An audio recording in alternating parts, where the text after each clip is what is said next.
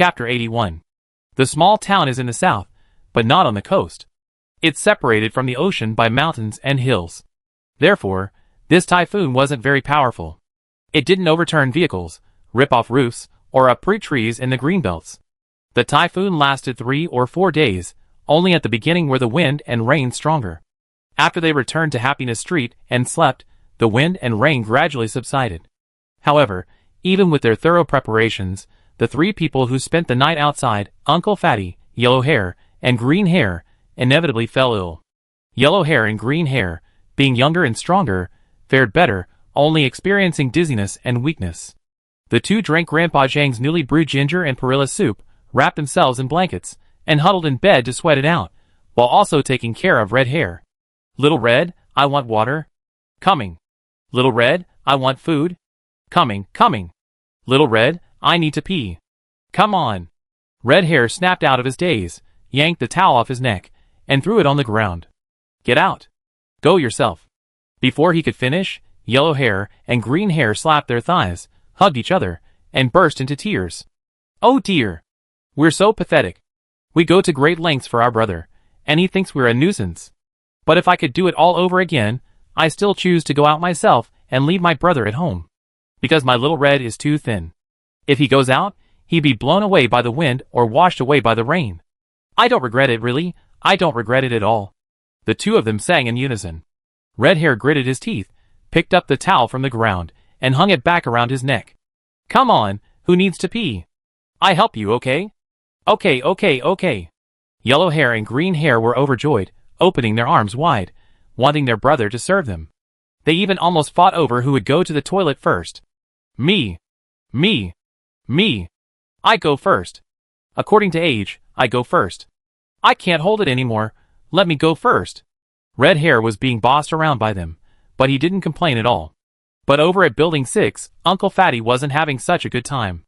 Uncle Fatty was older, about 50 years old this year, considered middle-aged.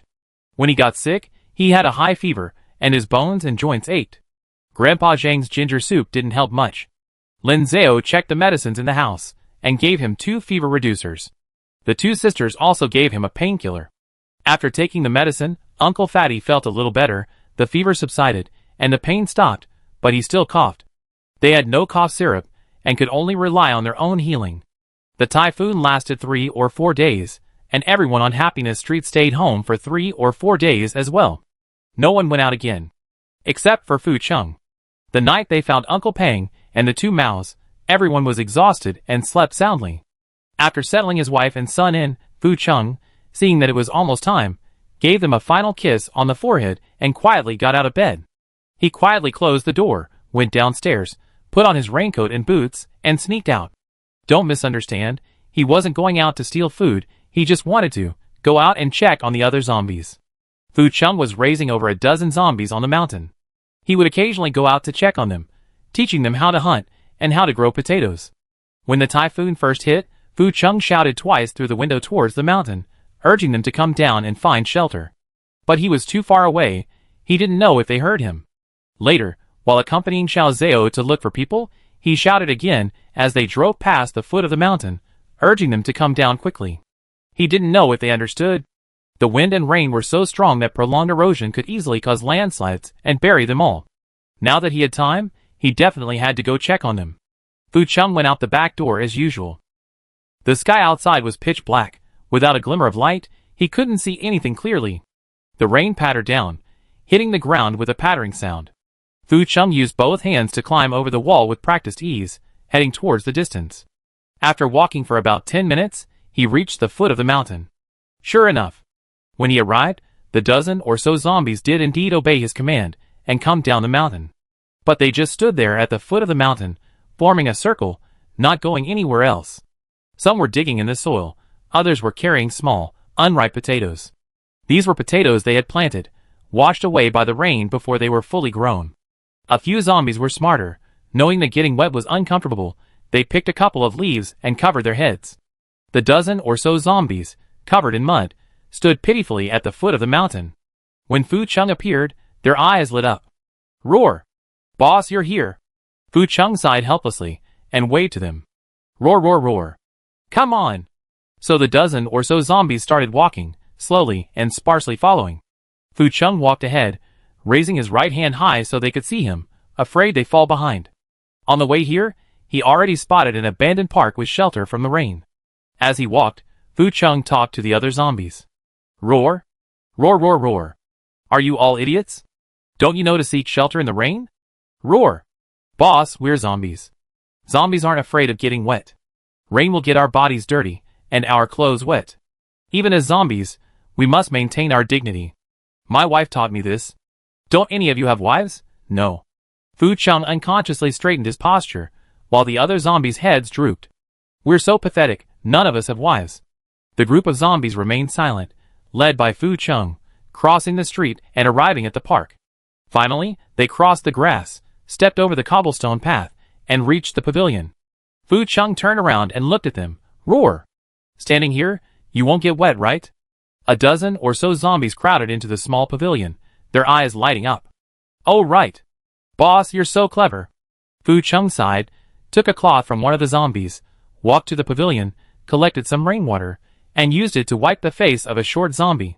This zombie looked quite small, probably only a few years older than Lin Xiaobao. Won't this make it clean? A group of zombies' eyes lit up again, and they all went to the pavilion, collected some water, and wiped their faces. Boss, you're amazing. We admire you. Fu Chung watched them busily working while teaching them. Don't stand outside when it rains, you get struck by lightning. Don't stay on the mountain either, you be swept away by the flood.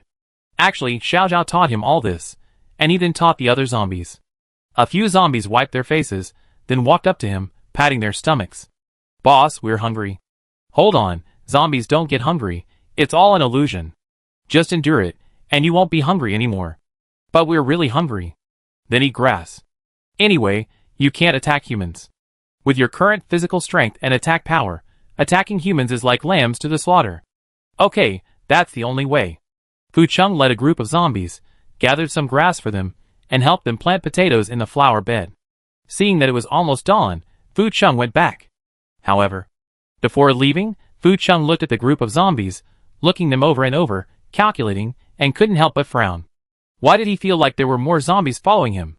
There were only a dozen or so before, how come there are so many now? Over 30? There were a few zombies he didn't think he'd seen before. Were they newcomers? How did they get here? The new zombies didn't seem to notice his gaze, they were just busy eating grass with the other zombies.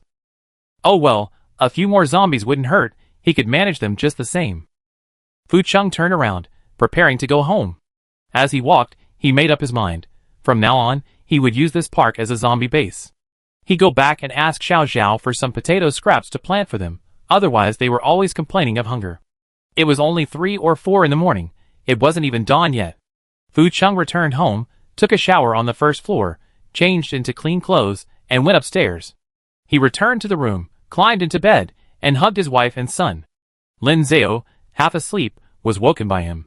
Without even opening her eyes, she asked, "Back already?" Snoring. Fu Chung looked innocent. "I didn't go out." "Bullshit." Lin Zhao reached her hand out from under the covers and smacked Fu Cheng's chest. "Zombie fart." Lin Zhao said matter-of-factly, "I could feel you leaving, but I was too sleepy to wake you." Fu Chung didn't believe her. If Xiao Zhao had caught him, she would have called him long ago, wanting to go with him. "Did you go to the mountain to see your zombie brothers?" "Yeah." "How are you? Are you alright?" "Fine." Fu Chung hugged Lin Zhao. "They're stupid, getting rained on over there." Lin Zhao rolled over, snuggled into his arms, and buried her face in them. I can give them some potatoes, and you can teach them how to plant them. We can't give them anything else, we don't have many left. The 3 of them still need to eat. If they feed the zombies, who are a bottomless pit, they starve to death in less than a month. But they can't just stand by and do nothing. Maybe Fu Chung can really train a group of potato-eating zombies? That would be a huge step forward in zombie research. But you have to watch them. They can only eat vegetables, not meat. Okay. Fu Chung patted Lin Zhao's head. Good job, Zhao. Of course. Lin Zhao closed her eyes and drifted off to sleep again. 3 days later. The typhoon passed, and the weather cleared up. A group of zombies planted potatoes on the park lawn. The 3 patients on Happiness Street were almost fully recovered. Uncle Peng still had a bit of a cough, so Grandpa Zhang went out and picked some loquat leaves, boiled them in water for him to drink, and it worked quite well. That morning, the sun shone brightly. Everyone on Happiness Street gathered outside the warehouse, preparing to rebuild the earthen stove. Lindsay redrawn the blueprints, this time more meticulously, not only marking the lengths but also drawing 3-view diagrams. He walked around the warehouse twice, finally choosing a spot directly opposite the back door. This place is sheltered from the wind, easy to light, this is it. The two sisters moved bricks inside the warehouse, while the 3 men carried the red bricks out. Uncle Pang and Aunt Pang poured out half a bag of cement, which they had painstakingly found, added water and sand, and mixed it well. It was raining, so the cement inevitably got a little wet in the bag. But thankfully, it wasn't too serious, it just formed a few small lumps, which were easily sifted out. This time, everyone was on high alert when building the earthen stove. Success is the only option, failure is not an option. Linzeo put on gloves, took out the fishing line, and used a ruler to measure, making sure the stove was level and plumb, not crooked. Only after the line was in place did they begin laying bricks. Linzeo squatted on the ground, scooped up a spoonful of cement, and smeared it on the brick surface. Lin Xiaobao squatted beside him, cupping her little face. Wow, Daddy, it looks like you're spreading cream. This isn't cream, you can't eat it. If you eat it, your tummy will freeze. Of course I know, I'm not a little fool. Linzeo had never done this kind of work before, and wasn't very skilled, so he could only look up and watch how Uncle Pang and Aunt Pang did it. They weren't professional bricklayers either, but they were at least better than him.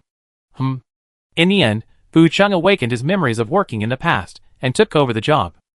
Fu Chung held a red brick in one hand, and a trowel in the other, spreading the mortar evenly before placing it on the ground.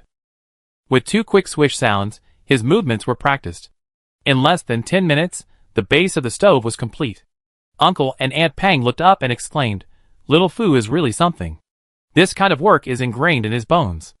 Linzeo was helping by setting a line and constantly supervising, ensuring the stove wall remained perfectly vertical.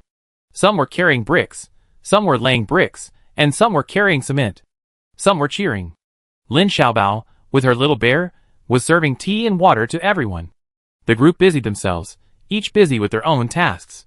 Around 11 a.m., Grandpa Zhang finished cooking lunch and called them to eat first, but they refused, wanting to finish building the stove first. It wasn't until 2 p.m., when they were starving, that Grandpa Zhang finally told them to stop working, and they hurriedly went to eat. Grandpa Zhang steamed a large pot of rice, stewed a large pot of vegetables, and made a large pot of soup. The main dish was stewed chicken with cabbage, potatoes, eggplant, and shiitake mushrooms, with extra salt and light soy sauce for a strong flavor and to replenish energy. The soup was chicken head, feet, and offal stewed with red dates and goji berries, good for replenishing qi and blood. The style was rustic, but it was sure to fill you up. The chicken was a wild pheasant that had escaped from the mountains during the recent typhoon. We caught it with just 3 feathers. After raising it for a few days, for some reason, it was thinner than plump, so we simply killed and ate it. The rice and vegetables were contributed by each household and stewed together. After everyone had eaten and drunk their fill, we rested briefly before getting back to work. The vertical walls on either side of the stove were relatively simple. However, the stovetop itself was more challenging. It had to be built suspended in the air, with holes for placing the pots and a chimney for the smoke to escape. Linzeo tried hard to recall how the workers had made the window openings when he and Fu Chung built their house. He took a few planks and sticks, one end of each stick bracing against the ground, the other against the planks, to support the stove and the bricks. That's how it was. The planks and sticks absolutely could not be removed before the cement hardened. Linzeo designed 2 stoves, so at least one could steam rice while the other cooked vegetables, without waiting too long. In addition, Linzeo designed a small water basin behind the stove. The fire would produce a high temperature, which couldn't be wasted. The heat was transferred through the cement and bricks. Cooking on top and boiling water on the back meant that by the time the food was cooked, the water would be hot, saving them the time and energy of boiling water for washing. However, this water basin required a high level of craftsmanship. If it leaked, everything would be wasted. So they decided to add another layer of cement inside and outside the water basin. Of course, not right now. The bricks were newly laid and not yet very sturdy. They needed to wait at least a few days. Summer was too hot, the sun blazing, and the air lacked moisture. So, as soon as the brick wall was finished, they ran a water pipe and poured water on it. They poured water like this for 6 or 7 days before taking out the remaining cement and applying it. The stove was plastered inside and out, and then watered again. After another 6 or 7 days of watering, when the cement was completely hardened, they dared to declare it complete. Everyone gathered around the stove, eagerly awaiting its completion. Even their breathing was held low, afraid that a single breath might knock the stove over. Grandpa Zhang personally took over, removing the wooden planks and sticks used for securing it. Everyone held their breath, silently counting to 3 in their minds. 1, 2, 3.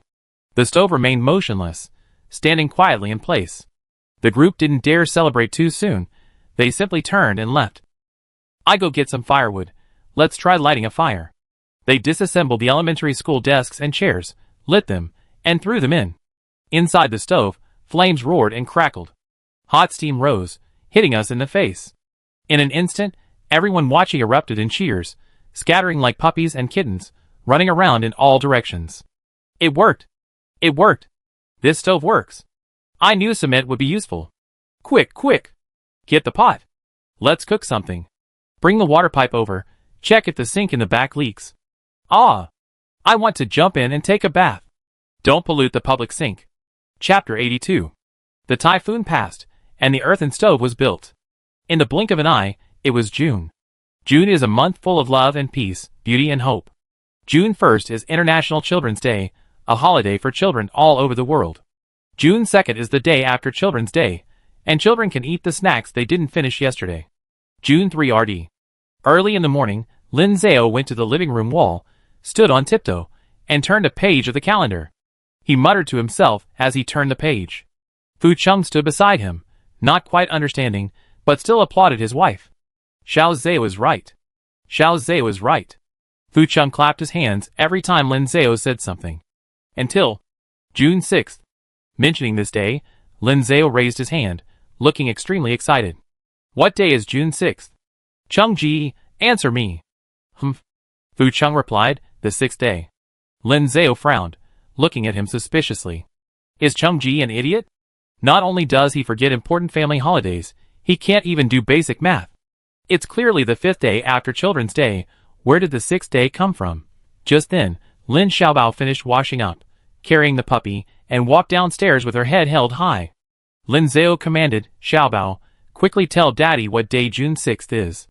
Lin Xiaobao had already heard their conversation, clenched her little fist, and punched Daddy's leg. It's my birthday. Daddy, you don't even remember my birthday. Fu Cheng looked down at him, his gaze puzzled, seemingly not quite understanding. A birthday is? Lin Xiaobao tried to explain, the day I was born.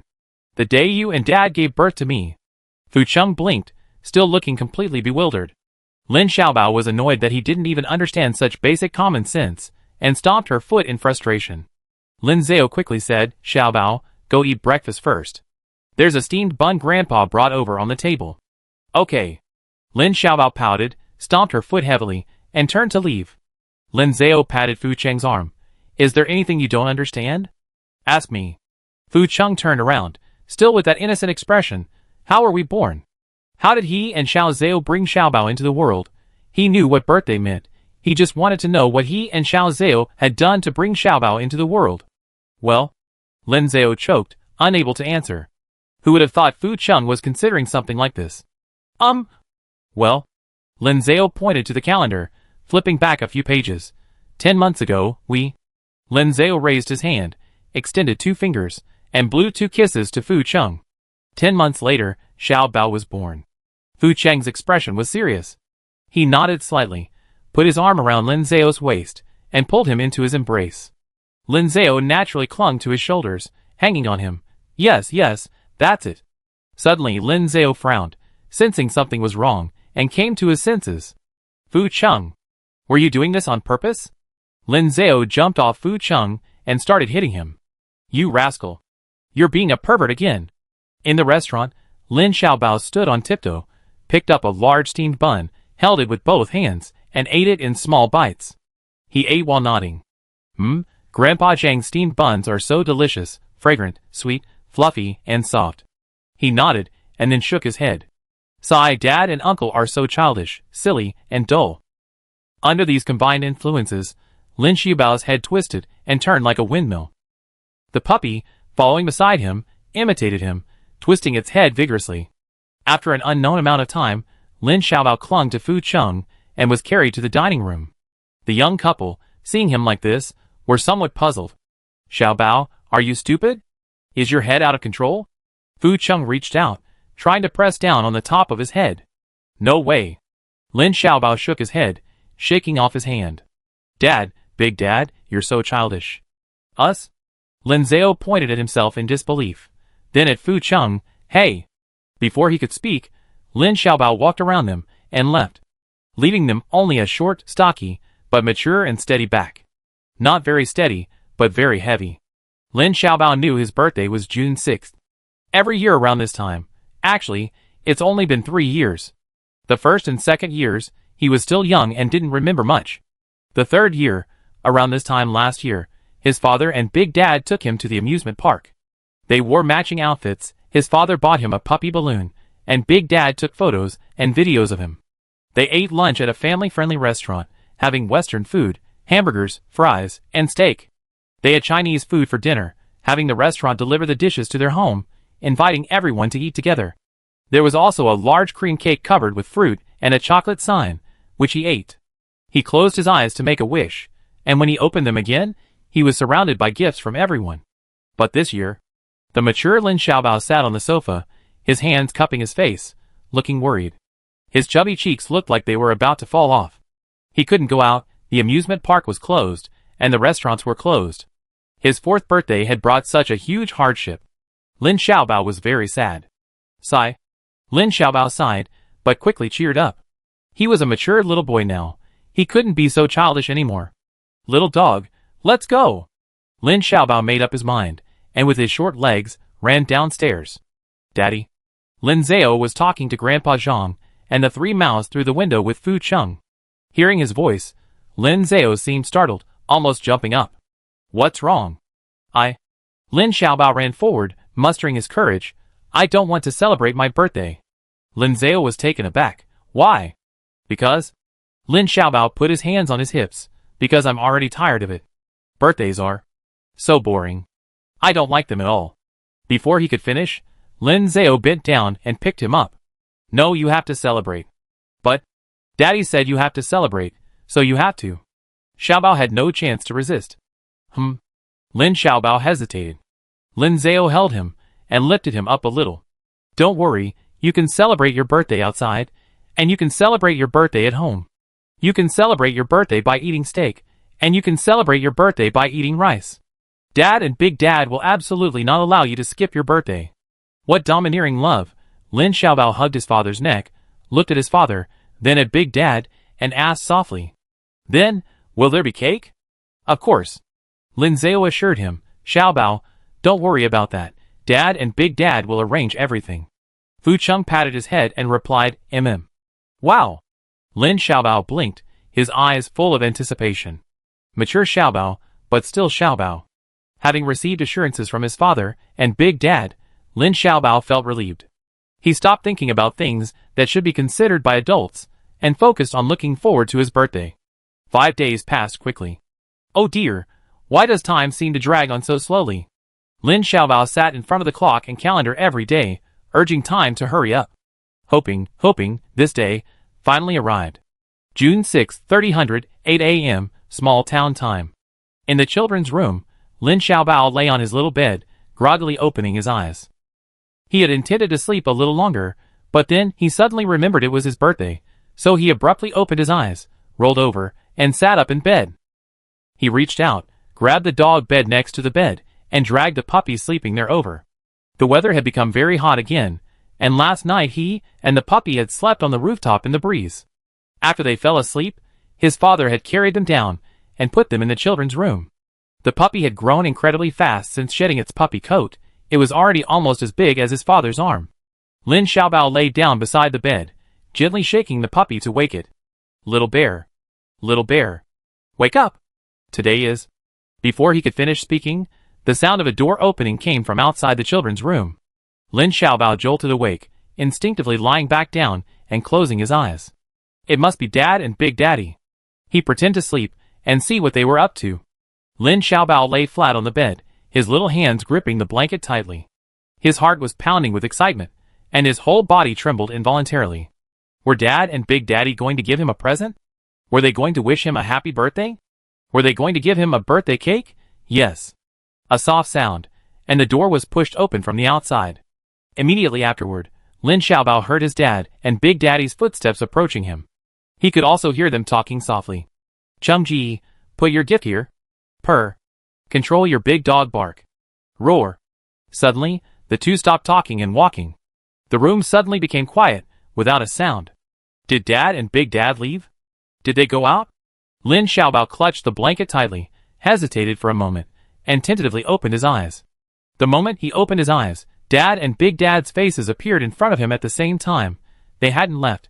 They were standing by the bed, bent over, silently staring at him. Ouch! Lin Xiaobao was startled and shouted. Ha! Lin Zhao, and he cheered at the same time. Happy birthday, Xiaobao.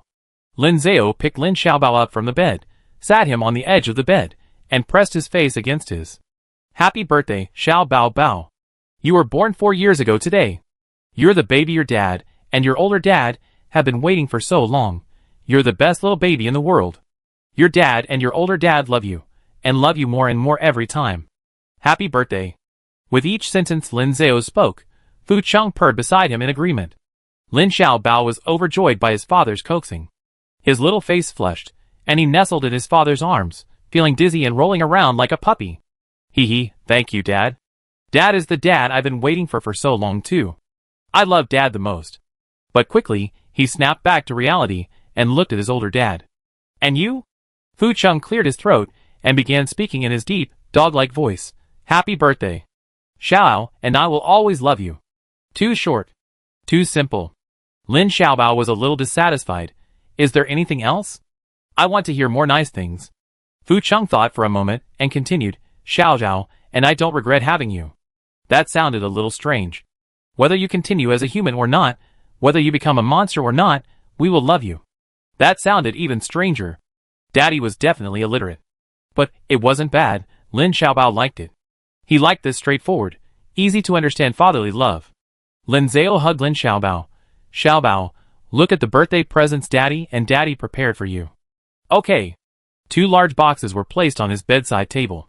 Lin Xiaobao rushed forward, randomly picked one box, hugged it, and bent down to open it. Wow! Inside the box was a small shoulder bag. Lin Xiaobao took the bag out, stood on the bed, and was about to put it on. The small red bag could be worn over one shoulder or cross-body. It had his favorite puppy pattern sewn on it. Lin Xiaobao reached out his little hand and carefully touched the sticker. It's so pretty. He unzipped the bag. There wasn't much space inside, but there was still a little. It could be used to hold snacks or toys. Yay! Lin Xiaobao cheered. Did Daddy give this to me, or did Big Daddy give it to me? Lin Zhao raised his chin. Guess who gave Xiaobao this little bag? I guess. Lin Xiaobao thought for a moment. Let's look at the other gift first. He was quite clever. Lin Xiaobao put the bag on and refused to take it off. He went straight to open another box. In the other box. Ah! Lin Xiaobao couldn't believe it, his mouth wide open. It was all toy cars. Small, medium, large, extra large, super large, all sizes. Red, orange, yellow, green, cyan, blue, purple, and even black, white, and gray, all sorts of colors. Sedans, vans, trucks, lorries, and more, all models. Not only was Lin Xiaobao shocked, but Lin Zhao was shocked too. He didn't know either. He told Fu Cheng to prepare the gift himself, without even looking, just giving him a box to pack it up. The box was overflowing, completely filled with toy cars. They were practically about to crash inside. The father and son looked up, staring at Fu Cheng in disbelief. Fu Cheng stood up straight, head held high, full of confidence. You're welcome. He'd forgotten what Lin Xiaobao liked, only remembering the toy cars he brought home last time, which Lin Xiaobao had enjoyed playing with. So for the past few nights, he'd been collecting cars outside. Other zombies, seeing him collecting toy cars, would help. In the end, he collected a whole box full. Dad, I know, Lin Xiaobao said. The bag was a gift from you, and the toy car was a gift from Big Dad. Lin Zhao nodded. That's right, Xiaobao, you're so smart. Even a little fool could figure that out. Suddenly Fu Cheng said, there's more. More? What else? Come on. Fu Cheng turned and went out, and Lin Zhao and Lin Xiaobao quickly followed. Lin Xiaobao was still in her pajamas, slipped on her slippers, and followed Big Dad downstairs. The family of 3 arrived on the first floor. Fu Cheng opened the back door, spread his arms, and showed them the empire he had built. Xiuzha Xiaobao, look. Lin Zhao and Lin Xiaobao followed behind him, peeking out from behind the door. Wow! A children's rocking horse, a rocking horse shaped like a little tiger, cartoonish and brightly colored. It was parked right in front of their house. Fu Cheng had actually brought back a rocking horse as a birthday present for Lin Xiaobao. Chapter 83. Wow! In an instant, Lin Zhao and Lin Xiaobao's eyes lit up. The father and son, eyes wide and mouths agape, ran forward. A rocking horse. It's a rocking horse. A rocking horse shaped like a little tiger. Oh my god! Brother Cheng. Brother Cheng, you. Lin Xiaobao was overjoyed, raising his little hands high, and running around the rocking horse twice. Daddy's the best. Long live Daddy. Lin Zhao was more incredulous, holding onto the horse, looking at it carefully twice. It's a rocking horse, a real rocking horse. The kind of rocking horse that you usually see outside supermarkets, requiring coins to ride. This is Lin Xiaobao's birthday present? This is actually a birthday present from Fu Cheng to Lin Xiaobao. Lin Xiaobao was as happy as a puppy. He wagged his tail, ran around twice, and then stopped in front of the horse. He stood on tiptoe, raised his hands, grabbed the tiger's ears, and kicked hard with his legs, trying to climb onto the car. Seeing this, Lin Zhao quickly steadied his bottom and helped him up, saying, "Be careful." Lin Xiaobao was overjoyed and didn't care at all. "Daddy, don't worry, it's okay." He struggled to climb onto the seat, sat down, and held out his hand to Lin Zhao. "Daddy, can I have a coin?" "A coin?" Lin Zhao frowned, scratched his head, and subconsciously looked at the bottom of the rocking car. This kind of car must be electrified, otherwise it wouldn't work. Sure enough, a black power cord and a 3-pronged plug were trailing behind the car. "Xiaobao, get down first. Let Daddy and Big Daddy bring the car in, okay?" "Okay." Lin Xiaobao reluctantly got out of the car. Lin Zhao turned to look at Fu Cheng. Fu Cheng was still standing outside the door, legs apart, arms crossed, chin slightly raised, looking down on everyone with an air of superiority. He went hunting and brought back a big tiger. Isn't he amazing? Wife and son, come and kiss him. Seeing him like this, Lin Zhao couldn't help but laugh. She went over and grabbed his arm. Come on, help me carry it in." Lin Xiaobao also rushed forward and hugged his leg. "Daddy, help me." Coming. Fu Cheng stepped forward, and Lin Zhao followed. "You carry the front, I carry the back. I really don't know how you managed to carry this thing back. Did any of the other zombies help?" Before she finished speaking, Fu Cheng walked to the back of the rocking horse, bent down, reached out, and with a single effort, lifted the back of the rocking horse. "Xiao Zhao." He even managed to wave to Lin Zhao. Lin Zhao blinked, then pulled Lin Xiaobao aside. Fu Cheng lifted the back of the ride with both hands and pushed forward with all his might. The ride had wheels underneath, and with one push, it rolled forward. That's how Fu Cheng must have brought the rocking horse back. Lin Zhao and Lin Xiaobao stood by, watching Fu Cheng carry the rocking horse into the house all by himself. Even by pushing, he was incredibly strong. Lin Xiaobao realized what was happening and circled around her dad and the rocking horse, cheering. She looked like a little wild man in a primeval forest, circling around a campfire and roasting meat. "Daddy, you're amazing. You're the most amazing daddy in the world. Long live Daddy." Fu Cheng chuckled softly, a slight smile playing on his lips, then looked at Lin Zhao. "Xiao Zhao, where's the car?" Lin Zhao thought for a moment, then walked to their pickup truck. "Over here." "Humph." Fu Cheng responded, pushing the car over and parking it securely. As soon as the car was parked, Lin Xiaobao climbed back in and settled into her seat. Lin Zhao went over to examine Fu Cheng's hands. Through his gloves, his hands were fine, except for 2 deep marks left on the gloves. "Wow, that's impressive." Lin Zhao couldn't help but exclaim. "Where did you get this from?" Fu Cheng pointed in a direction outside the door. "Over there." Lin Zhao looked in the direction he pointed and vaguely remembered seeing a supermarket there. When Fu Cheng went out to find a gift for Lin Xiaobao, he passed by the supermarket and saw this thing that looked like a tiger and a toy car, so he brought it back. Lin Zhao smiled, tightly grasped his hand, and placed it against her heart. "Brother Cheng, you're so good." Even after becoming a zombie, you're still so kind to Xiao Bao. Fu Cheng lowered his eyes, looking steadily at him.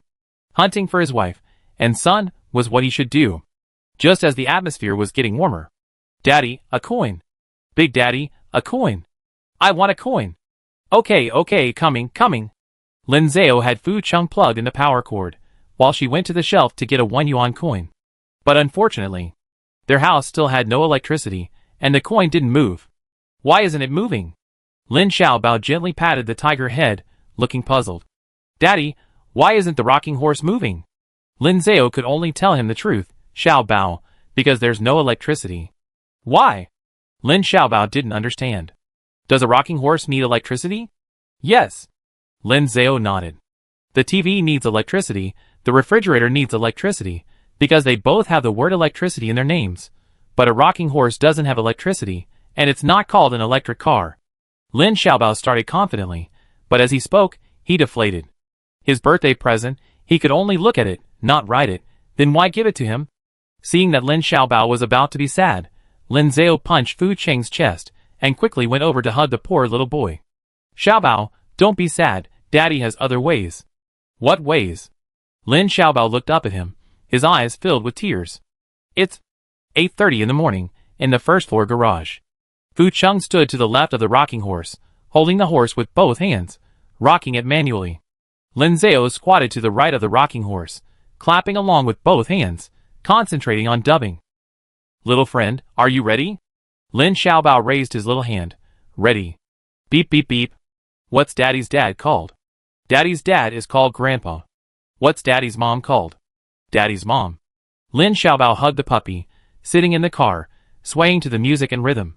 When he got tired of one song, he reached out his little hand and poked his dad's hand. Beep. Next song. Okay, next song. Under the bridge in front of the door. Next song again. Looking for friends, found one. Next song again. Beep beep beep. Out of power. Daddy's out of power. Charge. Charge Daddy. Daddy needs to eat to charge his phone. Lin Zhao cupped his little face and wiped his mouth with his thumb. You got up so early this morning, haven't even brushed your teeth or washed your face yet, and you're still in your pajamas. Come on, let's go upstairs and take care of things first, eat something, and then come down to play. But, Lin Xiaobao glanced reluctantly at the rocking horse. The cars are all at our house, they're our cars, they won't run away. Okay then. Lin Xiaobao held out his little hand, and Lin Zhao picked him up. Let's go! Lin Xiaobao was only thinking about the rocking horse downstairs. He brushed his teeth, washed his face, and changed his clothes in 5 minutes. He grabbed a steamed bun and immediately ran downstairs to ride the rocking horse. His dad and great-uncle had let him ride the rocking horse before when they took him out. Usually, he ride it 2 or 3 times and then stop. But today, he could ride it all the time, achieving rocking horse freedom. Today was his birthday, a special day that only comes once a year. Lin Zhao and Fu Cheng went along with him, ignoring the potatoes and the stove, focusing instead on playing with him. From 9 to 11 o'clock, Lin Xiaobao played on the rocking horse all morning. When it was almost time, the family of 3 went upstairs to cook. Lunch was simple. Some leftover rice from last night, 2 eggs, some chopped carrots, some corn, and green peas, a pot of egg fried rice. Xiaobao, eat like this for lunch. Daddy and Uncle Daddy will take you out for a big meal tonight. Lin Xiaobao held his spoon, spooning the rice into his mouth with gusto. I think egg fried rice is a big meal. There are 4 dishes in it. After lunch, Lin Xiaobao wanted to play on the rocking horse for another afternoon. But Dad made him take a nap. Lin Zhao deliberately waved his hand, looking mysterious. You can play on the rocking horse anytime, but the place we're going to this afternoon isn't always accessible. Where? Lin Xiaober's eyes lit up. Where? Are we going out this afternoon? Where are we going? It's a secret for now. Lin Zhao pinched his little cheek. You used up too much energy playing on the rocking horse this morning. You need to take a nap now, so you have the energy to continue playing. Lin Xiaobao jumped up and stomped his foot. Then I go take a nap now. Quick, let's go! Lin Xiaobao lay on the bed, closed his eyes, and fell asleep almost immediately. Lin Zhao and Fu Cheng stayed with him for a while. Seeing that he was asleep, they quietly got out of bed. The 2 went to the kitchen to prepare a big dinner. Through the window, Lin Zhao saw the neighbors also busy at work. Some were killing chickens, some were killing fish. The neighbors all knew it was Lin Xiaobao's birthday today, and they came early this morning to ask him if he wanted to celebrate together. 3 Maos had caught some fish at the reservoir a few days ago, and Uncle Pang and Aunt Pang had caught some pheasants in the mountains. They cleaned the fish and chicken, and brought them to Lin Zhao's place, so he could cook. Their gas stove was too small, and the heat wasn't enough for such a big meal. So Lin Zhao's plan was for him and Fu Chung to prepare the side dishes at home, and then steam them on the outdoor earthen stove. The fish weren't big, only 6. 2 fish were steamed, and 2 were fried and drizzled with a homemade tomato sauce. The other 2 were simply pan-fried, then stewed with ginger slices and scallion knots to make a fish soup. The chicken wasn't fat either. Half of the chicken was cut into pieces, arranged on a plate, and steamed with some shredded ginger. The other half of the chicken, seasoned and stir-fried briefly, is then stewed with soaked wood ear mushrooms. The chicken head, feet, and innards are used for soup. These are the main dishes. The remaining vegetables, cabbage and mushrooms, need no introduction. Besides these, there's one more crucial dish. Lin Xiaobao's birthday cake. Given the current situation, finding a cake shop is impossible, so they have to make it themselves. Lin Zhao had taken stock of their food supplies a few days ago. They had white sugar, brown sugar, pumpkin, and red dates. They had flour, but not cake flour, just regular flour. They also had baking powder. He often experimented with these kinds of foods at home, so they had it. However, without electricity, the oven wouldn't work, so they had to steam it. Lin Zhao had Fu Chung cut off a piece of pumpkin, peel and slice it, and steam it in a pot. The pumpkin was mashed into a fine puree, and to make sure it wasn't sweet enough, 2 spoonfuls of white sugar were added. Then add flour, eggs, and baking powder, stirring until it becomes a golden yellow batter. These steps were all handled by Fu Chung. He was strong and could stir quickly. After 2 fermentations, the batter was poured into a bowl, garnished with chopped red dates, and then it was ready to be steamed. The cake, or rather, the steamed sponge cake, was the last dish Lin Zhao prepared. While the batter was ready, the neighbors downstairs were already lighting the earthen stove. Lin Zhao, carrying an iron basin, ran downstairs. Coming! This will only need to steam for 20 minutes. Okay, Brother Lin, you can just put it there. 3 Maos were squatting in front of the stove, starting a fire, while the 2 sisters were placing the vegetables to be steamed into the steamer. Uncle and Aunt Pang were cooking rice noodles on another stove, with Grandpa Zhang giving instructions from the side. Lin Zhao glanced at the sky. It's still early, no need to rush. We're not in a hurry at all. It's you who's in a hurry, Brother Lin. Lin Zhao smiled sheepishly. The dishes are almost ready, the rest will be up to you. No trouble at all, we eat dinner anyway. Grandpa Zhang, please make the rice. No trouble at all, fry 2 more eggs for everyone. Just then, Lin Xiaobao's voice came from upstairs. Dad? Big Dad? Xiaobao's awake. Lin Zhao finally said, it's about 4 o'clock now, Changji and I are taking him out to play. About an hour, we'll be back at 5. Don't worry, we make sure you have a full meal by 5 o'clock. Okay, thank you. Thank you everyone. Lin Zhao grabbed Fu Chung, waving to them as he ran home. Xiaobao, get dressed first. We're going out. Okay. Lin Xiaobao responded loudly. When Lin Zhao and Fu Chung came upstairs, he had already put together an outfit. A black and white striped suit, like a zebra, with no other patterns. The only bright spot was the small red crossbody bag his father had given him that morning. Seeing him dressed like this, Lin Zhao couldn't help but frown. Xiaobao, are you sure? You want to go out dressed like this? Sure. Lin Xiaobao tugged at the bag strap, wiggling his bottom and striking a couple of poses. But isn't this your thermal underwear? But the pattern is really nice. It's the same as what the escaped rabbit wears. The escaped rabbit wears striped prison clothes because he's in jail. Dad, I'm in jail too. Lin Xiaobao looked up at Lin Zhao with a pitiful expression. He hadn't been out for so long, wasn't that just like being in jail? Now that he finally got to go out for some fresh air, of course he had to wear prison clothes.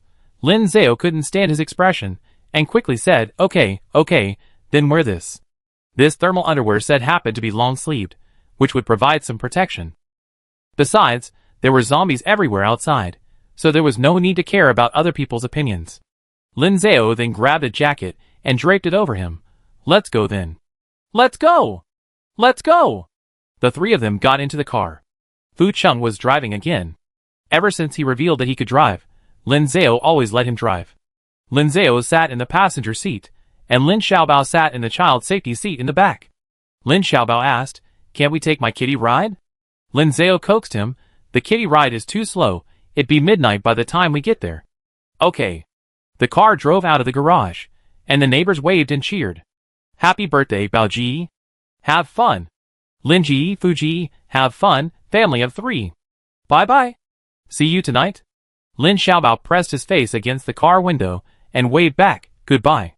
The car left Happiness Street and drove on. The streets outside the car window were deserted and lifeless. The family of 3 inside the car cheered and jumped for joy. "Yay! Let's go out and play. Xiaobao, what do you most want to play?" Lin Xiaobao thought seriously for a moment. "What's there over there?" "There's a slide, a seesaw, and swings. Make a mental list of them, and you can start playing as soon as you get out of the car." "Okay." Lin Xiaobao nodded vigorously. "I start thinking now." He hadn't played with these things in far too long, and he was having a hard time deciding. He could only decide little by little with the little dog. Once he made his decision, the car stopped in a nearby park. This park was very close to Happiness Street, only a 5-minute drive. It had a sandpit, a pavilion, and some exercise equipment. Lin Zhao peered out the window, carefully looking around to make sure there were no zombies nearby before daring to jump out of the car and open the door for Lin Xiaobao. "Get out." "Yay!"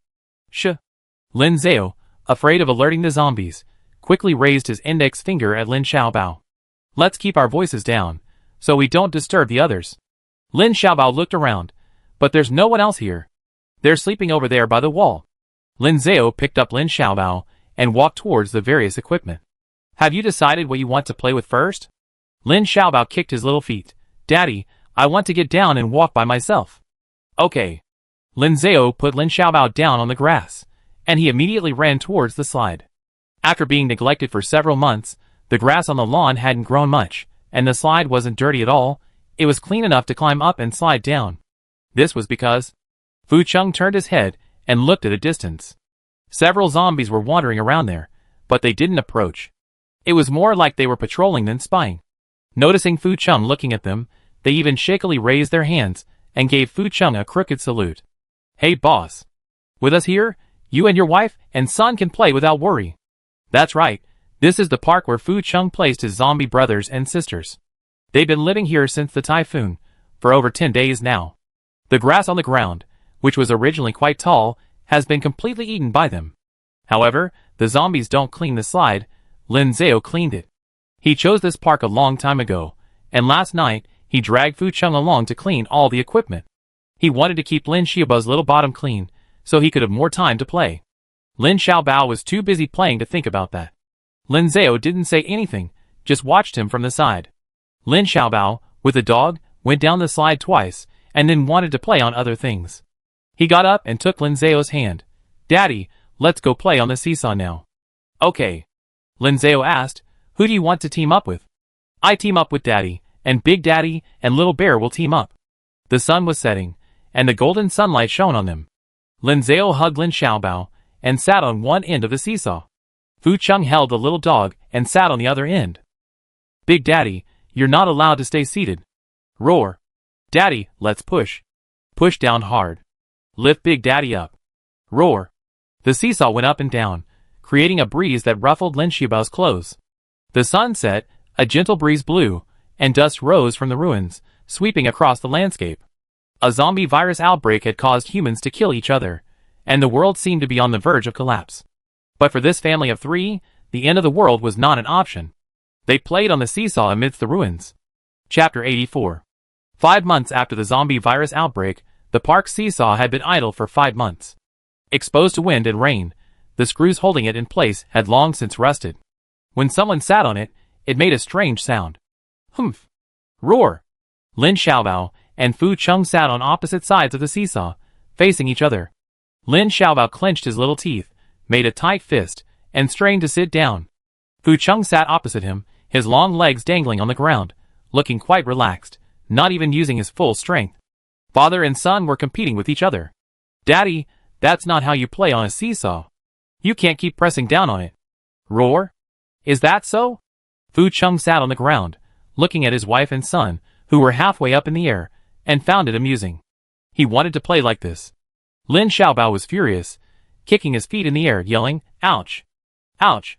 Lin Zhao, on the other hand, didn't care, gently swinging his legs and not getting involved in their argument. "Big Daddy, you're a bad guy, you're a big bad guy." "Huh?" Fu Cheng tilted his head, looking completely confused. This morning he had said that Big Daddy was the best Big Daddy in the world. Long live Big Daddy. "Bad Big Daddy, let me and Daddy down." "Hurry!" Lin Xiaobao said, kicking his feet. Before he finished speaking, his right shoe flew off. "Ouch! My shoe." "Huh?" Fu Cheng, sitting on the seesaw, reached out and caught the shoe. Even so, Lin Xiaobao still hadn't forgiven him. "Humph! Big Daddy, you're too heavy. I'm never playing on the seesaw with you again. You're as heavy as a mountain." Lin Zhao couldn't help but laugh out loud, then whispered, "Of course. Fatherly love is like a mountain." "Dad." Lin Xiaobao turned around, quite displeased. "You're still laughing? Help me, we're on the same team." Okay. Lin Zhao patted his head. "You count to 3, 2, 1, and we sit down together." "Okay." Lin Xiaobao instructed him, "Take a deep breath to increase the weight." "No problem." Lin Zhao gave him an okay sign. "I'm a dad too, and my love is as heavy as a mountain." 3, 2, 1.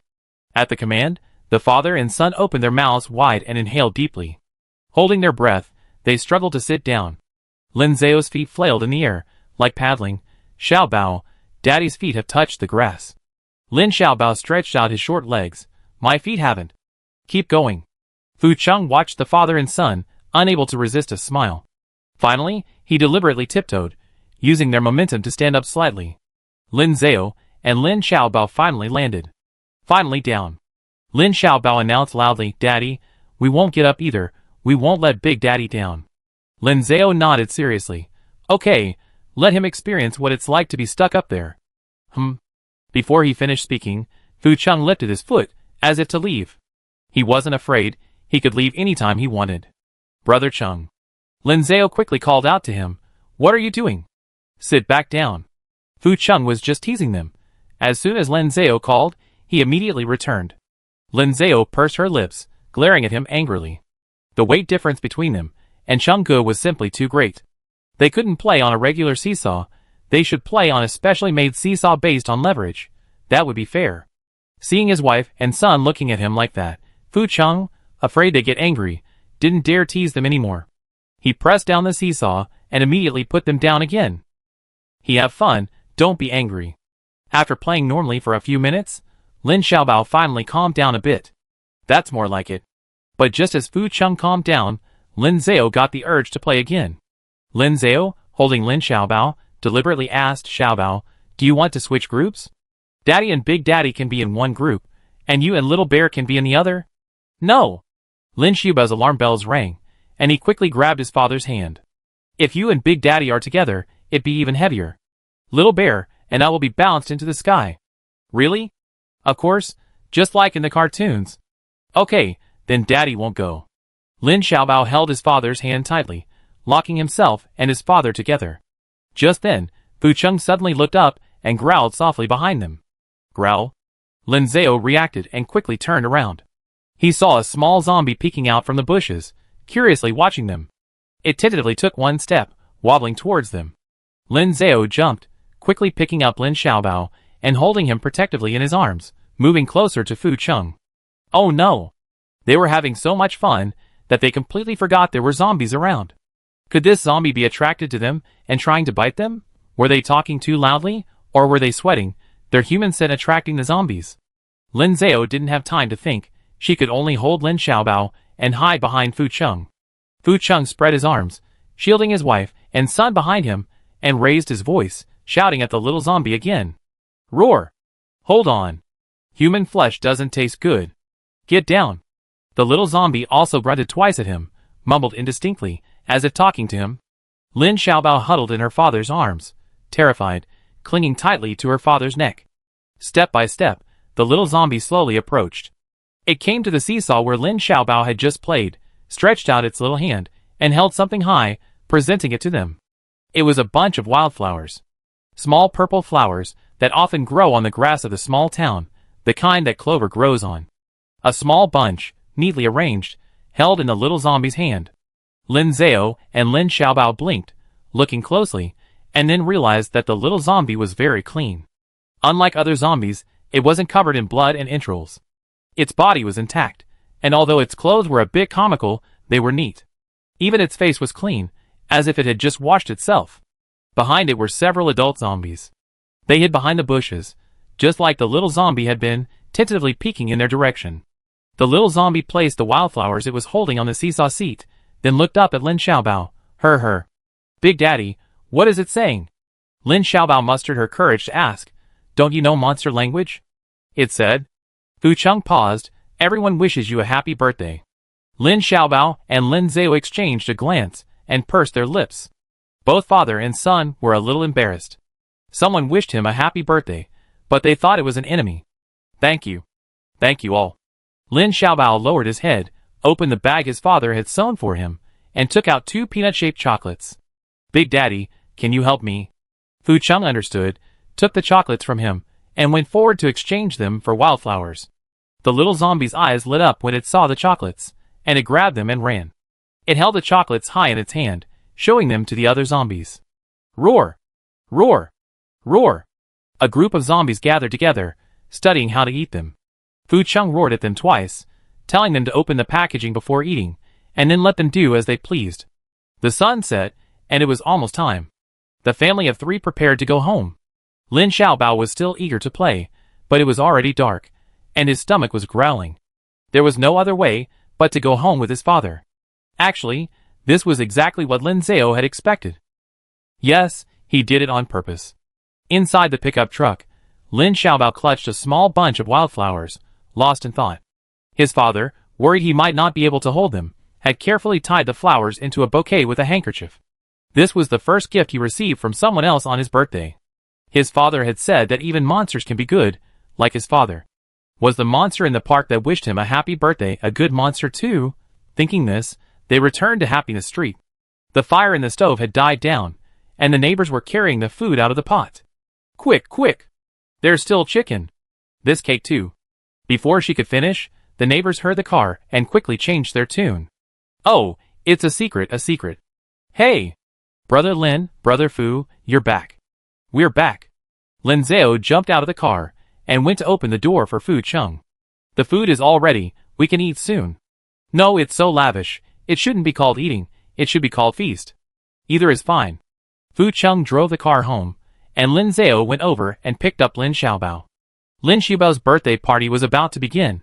The party was still being held in warehouse number 4. The family of 3 changed their clothes and went over. The neighbors had already set out the food. Seeing Lin Xiaobao arrive, all the neighbors applauded. Wow! Welcome our little birthday star. Happy birthday, Brother Bao. Kids are always a bit of a show-off. Lin Xiaobao realized he was the center of attention on Happiness Street. He immediately let go of his father and great-uncle's hands, put his hands on his hips, and swaggered forward with his short legs. He walked like a model, as if he were at a celebrity meet and greet. Thank you everyone. Thank you Grandpa Zhang. Thank you Brother Red Hair. He responded to the enthusiastic cheers of his neighbors, waving to them. The neighbors were very cooperative, crowding around him, and putting a homemade birthday hat on his head. Because of the power outage on the street, flashlights were being used for lighting in the warehouse, and the 3 little hairs even shone their own flashlights on him. Lin Xiaobao walked to the dining table, raised his little hand, and struck a cool pose. Yay! Wow, Xiaobao so handsome. Please, birthday boy, take your seat. This time, Lin Xiaobao sat in the head seat. He raised his right hand, and his father put meat on his plate. Xiaobao, come on, have a chicken leg. Dad didn't cut it in half this time, he left one, you can eat it directly. He raised his left hand, and his older father put food on his plate. Eat. He raised his right foot, and Grandpa Zhang poured him a drink. Some Coke, drink it while you eat. He raised his left foot, and 3 hairs praised him for being so handsome. Birthday star? So handsome. Today you are the most handsome little baby in the world. Being a little star feels amazing. Lin Xiaobao felt like he was flying. The atmosphere was lively, with constant cheers. Lin Xiaobao ate a whole big chicken leg, then a lot of other dishes, and drank a lot of beverages. Lin Zhao patted his round little belly. Xiaobao, don't eat too much, there's more to eat later. Lin Xiaobao looked around in confusion. What else? The stove outside had already been turned off. What dishes hadn't been served yet, however, since his father had said so, he obediently put down his chopsticks and ate a little. Children have small stomachs, so he ate almost all of it. The adults finished off the remaining dishes. At this time of year, we still have chicken and fish to eat. It's really not easy. Of course. I dare say, we live the most comfortable life in the world. That's great. I want to do the same for my birthday next time. Come on, everyone, cheers, and happy birthday to our Xiao Bao again. Happy birthday, Brother Bao. Lin Xiaobao swung his little feet and quickly raised his glass. Thank you, everyone. After eating for another half hour and toasting twice, everyone's seating arrangement became less orderly. They were originally seated according to their house numbers, but now they were just sitting haphazardly. The two sisters sat next to Aunt Peng, while the three young men sat with Uncle Peng. A group of people stood up, laughing and joking, creating a chaotic scene as if they were covering for someone. Dad, our neighbor seems to have gone crazy. Lin Xiaobao turned around, looking for his father and uncle, but he couldn't see them. Before he could react, the flashlight used for illumination in the warehouse went out. The three young men, seemingly trying to cover it up, shouted, "Oh dear, the flashlight's dead." Brother Bao, stay seated, don't move around. I know. Lin Xiaobao quickly called out again, Dad. Uncle! Don't fall. The two young men were clumsy and not as steady as the little one. They could easily get hurt in the dark. Lin Xiaobao frowned, a little worried. Daddy, Big Daddy. The next second, a gentle, cheerful yet deep, husky voice rang out from the dark corner. Happy birthday to you. Happy birthday to you. Fu Chung held candles, and Lin Zhao carried a large, round cake. The two of them emerged from the darkness, singing as they went. The cake had 3 candles on it, a free gift from the bakery when they bought their birthday cake last year. They had a hard time finding them, and because they were damp, it was difficult to light all 3. But Lin Xiaobao would be 4 years old after her birthday, and she was still missing a candle. So, Grandpa Zhang had specially brought out a large red candle, which Fu Chung was now holding. Now there were 4 candles. Lin Xiaobao stared, mesmerized, at his father and great-uncle, their faces illuminated by the candlelight, their warmth glowing. Just then, the neighbors joined in, some clearing the table, some singing, some clapping. Happy birthday. Happy birthday, Xiaobao. The birthday song ended, and a large cake was placed before him. Lin Zhao reminded him, Xiaobao, quickly close your eyes and make a wish. Okay. Lin Xiaobao snapped out of his reverie, clasped his hands together, and closed his eyes. He wished, for his father and great-uncle, for the neighbors, and even for the kind zombies in the park, to celebrate his birthday with him again next year. Lin Xiaobao's wish was short and simple. He opened his eyes, puffed out his cheeks, and blew out all the candles in one breath. The neighbors turned their flashlights back on and cheered, Cut the cake! Cut the cake! I do it! Lin Xiaobao picked up the plastic cake knife, just about to cut the cake. Suddenly Lin Zhao called out, Wait a minute. Everyone looked at him. What's wrong? Lin Zhao held out his hand. Give me the flashlight. Coming, coming. Brother Lin, what other little surprise did you plan? Lin Zhao held the flashlight, pointing it at the cake's surface. I used chopped red dates to write words on the cake. Look at the words before you cut it. Lin Xiaobao looked closely, pointed at the cake's surface, and began to recognize the words, Xiao. What's the word after that? Fu Chung said, Bao. Lin Xiaobao corrected him, It's not the character Bao, it's a circle. Lin Zhao smiled sheepishly. Because the character Bao is too complicated, I drew a circle instead. Xiaobao is round and chubby, after all. While the cake was steaming, the red dates crumbled, making the writing on it a little illegible. But it didn't matter. Lin Xiaobao was no longer the illiterate child he used to be. He was now a little illiterate, who could lie through his teeth. Pointing at the cake, he earnestly read, Xiaobao, Daddy loves you the most, Big Daddy loves you the most too, everyone loves you the most, you are the best, the coolest child in the world. Lin Zhao puffed out his cheeks, completely forgetting that he had written so many words on the cake, and unable to believe that such a small cake could hold so many words. But what did it matter? What Xiaobao said was what he and Cheng Ji were thinking while making the cake. He had simply gained mind-reading abilities, and was speaking out what his father and Big Daddy were thinking. Xiaobao is 4 years old this year. Xiaobao is the happiest child in the world. Lin Xiaobao rattled off a long string of self-praise, barely managing to catch his breath before running out of energy to cut the cake. So Lin Zhao and Fu Chung stood behind him. Lin Zhao held Lin Xiaobao's hand, and Fu Chung also held Lin Zhao's hand. The family of 3 cut the cake together, sharing their happiness and joy. Grandpa Zhang has 1 piece, and the 2 older sisters have 2 pieces. There's 1 more piece, Dad. I want to save it for my new friend in the park. Is that okay? Of course. Chapter 85. After his birthday and the cake, Lin Xiaobao became a proud 4-year-old. This was the best birthday he had ever had. He had his dad, his great-dad, old neighbors, and new friends. There was delicious food, beautiful gifts, and a birthday cake. Although the cake didn't look very appealing, resembling a market cake, and was a bit dry, Lin Xiaobao still loved it. Not only Lin Xiaobao loved it, but the other neighbors, including the zombies, loved it too. That night, after the birthday party ended, it was too late to go out. The next morning, the family of 3 got up early, took the remaining cake, and went to the park where the zombies gathered. Lin Xiaobao had made the cake very large, a full 8 inches, since the neighbors had just eaten dinner the night before and hadn't eaten much. Lin Xiaobao held the cake in one hand and a plastic knife in the other, cutting it into small pieces beforehand. Daddy, how many monster friends do you have? More than 30. How come so many? Lin Xiaobao was shocked. I could only count to 20. Lin Zhao, with his back to them, couldn't help but chuckle. Daddy, teach me to count. Okay. Lin Zhao unbuckled his seatbelt and climbed into the back seat. Lin Xiaobao cut the cake while counting. 1, 2, 3. Without looking up, he slapped away Lin Zhao's outstretched hand. Daddy, there's not enough left. Don't steal any. Lin Zhao said matter-of-factly. Daddy was afraid you wouldn't know how to count. Eat a few, and then you know how. Lin Xiaobao, neck stiff, loudly declared, I can count. Then try it, find the pattern. Okay. Lin Xiaobao pointed to the pieces of cake. 10, 20, 21. Lin Zhao blinked, looking at him expectantly. Yes, that's right, keep going. Congratulations, under his father's threat of eat it if you can't count. Lin Xiaobao learned to count to 30 on his first day of being 4. A huge step forward for a 4-year-old. Lin Zhao and Lin Xiaobao cut the cake, which Fu Chung carried away to distribute to the zombies. As Fu Chung left, Lin Xiaobao leaned against the car window, specifically reminding him.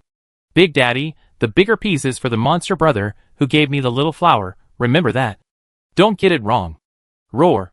Fu Chung responded, carrying the plate, and walked towards the pavilion where the zombies rested. Ever since Fu Chung taught them that the pavilion could provide shelter from the rain, they had applied this knowledge to other situations, also thinking that the pavilion could provide shade, and they often stayed inside. Dozens of zombies, seeing him arrive, hurriedly rose and rushed forward. Roars rose and fell, all their greetings to Fu Chung. Fu Chung called out twice more, and then the zombies slowly lined up and stood before him. When it was the zombie's turn, Fu Chung picked up a piece of cake and placed it in its hand. The zombies, receiving the cake, didn't know what it was for. It wasn't until someone leaned in to smell it and accidentally touched it with their mouth that they realized it was food. One zombie shouted happily, and the others joined in. They carefully held the cake in their hands, eating it in small bites, cherishing it greatly. Lin Zhao and Lin Xiaobao, pressed against the car window, quietly watched the scene before them. The sight of zombies eating cake was both heartwarming and eerie. This was the first time they seen Fu Cheng's zombie friends. Fu Cheng's friends were all clean and not fierce at all, their eyes revealing a clear, innocent naivete. They weren't sure if they always been like this, or if Fu Chung had taught them to be this way. Lin Xiaobao felt they weren't fierce at all, showed no aggression, and weren't afraid at all. Lin Zhao, however, observed more. Lin Zhao looked at their faces, at their clothes, trying to deduce their identities. The blue work clothes from the car factory, the cheap black cotton-padded jackets. They still maintained their appearance before becoming zombies. After being cleaned up, they looked ordinary, even somewhat simple-minded. Before becoming zombies, they were just ordinary people. Some of the zombies looked vaguely familiar. It seemed like Fu Chung had wandered around their neighborhood when he first became a zombie, and Lin Zhao had chased him away with firecrackers. Lin Zhao cupped his face in his hands, pursed his lips, and looked out the window, a sudden pang of sadness in his heart. Their food supply was limited, and bringing them a cake this time was entirely due to special circumstances. They had helped them again on Lin Xiaobao's birthday. They couldn't keep feeding and watering them forever. This cake would probably be the only one. Lin Zhao didn't know if this was good or bad for them. Would they like the cake? If they did, what would they do when they couldn't have it anymore? Just as he hesitated, the little zombie from before, carrying the large piece of cake Lin Xiaobao had specially saved for it, walked to the pickup truck. Snoring. Dad. Lin Xiaobao called out urgently, open the window a little. Okay. Lin Zhao lowered the car window a crack, and Lin Xiaobao pressed his mouth against it, shouting, You're welcome. You're welcome. The little zombie lowered its head, broke off a small piece of cake, stuffed it into its mouth, and gave him a stiff smile. Lin Xiaobao pressed his mouth against the car window and smiled too.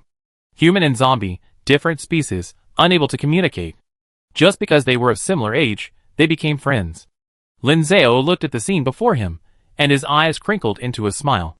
Even if their family couldn't keep feeding the zombie cake, so what? Even if they might only get to eat cake this once in their lives, so what? Being able to eat it was enough. Since the zombies in the park were all Fu Cheng's friends, Lin Zhao and Lin Xiaobao had no more reservations. The father and son immediately agreed to come to the park once a month. If safety is confirmed later, the frequency can be increased. Although there are toys at home, including a rocking horse, and Lin Zhao has been taking Lin Xiaobao to do calisthenics to exercise, he still prefers running around on the grass and playing on the slides and seesaws. However, when the family of 3 went again next month, they were surprised to find that all the equipment was overcrowded, and they even had to queue. Dozens of zombies, seeing the family of 3 playing on the equipment and understanding how it worked, started playing along. Fu Cheng was helpless. Day after day, without washing their faces, changing their clothes, or planting potatoes, they just played on all sorts of equipment. Lin Zhao and Lin Xiaobao were very surprised. How clever. They're all so clever. Since the zombies were playing, the family of 3 didn't try to take their games and left after a while. But when they came back the next day, the zombies wouldn't play anymore. They hid to the side, and the slide and seesaw were wiped clean. Lin Zhao asked, Brother Cheng, you didn't make them clean up overnight, did you? You're a bad older brother. Fu Cheng shook his head. No, they did it themselves. Really? Lin Zhao was surprised. Looks like they consider us friends now. Lin Xiaobao made a peace sign. Yay. Fu Cheng reminded them, only the zombies I bring do that, the others don't. Okay, we only play with the zombies you bring. Lin Zhao smiled. When we see other zombies, we ignore them and run away. It wasn't just good, it was fantastic. Now their family had connections in both the legitimate and criminal worlds. They were rampant and unrestrained. Awesome. Days passed like this. The family of 3 usually grew vegetables, cooked, exercised, and studied on Happiness Street. When the weather was nice, they would drive out, either to catch fish in the mountains or to play on the slides in the park. The zombie outbreak had been going on for almost half a year, and things had stabilized where they needed to. The city, initially chaotic and disorderly, descended into a deathly silence. All the survivors remained huddled in their homes, undisturbed by one another. Lin Zhao had previously believed that those who survived the apocalypse must be the most ruthless and brutal people in the world. But now it seemed that wasn't necessarily true. Even the most ruthless and brutal person is still human, made of flesh and blood, and capable of exhaustion. They need to sleep, and there will always be times when they close their eyes. That's when they get bitten by zombies or targeted by enemies seeking revenge. Therefore, forming small, self-organized groups like those on Happiness Street, helping each other and solving problems together, is the best way to survive. By the end of June, the potatoes they planted will be ready for harvest. The family of 3 and the 2 sisters are responsible for the potatoes on this side of the flower bed. 3 Maos and Uncle and Aunt Peng are responsible for the potatoes on the roof of warehouse number 4. Grandpa Zhang continues to be in charge of boiling water, cooking, and logistics. These past few days, the family of 3 has been staying in the flower bed. The potatoes are buried in the soil. They're easily cut in half with a single stroke of the hoe, so it's best to be careful. Lin Xiaobao squats in the ground, gently digging with the small hoe Grandpa Zhang gave him. The little dog follows beside him, imitating him, digging with its front paws. There are so many here. There are some here too. Lin Xiaobao throws down the hoe and digs directly with his hands. So many potatoes. Bigger than my hand. Hee-ho, hee-ho. Lin Xiaobao was completely immersed in the joy of the harvest, swimming and darting around in the flower bed. Lin Zhao was tired, but he wasn't. Lin Zhao, leaning on his hoe, leaned against Fu Cheng and whispered, Xiaobao, you're a little mudfish. Huh? Lin Xiaobao heard his father's words, and turned to look at him. Dad, I heard you. Good, good, good, you're a little automatic harvester, hard-working and strong. That's more like it. Lin Xiaobao turned back and continued digging at the potatoes. The potatoes grew well. It was worth the frequent watering and fertilizing, and worth the dog's frequent trips to pee. The 3 boxes of potatoes on the warehouse roof later sprouted branches and new roots, becoming 6 boxes. But it wasn't much. 3 men carried the boxes down, dug out the potatoes, and it only took them a day. They harvested 2 sacks of potatoes, weighing 70 or 80 pounds. The plot by the flower bed was larger, and the potato roots had grown deeper, taking 2 days. They harvested 3.5 sacks of potatoes, weighing about 100 pounds. That's a total of 180 pounds. It seems like a lot, but when divided among everyone, it's not so much. They had initially agreed to divide it according to adult laborers. Lin Xiaobao was young, and although he helped, he mostly caused trouble, so they counted him as 0.5 people. That means each person only got 17 pounds, which, based on medium-sized potatoes, was only a little over 80. Even if they only ate 2 a day, it would only last a little over a month. Fortunately, besides the public potatoes, they also grew some for their own use at home. Lin Zhao didn't specifically ask the neighbors how much they had harvested, but judging from their situation, it seemed quite a lot. But even so, the food was still not enough. Time waits for no one. They had to take advantage of the summer heat to plant more crops, so they could have a better winter. So, without time for sadness, they immediately threw themselves into a new round of planting. This time, they decided to plant some sweet potatoes in addition to potatoes. Grandpa Zhang had sweet potatoes at home, all of which had sprouted, and the planting method was similar to that for potatoes. The sprouts were cut into pieces, dipped in wood ash, and buried in the soil. The baskets used for planting potatoes remained, but the flower beds were used for sweet potatoes. Fearing that the original soil, having just been used for potatoes, might not have enough nutrients, they even shoveled up the soil, took it out, and replaced it with fresh soil. That evening, it was the family of 3's turn to work. The 3 of them squatted side by the flower bed, pulling out the newly grown weeds. Lin Zhao looked at the bare soil, imagining the scene a few months later, the field full of sweet potatoes, and her mouth watered. Sweet potatoes are great. You can stir-fry the leaves and roast the potatoes. One bite, and it's sweet, chewy, fluffy, and soft. Like honey, fragrant and sweet. Dad, stop talking, I'm hungry. Lin Xiaobao raised his hand, and wiped his mouth with his sleeve. Lin Zhao ignored him and continued, Chengji, do you remember? When I was in college, it was very cold in winter, and you sold roasted sweet potatoes at the school gate. Business was booming, and you always saved the biggest and sweetest ones for me. Later, you switched to selling radios and stopped selling sweet potatoes, but you still roasted sweet potatoes for me, tucking them into your coat and bringing them to me. Fu Cheng looked at him, his expression serious, his gaze gentle. He didn't remember, but that didn't stop him from remembering now. Lin Xiaobao frowned, seeing his older father staring at him absent-mindedly. So he stretched out his little hand. Daddy, your drool is about to fall, let me wipe your mouth. Hey! Xiaobao. Your hands are covered in mud. Brother Cheng. Don't bare your teeth at your son. Chapter 86. As the first batch of sweet potatoes and the second batch of potatoes sprouted, Happiness Street also entered its hottest month of the year. July. The scorching sun practically melted the entire world. Every morning, before 6 o'clock, the sun would rise. Without warning, without any buffer, the strongest, most intense, and most fierce sunlight would come down right away. Not a single cloud in the sky, not a breath of wind on the ground. The direct sunlight made the ground scorching hot in less than an hour, and the green leaves withered and turned yellow. Lifting up your sleeves and putting your arms in the sun would even result in sunburn, especially for people with delicate skin like Lin Zhao and Lin Xiaobao. Zombies, like Fu Cheng with their thick skin didn't count. But Fu Cheng was even more terrifying. A zombie's body is normally cool, without any temperature. When he stepped into the sun, enduring the scorching heat, or directly pressed his hands against the scorching ground, the extreme cold and extreme heat clashing actually produced a sizzling sound. Like roasting meat, roasting zombie flesh. When Lin Zhao first discovered this phenomenon, he was startled and quickly pulled Fu Cheng into the bathroom, grabbing a water ladle and rinsing him with water. After rinsing him and confirming that Fu Cheng was alright, Lin Zhao finally relaxed, saying with lingering fear, "You scared me to death. I thought you were cooked." Fu Cheng, wearing a soaked vest and work pants, pursed his lips, lowered his eyes, and quietly looked at him without saying a word. Lin Zhao raised his hand, taking the opportunity to touch his abs and pectoral muscles.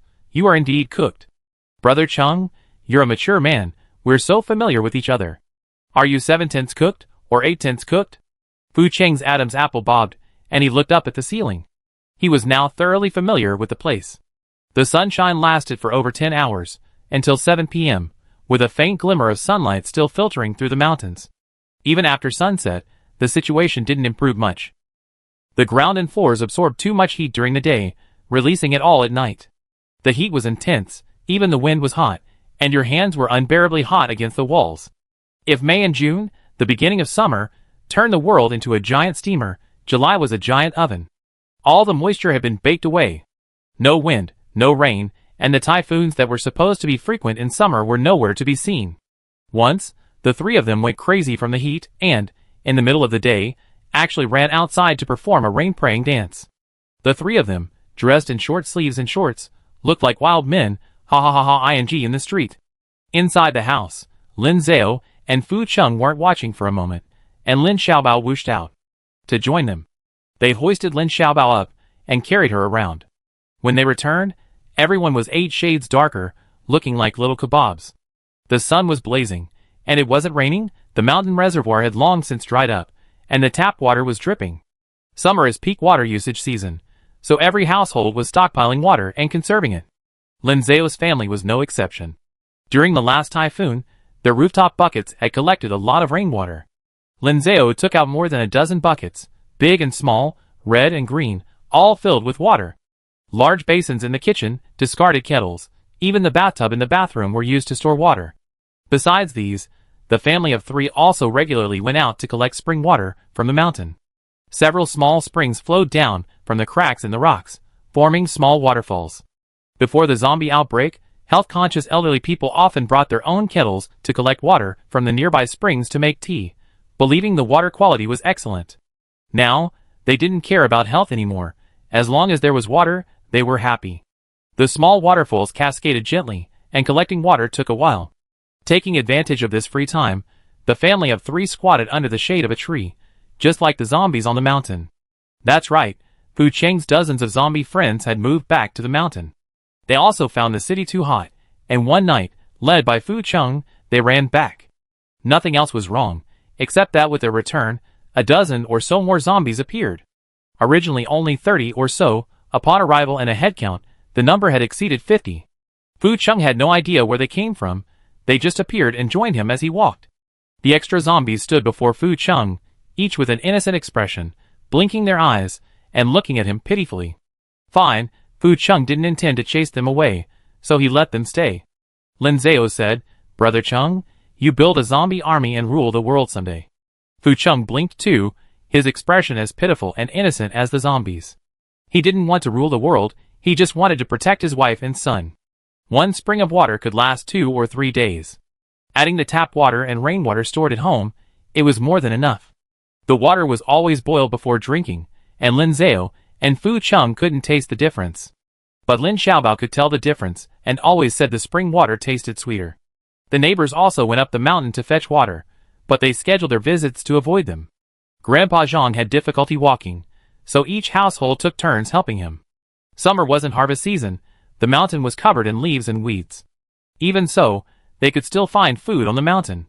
Wild cherry tomatoes and sour jujubes, Uncle and Aunt Peng picked them and brought them back for them. Lin Xiaobao had just eaten one when he clutched his cheek and collapsed against his father. Lin Zhao looked down and deliberately asked, "Xiaobao, did you get an electric shock?" Lin Xiaobao's cheeks trembled, and he cried out, "Dad, my face is going to fall off." So sour. It was another hot day. Lin Xiaobao, shirtless and wearing only his swim trunks, pushed open the door to the first-floor storage room and ran out. He trotted forward to his special little wash basin and skillfully climbed inside.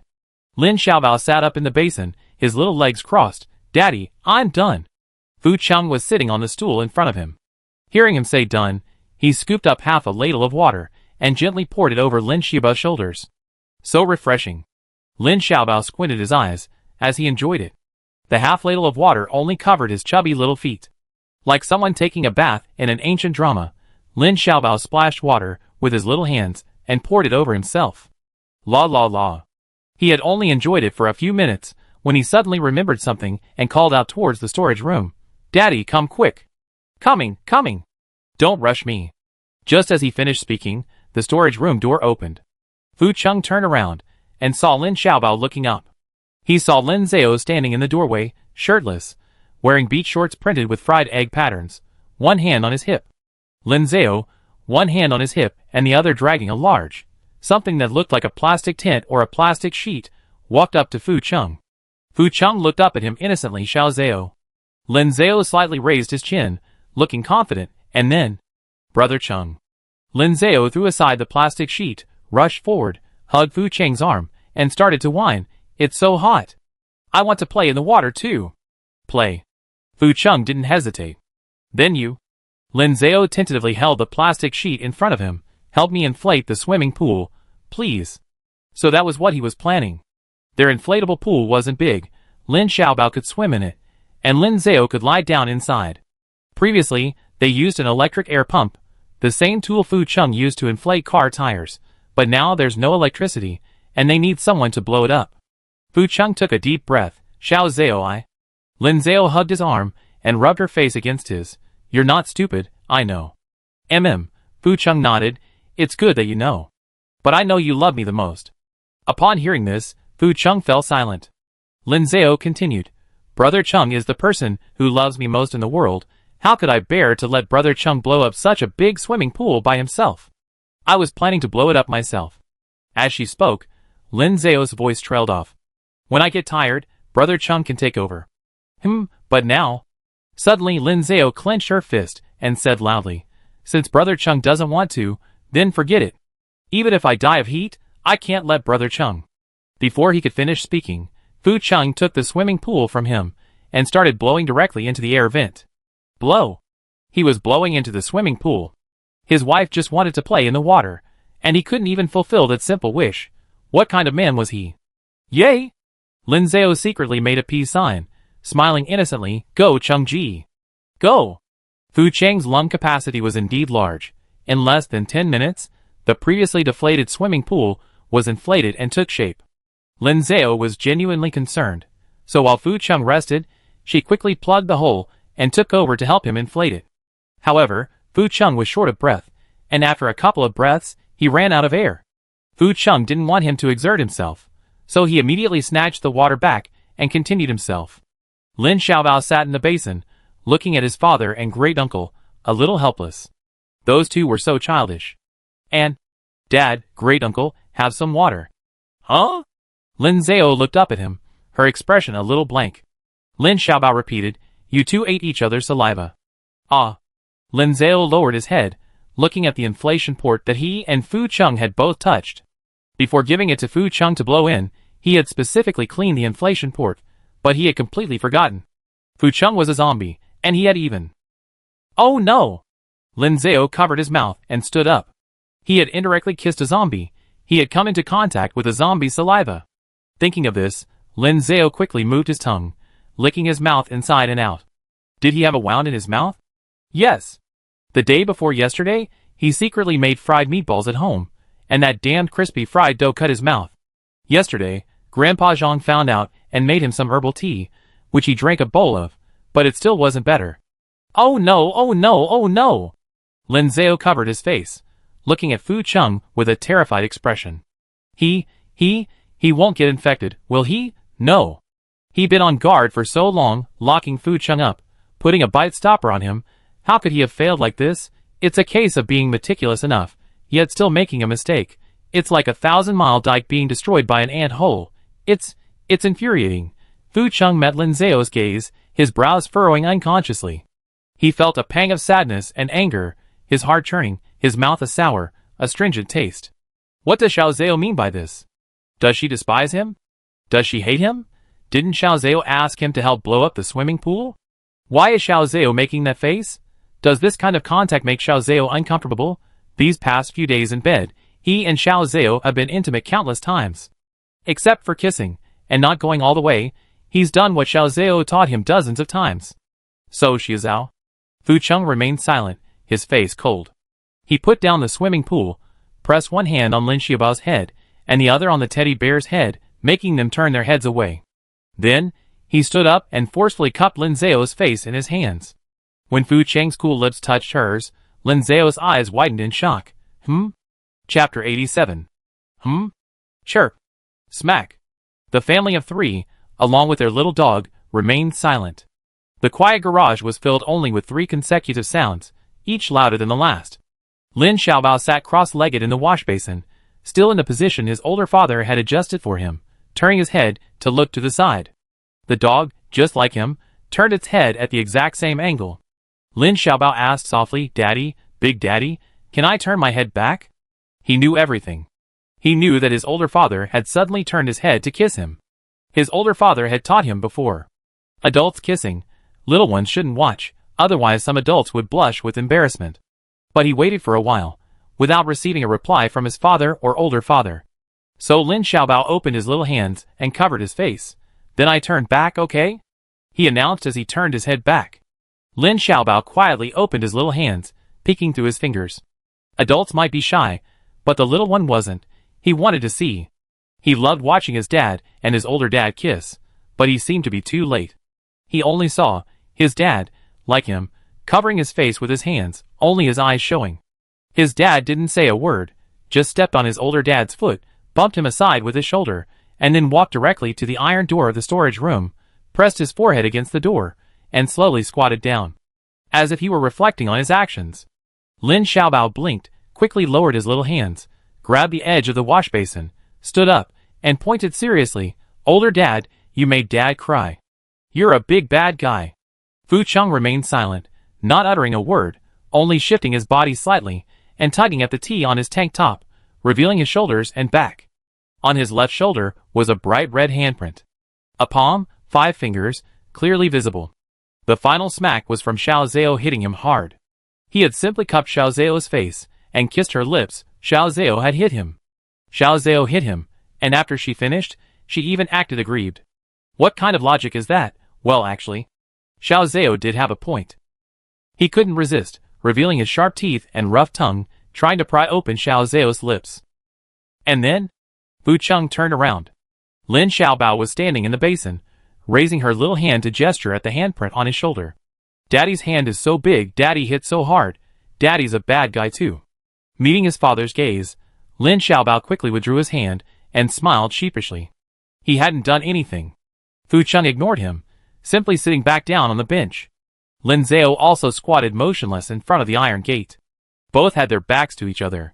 Fu Cheng scooped up half a ladle of water and poured it on Lin Xiaobao's feet. "Big Daddy." Lin Xiaobao splashed some water and asked softly, "Aren't you going to talk to Daddy anymore?" Although Daddy hit Big Daddy, but Daddy didn't hit him hard at all. The handprint on Big Daddy's shoulder had disappeared. Besides, Big Daddy was older and should be more tolerant, so he thought Big Daddy should talk to Daddy first. Fu Cheng didn't answer, but silently picked up the inflatable pool he had thrown on the ground and continued inflating it. Lin Xiaobao scratched his head, not asking him any further questions, but simply reaching out his little hand to pat the puppy's head. When his father and great-father argued, he always felt the air here was a little thin. He felt a bit oxygen-deprived. Not long after, Fu Cheng inflated the swimming pool, making it bulge, and placed it next to Lin Xiaobao's basin. He scooped up a ladle of water, poured it in, and washed the pool inside and out. Having prepared everything, Fu Cheng stood up, turned to look at Lin Zhao, his eyes darkening as he aimed. Lin Zhao was still troubled when Fu Cheng silently walked up to him and stopped behind him. The next second, Fu Cheng bent down, reached out with both hands, and lifted him up. "Hey!" Lin Zhao was startled and had barely uttered a sound when he was lifted up. Lin Zhao turned around and saw Fu Cheng's tense profile, kicking his legs hard. "Fu Cheng, what are you doing? Put me down." Fu Cheng lowered his eyes, his gaze darkening, his face growing even colder. Xiao Zhao no longer called him Brother Cheng. She called him by his full name. Xiao Zhao really didn't love him anymore. Lin Zhao was trapped in his arms, unable to break free or crawl away, only able to kick her legs desperately. "Help! The bite stopper! The bite stopper!"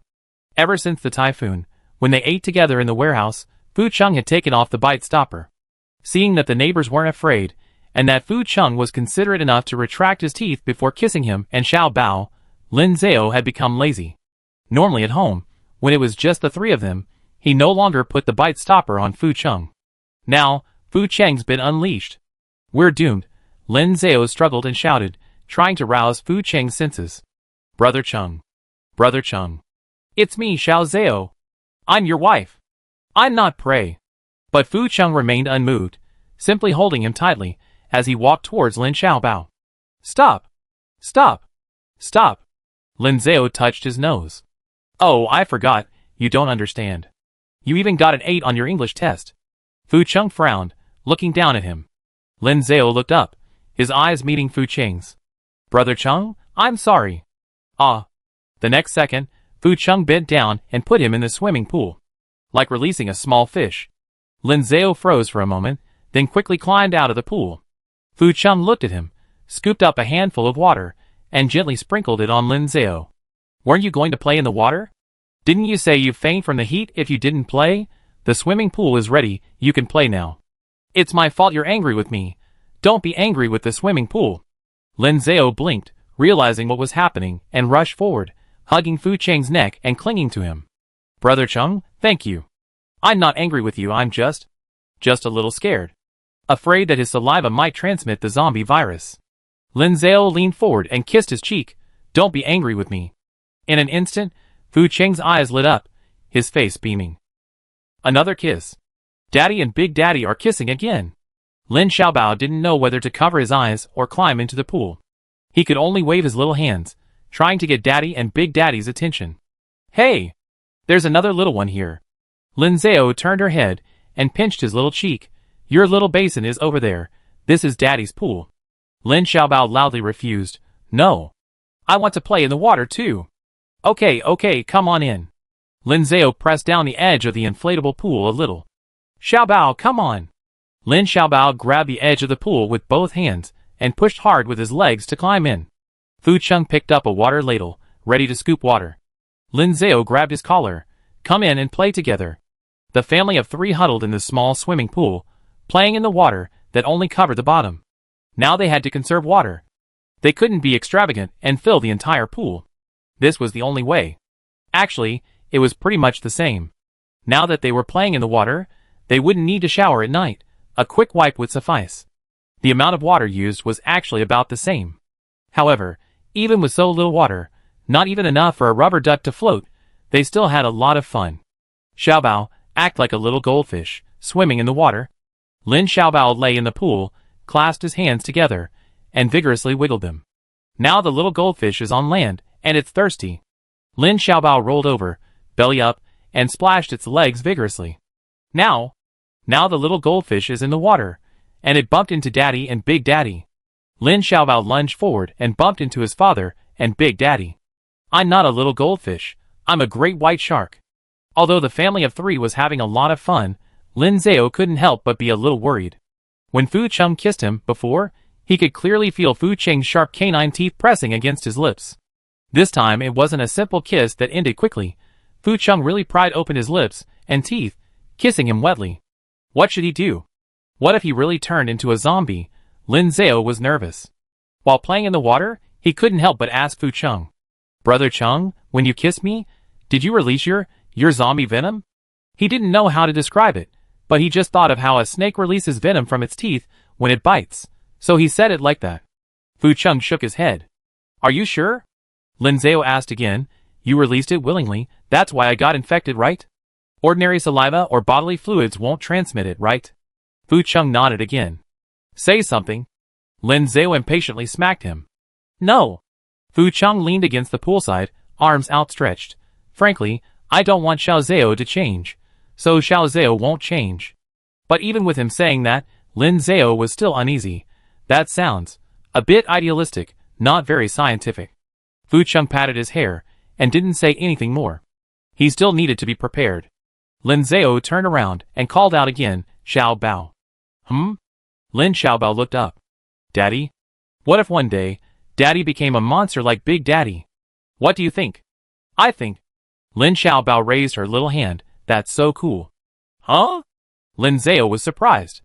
Daddy will be taller and stronger like Big Daddy, and he have lots of monster brothers to go hunting and bring back rocking horses. That's awesome. Lin Xiaobao was incredibly excited just thinking about it. A monster daddy would be so great. If Daddy became a monster too, that would be even better. Yay! Lin Xiaobao rushed forward, looking at him expectantly. Then Daddy, when will you become one? Lin Zhao licked his teeth with the tip of his tongue. Before I transform, I turn you into a little monster first. That's fine too. Lin Xiaobao wiggled his bottom. That way I can go out and play with Xiaohua. Xiaohua was the name of the little zombie who had given him flowers before. It didn't remember its own name, so after its great uncle translated and introduced it, Lin Xiaobao gave it this name. Even though it had a name, its father and great uncle still wouldn't let it play with them, saying it was a bit dangerous. Lin Zhao was helpless. Oh well, since Fu Cheng and Lin Xiaobao didn't care, he didn't care either. Speaking of which, looking at Brother Cheng's appearance, becoming a zombie didn't seem so bad. He could grow taller and stronger, a second growth spurt. In his nervousness, Lin Zhao inexplicably felt a sense of anticipation. That night, Lin Zhao lay in bed, tossing and turning, unable to sleep. Brother Cheng, I feel a little hot. Am I about to turn into a zombie?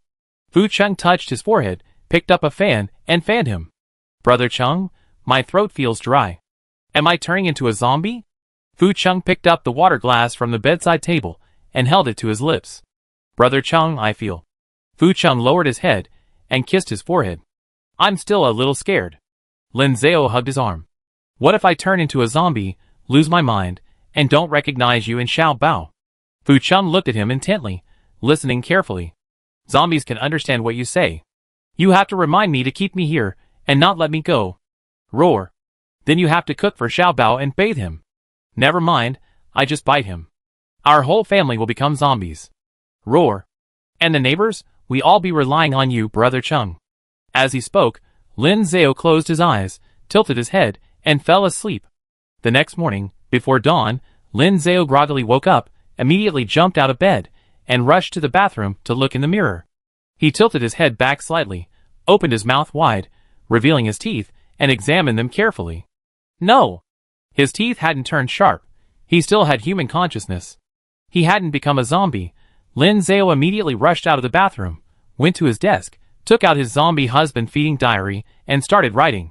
For zombies who retain human consciousness, bodily fluids will not transmit the zombie virus. This didn't seem quite accurate, so Lin Zhao crossed out that line and started a new one. Zombies that still retain human consciousness, when attacking/kissing humans, can decide whether to infect the other person and turn them into a zombie. If the zombie does not intend to infect the human, then the human will not be infected with the zombie virus. Bodily fluids will not transmit the zombie virus. Therefore, Chapter 88. Bodily fluids do not transmit the zombie virus. So, Lin Zhao put down his pen, closed his lesson plan, and turned to look at Fu Cheng. Last night, fearing he might turn into a zombie in his sleep, he had specifically sent Lin Xiaobao back to the children's room to sleep. After all, Lin Xiaobao was so chubby, like a little meatball that would burst with juice if bitten. It wouldn't be good if he couldn't resist biting him. So, in the master bedroom, only he and Fu Cheng were there. Now that he was up, Fu Cheng naturally got up too. Fu Cheng stood by the bed, picked up the vest draped over the back of the chair, and put it on. Lin Zhao unconsciously cupped his face, blinked, and looked at him intently. Perhaps Lin Zhao's gaze was too obvious. Fu Cheng immediately noticed and looked up to meet it. Lin Zhao smiled at him, rushed forward, and grabbed his arm. Brother Cheng, come here quickly, I have a few questions for you. Fu Cheng lowered his eyes helplessly, but still followed him, and sat down on the foot of the bed by the desk. Lin Zhao opened his lesson plan book again and began the interview. You told me yesterday that as long as you don't want to, you never infect me. Is that true? You weren't lying to me? Fu Cheng nodded. No. Why? Is this a unique ability you possess, or do all zombies have it?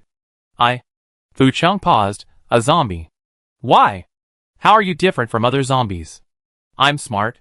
Fu Cheng raised his chin, looking confident. Don't brag like that. Fu Cheng curled his lips, grabbed Lin Zhao's hand, pressed it against his waist and abdomen, and moved it downwards. Hey! Lin Zhao panicked, her cheeks flushing instantly. Brother Cheng. It's daytime. You can't. Beneath her thin tank top lay Fu Cheng's cool, strong abs. Lin Zhao struggled. A mental struggle. Don't grab my hand. I haven't thought about this yet. We can do this later. Oh, this is so embarrassing. Fu Cheng remained unmoved, simply holding Lin Zhao's hand and turning his head upwards. Finally, Lin Zhao's fingertips touched his cheek. Fu Cheng said seriously, "There's poison stored here. If I don't release it, it won't be passed on to Xiao Zhao." "I see." Lin Zhao cupped his face, touching his cheek and neck. Zombies really are like venomous snakes, possessing a venom gland. It must grow automatically after infection. It's not visible from the outside, it must be hidden inside. It's likely because the poison glands are located near the brain, affecting the zombie's memory and intelligence, and also disrupting their language system. However, what Lin Zhao was most concerned about was, "Your poison glands are clearly up there. Why are you leaning my hand down?" Fu Cheng choked for a moment, then whispered, "Trying to tease Xiao Zhao." Lin Zhao's eyes widened, and she raised her hand, slapping him on the chest. "Damn it!" Fu Cheng leaned forward, wrapping his arms around Lin Zhao's waist and pulling him into his embrace. "So, as long as you don't want it, your saliva won't be poisonous?" "Yes." Fu Cheng nodded. "So if we kiss, I won't turn into a zombie?" "Yes." Fu Cheng continued to nod. "Then..." Lin Zhao turned around. Then... Lin Zhao couldn't bring himself to ask, only stammering that. He sat on Fu Cheng's lap, cupped his face, and was about to kiss him when he suddenly remembered something. "You haven't brushed your teeth yet." "No way." Lin Zhao let go, jumped off Fu Cheng's lap, and walked towards the bathroom. Fu Cheng followed, reaching behind him and picking up the toothbrush and cup. Lin Zhao squeezed toothpaste onto both of their teeth, while Fu Cheng scooped 2 glasses of water from the bucket beside them. The two stood side by side in front of the sink, slightly cramped. Fu Cheng asked Zhao, "What were you about to ask?" Lin Zhao's eyes darted around, and he shook his head vigorously. Nothing, I just wanted to verify something." Fu Cheng looked down at his flushed cheeks, raised his hand, and gently touched them. "So early, before dawn, and Gao Zhao is already so hot." Lin Zhao jolted, twisted her body, and bumped him with her, but, "Move over a bit." "Who?" Fu Cheng responded, but stood still. Lin Zhao realized that Fu Cheng was now switching between 2 languages. When Lin Zhao asked him to do something, he would answer in Chinese if he was willing to comply. When he was unwilling, he would use zombie language, hu, pretending he didn't understand.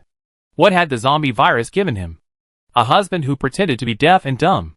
There was still time, so after Lin Zhao and Fu Cheng finished washing up, they didn't rush to call Lin Xiaobao from the children's room.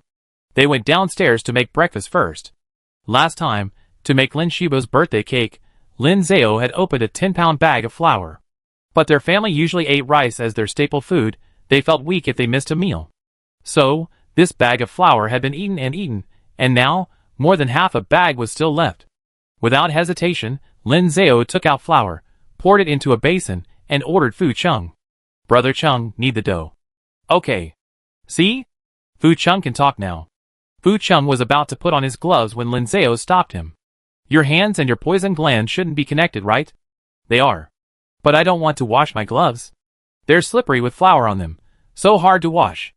"I control them," Fu Cheng said, putting the gloves down. "Then be careful." Lin Zhao was satisfied and patted his shoulder. "Always remember, this is your wife and son's breakfast. Don't poison it." "Got it." Fu Cheng kneaded the dough, while Lin Zhao prepared the side dishes. A few wild cherry tomatoes. Uncle and Aunt Peng brought them back from fetching water from the mountain last time. Lin Xiaobao ate one, felt numb from the sourness, and resolutely refused to eat any more. It just so happens that their family's aged vinegar had long since run out, so using it to cook noodles would add a touch of natural sourness. Perfect. A fresh cucumber. Grandpa Zhang planted it in his yard, and it's been ripening gradually lately. And 3 eggs. The trays of eggs Fu Cheng brought back were long gone. They're now eating the eggs laid by the hen kept in warehouse number 4. A few months ago, this hen hatched a chick, which they then moved to a private enclosure and cared for carefully. The neighbors agreed that each household would take turns feeding the chickens, and the eggs would be divided equally. Of course, the eggs from their own chickens would be smaller than the ones sold in supermarkets. The large, beautiful eggs were kept for the hen to incubate.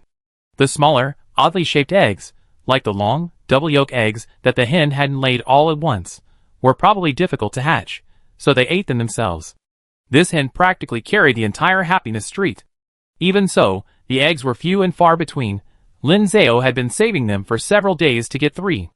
Lin Zhao washed and chopped the side dishes, then turned to Fu Cheng. "Is it done?" Fu Cheng held up the smooth dough in both hands, showing it to him. Lin Zhao took out a cleaver and cutting board. It's ready, put it here. Fu Cheng placed the dough on the cutting board, and Lin Zhao continued to instruct, gesturing with his hands. Roll it into a long strip, then cut it into pieces about this size. Lin Zhao disliked the feeling of flour on his hands. It was sticky when wet and cracked when dry, like peeling skin, very uncomfortable. So, he nudged Fu Cheng's arm. Quick, Cheng Ji, you do it. Fu Cheng held out his hand, compared it to Lin Zhao's, and immediately began working. The long strip of dough was cut into small, equal-sized pieces. Lin Zhao heated oil in a wok, first stir-frying the tomatoes until they released their juices, then adding water. Once the water boiled, the dough balls were cut. Fu Cheng then rolled and stretched the dough balls into thin sheets, placing them in the water. The freshly kneaded dough was incredibly elastic. It could be stretched into long strips without needing oil. The sheets bobbed and tumbled in the water, and Lin Zhao gently stirred them with chopsticks, without touching any flour. The sheets were very thin, and cooked in just a few minutes. He then added the shredded cucumber to blanch them briefly. Lin Xiaobao was still young, and to prevent him from getting diarrhea, he couldn't give him raw food. A bowl of tangy, fragrant noodle soup was ready. Just then, Lin Xiaobao got up. He ran downstairs with his dog. Daddy, Big Daddy, what are we having for breakfast this morning? Something delicious. Lin Zhao took out a bowl and had Fu Cheng ladle out the noodle soup, then asked, Did you brush your teeth and wash your face? Yes. Lin Xiaobao ran to his father and Big Daddy, looked up, and showed them his clean face. Lin Zhao touched it. Wow, Shuba's face is so tender, you could squeeze water out of it. Daddy? Lin Xiaobao shook his head. I'm just not strong enough to wring out a towel. So the water on his face wasn't because he was very tender. Okay. Lin Zhao took the noodles from Fu Cheng. Let's go, let's eat. While the noodles were cooking, Lin Zhao deliberately scooped in a spoonful of lard. The lard was slightly yellow, and the wild tomatoes weren't very red, but rather yellowish-green, making the noodle soup yellowish as well. But it was still delicious. The noodles were chewy, the cucumber refreshing, and the tomatoes sweet and sour, very appetizing. After breakfast, Fu Cheng and Lin Xiaobao cleaned up the dishes together, while Lin Zhao checked the work schedule for Happiness Street. Great. Today's a day off. The two sisters were in charge of feeding the chickens. Sanao was in charge of watering the sweet potatoes, and Uncle Pang and Aunt Pang were in charge of watering the potatoes. Their family had no tasks. They could rest all day. Yay! Lin Zhao cheered softly, glanced at the sky outside the window, and then dragged out a small iron basin, filling it halfway with water. When Lin Xiaobao saw his father doing this, he instinctively hugged himself, covering his small body. He knew. His father would put the basin of water on the roof to let the sun heat it up, and when the water was hot, his father would. He would take him upstairs and give him a bath. Dad said it would be more economical this way. No need to turn on the gas or burn firewood. Dad also said that their rooftop has a fence, so the neighbors can't see him naked. But he didn't want to. He always felt incredibly embarrassed to bathe naked outdoors. Seeing Lin Xiaobao's reaction, Lin Zhao patted his little bottom. What? So scared? Yeah. Lin Xiaobao nodded vigorously. I don't want to bathe on the rooftop. It's not for you. It's for the puppy. It hasn't had a bath in a month. Okay. Lin Xiaobao cheered again. The puppy circled his feet, barking twice. Hey, do unto the dog. Wash the puppy clean, and it can sleep with you in bed tonight. What about Dad? Dad will still sleep with Big Dad. Dad has an important observation task. He needs to observe Big Dad. Okay. The sun was strong outside, and there wasn't much water in the basin. It was hot from morning till afternoon. Around 4 o'clock in the afternoon, seeing that it was almost time, the family of 3 finally got out of the swimming pool to take the puppy for a bath. Cheng Ji, grab it. Lin Zhao gave the order, and Fu Cheng reached out, grabbed the puppy by the scruff of its neck, and lifted it up. The puppy wagged its tail, kicked its 4 legs, and struggled fiercely. Woof! Woof woof woof. I don't want a bath. I can't swim. I'm afraid of water. Fu Cheng lowered his head and purred at it. Silence. A few months passed, and the puppy grew rapidly. The puppy, which was originally tiny and smaller than Fu Cheng's palm, was now more than twice its size. Lin Xiaobao could easily lift the puppy, but now it struggled like a mad dog, impossible to hold. Only Fu Cheng could restrain it. The family of 3, with the dog, went to the rooftop. Fu Cheng put the puppy in a basin, and Lin Zhao took out soap and started lathering it. Lin Xiaobao squatted beside the basin, patted its head, and then splashed water on its back. Good boy, little bear, you can go to bed after your bath. Don't you want to go to bed? It did want to. So the puppy obediently lowered its head, its tail drooping and swaying outside the basin. The puppy wasn't stupid. With the recent hot weather, its fur had thinned. Lin Xiaobao scooped up water with both hands and poured it over the puppy again and again. After it was almost completely wet, Fu Cheng lifted the puppy out, and Lin Zhao lathered the soap and carefully rubbed it all over. Keeping a dog at home requires cleanliness. These resources shouldn't be skimped on. Soon, the puppy was covered in foam. Lin Xiaobao took a little foam, made a circle with her hand, and gently blew from behind, creating a soap bubble. Puppy, look, I can blow bubbles. Can you? The puppy lowered its head, looking at its paws covered in foam. Do you think I can? Ha. Lin Zhao couldn't help but laugh out loud. Xiaobao, now the puppy is smarter than you. Impossible, Lin Xiaobao said seriously. Lin Zhao lifted its paw and rubbed its paw pads. Lin Xiaobao said earnestly, I'm the older brother, and Little Bear is the younger brother. I'm smarter than Little Bear. But Little Bear is the older brother now. No way. I'm already 4 years old, and Little Bear is only a few months old. It hasn't even had its first birthday yet, while I had 4. A puppy's few months is equivalent to a child's 4 years old. The puppy will be older than you soon. What? The sky has fallen. Lin Xiaobao's sky has fallen. This isn't fair. Why does the puppy grow faster than me? Didn't we grow up together? But its intelligence grows faster. No way. I won't allow it. The domineering Lin Xiaobao issued the highest order of the family. The puppy is not allowed to grow faster than him. After lathering up the soap, Lin Zhao patted the puppy's bottom. Get in. The puppy understood, immediately wagging its tail and running back to the tub. The soap on its body was sticky and uncomfortable. It lay down, immersing itself in the water, and Lin Zhao and Fu Cheng personally helped it bathe. Xiaobao, aren't you coming? Lin Zhao asked. It's okay, we can count by the time you join the family. You're still the older brother. Really? Of course it's true.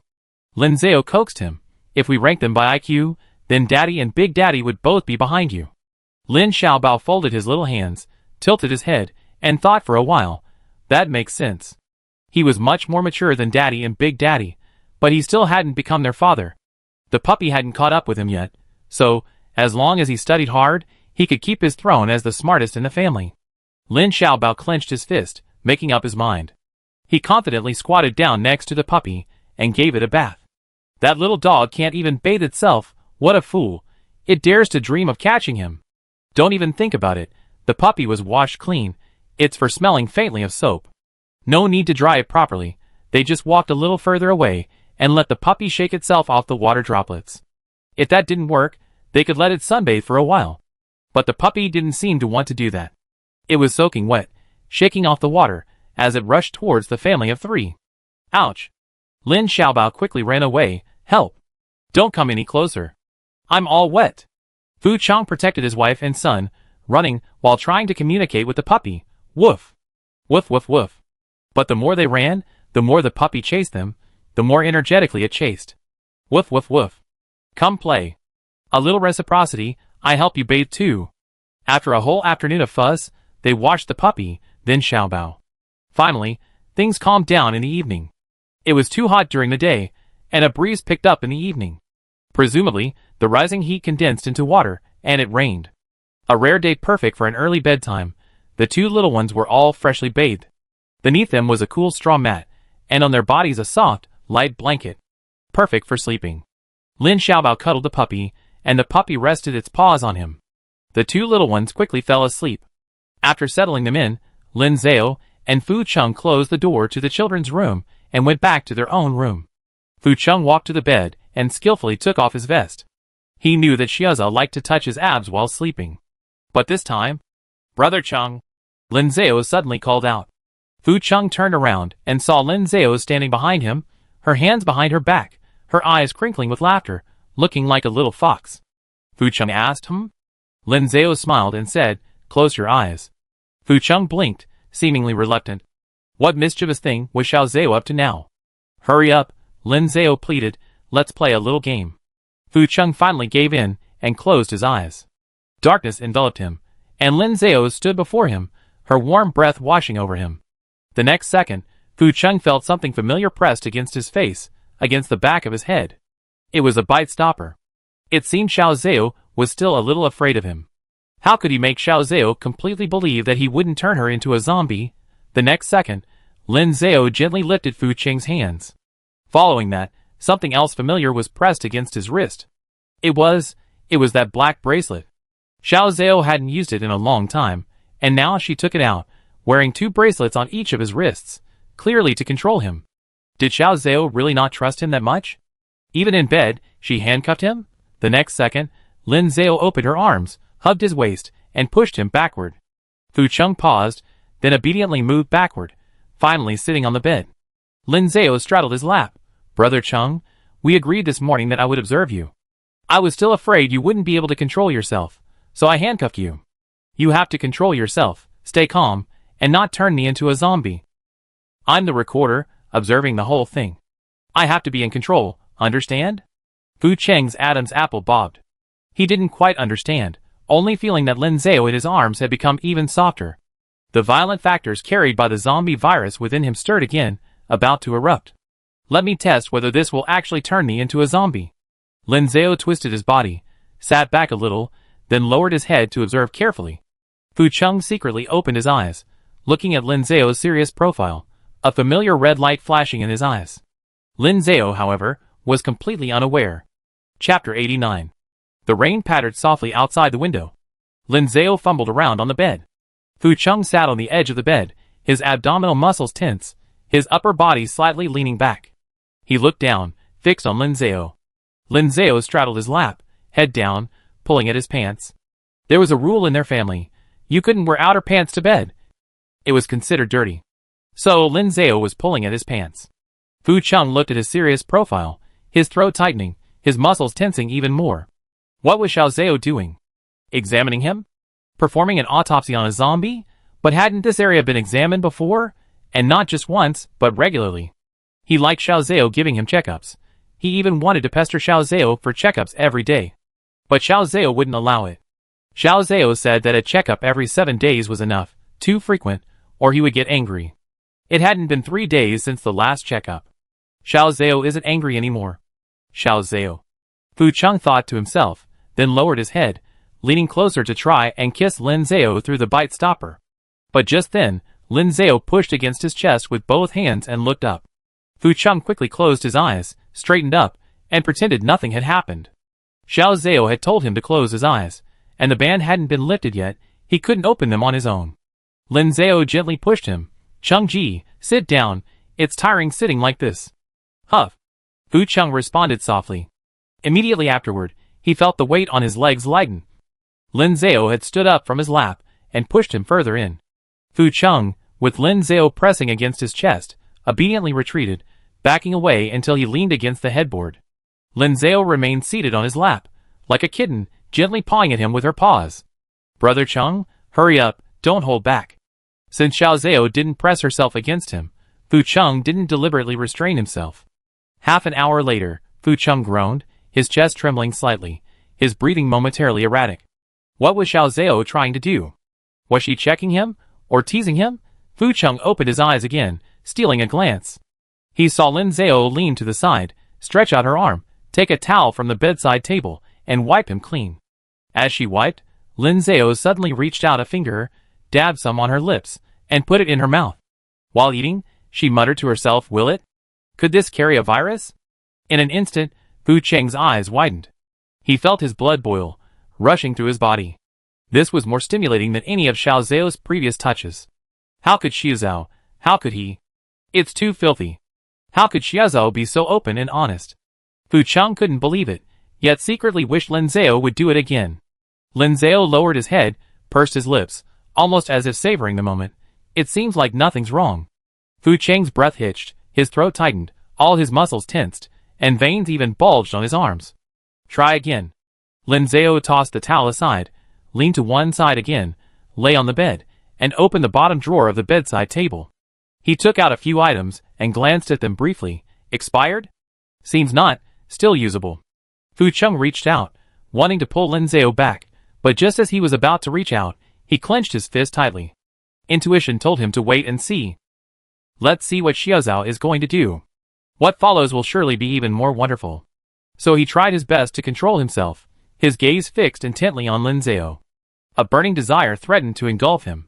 Lin Zhao picked up her things and immediately sat back down. Noticing Fu Cheng watching her, she immediately covered Fu Cheng's eyes. Close your eyes. I haven't announced the lifting of the order yet. Fu Cheng cleared his dry throat, letting out a loud snort like a large dog, and closed his eyes again. The more critical the moment, the less he could rush. Xiaozhao was too easily embarrassed, too easily frightened. He had to wait a little longer. When Xiaozhao lowered her guard, when Xiaozhao had nowhere to escape, he would open his eyes again and begin his hunt. Darkness enveloped him again.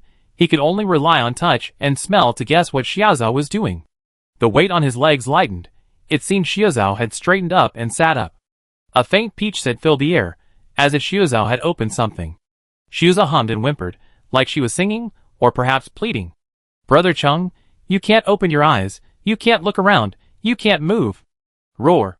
Stay calm, silently repeat to yourself, don't turn my wife into a zombie. Snoring. I just can't. Lin Zhao whimpered, lunging forward and collapsing into Fu Cheng's arms. After an unknown amount of time, Lin Zhao got up and hugged Fu Cheng's neck.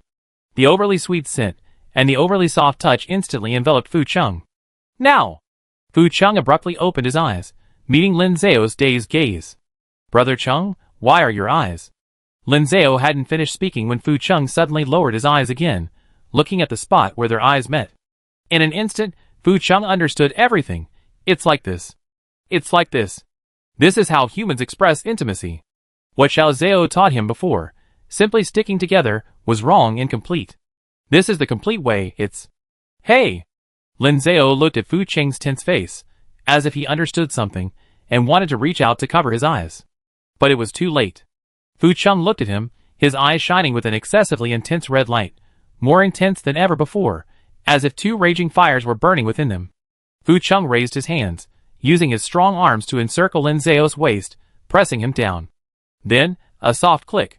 Lin Zhao immediately sensed something was wrong and wanted to turn around to see if the handcuffs had been opened. But it was too late.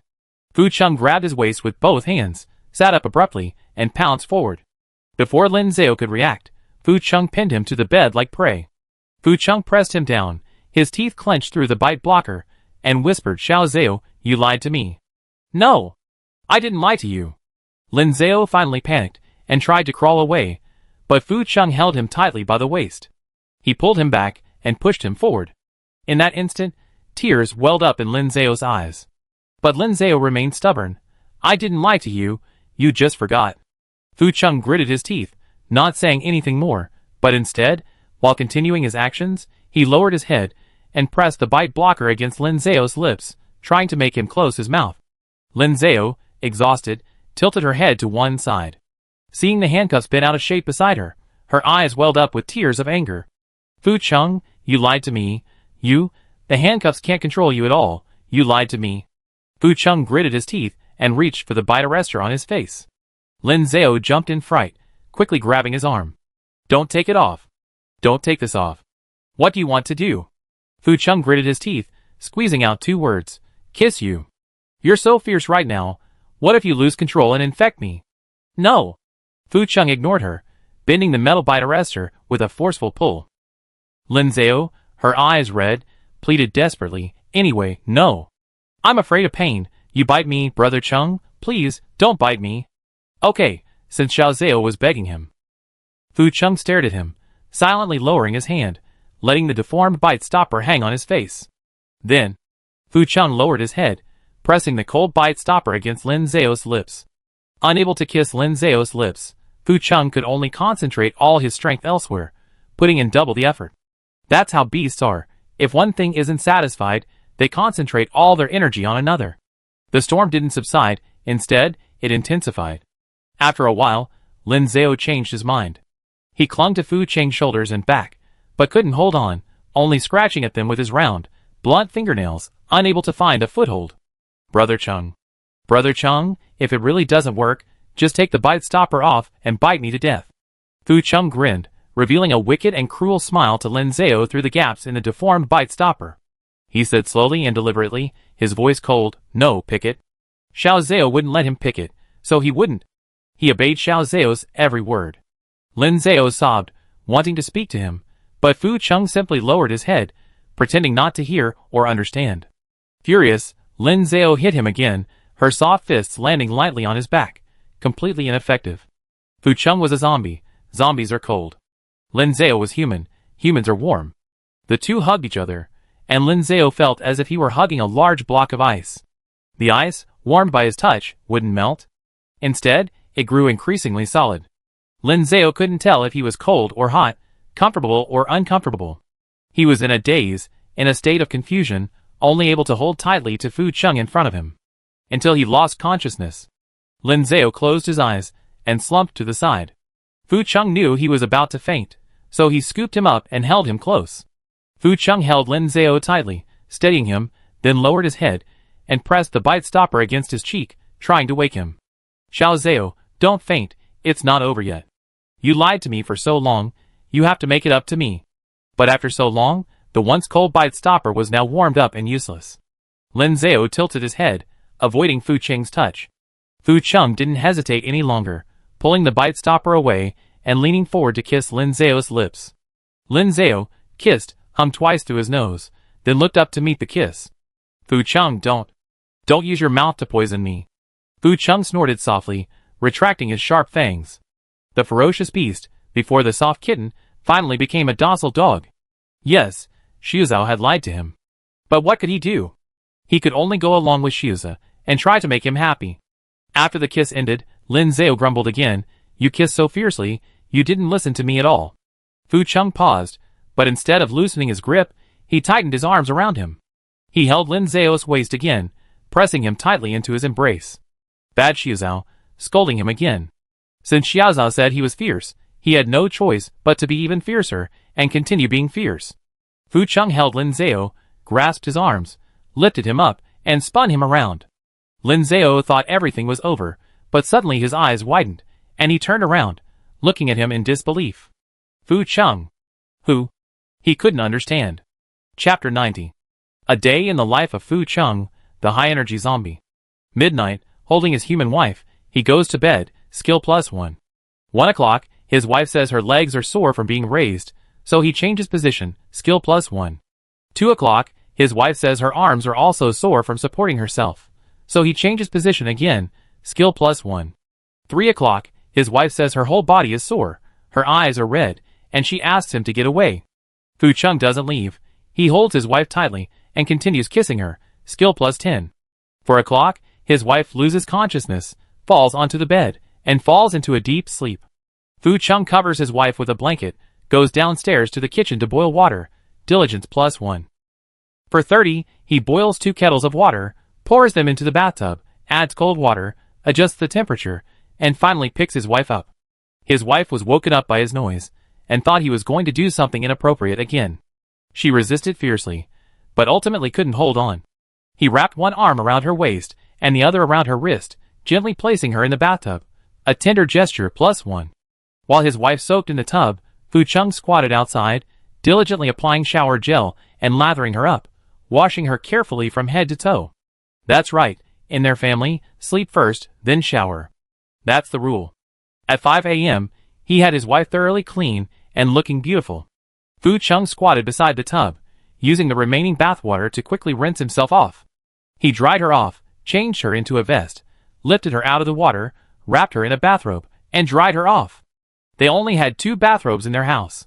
One belonged to his wife, and the other was also his wife's. Only his wife could truly bring out the charm of such elegant Western-style clothing. Fu Cheng himself would be better off in a tattered vest. He carried his wife back to the bedroom. He placed her on the sofa for a short rest. Fu Cheng removed the used sheets and duvet cover, replacing them with new ones, dutiful as ever. He then laid his wife on the clean, soft bed, cuddled her, and took a short nap. At 6:30 a.m., the sun rose, and Fu Cheng woke up. He gave his wife a good morning kiss, told her to continue sleeping, and got up to wash the clothes and sheets. Afraid of disturbing his wife's sleep, he deliberately carried the sheets downstairs to wash them. A large basin contained Fu Cheng's vest and shorts, Lin Zhao's cotton pajamas, and the damp sheets and duvet covers.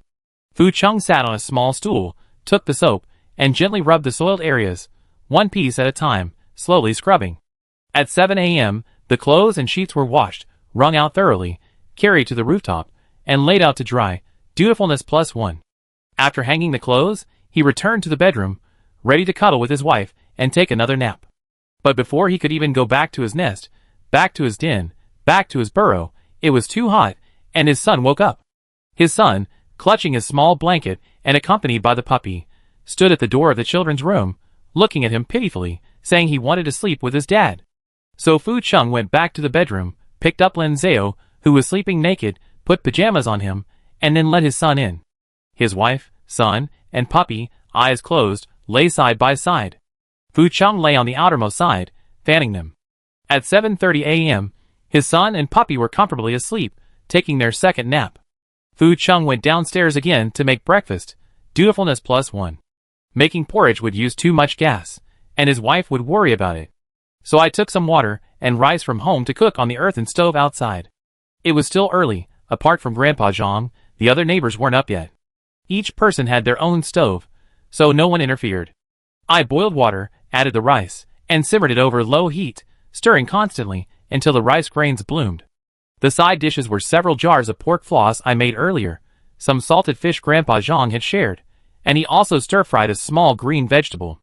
With Grandpa Zhang's guidance, my cooking skills improved by 1. Breakfast was ready at 8 a.m.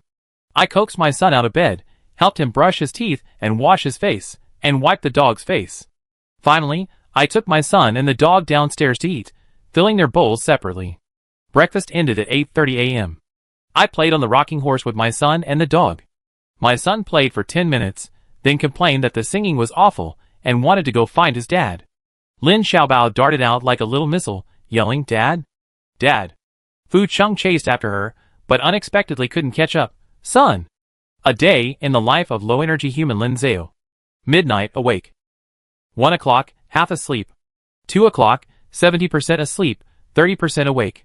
3 o'clock, 99% asleep, 1% awake. 4 o'clock, drowsy. 5 o'clock, zzz. 6 o'clock, zzz. After an unknown amount of time, Lin Xiaobao's voice suddenly came from outside. "Dad! Dad! Brother Chung, your son is calling you, take care of him."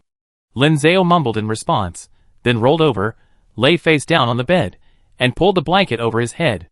"I'm so sleepy, let me sleep a little longer." But his voice was too soft. The father and son outside clearly didn't hear him.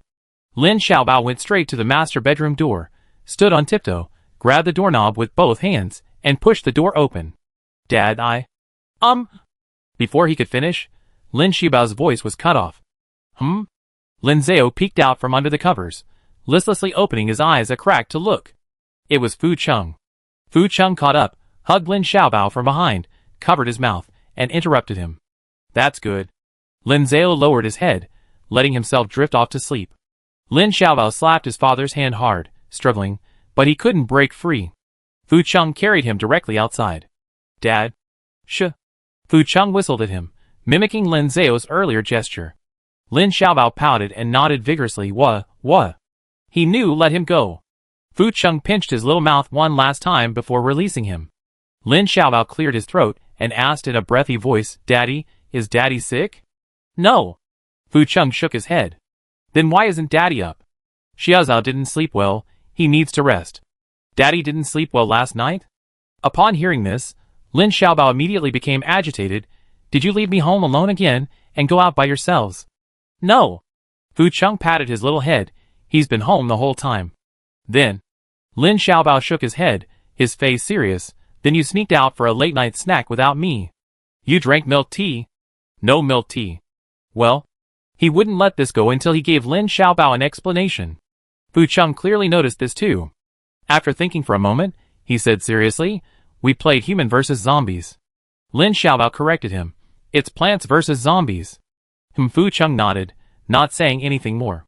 "No wonder, so you guys stayed up all night playing games." Lin Xiaobao nodded, took Fu Cheng's hand, and was about to lead him away, then let Dad sleep a little longer, don't disturb him. Fu Chung looked down at him with a complicated expression. "I didn't disturb him, it was you." Hee hee. Lin Xiaobao quickly interrupted him. scratching his head sheepishly. Let's go, let's go. Lin Xiaobao held his dad's hand in one hand, and the dogs in the other, running downstairs. Lin Zhao was sleeping upstairs, while Fu Cheng was downstairs alone with the two kids. The two children played on the rocking horse for a while, but they simply couldn't get used to Fu Cheng's deep baritone voice, so they reluctantly gave up. Before they even started school, they experienced what it meant to be awkwardly slurred and unpleasant to listen to. They couldn't play on the rocking horse, but they could play on the other vehicles. Lin Xiaobao took out a large box of toy cars that Fu Cheng had given him for his birthday. Big Daddy, Little Bear, let's play racing cars. A human child, a puppy, and an adult zombie each chose a toy car. The cars didn't have batteries, so they couldn't run on their own. So the human and the zombie pushed the cars, while the puppy hung the toy cars on its back with a rope. Lin Xiaobao pointed to a crack in the concrete. This is the starting line. That line in front is the finish line. He stood behind the starting line, raising his little hand, on my command. Before he could finish, the puppy couldn't wait to dash off. Lin Xiaobao quickly pounced and grabbed the puppy. Little Bear, you have to listen to my command, no jumping the gun. He put the puppy back behind the starting line, but as soon as its forepaws touched the ground, it was about to dash off again. Ouch! Lin Xiaobao stomped his foot in frustration. Here's a yellow card. If you jump the gun again, you're disqualified. He turned to Fu Cheng and complained, Big Daddy, quick, tell Little Bear in your monster language. Roar! Fu Cheng responded, barking a few times at the puppy, which indeed quieted down and waited obediently behind the starting line. Lin Xiaobao was finally satisfied and raised his little hand again. Ready? Ready! Ready! Is everyone ready? This referee was talking too much nonsense, but Fu Cheng didn't care. The puppy couldn't speak, so no one objected. 3, 2, 1. Go! At the command, Lin Xiaobao and Fu Cheng pushed their toy cars, while the puppy dragged them, and they charged off together. Go! Go! Go! This is the contestant himself shouting. Go! Go Xiaobao! This is the cheering from the crowd, played by Lin Xiaobao. As you can see, Xiaobao's car is currently in the lead. This is the referee commentating on the race, also played by Lin Xiaobao. He, a single child, is like 1,000 troops. In the end, it was the puppy, leading the car, that crossed the finish line first. One more time. One more time. Lin Xiaobao protested, the bear has 4 legs, but my dad and I only have 2. He crouched down, picked up the puppy with both hands, and made it stand on only 2 legs. Hang in there. Little Bear, hang in there. Woof. Woof woof woof. The puppy barked. It couldn't do it. It couldn't stand on only 2 legs. Then what should we do? Lin Xiaobao withdrew his hands, rubbed his chin. Suddenly, a brilliant idea struck him. Big Daddy, help me find a rope to hang the car on. I want to race on all 4 legs, like the little bear. Fu Cheng kindly reminded him, you only have 2 legs. Lin Xiaobao raised his little hand. But I still have 2 hands. That seemed to make sense. So, at 10:30 in the morning, Lin Zhao had almost finished sleeping and finally decided to get out of bed. On the bedside table was a thermos, filled with hot water that Fu Cheng had boiled, with 2 preserved plums added. Lin Zhao unscrewed the lid, took a sip, and found it sour. That's more like it. Lin Zhao, carrying his thermos, got out of bed, dragging his still slightly sore legs, and slowly walked out of the room. Lin Zhao glanced around to make sure they weren't on the 3rd floor, then headed down the stairs. At this time, Cheng Gu probably hadn't started making lunch yet. He was probably playing with Xiaobao. A few days ago, he made over a dozen flashcards to teach the illiterate children in the family to read. He wondered if they were reviewing them now. Lin Zhao picked up his thermos as he walked down, taking another sip. But the next second, the scene before him made his eyes widen in disbelief. Go! Go! Go! I'm number 1. Woof woof woof. Roar. Lin Xiaobao was lying on the floor, a toy car hanging behind him, a piece of cardboard underneath him, using his hands and feet as if swimming, pulling himself forward with all his might. Their living room had tiled floors, which were slippery. Using the momentum, Lin Xiaobao glided forward quite a distance, as if ice skating. The puppy was chasing him, and Fu Cheng was chasing him too. What were they doing? Why wasn't anyone standing? Lin Zhao was stunned. Just then, Lin Xiaobao lost his bearings. The cardboard spun around on the ground, and he spun around with it. Wrong. Wrong. The direction is wrong. Turned back quickly. Daddy. Lin Xiaobao lay on the ground, his eyes lit up, and he quickly waved his hands and scurried forward. "Daddy, you're up." "I'm up." Lin Zhao, supporting his back, squatted down and patted his little bottom. "Ha, as soon as I woke up, a conveyor belt sushi was served to me. So plump and delicious, let Daddy have a bite." Chapter 91. Having endured the hottest months of July and August, autumn arrived before they knew it. Early that morning, before the sun had even risen, all the neighbors on Happiness Street gathered around the earthen stove, slurping down their noodles and soup. Delicious. "Xiao Bao, the bowl is a bit hot, you can't hold it. Dad will get you a chair to put the bowl on." "Okay, thank you, Dad." 2 chairs, one large and one small, one tall and one short, were placed side by side. Lin Xiaobao sat on the lower stool, his stainless steel rice bowl resting on the higher plastic stool. He held the bowl with his left hand and chopsticks in his right, finally managing to poke up a slippery noodle, then pursed his lips, leaned forward, and began to slurp. "Delicious. Dad, Grandpa Zhang's noodles are even better, they're so chewy." "Yes." Because Grandpa Zhang added a little steamed taro to the flour, making the noodles even chewier. Food connoisseur Lin Xiaobao nodded, seemingly understanding. Just then, a voice suddenly came from beside Lin Zhao. "Xiao Zhao's is delicious." Lin Zhao turned his head and looked at Fu Cheng. Lin Xiaobao was sitting to his right, and Fu Cheng was squatting to his left. Fu Cheng was trying to comfort Xiao Zhao, afraid he would be upset. Seeing Xiao Zhao looking over, he looked at Lin Zhao with utmost sincerity, blinking his eyes at him. "I will always support Xiao Zhao." Lin Xiaobao looked up, staring at him with an incredibly shocked expression. "You mean bad daddy? You're trying to sow discord." All right, hurry up and eat." Lin Zhao waved his hand. "Don't waste time." "Okay." The father and son responded and buried their heads in their noodles. Lin Zhao looked up and smiled sheepishly at Grandpa Zhang. Grandpa Zhang stood by the stove, wearing an apron and holding an iron ladle. He would add a spoonful for anyone who wanted more. "Eat more, eat your fill, there's still plenty of noodles." "Okay." Everyone responded in unison. Yellow Hair raised his bowl. "Grandpa, another half bowl." "All right." Grandpa Zhang scooped a full spoonful and poured it into his basin. "Grandpa, you eat too." I ate it as soon as it was cooked." "You're going out later, eat more." Indeed, they were going out today. Lin Zhao's family, Uncle Pang and Aunt Pang, and Red Hair and Yellow Hair. After the beginning of autumn, it rained twice. Yesterday the weather cleared up, and Uncle Pang and Aunt Pang went up the mountain to fetch water, but they hadn't returned for half a day. Everyone thought something had happened to them again, and was about to go up the mountain to look for them when they returned. They were also carrying 2 full baskets of wild red mushrooms. After the rain, the mountain was covered in these red mushrooms. Before the zombie virus outbreak, people often went up the mountain to pick mushrooms, either to sell at the market or to dry them for their own consumption. Now that the zombie outbreak has occurred, the mountain is deserted, and the red mushrooms are growing even more abundantly. The young people on Happiness Street couldn't distinguish between poisonous mushrooms, but Grandpa Zhang, Uncle Pang, and Aunt Pang knew how to identify and cook them. Last night at dinner, they sorted out the red mushrooms. Although food was scarce, they were still very careful, discarding any uncertain mushrooms and keeping only the ones they were 100% certain of. After sorting, they started cooking, putting raw rice grains into the pot with the mushrooms and simmering until the rice was soft and the mushrooms were cooked. After cooking, they were extra cautious, sending one person to eat a bite first, and only letting the others eat after half an hour when everything seemed fine. Besides red mushrooms, Uncle and Aunt Pang also brought back a bag of wild chestnuts. If they hadn't been worried about their neighbors and rushed back, they could have collected a whole bunch more. The mountain was full of treasures, and Uncle and Aunt Pang were still eager to see more. The group discussed it, and decided to go out again today.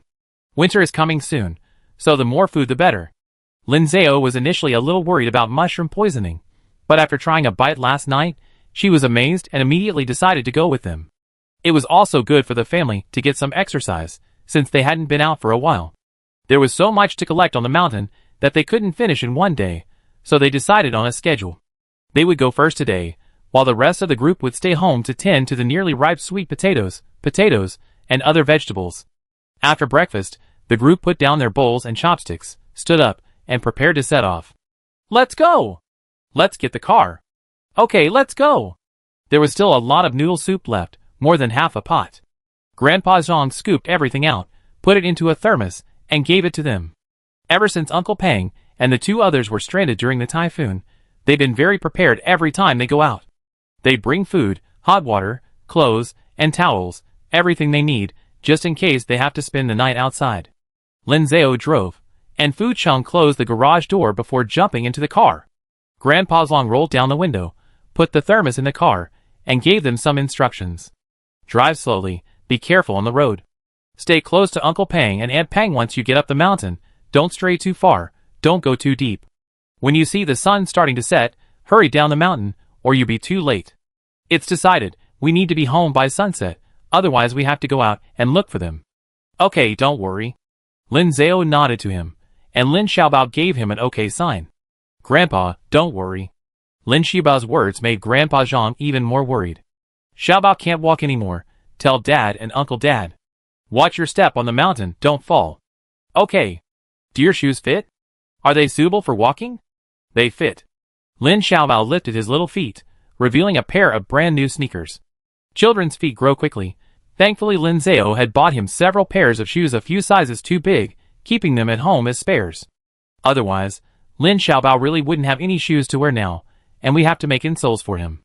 Lin Zhao said, if it really comes down to it, I have Cheng-Ji carry him. Anyway, Cheng-Ji is strong. Fu Chung nodded. Just then, Uncle Pang, Aunt Pang, and the two Maos also arrived in their van. Let's go, let's go! We're off. Goodbye, Grandpa. Goodbye. The sliding door opened, and Happiness Street set off again. Before heading up the mountain, they deliberately took a detour, stopping at a gas station first. The gasoline they had salvaged from the enemy's wrecked cars had long since run out. Happiness Street was once in a gasoline shortage crisis, even vans couldn't run. The three Maos ran outside, pried open abandoned cars, and sucked out the gasoline, persisting for over a month. Later, Lin Zhao and Fu Chung discovered the gas station when they went out. Two employees at the gas station had turned into zombies, and were locked in the break room. Lin Zhao fed them 2 pieces of steamed cake, and Fu Chung had a brief conversation with them. Finally, they retrieved the gas station's key from the inside pocket of their clothes. Previously, others had tried to approach the gas station, but they only took the merchandise from the retail store, avoiding the mutated employees, which allowed Lin Zhao and his group to snag the bargain. Now, they own the entire gas station. The gasoline was stored in underground tanks. Lin Zhao hadn't dug down to check, but conservatively estimated there were tens of thousands of liters, enough for a lifetime. Fu Chung hadn't abandoned the 2 zombies either, he took them up the mountain, letting them join his zombie army and teaching them to eat grass and grow potatoes. Taking advantage of the absence of others, Lin Zhao parked the pickup truck, with the van behind. The people in the vans jumped out, moving quietly, and even speaking softly. Quickly, quick, fill up. Fill up. This time, it was filling up in a physical sense. Lin Zhao took out his keys, and opened the fuel valve. Fu Chung skillfully opened the pickup truck's fuel tank cap, and raised the nozzle. In less than 10 minutes, both vehicles' tanks were 7 or 8/10 full. Lin Zhao shut off the valve, and put away the key, while Fu Chung shook the gas nozzle clean. Hong Mao grabbed 2 handfuls of dry soil from a nearby flower bed, and sprinkled it on the gas nozzle, and the ground, leaving no trace. Alright, let's go. The car slowly moved forward. Hong Mao ran a few steps, caught up, grabbed the car door, and jumped in. Let's go!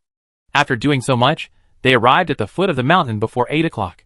There was a road on the mountain, but not many people were going up now. The roadside was overgrown with weeds, and there were only 2 tire tracks, probably made by themselves. They didn't dare park at the foot of the mountain, so they accelerated and followed the tracks up the mountain.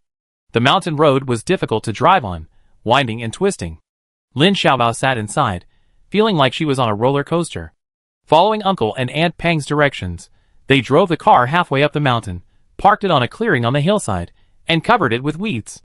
Hong Mao stayed in the car, watching his surroundings and the vehicle. The others got out, grabbed baskets, locked the doors and windows, and prepared to start picking. Hong Mao leaned against the car window and said earnestly, "Don't go too far, just pick nearby." "Okay." Aunt Pang waved her hand, "Just around here, not far. If anyone comes, I shout, and you have to come and save me. Don't worry, we won't abandon you. And also, if anyone gets tired, come quickly and relieve me."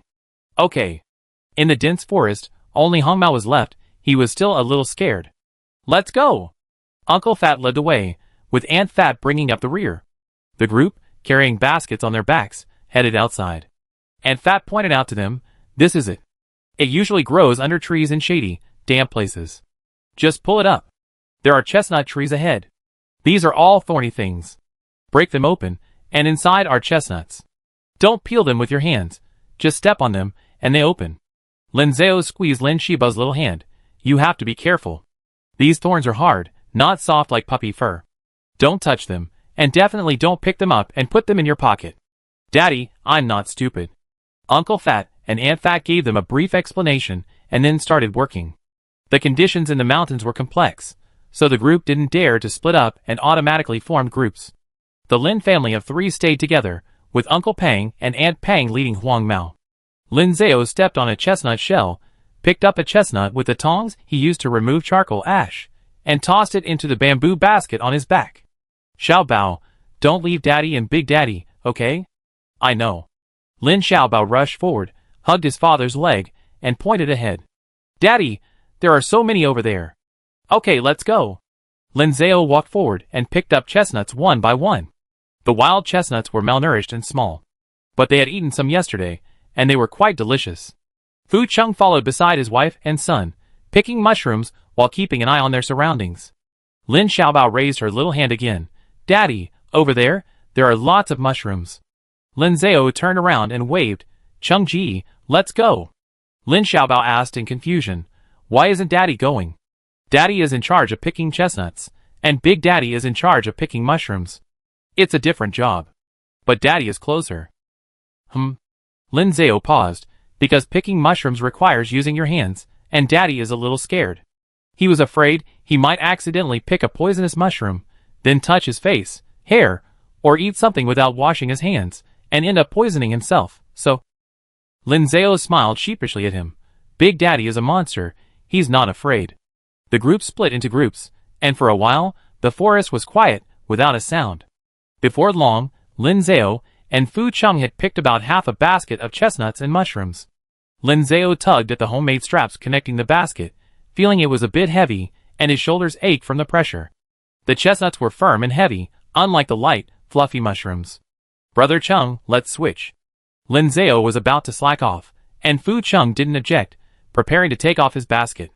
Just then, a scream suddenly came from the bushes. "Ah! Help!" Immediately afterward, several unfamiliar voices rang out in unison. "Ah!" Without time to switch baskets, Lin Zhao and Fu Chung exchanged a glance and rushed back. Lin Zhao picked up Lin Xiaobao, while Fu Chung shielded his wife and son. Uncle Pang, Aunt Pang, and another Mao also arrived, and the group quickly ran towards the source of the sound. "There are people here. There are others over here." Chapter 92. "Help! Help! You yellow-haired bastard, come save me. Aya! I'm dying!" Red Hair's terrified screams echoed through the dense forest. The group pushed through the undergrowth and ran back in a frantic rush. Yellow Hair was frantic, leading the way, followed closely by Uncle and Aunt Pang, with Lin Zhao's family bringing up the rear. "Red Hair! Red Hair! Hang in there! I'm coming! Hold on! Fight them with your weapons!" Lin Xiaobao, held in her father's arms, also raised her chubby little hand. "Brother Red Hair, we're here! Charge!" The group ran, pulling iron and wooden sticks from their baskets as weapons. They hacked their way through the undergrowth to the open space where the car had parked. Just as they were about to fight, they saw. "Ah! Help! Help me!" It was Red Hair. The van's doors and windows were tightly shut. He sat alone in the back, waving his arms and legs frantically, shouting out the window. "Don't hit us! Don't hit us! We're just passing by." It was an elderly man and 2 elderly women. A group of people, like them, were carrying baskets on their backs. They were probably terrified by the red-haired man. They had fallen into the grass, their eyes closed, frantically scratching. "Ah! Ah!" Neither side touched the other, nor did they hit anyone. They were simply using sonic attacks. "Ah!" The others stood in the middle, somewhat shocked and helpless, unsure what to say. "Well, if it really doesn't work, why don't you open your eyes and look around?" The yellow-haired man rushed forward and knocked on the van window twice. Red-haired man. "Stop!" The fat uncle and aunt also stepped forward, trying to help the group up. "It's all right. It's all right." Lin Zhao handed Lin Xiaobao to Fu Cheng, took out a bite stopper and a mask from her pocket, and put them on Fu Cheng. Stay behind me, and don't talk. Roar. Lin Zhao met Fu Cheng's gaze, thought for a moment, and added, don't make a sound. Fu Cheng kept his mouth shut, and nodded slightly. Lin Xiaobao pouted again, imitating her father, and drawled, oh. Lin Zhao continued, you too. Red Hair and several elderly men and women were still shouting, so the others had to shout even louder to drown them out. Calm down. Calm down. After a period of chaos, both sides were finally brought under control. Yellow Hair grabbed Red Hair by the hair and yanked him out of the car. Look closer. Uncle and Aunt Fatty also restrained several elderly men and women. We're not bad people. The elderly men and women were puzzled. You caught us, and you're still not bad people? If we hadn't caught you, you would have been moving around so much. Oh. Finally, everyone saw the scene clearly, fell silent, and looked at each other in bewilderment. Everyone asked in unison, and answered in unison, what are you doing here? We're here to pick mushrooms. Me too. I thought it was zombies or robbers. It scared me to death. Me too. Opposite them were several elderly men and women, not particularly old, but looking to be in their 50s or 60s. Lin Zhao's group outnumbered them, and weren't afraid. On the contrary, the other side was more afraid of them.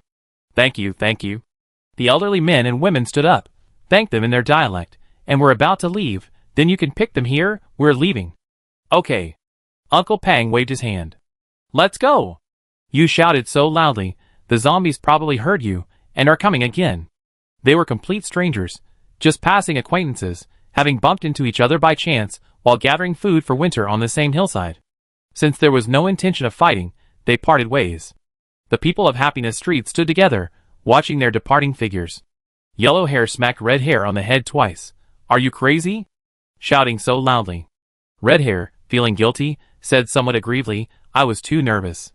But just then, an older woman suddenly turned around. She raised her eyelids, her cloudy eyes darting around, speaking in a dialect mixed with broken Mandarin, accompanied by a few gestures. Excuse me, do you have any fever reducers? For kids? Do you? We have pork, from a pig we just slaughtered, and some newborn piglets.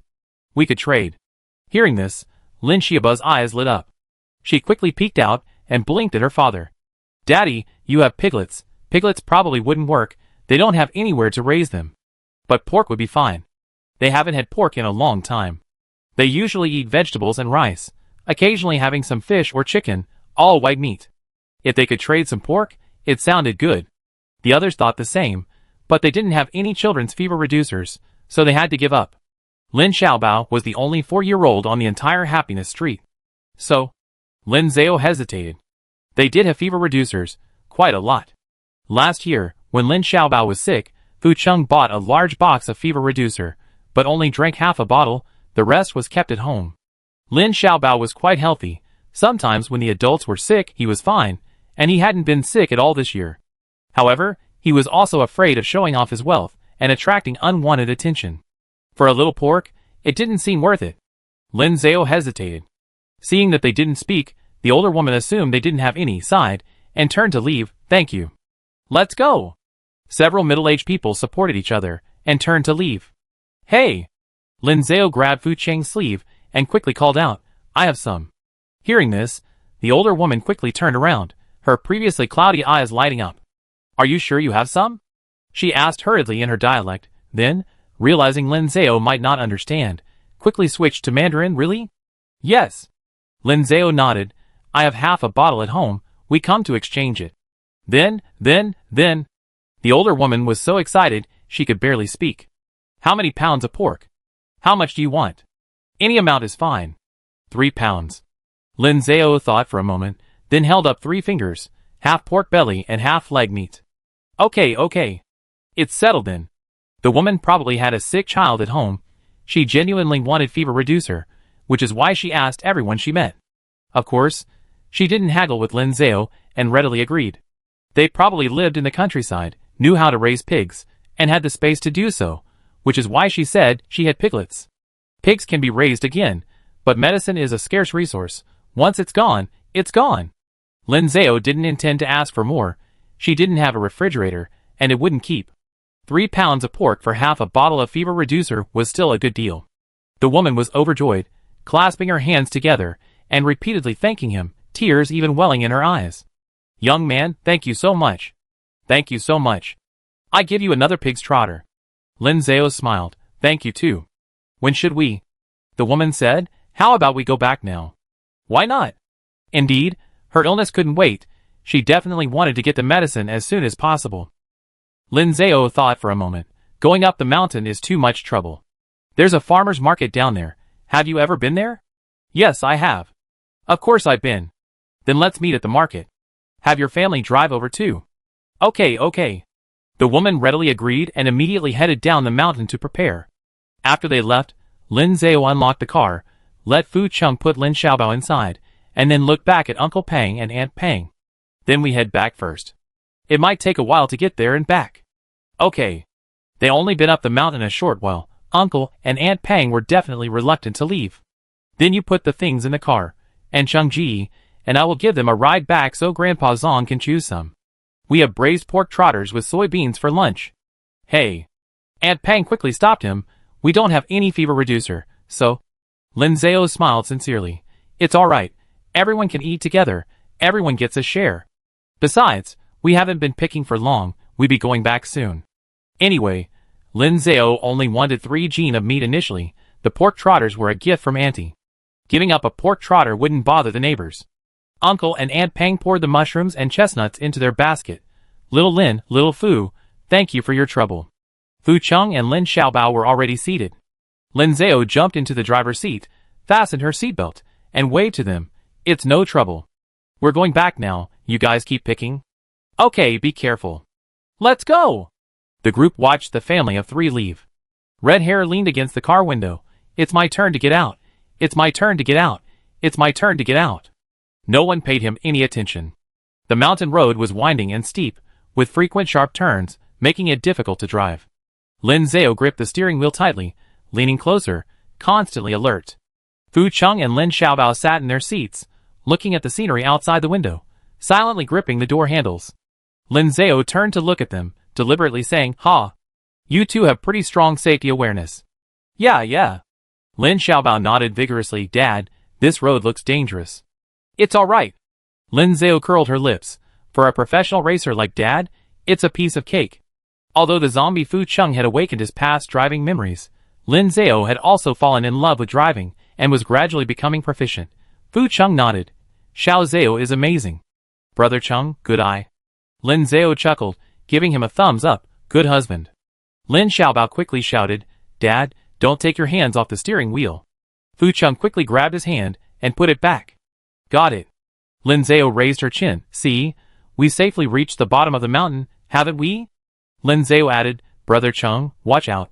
See if anyone's following us. It's always good to be cautious. It's best not to let others know where they live. Fu Cheng glanced back, then looked around. No. Okay. Lin Zhao stepped on the gas, accelerating towards Happiness Street. The family of 3 returned to Happiness Street, startling the people left behind. They thought something had happened, given their early return. Lin Zhao parked the car in the middle of the street, briefly explained the situation, and then ran home to grab half a bottle of fever reducer. It still had 2 years left before expiring. It was still usable. When Lin Zhao got out, a group of people, led by Grandpa Zhang, were gathered around the car, asking Lin Xiaobao all sorts of questions. Was it Grandpa or Grandma who asked you for fever-reducing medicine? It was a grandma with piglets. Did that grandma look nice? Was she a bad person? She has piglets.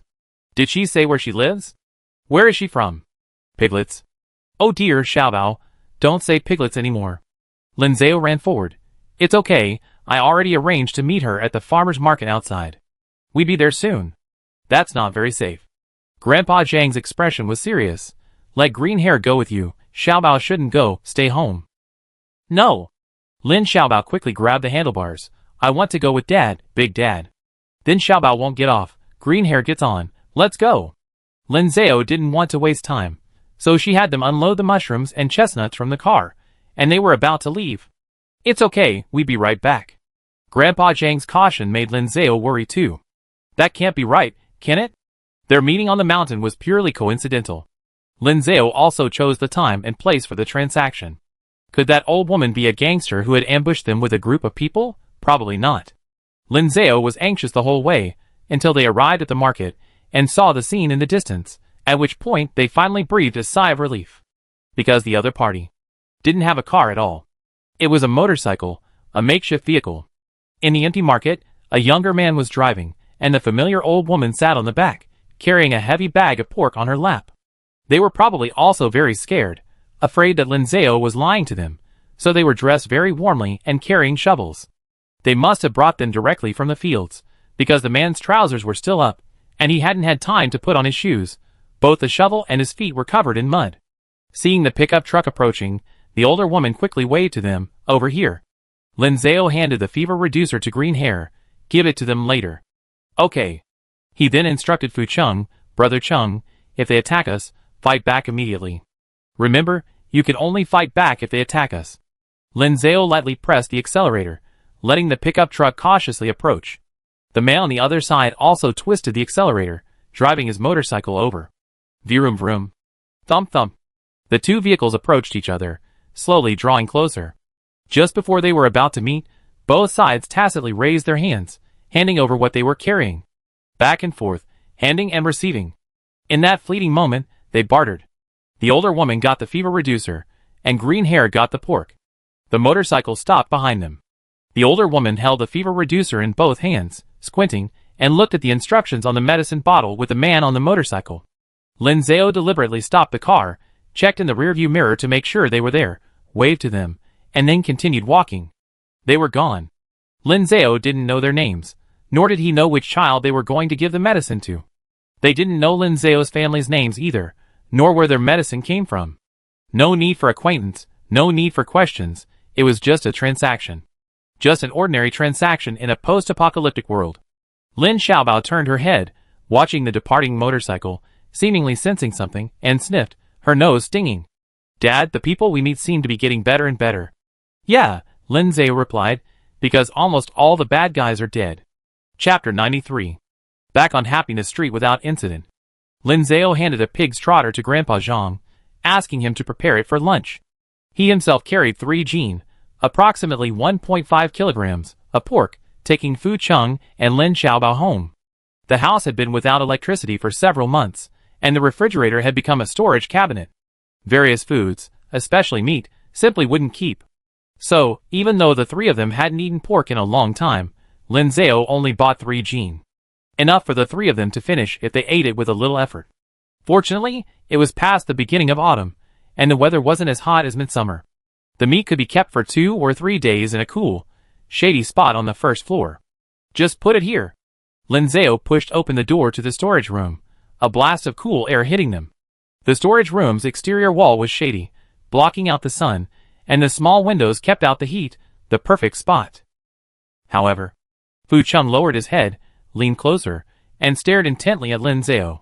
"Xiao Zhao, this is my room. It's a palace you specially prepared for me. How could you put pork here?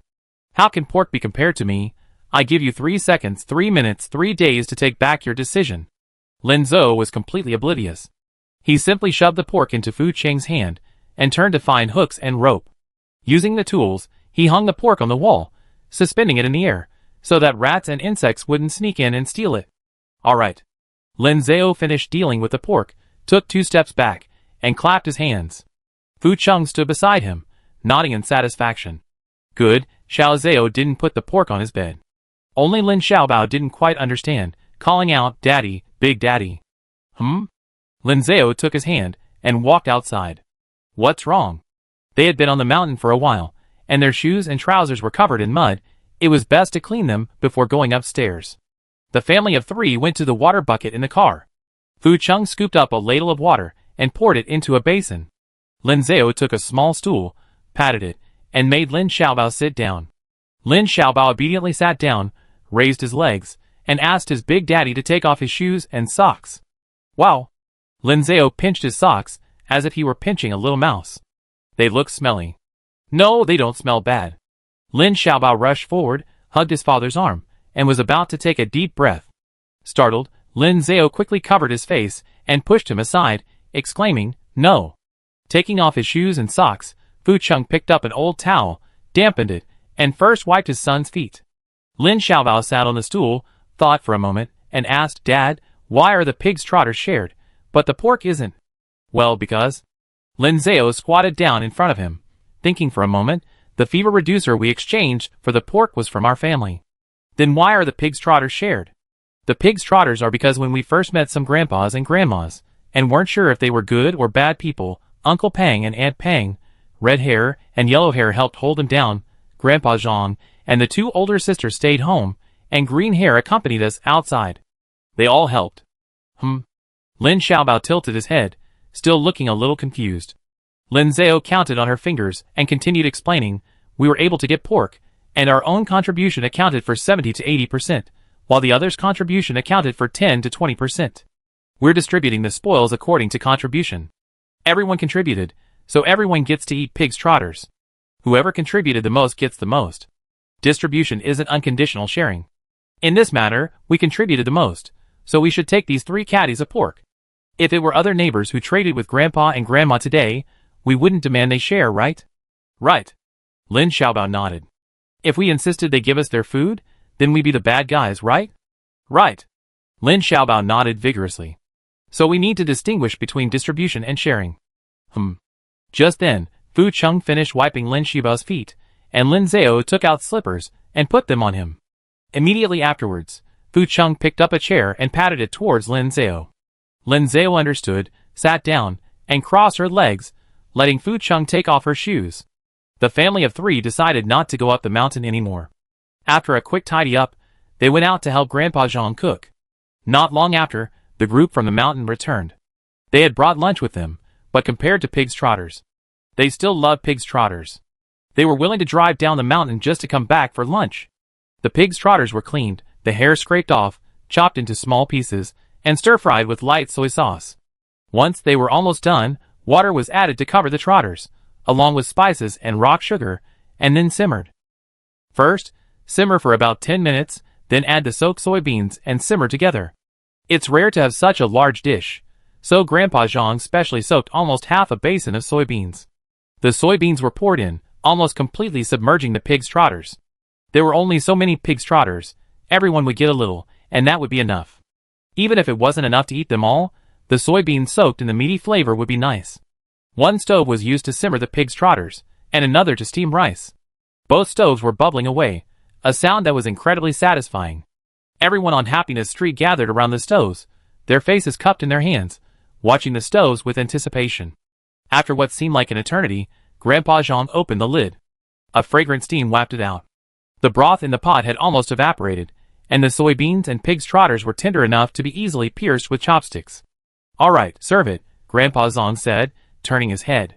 He was about to take a bowl to serve the dish when, a second later, Red Hair handed him the bowl. Grandpa Zhang turned his head to the other side, reaching for the spatula. The next second, Yellow Hair handed him the spatula. "Grandpa, it's here. Everything's ready." Grandpa Zhang gripped the spatula and ladled out the vegetables. "Is this enough? Should we cook a couple more dishes?" "No!" Everyone shouted in unison, "No other dishes. Let's eat now." "Okay." Grandpa Zhang finished ladling the vegetables, not spilling a single soybean. Green Hair rubbed his hands together and steadily picked up the bowl. A group of people lined up behind him, practically floating into warehouse number 4. "It smells so good. It's intoxicating." Who took an extra sniff? "Step forward." "Dad, they look like those people in the 43.99 minigame who got electrocuted by the beautiful girl with the electric eyes." Lin Xiaobao's comment. Lin Xiaobao had played this game before. It involved controlling a character with a mouse, sending electric shocks everywhere, stunning others. "You look like one too." Lin Zhao pinched his little nose. "Make your nose long, like a little elephant." A large bowl of pig's trotters was placed in the center of the round table. Today's lunch consisted of only a large pot of rice and a large pot of side dishes. A bowl of steaming rice was ladled out, and a spoonful of soybeans with pig's trotters was scooped up and placed on top. The fragrant broth slid down the rice, coating every grain. One bite, and it was hot, salty, and fragrant. So delicious that no one spoke, everyone was engrossed in eating.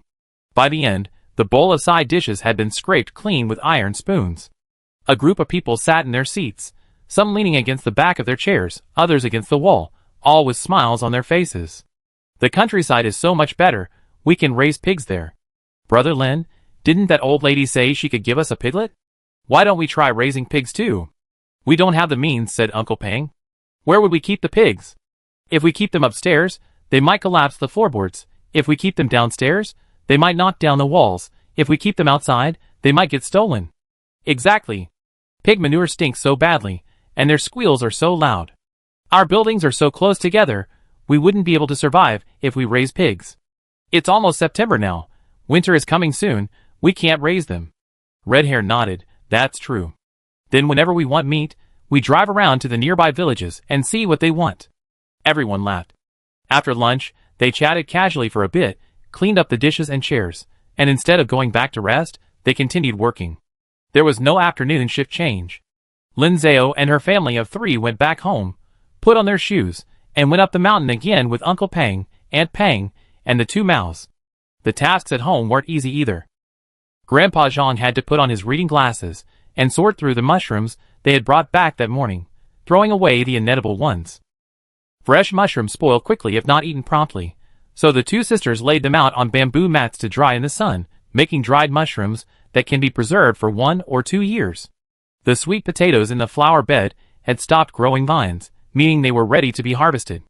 Thinking of making the most of everything, they quickly picked the edible sweet potato leaves to prevent them from withering after harvesting the sweet potatoes. So they had to harvest the sweet potato leaves while keeping an eye on the sky, ready to harvest the mushrooms at any time. Everyone worked hard, but everyone had eaten pig's trotters, and now they were full of energy. Red mushrooms have strict requirements for their growth environment. They must be harvested after the beginning of autumn, and only after 2 or 3 rains. After that, they won't be able to grow. Everyone on Xingfu Street made a duty roster, and everyone went up the mountain to pick mushrooms. They left early and returned late, traversing several hilltops, their shoes almost worn out.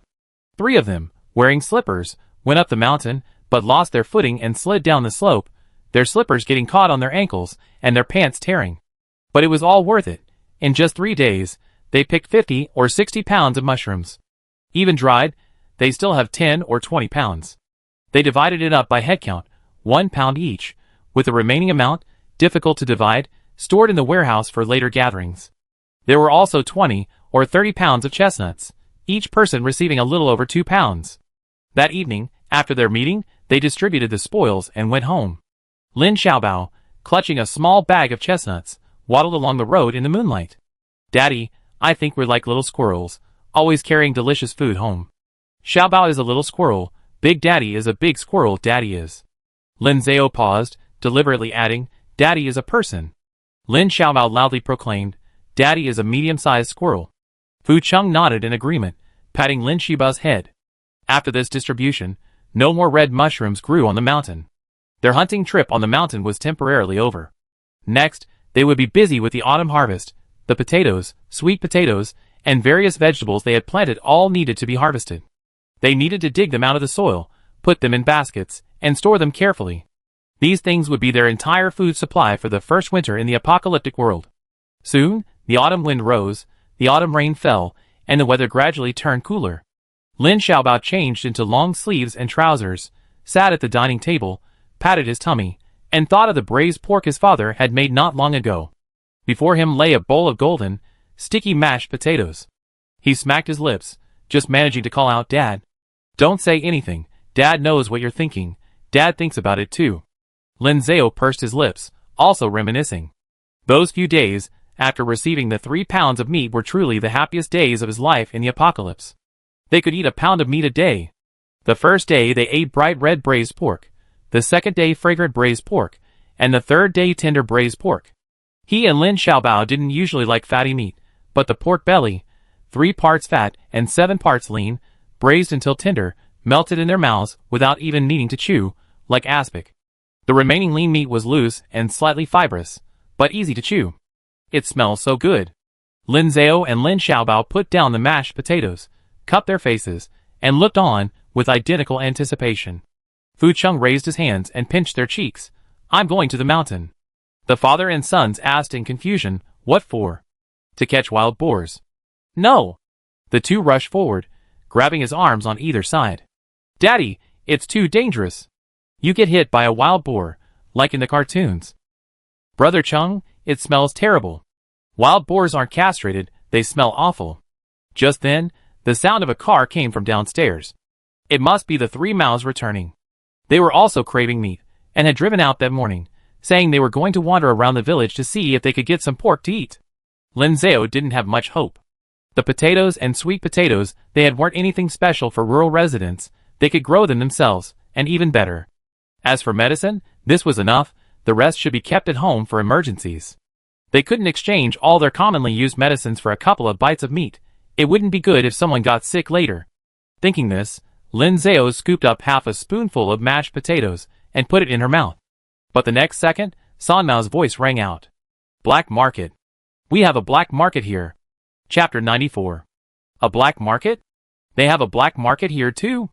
Is it what he thought? A black market where you can buy and sell things barter? Lin Zhao picked up his bowl and spoon, shoveled the remaining mashed potatoes into his mouth, chewed haphazardly a couple of times, and swallowed. Xiao Bao, eat slowly. When you're done, let Daddy wipe your mouth. Daddy's going downstairs to take a look. Lin Zhao said, standing up and turning to go downstairs. Seeing his father about to leave, Lin Xiaobao got a little anxious and quickly raised his little hand. Daddy, I want to go too. Take me with you. He'd been to the supermarket, but never to a black market. What's a black market? At this moment, Lin Zhao had already reached the living room. He turned back and patiently said to Lin Xiaobao, but you haven't finished eating yet. Lin Xiaobao turned his head, looking at Fu Chung expectantly. Daddy. The next second, Fu Chung also sped up and finished his portion of mashed potatoes. He took out the bite stopper, put it on, and stood up. Fu Chung picked up Lin Xiaobao's bowl with one hand and grabbed Lin Xiaobao with the other, tucking him under his arm. Lin Xiaobao, suspended in the air, gave his father a peace sign. Yay! He could take his food downstairs to eat. Okay, let's go! Lin Zhao hurried ahead. Fu Chung carried Lin Xiaobao, following behind him. The family of three went downstairs. Three mouths drove back in a van and parked in the middle of the street. Other neighbors, hearing the commotion, quickly came downstairs as well. A group of people gathered around the van, listening to Three Mao's story. Lin Zhao, afraid of missing any important information, quickly stepped forward to listen. As soon as he arrived, Green Hair suddenly pointed at him and said, That's the farmer's market where Brother Lin traded pork with that old lady last time. Lin Zhao pointed to himself, blinked, and said, Me? Yes, right there in that market. The three hares were incredibly excited, chattering away non-stop. There weren't too many people.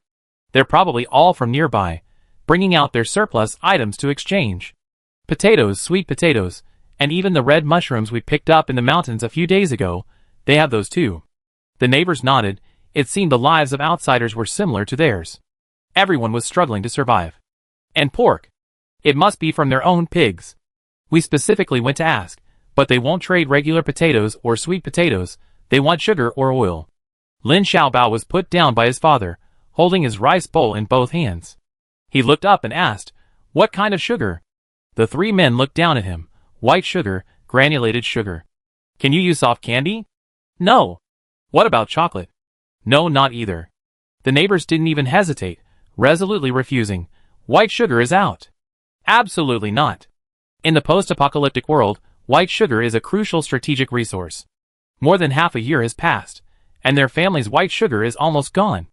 Thanks to Grandpa Zhang's small shop, Happiness Street still has a little white sugar in stock. They can't possibly trade it for pork. Hey! Don't be angry. The three men quickly reminded them, you can also trade it for oil. Strange. Lin Zhao wondered, can't pork be used to make oil? Why would they want to trade it for oil? The three pubic hairy men shook their heads simultaneously. No, it's gasoline. Gasoline. That's good. The neighbors immediately perked up, their eyes widening as they exchanged glances. Didn't they happen to own a gas station? Tens of thousands of liters of gasoline were stored in the underground tanks. However, strictly speaking, the gas station should belong to Lin Zhao and Fu Chung. So, the three pubic hairy men looked at them, tentatively asking. Red Hair asked, Brother Lin, Brother Fu, what do you need? What do we have that we can exchange? Green Hair also asked, or rather, do you need any farmhands? I can help you with chores, or keep watch at night. Yellow Hair followed up.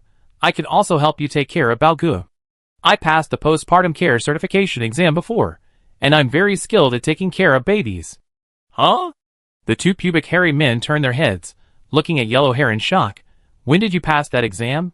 When I couldn't find a job before, I attended a charity training course. Lindsay couldn't help but laugh out loud.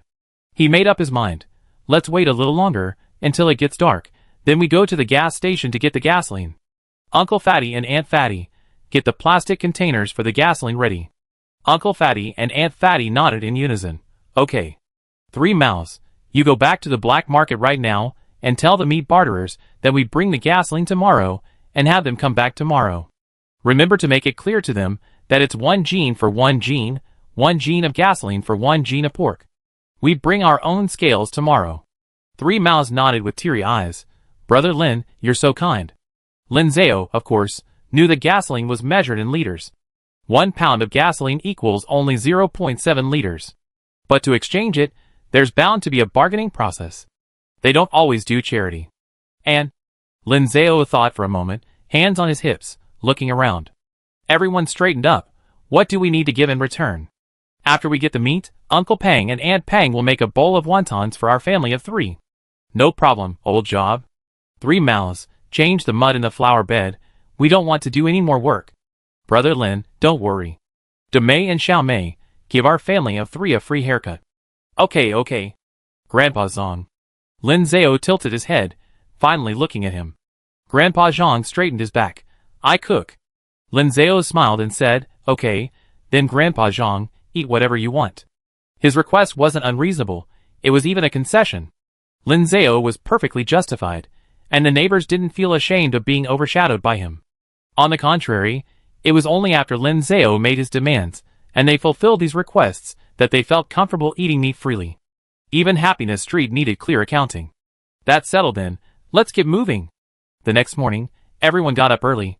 They finalized the vehicles and number of people going out. A minivan, driven by Yellow Hair, with Fatty in the passenger seat. Green Hair carried 2 cans of gasoline, sitting in a single seat in the middle row. Lin Zhao and Fu Chung sat in the back.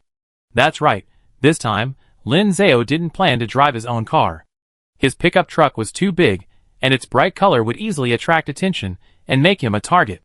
There weren't many people at the black market, but there were definitely a fair number. It wouldn't be good if they led people back to Happiness Street. This dilapidated van was more suitable. But since this was their first time doing business, they were worried about the other party's aggressive tactics, so they sent 5 people, each armed. Lin Zhao's fighting ability was average, but he had a chainsaw.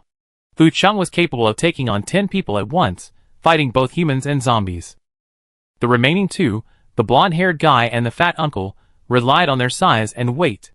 The sliding door at the street corner opened, and the group was eager to go. Let's go! The red-haired guy chased after the van for a couple of steps. I love lean meat. Get more lean meat. Lin Xiaobao wanted to chase after it too, but the 2 sisters held her back, one on each side. Daddy, Big Daddy, I wait for you to come back.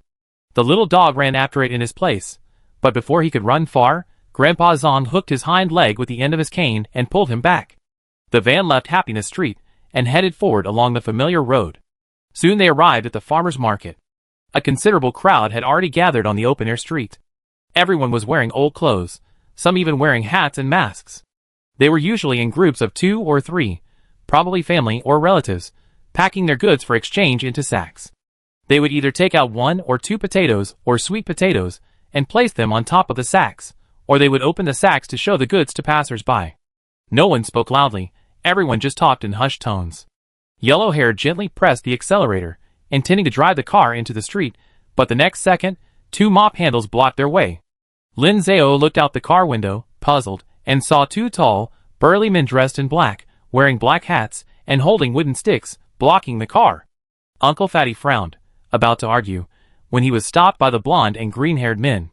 The 2 had been there yesterday. They knew the rules and quickly explained, black market transactions don't happen automatically, they're organized by a group of people. These people are here to keep order and protect those inside. If anyone steals something or breaks a deal, they intervene.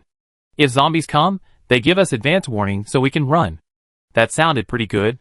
Lin Zhao looked around and indeed saw several men nearby, dressed similarly to them. Some stood with their arms crossed, observing the street corners outside, while others stood outside the crowd, watching the people making transactions. Lin Zhao whispered, "They look like gangsters, but they're actually fair-weather friends." Everyone laughed at his statement. Green Hair added, "You have to pay a potato to go in, one for each person, as an entrance fee." Lin Zhao exclaimed, "That's expensive." He took back his claim that they were fair-weather friends. "Can't the people inside just come out and exchange them?" "Difficult." Green Hair lowered his voice. "In this world, nobody trusts anyone. What if we get robbed? At least it's safer inside, with someone watching." True, a potato could buy a moment of fairness and safety. It didn't seem too expensive. "It's okay, it's just a few potatoes, we cover it." Green Hair took out a potato and handed it to Lin Zhao, asking him to pass it around. Lin Zhao, hiding behind Fu Chung, rolled down the car window, just about to hand over the item. Suddenly, his eyes lit up, and he rushed to the window, shouting, "Hey! Xiao Gao! Xiao Lu!" The two men in black who had blocked his way were startled for a moment, then looked at him, their eyes lighting up with visibly delight. "Brother Lin?" Lin Zhao waved to them. "It's me." The two men quickly stepped forward, removing their hats. "Where's Brother Fu?" Lin Zhao patted Fu Chung, who was standing in front of him. "He's here. We came together." Fu Chung was wearing a bite blocker and a mask. No wonder they didn't recognize him. Meeting their gaze, Fu Chung nodded slightly and replied, "Yes." Lin Zhao certainly recognized these two men. They were both his and Fu Cheng's classmates and brothers.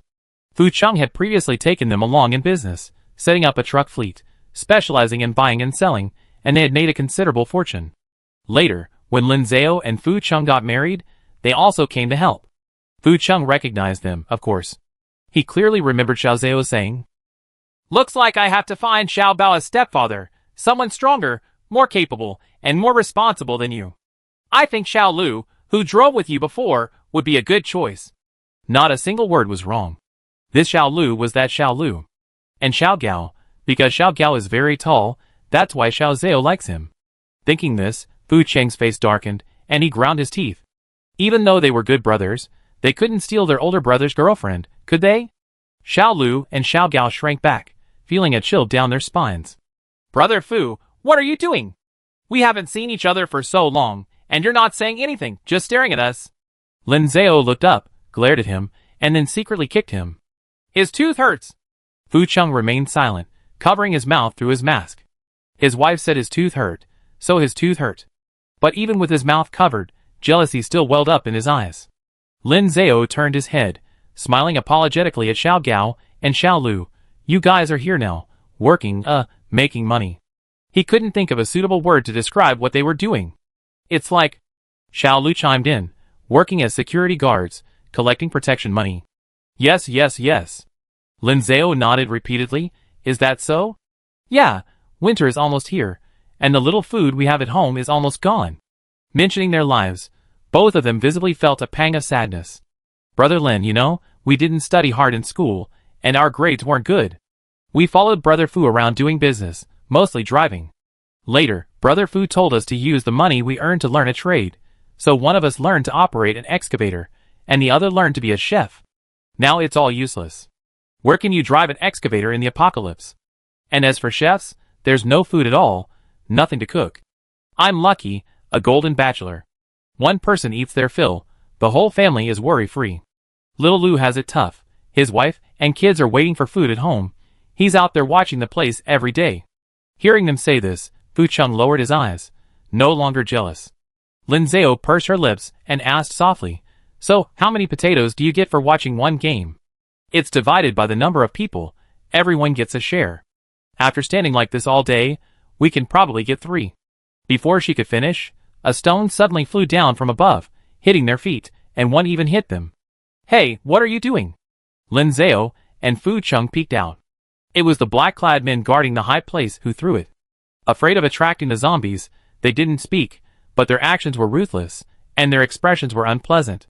Clearly, they had seen Xiao Lu and Xiao Gao talking to them, and didn't want them to talk for too long. Meeting their unfriendly gazes, Xiao Lu and Xiao Gao shrank back and quickened their pace. "We get 3 or 4 potatoes a day, that's enough for us, don't worry about us." "How many of you?" 5? "Just bring 3 potatoes. It's alright, we're all on the same side." We also think the price is a bit high. Just cover them a little, they won't see. Xiao Lu and Xiao Gao wanted to save them food, but Lin Zhao looked at them, recalling how they had been pelted with stones and given the cold shoulder, and guessed that their status here was probably not high, just errand runners. He thought about it, and decided not to do so. He counted out 5 potatoes, and handed them to them. No need, I don't want to trouble you. When do you get off work? We can talk after you finish. The 2 men exchanged a glance. We don't get off work until midnight, so... Lin Zhao glanced at his watch. That's perfect, it'd be time in a few hours. Brother Lin, it's midnight. The black market is busier at night. Many people come at night. Then, Lin Zhao hesitated. It's only 8 in the morning now. They have to stand until midnight to exchange for a few potatoes. That's too long. Okay then. Lin Zhao didn't know what to do, so he just lowered his head, avoiding their gaze. When you're free, we can talk again. We go in first. Brother Lin, should we go in with you? The people inside are usually quite law-abiding, but we're afraid some might try to cheat. It's alright, we arranged it yesterday. Okay, call us anytime if you need anything. Okay. Lin Zhao nodded, sighing inwardly. Xiao Lu and Xiao Gao stepped back, moved the wooden plank roadblock blocking the road, and let the van in. The 2 Maos had arranged to meet the people they traded pork with at the street corner. They could see the van as soon as it drove in. 3 people arrived, carrying sacks of pork wrapped in straw, making it impossible to tell what it was. Upon meeting, both sides nodded briefly without exchanging a word before taking out their belongings and scales. The other side used an old-fashioned steelyard balance, while Lin Zhao's was an electronic scale, pre-charged when powered. Both sides hid in a secluded corner, silently weighing the goods to confirm the weight was correct. After that, they exchanged the goods and took them away. No one spoke throughout the entire process. Lin Zhao had received about 10 pounds of pork and was about to leave when several men with iron bars strapped to their waists stopped him, saying they wanted to drain the water. Before they could react, some were jerking the meat, others were using knives, and one man made a clean cut down the middle of the pork. Everyone stared at the pork about to be cut away, looking up in disbelief. The other men also poured out most of a can of gasoline, leaving only a small amount. The 3 men clenched their fists, angry but unable to speak out. Lin Zhao pulled Fu Chung aside and patiently asked, "What are your rules for draining the water here?" Yesterday, they were so busy haggling with the meat vendor that they had no idea they were taking a cut. The butcher didn't even look up, coldly saying 1/10. That can't be that much, can it? This weighs 2 or 3 pounds. With Lin Zhao leading the way, the others emboldened. That's right, we all brought scales, let's weigh it. They take 1/10 of the gasoline? This is already half. The 2 men were the most agitated. Wait, when we asked yesterday, they didn't say they were taking a cut, did they? Didn't you say it was enough after we handed over the potatoes? Why are you taking a cut now? That doesn't seem right. The vendor remained unmoved. Pork and gasoline are scarce commodities, so we take a larger cut. The group became chaotic, about to start a commotion. Xiao Lu and Xiao Gao, the gatekeepers outside, heard the commotion and rushed over. What's wrong? What's wrong? Hey! The blonde-haired guy quickly grabbed them. We asked them yesterday, and they said we just needed to hand over the potatoes. They didn't say we needed to pump water. Xiao Lu and Xiao Gao also looked bewildered. Yeah, they said we didn't need to pump water. You know, Brother Lin and Brother Fu, you can't cheat us. No! The 2 were almost in tears. They said we didn't need to pump water. We told everyone we didn't need to, and they didn't pump water the past few days. It's just potatoes. How could we cheat, Brother Fu? It's okay, don't worry.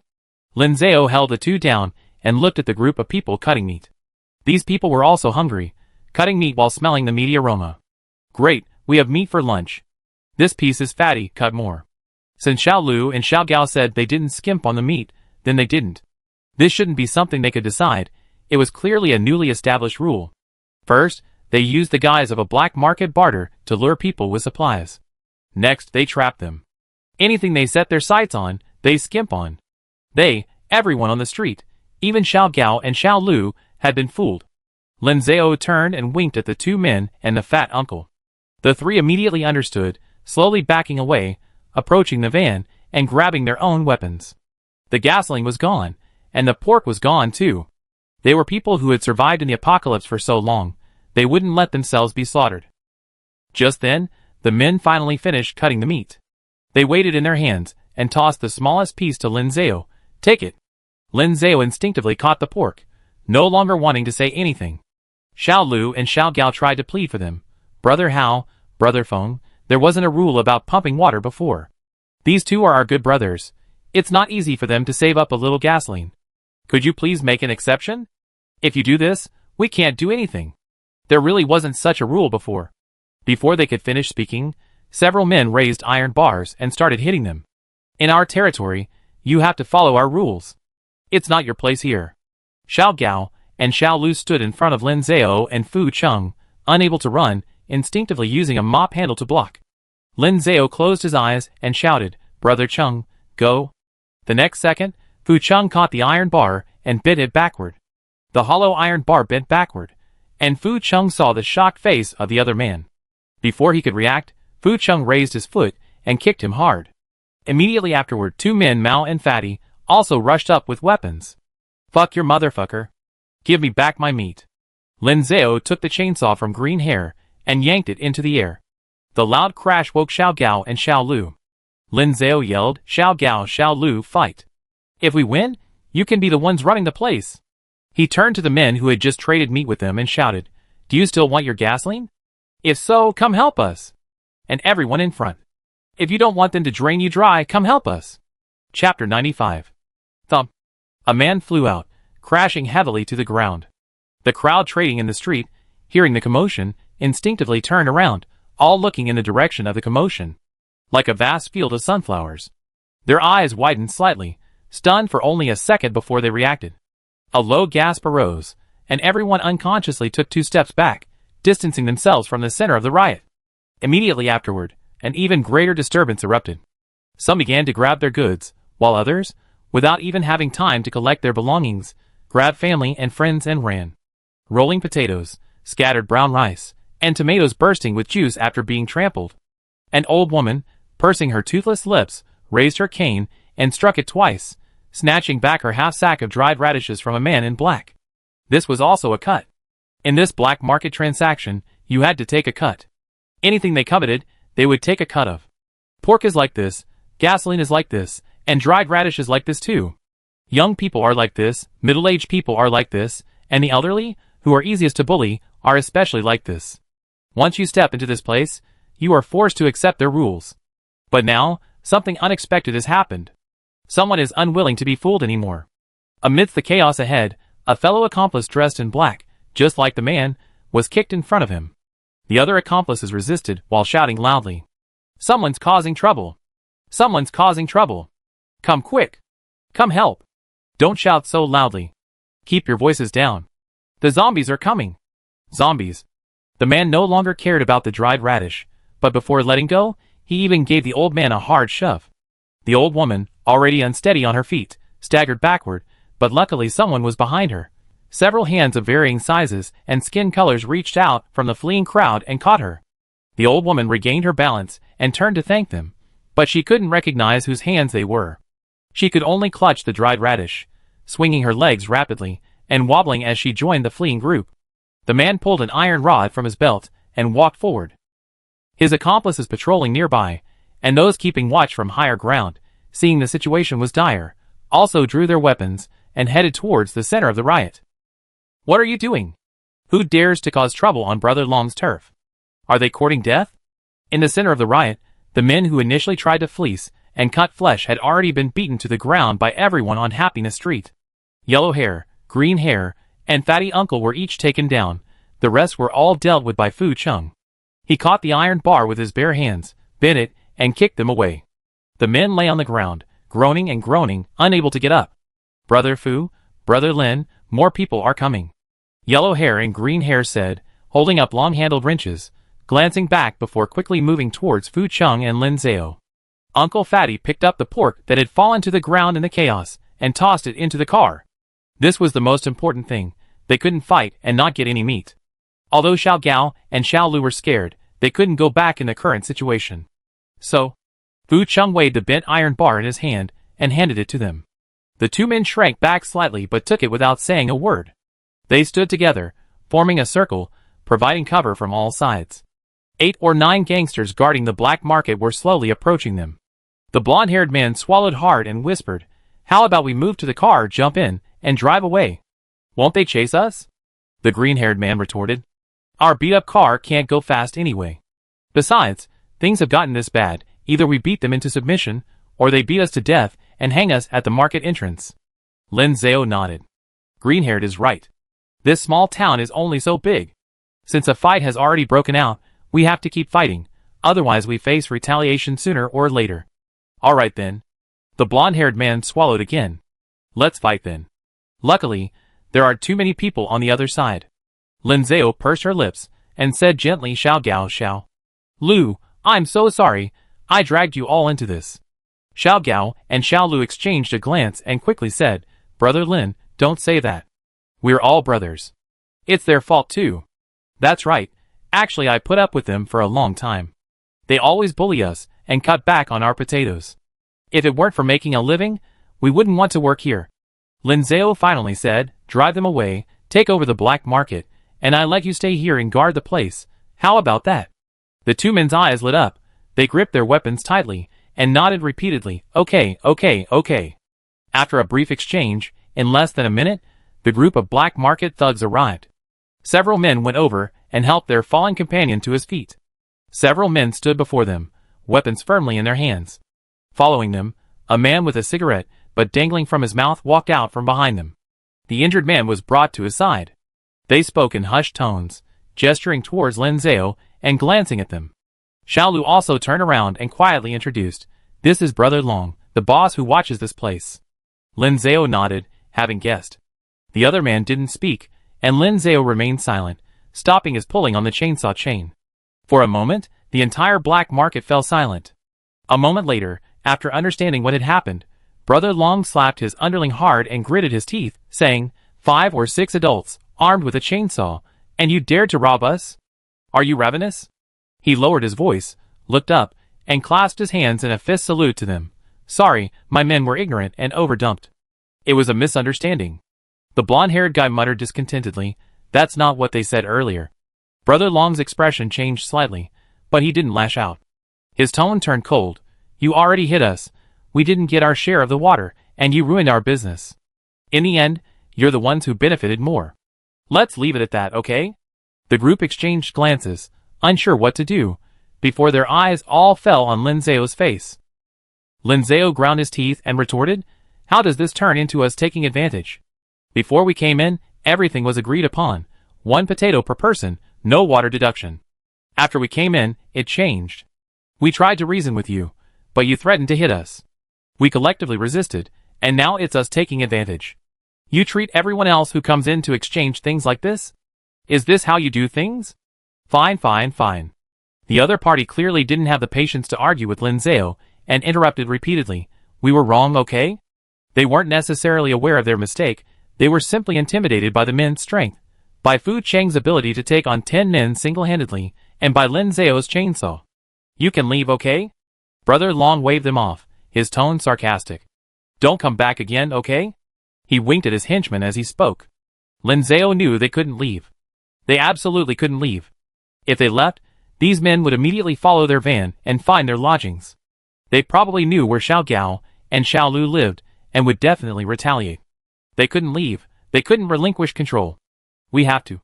Brother Long continued his rambling, "We run a black market, making a little dirty money. Look at those old men and women who are about to die, they're just eating for free, they might as well give it to us. And those farmers living nearby, they grow crops, raise chickens and ducks, they can't eat it all anyway, they might as well give us some. They come here to exchange goods, I protect their safety, so charging them a little protection money isn't unreasonable, is it? There are zombies everywhere, it's survival of the fittest, I haven't lured them in to kill and eat them, I'm already being very kind." It was all sophistry. Lin Zhao ignored him completely. He took a deep breath, squeezed Fu Cheng's hand, and whispered in a voice loud enough for everyone around him to hear, "I count to 3. 3. Before Lin Zhao could finish speaking, suddenly, a dark figure darted out from the corner. The man approached Brother Long from behind, raised the hammer high, and brought it down heavily. Brother Long screamed in agony as he collapsed. Unfortunately, the impact missed, landing only on his shoulder. Lin Zhao didn't even have time to count to 3 before pulling the chainsaw. "Go!" Fu Chung charged forward, punching the man to the ground. Following him, Xiao Gao and Xiao Lu, Yellow Hair and Green Hair, and Uncle Fatty all pounced. And Lin Zhao stared wide-eyed in disbelief at the scene before him. There were about a dozen people who had already left the black market. They had settled their families and friends and returned. He had thought his efforts to win them over had failed, and that everyone had fled. The group picked up weapons from the ground: iron bars, wooden sticks, steel pipes, rebar, even carrying poles and hose. They used everything they could. They brandished their weapons, charging head-on at the enemy. So you're the only one who likes to rip off others, huh? So you're the only one who ripped off 18 of my potatoes, huh? So you're the only one who looks down on the elderly, huh? So you're the only one who looks down on farmers, huh? So you're the only one who ripped off half of my dad's sweet potatoes, huh? You know what he'd do when he gets back. It seemed this black market, which hadn't been open long, had already caused widespread resentment due to its rigging and robbery. Before this, these people thought they were the exception and were afraid of the enemy's superior numbers, which was why they hadn't dared to resist. Now that someone had taken the lead, they naturally followed suit quickly. Before long, several henchmen were beaten to a pulp, begging for mercy. They didn't care about their boss or the rigging anymore, struggling to run away. But as soon as they ran, they were caught again, pinned to the ground, and brutally beaten. Fu Chung grabbed Brother Long's head, pinched it hard, and forced him to kneel on the ground to apologize. Tears and snot streamed down Long Ji's face as he clasped his hands together, unable to even utter a plea for mercy. But just then, someone shouted, "Stop fighting! The zombies are coming! The zombies are coming!" Zombies are different from humans. Fighting with humans is easy. You can fight however you want, without fear of injury, as long as you don't die. But if a zombie scratches you, it's all over. So, upon hearing this, everyone immediately stopped what they were doing and turned to look. Sure enough, from the other side of the street, about a dozen humanoid creatures were slowly approaching. Lin Zhao looked around, pointed to the building next to the market, and began to give instructions. "Everyone, quickly go inside and hide. Quickly! Yellow Hair, Green Hair, drive the car straight in. Drive it into the shop." Everyone who had come to help earlier rushed towards the building. Yellow Hair and Green Hair jumped into the car, one in the driver's seat and the other in the passenger seat, the two working in perfect harmony, driving the car forward. Lin Zhao lunged forward, grabbing Fu Cheng's arm. "All right, crushing his head is enough. The zombies will come and eat them. Let's go!" The stench of blood in the air made the zombies even more agitated, and they moved even faster. Next to the market was a two-story building. Before the zombie outbreak, the first floor was shops, and the second floor was a street market selling clothes and shoes. The shop shutters had already been pried open by Brother Long's gang, and the iron door leading to the second floor had also been broken open. Some of them ran up to the second floor and locked the iron door with a chain. Lin Zhao, holding Fu Cheng's hand, led a large group of people to the shop on the first floor that Brother Long used as a rest area, and hid inside. The blonde and green-haired men also drove in, looking somewhat uncertain. "Can we come in here?" "Yes, come in, come in." Lin Zhao and Fu Chung stood in front of the car, waving to them. The others helped direct them. "There's room on the left, there's room on the right, hurry up." Finally, before the zombies reached the market, the car was completely inside the shops. Uncle Fatty and several men rushed forward and slammed the roller shutters shut. Shortly after, there were sounds of knocking, some urgent, some soft. It was unclear whether it was Brother Long and his henchmen calling for help, or if the zombies had arrived. They couldn't see through the roller shutter. Although it was daytime, the shop windows were small, and the light didn't penetrate, making it somewhat dim. Lin Zhao pulled Fu Chung aside, pushed through the others, and went to find the blonde and green-haired men. Through the car window, he pointed to the doors and windows, and finally waved his hand. "Don't get out of the car, lock the doors and windows." He then beckoned to Uncle Peng, Xiao Gao, and Xiao Lu, signaling them to gather around. Everyone huddled together by the van, constantly observing their surroundings. The situation had been urgent. The zombies had been attracted by the noise, leaving them no choice but to hide inside with the others. Although these people had just fought alongside them against Brother Long, they were complete strangers and knew nothing about him. What if they saw the shop was closed, coveted their supplies, and suddenly attacked? That would be disastrous. Therefore, it was best for these trusted individuals to stick together. Having just gone through a battle, Lin Zhao was exhausted. He leaned against the van, pinning the chainsaw to the ground, his hands still gripping the handles tightly. Fu Chung stood in front of him, his arms wrapped around him, holding him securely in his embrace. Feeling a familiar sense of security, Lin Zhao finally breathed a sigh of relief, looked up, and surveyed his surroundings. Brother Long's rest room wasn't shabby. It contained quite a few things. There were basic potatoes and sweet potatoes, chicken and pork, and even cigarettes and alcohol. It was clear he lived a comfortable life, all thanks to running this black market and profiting from its commissions. The next second, someone spoke from the darkness. A man said, "Half a bag of these sweet potatoes belongs to my family, I want to take them." Immediately someone asked, "Why?" "Just because you say it's yours doesn't mean it's yours." Lin Zhao jumped, quickly straightening up and adopting a defensive stance, gently trying to calm things down. Don't argue, the zombies are still outside, keep your voices down." But then the man added, "My child is sick at home, and my dad heard we could get medicine here, so he brought a bag of sweet potatoes to exchange for it. But he didn't get the medicine, and they even took half a bag of sweet potatoes." In the darkness, the man blew his nose, his voice choked with emotion. After he got back, he wouldn't eat or drink, saying he was sorry to us, and yesterday he even tried to hang himself. Luckily we found him early, otherwise. This half bag of sweet potatoes belongs to my family, and this bag of urea is also my family's. I want to take them both back. This time, no one in the shop spoke. They all agreed. Lin Zhao breathed a sigh of relief and leaned back against the car. That Brother Long, he really caused trouble. They claimed they were only collecting protection money, but what was the reality? They knew better than anyone that in this apocalyptic world, food was life. Ordinary people, unaware of the truth and driven by family needs, brought their only possessions that could be exchanged for money, full of hope, and arrived at the black market. They didn't get what they needed. Instead, they had so much stuff drained away. How could they accept this? They could only blame themselves, berate themselves for trusting others too easily, for letting down their families and children, until they committed suicide. Outside the roller shutter, the howls of zombies, Brother Long's screams, and the cries for help from his underlings could be heard. Some of them might have already been torn to pieces by the zombies. Some might have already escaped. But no one wanted to go out and rescue them. No one would go out and rescue them. Since they believed in the law of the jungle, there was no need for others to provide them with any humanitarian aid. This was their own choice. Lin Zhao turned to look outside, tugged at Fu Cheng's collar, pulled him close, and whispered, "Do you know those people outside?" Fu Cheng shook his head. The zombies under his control now lived in the mountains, eating grass and potatoes. They were far away, and wouldn't arrive in such a short time. Lin Zhao nodded, burying his face in Fu Cheng's chest, relieved but also somewhat worried. It seemed many zombies remained hidden in the city, untamed by Fu Cheng. They still needed to be careful when going out. Sometimes, zombies were their friends. Sometimes, zombies were weapons against enemies. He and Fu Cheng had already suffered the greatest loss at the hands of zombies. Lin Zhao leaned against Fu Cheng, unable to hear his heartbeat, but following his breathing, he slowly calmed down. He took a deep breath and whispered, "The black market will continue." In the darkness, he couldn't see the expressions of the others, but he knew that as soon as he said this, they were all looking at him.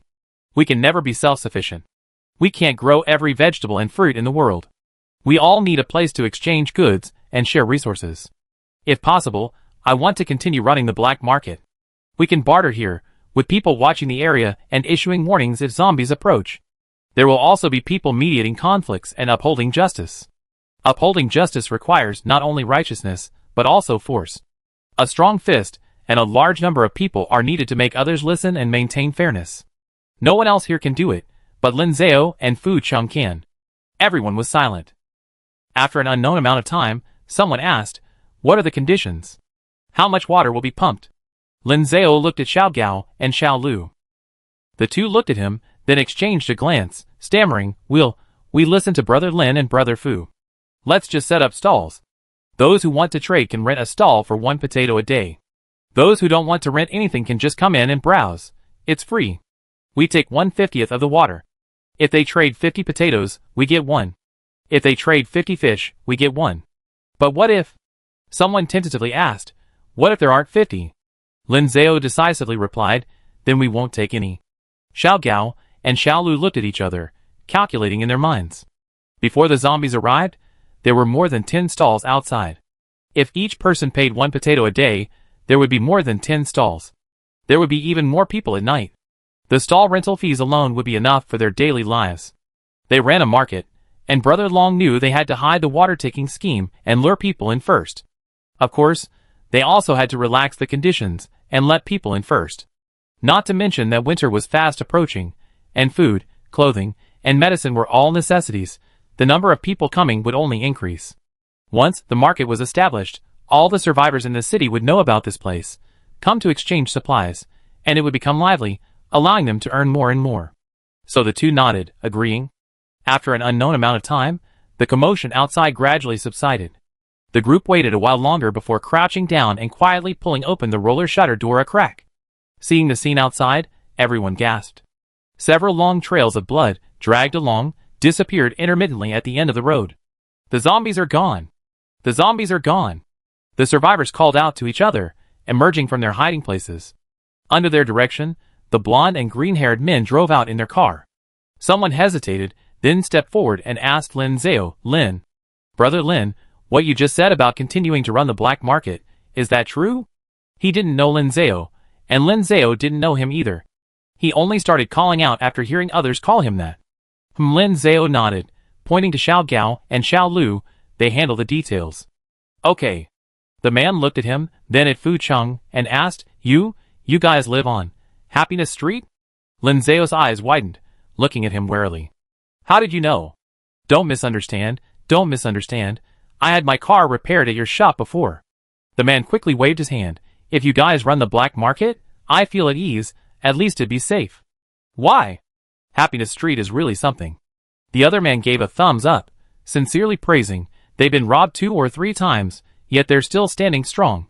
The whole town is buzzing with the news, saying you guys are the invincible street. Lin Zhao scratched his head, a little embarrassed. Really? The van pulled up, and the pork was in hand. The blonde-haired guy knocked on the window. Brother Lin, Brother Fu, let's go.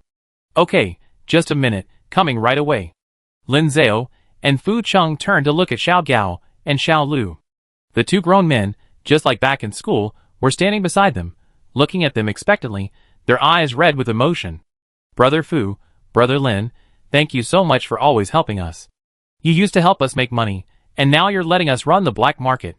Of course, they knew the black market was highly profitable. If Lin Zhao and Fu Cheng took over, they could definitely live a life of luxury. But they gave them this lucrative opportunity. Don't overthink it. Lin Zhao said, Cheng Ji and I are just too lazy to come every day. The black market is still ours. You guys are responsible for cleaning, keeping an eye on the place, and giving us 5 potatoes every month, understand?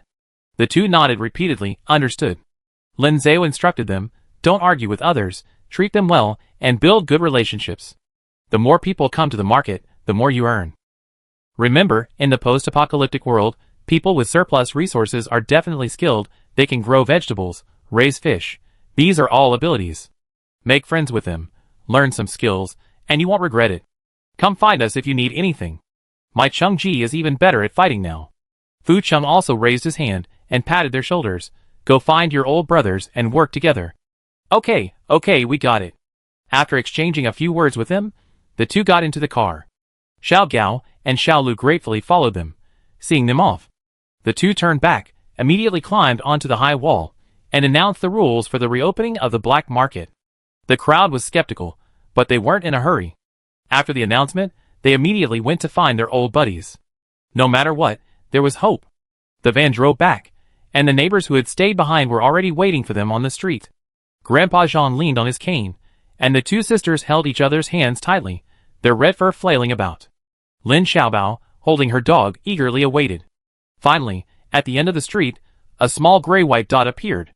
The dog barked, and Lin Xiaobao ran towards them on her short legs. Daddy. Big Daddy. Lin Zhao poked her head out of the car window. Ha! Now running towards us is the famous. The little warrior of 100 battles, 100 victories street. The zombie prince. The black market prince. Chapter 96. 10 pounds of pork in hand, a van full of people. A van full of people arrived home safely. The back door of warehouse number 4 opened, facing 2 earthen stoves. The neighbors who stayed behind were busy as bees. Red Hair and Aunt Pang squatted in front of the 2 stove holes, stuffing wooden planks into them to start a fire. The 2 sisters brought over 2 basins of water, and washed the pork that had fallen on the ground, and was covered in dust. Grandpa Zhang, wearing an apron, took out a cleaver and a cutting board, preparing to cut the meat. Lin Xiaobao brought over several water cups, filled them with boiling water, and wobbled over. "Dad, Big Dad, have some water." Lin Zhao and Fu Cheng, who were resting in chairs, heard him call, and quickly went over to take the water cups from his hands. "Wow, thank you, Xiaobao. This water tastes so sweet." "Thanks." Lin Xiaobao waved his hand casually. "You're welcome. Thanks also for bringing us the pork." Just then, the blonde-haired guy sitting next to him suddenly grabbed his neck and started coughing, attracting everyone's attention. Lin Xiaobao turned his head, looking at him with a puzzled expression. "Brother blonde-haired guy, you're having a lapse in concentration." The blonde-haired guy held out his hand to him, drawing out his words. "Brother Bao, I'm thirsty too." "Oh!" Lin Xiaobao sighed. "I was just going to pour you some water." He turned around and complained, "Adults are so childish." Lin Zhao couldn't help but laugh out loud, looking at the blonde-haired guy. "Childish." Lin Xiaobao added, "Dad is childish too." "Ah." The smile on Lin Zhao's face vanished instantly. Lin Xiaobao only had 2 hands, so he could only hold 2 cups of water at a time, but 5 people wanted to drink. He ran back and forth, 3 times in a row. But the little dog kept following him, circling his feet and hindering his progress. "Ouch!" Lin Xiaobao, holding his water cup, stomped his foot, trying to shoo the dog away. "Little bear, be good, I'm working. If you don't water the adults soon, they die of thirst." The 5 adults sitting in a row exchanged glances, all a little helpless. They were people, adults, not flowers and plants. Little Bao, the little gardener, didn't need to be in such a hurry. Lin Xiaobao handed the last cup of water to Uncle Pang, then busied himself refilling his father's and Great Uncle's cups. "All right, everyone's had some water, no need to bother anymore." Lin Zhao bent down, reached out, picked up Lin Xiaobao, and placed him on her lap. "Daddy hasn't pinched Xiaobao's chubby little cheeks for 2 whole hours. Let Daddy pinch them." Lin Xiaobao pouted, her little cheeks being held in her father's hands and gently rubbed. Ugh! Such childish adults. After they drank some water and caught their breath, the 5 people outside had finished starting the fire. Grandpa Zhang stood in front of the stove, cutting meat as he asked, "Why did you take so long? What happened?" At the mention of this, the blonde and green-haired men perked up. They clapped their hands loudly, stood up from their chairs, and began their crosstalk performance. "You have no idea. That black market is incredibly dangerous. When we first left, I felt the weather wasn't good, and I was getting anxious. Sure enough, as soon as we got there, 2 burly men were standing at the door." Lin Zhao and Fu Cheng exchanged a glance, their brows furrowing involuntarily. "Xiao Gao and Xiao Lu, are they really burly men? They're just a bit tall, nothing that exaggerated, right?" The 2 mouths, completely oblivious, continued their performance. The deal was just struck, we hadn't even touched the meat yet, when suddenly 7 or 8 big men rushed over from afar, snatched the pork, and surrounded us. These guys took the pork, pulled out a green dragon crescent blade, and were about to cut the meat. They wanted to cut off 7 or 8 pounds of meat to drain their fat. No one took their stories entirely seriously, only listening selectively. Only Lin Xiaobao, his hands cupping his face, mouth agape, stared intently at them. And then? Quickly enough, Brother Lin gave the order. "Brother Cheng, go." And so Brother Fu was like a vicious dog. "Hey, what are you saying? How can Brother Fu be a dog? He's clearly a wolf, right?" Lin Xiaobao's mouth opened even wider, drool practically dripping down. "Wow. Daddy's so amazing. Big Daddy's so fierce." Lin Zhao lowered her head, touched his cheek, and gently closed his little mouth. The 2 boys, gesticulating wildly and speaking with great emotion, exaggeratedly and meticulously recounted the events of the black market. "That's roughly what happened. It was a close call, but we managed to gain access to the entire black market. Thankfully, nothing serious occurred this time." Grandpa Zhang's face darkened. "What if they had more people, or had other weapons, or if no one else came to help you?" Yellow Hair patted his chest. "It's all right. We all brought weapons, and we have Brother Fu with us. Brother Fu is incredibly powerful, with immense strength, capable of taking on 100 men single-handedly. He's invincible." Grandpa Zhang wanted to laugh, but he couldn't. "If you ask me," he said, "this time, the 3 of you are entirely responsible." Red Hair, who was tending the fire, looked up and pointed at himself. "Me?" Grandpa Zhang continued cutting meat, not even looking up. "It's all your fault for being so greedy." Shaolin told you to check out the black market, but you only stared at the meat. You didn't find out anything about the surrounding area, the people managing the black market, or the rules. You rushed off in a panic. Luckily Shaolin, Xiao Fu, and Xiao Peng went with you this time. If the three of you had gone, you would have gotten into arguments with them, and you couldn't have won a fight. You probably wouldn't have come back alive. Grandpa Zhang's words made sense, and the three of them lowered their heads in shame. Next time, remember this. Don't just pounce on food when you see it. Look around more carefully. Okay. Grandpa Zhang's gaze swept over them. Seeing their dejected looks, he didn't scold them anymore and changed the subject. However, being able to read Xiaolin's eyes and understand his hints is already quite good. Eat more meat at noon. Okay. The two boys, unable to stay still, immediately went to help after resting for a while. Lin Xiaobao nestled in her father's arms, struggled to turn over, faced her father, and patted his arm. Lin Zhao looked down and asked, "What's wrong?" Lin Xiaobao asked seriously, "Dad and Big Dad aren't hurt, are they?" "Of course not." Lin Zhao said, "Didn't you hear your two older brothers say? Dad and Big Dad are very strong. But you still have to be careful." Lin Xiaobao said confidently, checking her father, and then leaning out to check Big Dad.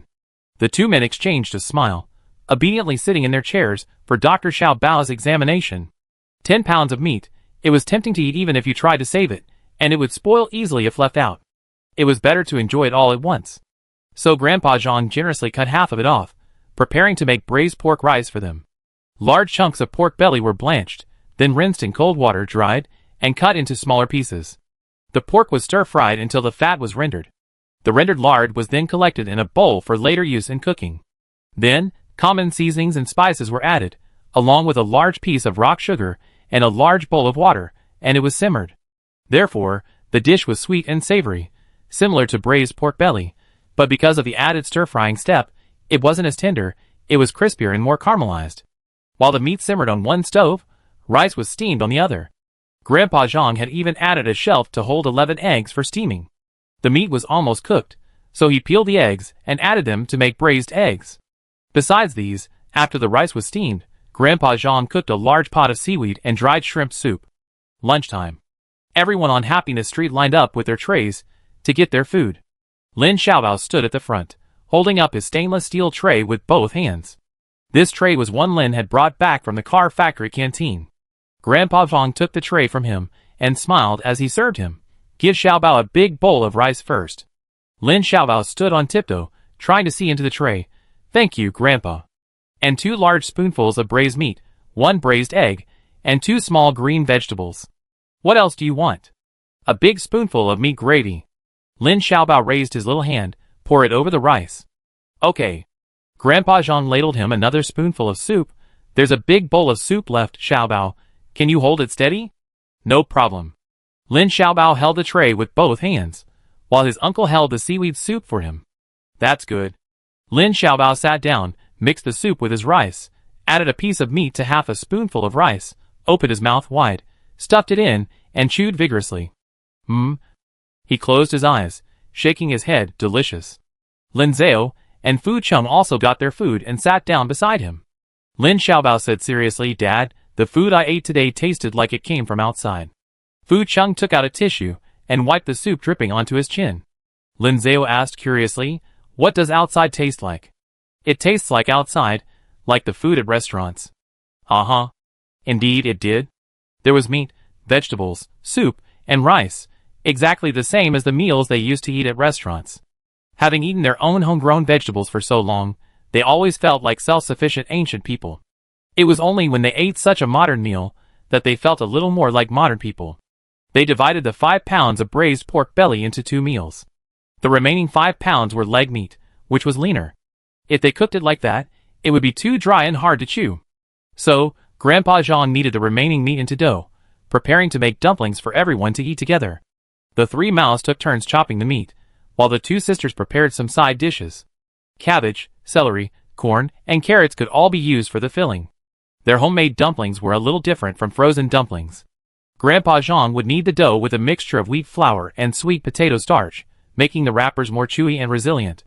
The dumplings he made were huge, packed full of meat filling, bigger than Lin Xiaobao's hand. Even a little kid like Lin Xiaobao, with her impressive physique, would be full after 3 or 4. Besides making dumplings, Lin Zhao had a sudden inspiration. She picked a piece of fatty leg meat, heated an empty pan, sliced the meat thinly, and grilled it on the pan. The meat slices sizzled immediately upon contact with the overheated pan. She grilled one side for 30 seconds, then immediately flipped it over. The fat oozed out, making the meat glistening and preventing it from sticking to the pan. Once the meat slices were cooked through and fragrant, she would pick them up with wooden chopsticks, add garlic slices, wrap them in lettuce, and pop them into her mouth. They were incredibly delicious. Lin Xiaobao huddled around the stove like a baby bird eagerly awaiting its mother, mouth agape, calling out repeatedly, "Daddy, give me some. Daddy, give me some." Ah. The others also gathered around the stove, chanting, "Brother Lin, give me some. Give me some." Ah. They were imitating Lin Xiaobao, but they genuinely wanted to eat roasted meat. Even Grandpa Zhang, who always said roasted meat is too spicy and too unhealthy, ate a piece. Suddenly having a bunch of rivals in his life, Fu Cheng was unhappy. He hugged Lin Zhao from behind and pulled him into his arms. No way. This is his wife. 10 pounds of meat. At this rate, they finish it in 3 or 4 days. After a few days of rest and plenty of food, work resumed on Happiness Street. The sweet potatoes and potatoes planted in the flower beds and on the rooftop had already been harvested. The weather was turning cold, no longer suitable for planting vegetables. They have to wait until next spring to make plans. But first, they needed to remove the mud from the flower beds and plastic baskets. Luckily, they had just harvested it, and the mud was loosened, making it easy to handle. Otherwise, the soil would harden next year, making it much harder to manage. Each household had enough stored grain to get them through the winter. Next, they needed to solve the heating problem. Only a year had passed, and everyone else's clothes were still intact and could be worn for a long time. The only problem was Lin Xiaobao. He was too small, but his body was growing very fast. The clothes and cotton shoes they bought last winter were almost too small for him this year. At this time of year, there was nowhere to buy him new clothes, and they didn't dare let him wear secondhand. Lin had already sorted through his old clothes, unraveling sweaters to knit him 2 larger sweaters and trousers. Oh, and those 2 earthen stoves. When they built the earthen stoves, it was summer, they hadn't thought about what to do in winter, and fearing carbon monoxide poisoning, they built the stoves outdoors in the open air. Cooking outside in winter must be very cold, and Grandpa Zhang is old, he'd definitely catch a cold if the wind blew. So they got together, and the 3 Maos and Uncle Pang went out and got some advertising plastic sheeting and cut some bamboo poles. They either propped the bamboo poles against the wall or stuck them into stone blocks. That's how they built a makeshift shed around the stove. That way, they wouldn't be afraid of the cold. It just didn't look very nice. Overhead was an advertisement for Hong Kong Nursing Home. To the left was an advertisement for mobile data card. To the right was a skull graffiti by a young man. Oh well, it was good enough. On cold, windy nights, everyone on Happiness Street gathered in this shed, warming themselves and chatting by the firewood left over from cooking dinner. Lin Zhao sat on a small stool, his knitting needles flying up and down. Fu Cheng sat beside him, holding a ball of yarn, quietly keeping him company. Lin Zhao had almost finished knitting when he lifted up one pant leg and beckoned to Lin Xiaobao. "Xiaobao, come try on your new woolen pants." "Coming." Lin Xiaobao put away the Ultraman cards he played with his 3 furry brothers and ran over, "Daddy." Lin Zhao grabbed his little foot and tucked his leg in. "Stay away from the stove, don't get burned." Ugh. Lin Xiaobao struggled to lift his leg, his small body finding it hard to maintain balance, and he quickly grabbed his big dad for support. "Daddy, can I not wear these?" "No." Lin Zhao firmly refused. "It'd be even colder later, you have to wear them." "But I don't want so much hair on my legs, I'm not a hairy little leg, boo-hoo. Puppies have lots of hair too, so they're not afraid of the cold. But I'm not a puppy's leg either." Chapter 97. Outside the shed, a cold wind howled. Inside the shed, firewood crackled and popped. Lin Xiaobao stood in front of his great-father, his hands on his knees, one little leg raised. His father took a newly knitted pair of woolen trousers and tried to pull them onto his leg. "Daddy. Great Daddy." Lin Xiaobao stood on one leg, his little belly sticking out, his head tilted back, trying to maintain the pose. It looked like he was dancing ballet. "But, are you done yet? I can't hold on any longer." His little chubby legs were trembling. "Almost there." Lin Zhao pulled his pants legs back on, gently tugging at them. "How is it? Is it tight?" "No." All right. Lin Zhao pulled the pants legs out and placed his feet on the ground. It's okay. Experiencing the feeling of his feet touching the ground again, Lin Xiaobao finally breathed a sigh of relief. Thank God, Lin Zhao exclaimed in surprise. Wow, Xiaobao, you can say idioms now. Lin Xiaobao thought for a moment and continued to demonstrate. Thank you, Dad. Thank you, Uncle. Lin Zhao reminded him. That's not it. You can't say thank you, Dad, for your great kindness. That word was too complicated. Lin Xiaobao didn't understand. He jumped up and down on the spot, and Fu Cheng reached out and gave him a massage. Lin Xiaobao asked again, Dad, do you know why the character for person is written like this? Why? Because we need to stand on two legs. That makes sense. Grandpa Zhang was also surprised. Xiaobao can write characters now. I've been teaching him some commonly used characters recently. Lin Zhao smiled, her eyes crinkling, and glanced at Fu Cheng again. Even Fu Cheng, who was completely illiterate, joined in the learning. Lin Xiaobao hopped around a bit, then leaned forward, looking at the yellow and blue woolen pants in his father's hands. The yellow yarn was from a little duck vest that Lin Zhao had taken from Lin Xiaobao. The vest was too small, and there wasn't enough yarn. He ran out halfway through knitting, so he took another blue sweater and continued knitting. Now, the blue yarn was almost finished, so Lin Zhao planned to take another red sweater. Lin Xiaobao could easily imagine the final form of these pants, so, Daddy, do I have to wear these? Can I not wear them? He wanted to try again. No. Lin Zhao refused again. Lin Xiaobao slumped down, his body tilting to one side, and he fell into his father's arms. Don't worry, you wear it underneath, no one will see. But, the three boys exchanged glances, then deliberately said loudly, but we know now. Before they could finish, Grandpa Zhang raised his hand and gave each of them a slap. Shut up.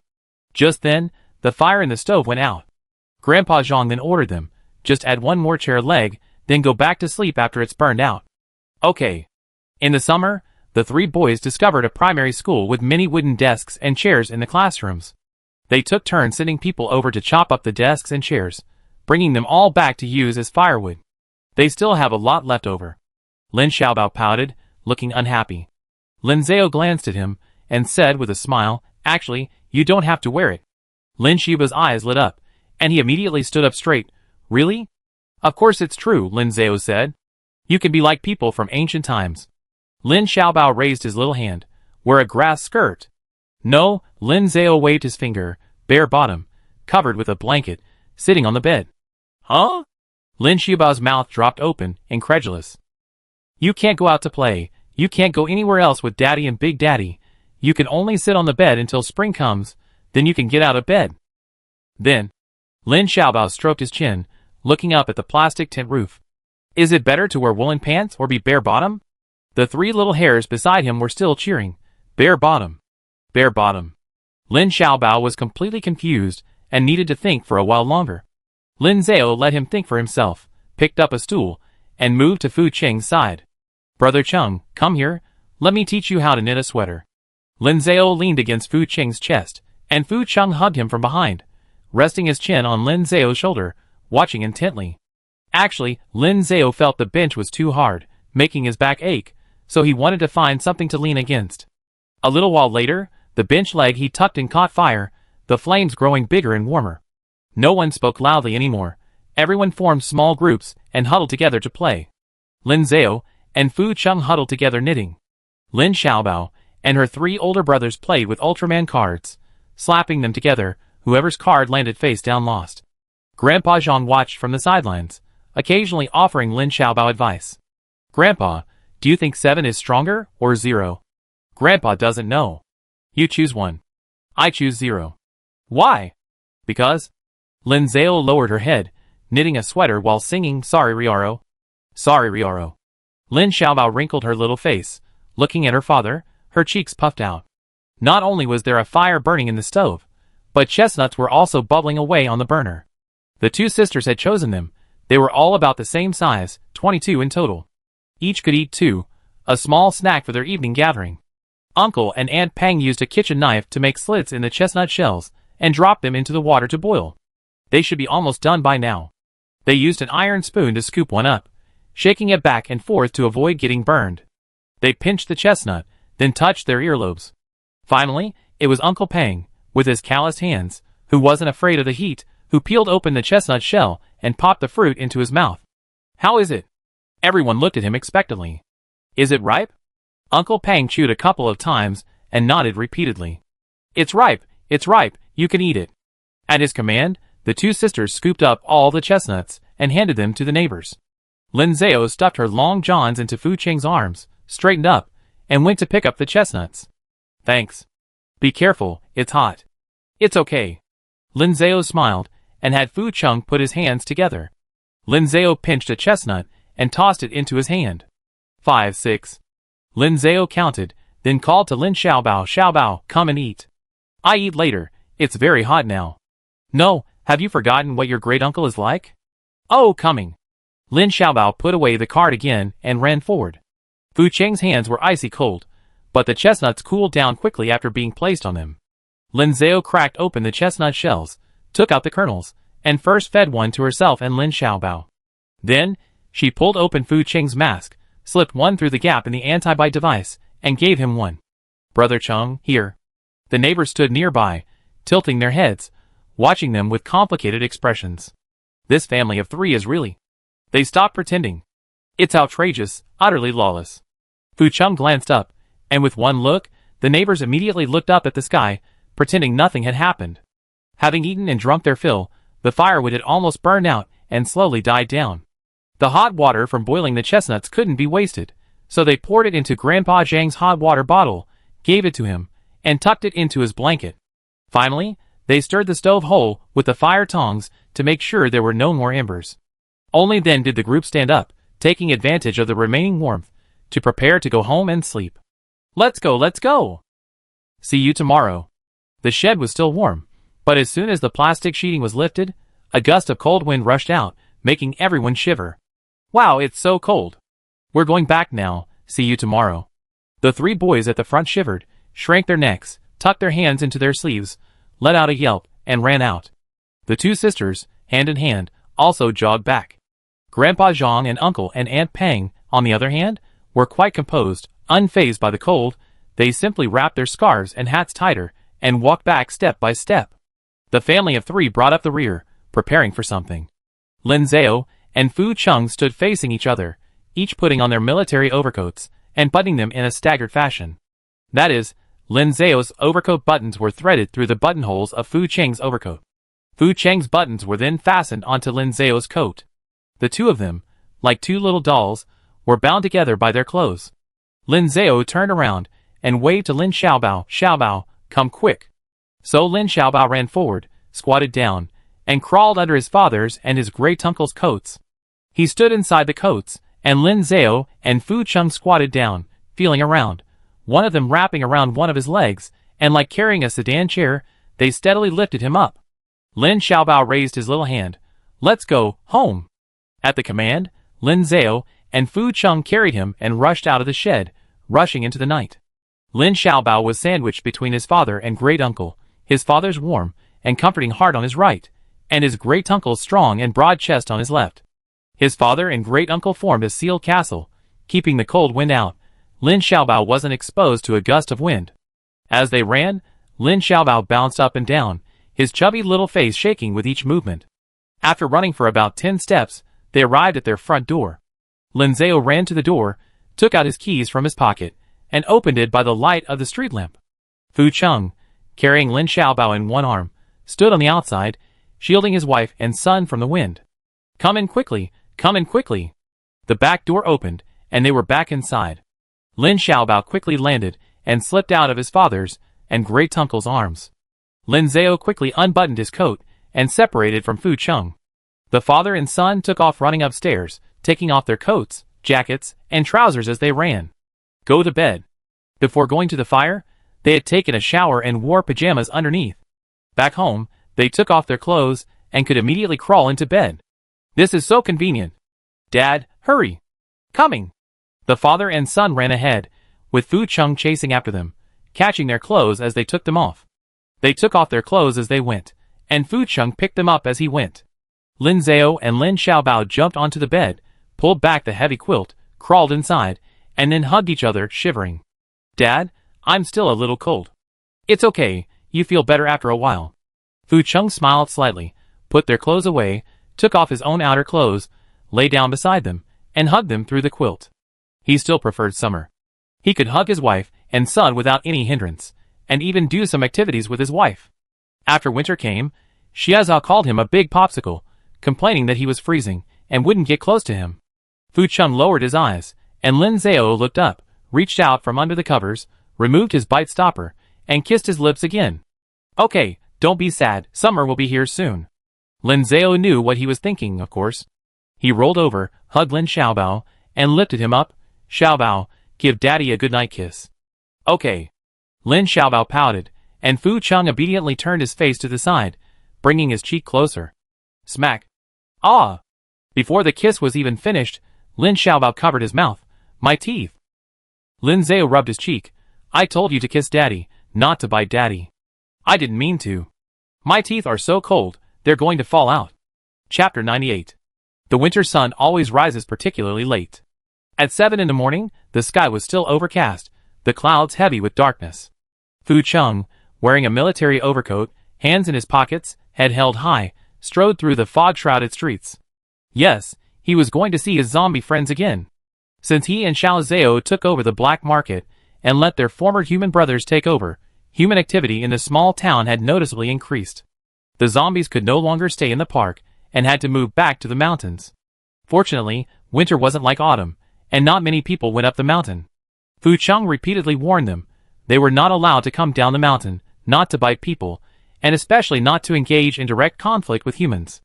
They couldn't defeat humans who were armed, prepared, and united. Moreover, zombies weren't afraid of the cold or hunger.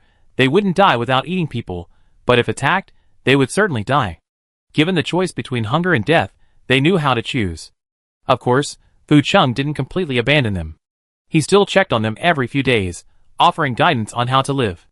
Fu Chung took them to the mountains to find caves, settled them there, or taught them to cut down trees, and use the shade of trees as their habitat. Lin Zhao and Lin Xiaobao sometimes went over too, but they would sit in the car, watching them curiously from a distance. Lin Zhao even brought an old iron pot from home for Fu Chung to give them. While Fu Chung was away, the zombies roamed freely across the mountains, mimicking humans by picking mushrooms, gathering wild vegetables, and chasing pheasants. When Fu Chung returned, they would give him all the food they had gathered over the past few days. Fu Chung sat on the open ground, starting a fire with dry branches and fallen leaves to cook for them. The zombies, clutching their stomachs, squatted around him, eagerly awaiting their meal. Actually, their food preparation skills were poor. They simply rinsed vegetables and mushrooms in spring water and plucked the feathers from the pheasants. Fu Chang's cooking skills weren't great either. He just boiled some water, threw in the food, stirred constantly, and cooked it. However, perhaps their remaining human consciousness had been awakened. The zombies preferred cooked food. If Fu Chung hadn't come, they would rather let the pheasants rot than eat them raw, resorting to savory fare. This seemed like good progress. Just now, Fu Chung had cooked 3 large pots of chicken stew with wild vegetables for them. Yes, 3 large pots. 3 whole pots, cooked by Fu Chung in 3 separate batches. For some reason, the number of zombies on the mountain was increasing. Every time Fu Chung went over and counted the zombies, he would see several unfamiliar faces. He didn't know where they came from, or what had attracted them. Fu Chung even suspected that these zombies might be secretly having babies behind his back. Anyway, the number of zombies was increasing, now exceeding 200. Fu Chung didn't eat a single bite of the 3 large pots of chicken soup. He gave it all to the zombies. Even so, some of them were still smacking their lips and gnawing on their fingers, looking like they weren't full and wanted more. Xiao Hua was Lin Shiba's good friend. It was a tiny zombie, only a few years older than Lin Xiaobao. Lin Xiaobao specifically instructed her big daddy to take special care of Xiao Hua when he came to check on the zombies. Xiao Hua couldn't compete with the other zombies, so Fu Chung deliberately saved a bowl for it. After finishing the soup, Xiao Hua wiped its mouth and led the other zombies to surround him, dancing and making strange ooh noises. It felt like having raised 200 Lin Xiaobaos. Fu Chung took a deep breath, reached his hand out of his military coat pocket, and was about to slap his forehead. Suddenly, something slipped out of his pocket. Fu Chung looked down, cracked his knuckles a couple of times, knelt down on one knee, and picked it up. It was a small round stone. A gift Xiao Hua had asked him to give to Lin Xiaobao. Fu Chung put it back in his pocket and continued walking. Passing the farmer's market, Xiao Gao and Xiao Lu were busy at the entrance. This time, they weren't collecting protection money, but maintaining order and arranging entry. Alright, keep quiet, don't attract the zombies. 1 potato, 1 potato. Anyone wanting to set up a stall here gets 1 potato, no other fees. Come register over here. You're at stall number 10. There are lines painted inside, just go in. Fu Cheng stopped a short distance away, hands in his pockets. Xiao Gao and Xiao Lu looked up and saw him, their eyes lighting up. The two turned and waved to 2 younger brothers, telling them to come and cover for him, then ran towards Fu Cheng. Fu Cheng reached out again and pressed the bite blocker and mask on his face, making sure they were both in place. Xiao Zhao had told him that he had to wear these things properly when outside, so no one could see his face. The two excitedly ran up to Fu Cheng, looking behind him. Brother Fu, what brings you here? Where's Brother Lin? Brother Lin didn't come? Fu Cheng nodded slightly, letting out a low murmur of agreement. He usually left before dawn and returned home around 3 or 4 in the morning. But it was winter now, and with his wife and son in bed, it was too comfortable, so he was too lazy to go out and dragged it out until 7. He hadn't expected the black market to open at 7 too. Fu Cheng thought for a moment, then added, I'm taking a walk. It sounded like he was trying to hide something. Xiao Gao and Xiao Lu frowned, exchanging glances. A walk so early in the morning. Fu Cheng was silent for a moment, exercising. The two were even more confused. Brother Fu, why are you spitting out words one by one? Fu Cheng raised his hand to cover his face. My tooth hurts. It's been several months, hasn't it? Still not better? Yeah. Xiao Jiao said his toothache hadn't subsided. Want us to get you some medicine on the black market? No need. Fu Cheng paused. Xiao Zhao will treat me. Oh. Okay. The two brothers deliberately dragged out their words, speaking sarcastically.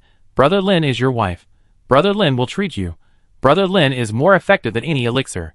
That sounded quite nice. Fu Cheng smirked and patted their shoulders. The two men stumbled, almost flying. Wow! Brother Fu, how did you get so strong? You've been jogging every day to protect your wife and son, haven't you?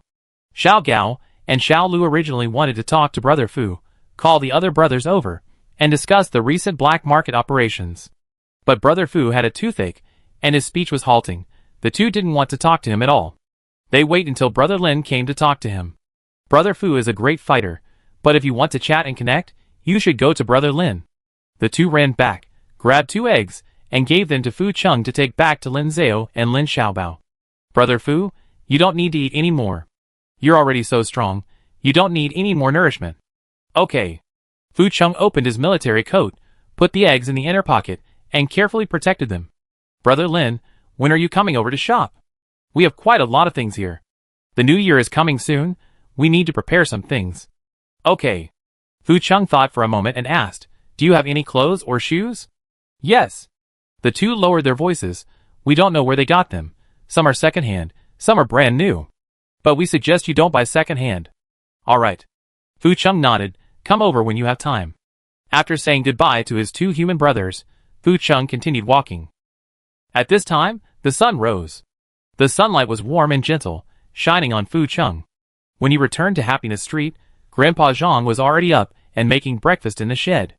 Grandpa Zhang had potatoes for breakfast and had already started the fire. He asked if he wanted to cook something together to save firewood. Fu Cheng nodded in agreement, went home to get 5 potatoes, and added the eggs his 2 brothers had given him, steaming them all together. In winter, with nothing else to do, the others didn't get up this early, so it was just the 2 of them in the shed. Fu Cheng took it upon himself to add firewood, pulling over a stool and sitting down in front of the stove, breaking open a wooden plank and tossing it in. Grandpa Zhang also found a place to sit down nearby, smiling as he asked Little Fu, did you go out again last night? You just got back? Fu Cheng glanced at him and nodded slightly. Still, be careful, Grandpa Zhang said. Don't let anyone see you. Xiao Lin and Xiao Bao are waiting for you at home. The potatoes weren't big, they were cooked in about 10 minutes. Fu Cheng wasn't afraid of getting burned. He lifted the lid and put the food into the thermos. When he returned home with the breakfast, Lin Zhao was still snuggled in bed with Lin Xiaobao, fast asleep. After a night's sleep, the bed was especially warm, and the father and son didn't want to wake up. Fu Cheng placed the breakfast on the bedside table, folded the thermal underwear, and sweaters that Lin Zhao and Lin Xiaobao had taken off the night before, and tucked them into the blankets. His intention was that his wife and son could wear warm clothes when they woke up, but as soon as he reached his hand inside, Lin Zhao woke up. Lin Zhao groggily opened his eyes. His mind wasn't awake yet, but his hand was. He grabbed Fu Cheng's hand and slapped him. What? How annoying. Fu Cheng leaned forward and pressed his cold face against Lin Zhao's forehead. Get up. Now that's what you call annoying. Lin Zhao pouted, nudging him with his head like a little bull, then patted Lin Shiba's bottom. Xiaobao, wake up. Neither father nor son wanted to leave the bed, wriggling and whining for almost half an hour before Fu Cheng finally dragged them out by the collar. After changing clothes and washing up, Fu Cheng carried the table, Lin Zhao dragged the chair, and Lin Xiaobao held the thermos, and they lined up to go out. The family of 3 arrived at the repair shop, eating breakfast while basking in the sun. The potatoes and eggs in the thermos were still piping hot, like they'd just come out of the pot. Fu Cheng started peeling the potatoes himself, eating the peels as he went. Lin Zhao, on the other hand, used a spoon to mash everything. The potatoes and egg yolks were soft and powdery, the egg white smooth and slippery. With a drop or two of sesame oil, it was perfect. The family of 3 sat side by side in the sun, scooping out bites of mashed potatoes and enjoying their precious breakfast. After breakfast, Lin Xiaobao played with toy cars in the sun, while Lin Zhao and Fu Cheng continued knitting woolen pants. While Lin Zhao was asleep, Fu Cheng took the woolen pants and had knitted quite a bit. Now they were almost finished. Lin Zhao picked up the ball of yarn and weighed it in his hand. The pants are finished. We still need to knit a pair of shoe covers for Xiaobao. This little bit of yarn should be enough. Lin Xiaobao stared at the yellow, blue, and red woolen pants in his father's hand, his mouth agape in horror. Shoe covers. Yes. Your cotton shoes are too small. They don't fit anymore. Then I can wear sneakers. No, sneakers are too thin and not warm enough, you get chilblains. Then I can wear 2 more pairs of socks. They won't fit. Dad looked, and your rubber boots are a bit too big, so we knit a pair of shoe covers for you to wear on your feet, then you can wear your rubber boots. That should be about right. Lin Xiaobao immediately pictured himself wearing the 3-colored woolen pants, rubber boots, and standing coolly with his hands on his hips. No! This isn't his style. These are what his 3 woolen brothers wear. Lin Xiaobao turned to run, wishing he could get on his toy car and escape immediately. But the toy car was so small, and his bottom was so big, it couldn't fit him at all. Fu Cheng glanced at them and deliberately said, I passed by the black market today. Really? Lin Zhao asked, Are Xiao Gao and Xiao Lu inside? How are they? They're all right. Fu Cheng raised his voice slightly. They said that in the black market. Lin Zhao looked at him suspiciously. Why are you speaking so haltingly? Of course, it was because he wanted to get his wife and son's attention. Fu Cheng finally said, They sell clothes. As soon as he finished speaking, Lin Xiaobao immediately stood up from the toy car. Really? I want to go. Let's go. Let's go shopping. Chapter 99. Let's go. Lin Xiaobao jumped off his toy car, grabbing his father's hand with one hand and his great-uncle's with the other, and rushed home. Let's go. Daddy, great-uncle, let's go. Lin Zhao and Fu Cheng, being pulled along by him, didn't dare pull too hard for fear of hurting him, so they just went with his lead. Lin Zhao raised his eyebrows and deliberately asked, Where are we going? To buy clothes? Lin Xiaobao lowered his head, straining forward like a little ox pulling a cart. Buy me new clothes. Don't buy them. Daddy and great-uncle will make you new clothes, trust us. No, we don't trust you. Lin Xiaobao gritted his teeth, enunciating each word clearly. The woolen pants Daddy knitted are too ugly. Great-uncle. Great-uncle. He turned around and looked at Fu Cheng. Fu Cheng was wearing a military overcoat, looking like an ordinary person, but underneath, he was still wearing a ripped vest. Daddy's clothes are awful. Fu Cheng frowned, looked down, then raised his hand and dusted off his vest. Are they awful? No way. Xiao Zhao dressed him like that. Lin Xiaobao stepped forward, stuck a finger through the hole in his vest, and scratched it a couple of times. Look! Fu Cheng slapped his hand away, preventing him from moving around and making the hole bigger. I'm going to buy new clothes anyway. Lin Xiaobao forcefully dragged them back home to the pickup truck. He stood on tiptoe, trying to reach the handle and open the door. But he wasn't tall enough. This car can't be driven, Lin Zhao sighed. Why don't you drive your kiddie ride and take Daddy and Daddy there? Daddy? Lin Xiaobao stamped his feet anxiously, jumped up, and actually grabbed the car handle, hanging onto the car door. Seeing his anxiety, Lin Zhao quickly picked him up. Okay, I take you, right now. That's more like it. Lin Xiaobao pouted as his father carried him into the car. Lin Zhao drove, and Fu Cheng locked the door in the back. The family of three said goodbye to Grandpa Zhang and left. The pickup truck left Xingfu Street and headed towards the farmer's market. As Lin Zhao drove, he mentally calculated how much food they had left. There were 5 baskets of potatoes, 2 baskets of chestnuts, and 2 bags of dried mushrooms. There were also over 40 bags of rice. Fu Cheng had brought back 50 bags, which they had been consuming sparingly. If it were a barter system, he preferred to exchange food for it. The grain could be planted again next year, so they could replenish it at any time. They need to keep the medicines and tools for themselves. Oh, and gasoline is fine too. Lin had already set a limit in his mind. If the other party's price exceeded that limit, he wouldn't exchange the goods. The farmer's market wasn't far from Xingfu Street, only a 10-minute drive. Even from a distance, Lin could see a large crowd gathered at the market entrance. It was quite lively. Lin drove forward, and Xiao Gao and Xiao Lu, seeing the familiar car, quickly went to greet him. Brother Lin, you're here. How is it? Lin rolled down the window. Can we drive in? Drive a little further ahead, there's a parking lot. Lin was surprised. There's a parking lot? It's just a converted open space. With so many people inside, it's very congested and unsafe to drive in, so it's generally prohibited. Don't worry, Xiao Zhang and Xiao Wang are with 2 other people, they're watching over there. They're all brothers, they paid for the potatoes if the car breaks down. Okay. Lin Zhao nodded. Since everyone else is doing this, they can't be an exception. Lin Zhao drove the car into the parking lot, and Xiao Gao and Xiao Lu each found someone to cover for them, and came to find them. The car stopped, the door opened, and Fu Cheng lifted Lin Xiaobao out of the car seat. Xiao Gao and Xiao Lu greeted him. Wow, Xiaobao's here too. It's been so long since we've seen you. Lin Xiaobao stood tall and proud. Hello, Uncle Gao. Hello, Uncle Lu. Good. Fu Cheng cleared his throat and nodded to them. The 2 of them just glanced at him. Oh, toothache bro's here again. Lin Zhao finally jumped out of the car, pressed the key twice, and locked all the doors and windows. All done. Lin Zhao walked over.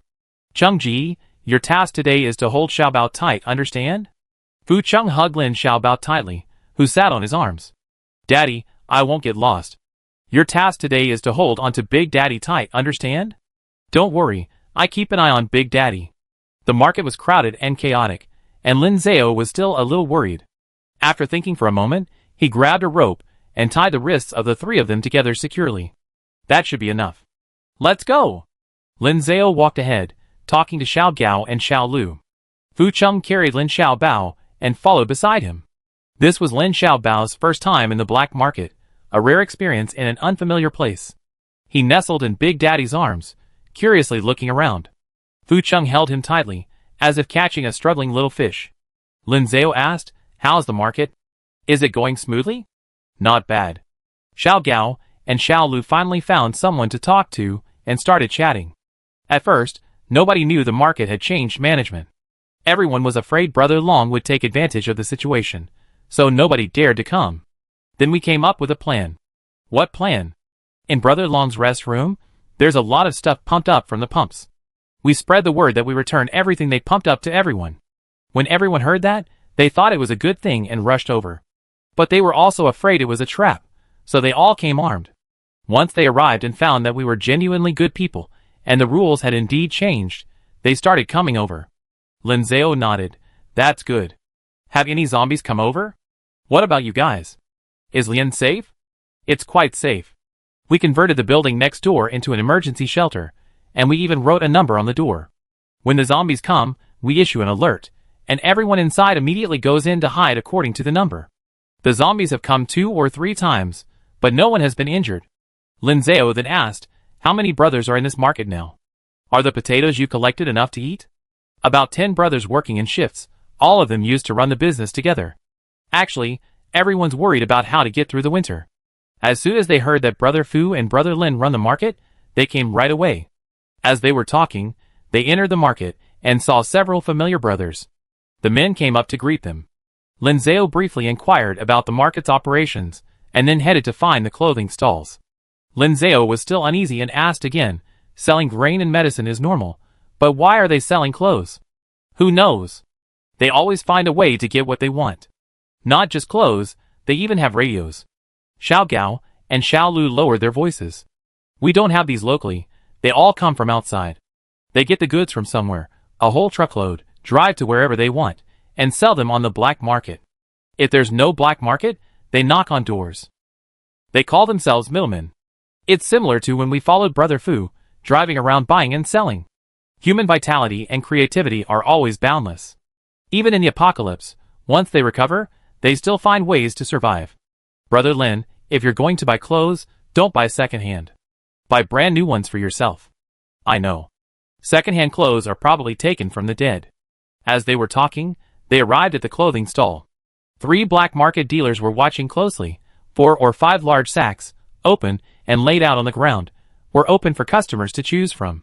Winter was approaching, and there were quite a few people buying clothes. Xiao Gao and Xiao Lu pushed through the crowd to the front. The 2 black market dealers saw them and immediately greeted them, Brother Gao, Brother Lu. Anyone who could run a black market in the area, even if not a local tyrant, must have some influence. They only wanted to do business, and wouldn't easily get into conflicts with others. Xiao Lu patted the sack, glanced back at the family of 3, and introduced them, Brother Lin, Brother Fu, and Brother Bao. The 2 black market dealers, seeing that Fu Cheng was tall and strong, and Lin Zhao and Lin Xiaobao were fair-skinned, knew that the family had fared well in the apocalypse and must be quite capable. They didn't dare to be negligent and quickly greeted him. Xiao Lu continued, I'd like to buy a few pieces of clothing for Brother Bao, brand new and warm. Do you have any? Yes. There are some in the car. I go get them right away. Please wait a moment. The 3 resellers were divided into 3 groups. One went to the parking lot to get the clothes, one attended to other customers, and one told a family of 3 to wait inside the stall so they wouldn't be jostled outside. The fight last time wasn't a bad deal, at least they received VIP treatment. However, as true strongmen, they had to keep their emotions in check and not show their joy or satisfaction too early. Lin Zhao crossed his arms, trying to maintain a stern, indifferent expression. Fu Cheng stood beside him, holding Lin Xiaobao, and the father and son imitated him. They wouldn't speak until they saw the clothes and agreed on a price. A short while later, the reseller who went to get the clothes returned. These days, new clothes are incredibly precious. He tucked it into his coat. It was wrapped in a burlap sack, with waterproof cloth and plastic bags inside. Here, take a look, brothers. These are all for kids. The family of 3 turned their backs, and Lin Zhao took out the clothes. There were quite a few things inside. 2 pairs of children's socks, thick and fleece-lined. A set of thermal underwear printed with red cars. As soon as Lin Xiaobao saw the clothes, his eyes lit up, and he immediately shouted, Daddy, I. Lin Zhao glared at him, and Fu Cheng understood, quickly covering his mouth. Little mouth, shut up. Don't speak until Daddy negotiates the price. What? Lin Zhao put down the thermal underwear and took out the last piece of clothing. This is a military overcoat. Similar to the military overcoats he and Fu Cheng wore. Same color, same style, just a bit smaller, suitable for a child. Lin Zhao held the collar, while Fu Cheng gripped Lin Xiaobao's shoulders, lifting him into the air. It was outdoors, making it difficult to change clothes, constantly taking off, and putting on clothes would easily lead to a cold. So the young couple tacitly placed the overcoat next to Lin Xiaobao, and compared it to his clothes. It was alright, the hem covered his feet. The middleman explained, made in a factory up north, usually only for bases. We only managed to smuggle 2 out. They're well padded with cotton, and the outer layer is windproof. You can use them as blankets. Lin Zhao unfolded the coat, inspecting it while casually asking, there are bases outside? What kind of bases? They set up in several major cities. It's where the living gather together, cooking and eating together, huddling together for warmth. I heard there are a few bases, working overtime to study the zombies, figuring out what's going on. It probably takes several more years. Who knows when it ends? We ordinary folk still need to stockpile supplies. That's true. Lin Zhao nodded, checking all the clothes.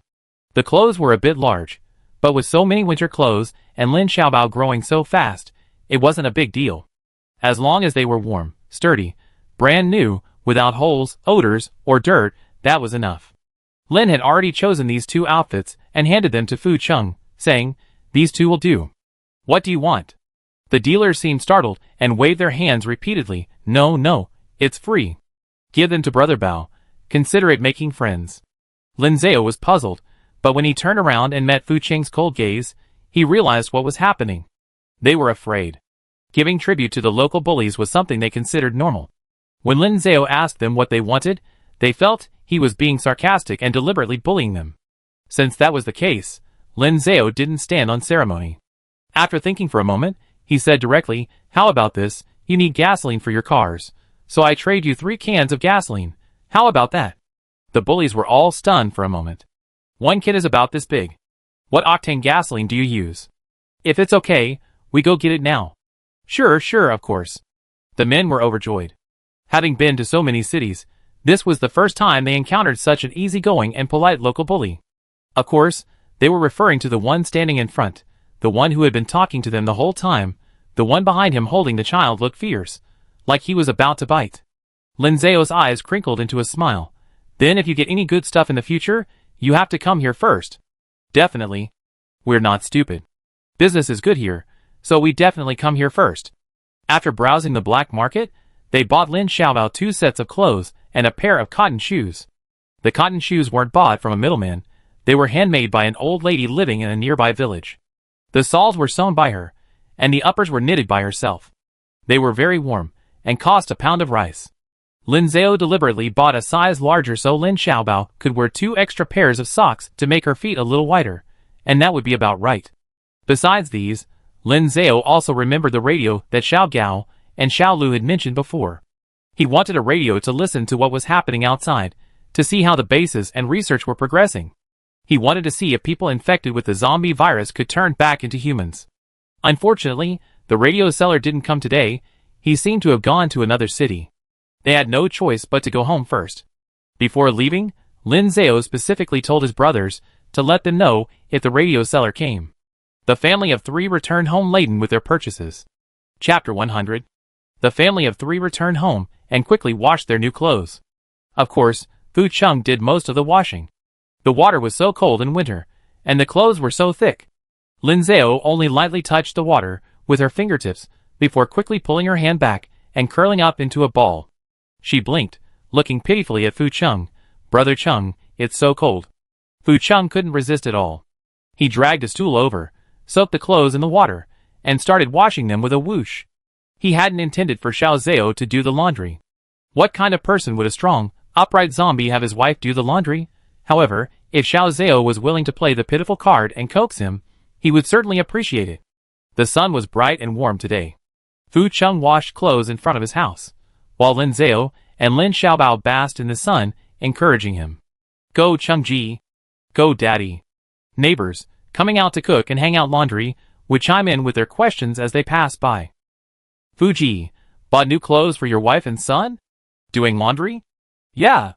Fu Chung looked up slightly and answered, his hands still focused on the task at hand. Xiao Zhao bought them. The other neighbors were indeed just passing by, but 3 cents. They only passed by once, then immediately switched to super deliberate and frantic passing by mode. "Love obsessed, keep it up. Wife slave, son slave, keep it up." Good news, Fuji loves them so much. Fu Chung ignored them, only opening his mouth to catch the chestnuts his wife and son had peeled and brought to his lips, casually showing them off as a form of retaliation. "I have a wife and son to feed me. Do you? Oh, I forgot, you don't have wives. You didn't have any in the past, you don't have any now, and you probably won't have any in the future." How pathetic. Fu Chung raised an eyebrow at them. Then, he lifted his heavy, water-soaked coat, weighing dozens of kilograms, with one hand and stood up. Water gushed down. Fu Chung grabbed the collar with one hand and gathered the hem with the other, wringing it out forcefully. Splash. Water splashed everywhere. The 3 kids felt a chill run down their spines and ran away. "Sorry, Brother Fu, we were wrong." Fu Chung lowered his eyes, continuing to wring out his clothes, still too lazy to pay them any attention. Boring. Lin Zhao and Lin Xiaobao snuggled up to him, hugging him on either side.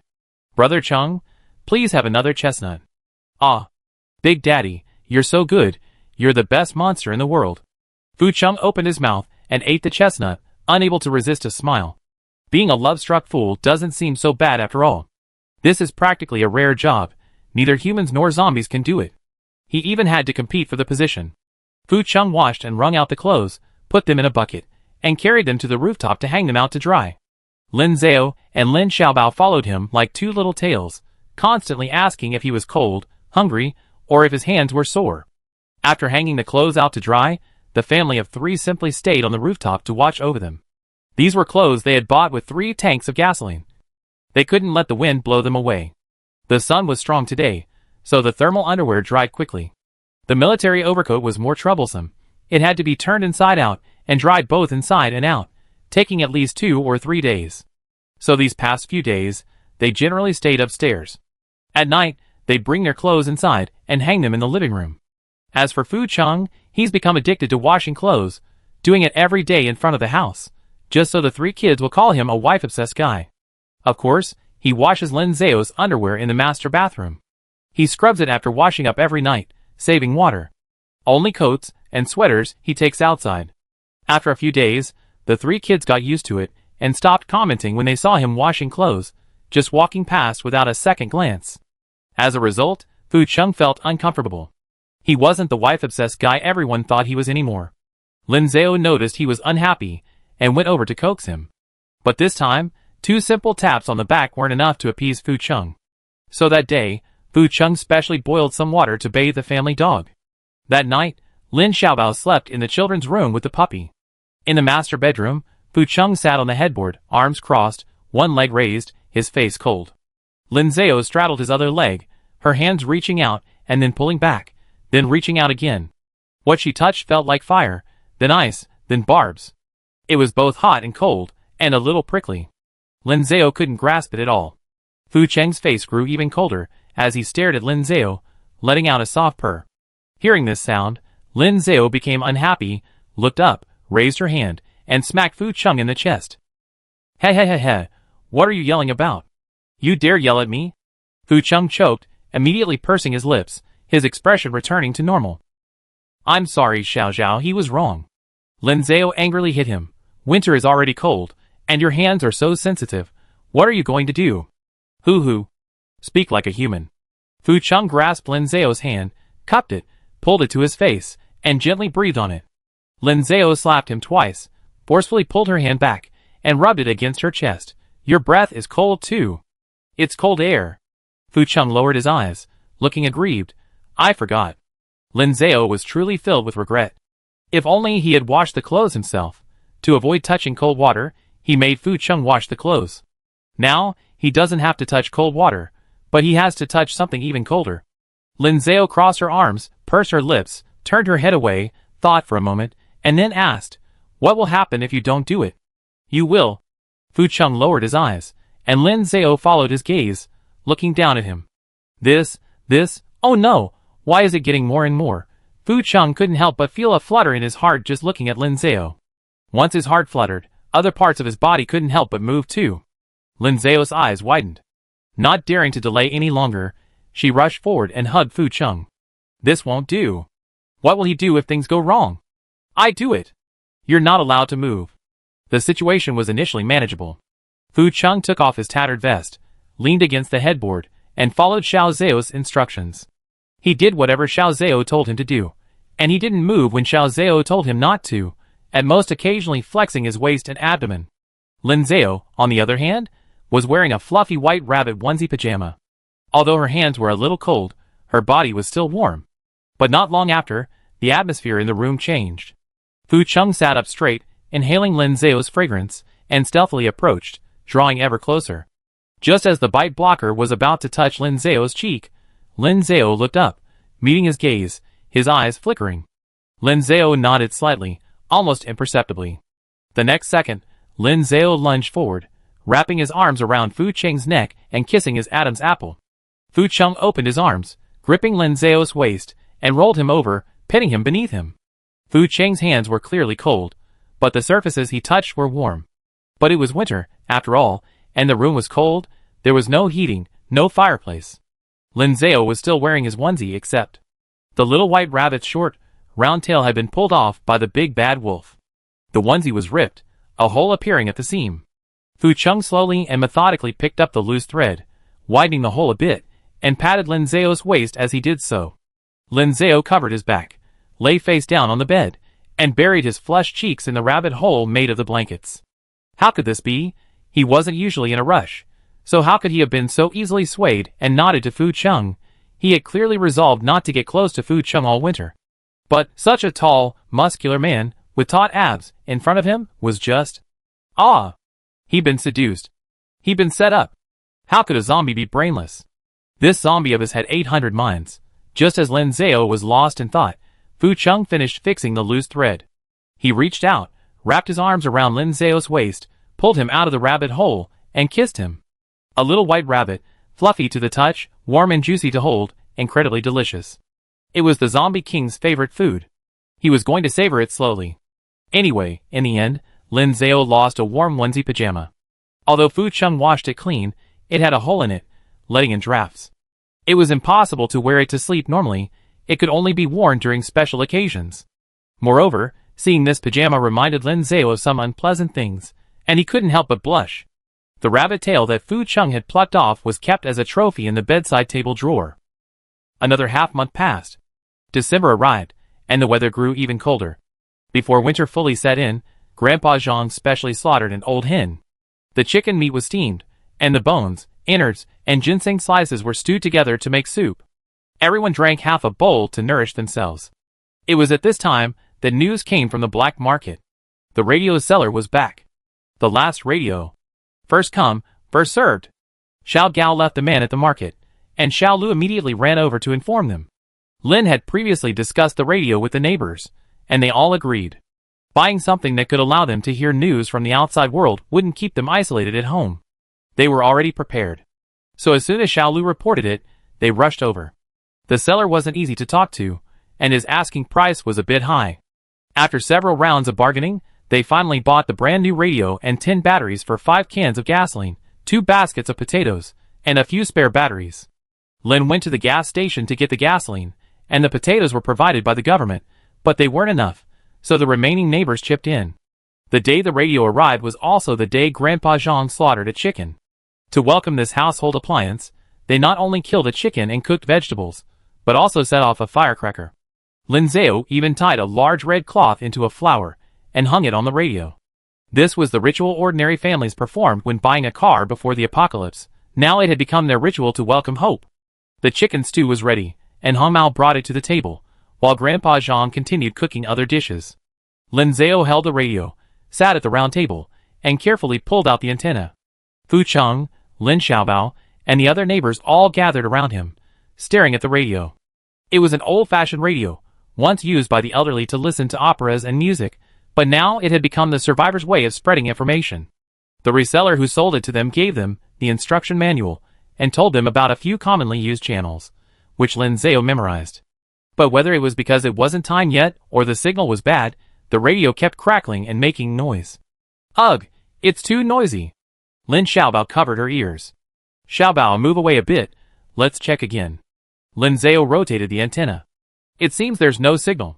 If it really doesn't work, we go upstairs and check. Yes, let's go upstairs. Lin Zhao held the radio in both hands and put it back in its case. Everyone crowded around him, preparing to go upstairs. Just then, melodious music drifted over. It was instrumental music. An instrumental version of Tomorrow Will Be Better. As the music started, everyone held their breath, staring intently at the radio. Even Grandpa Zhang, who was cooking, put down his spatula and came over following the sound. Lin Zhao forgot to put the radio back on the table, simply holding it in both hands, standing quietly in the center so everyone could hear the sound. The music lasted for a few seconds. Immediately afterwards, a familiar yet unfamiliar male and female voice sounded simultaneously. Gentlemen, ladies, children, elders, survivors all over the world. Good evening, everyone. Chapter 101. Hello everyone, this is the South City Watchtower base. This is Xiao Huang. This is Xiao Su. Male and female voices blended together, coming from the radio. Both strange and familiar. Everyone on Happiness Street looked up, exchanging silent glances. They didn't know who was on the other end of the radio. They didn't know who Xiao Huang was, who Xiao Su was. But their voices sounded so familiar.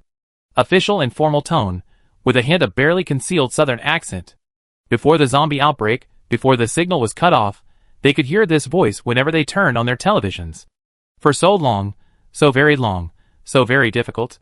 Finally, Happiness Street received a message from thousands of miles away again. A program they had taken for granted before, now brought tears to their eyes. Everyone looked away, blinked hard, held back their tears, and looked at the radio again. No one spoke, no one moved. A female voice, gentle yet calm, from Xiaosu delivered the next broadcast. Today is December 20th, 3000 AD, the 25th day of the 11th lunar month. The winter solstice is approaching. I wonder what preparations our listeners have made for the upcoming winter solstice. A male voice, from Xiao Huang, was more lively, with a touch of banter. Our watchtower will have a holiday tomorrow for everyone to make dumplings and glutinous rice balls. Xiaosu, I'm already looking forward to the rice dumplings and potato glutinous rice balls tomorrow. Xiaosu replied with a smile. Whatever the filling, it represents our best wishes for the winter solstice. Xiao Huang chimed in, that's right. Here, we sincerely wish all survivors hot food, warm clothes, and a peaceful winter. Of course. Everyone on Happiness Street couldn't help but straighten their backs, becoming more confident. Even Lin Xiaobao puffed out his little belly. Rice, dumplings, potato dumplings, it all sounded strange, definitely not tasty.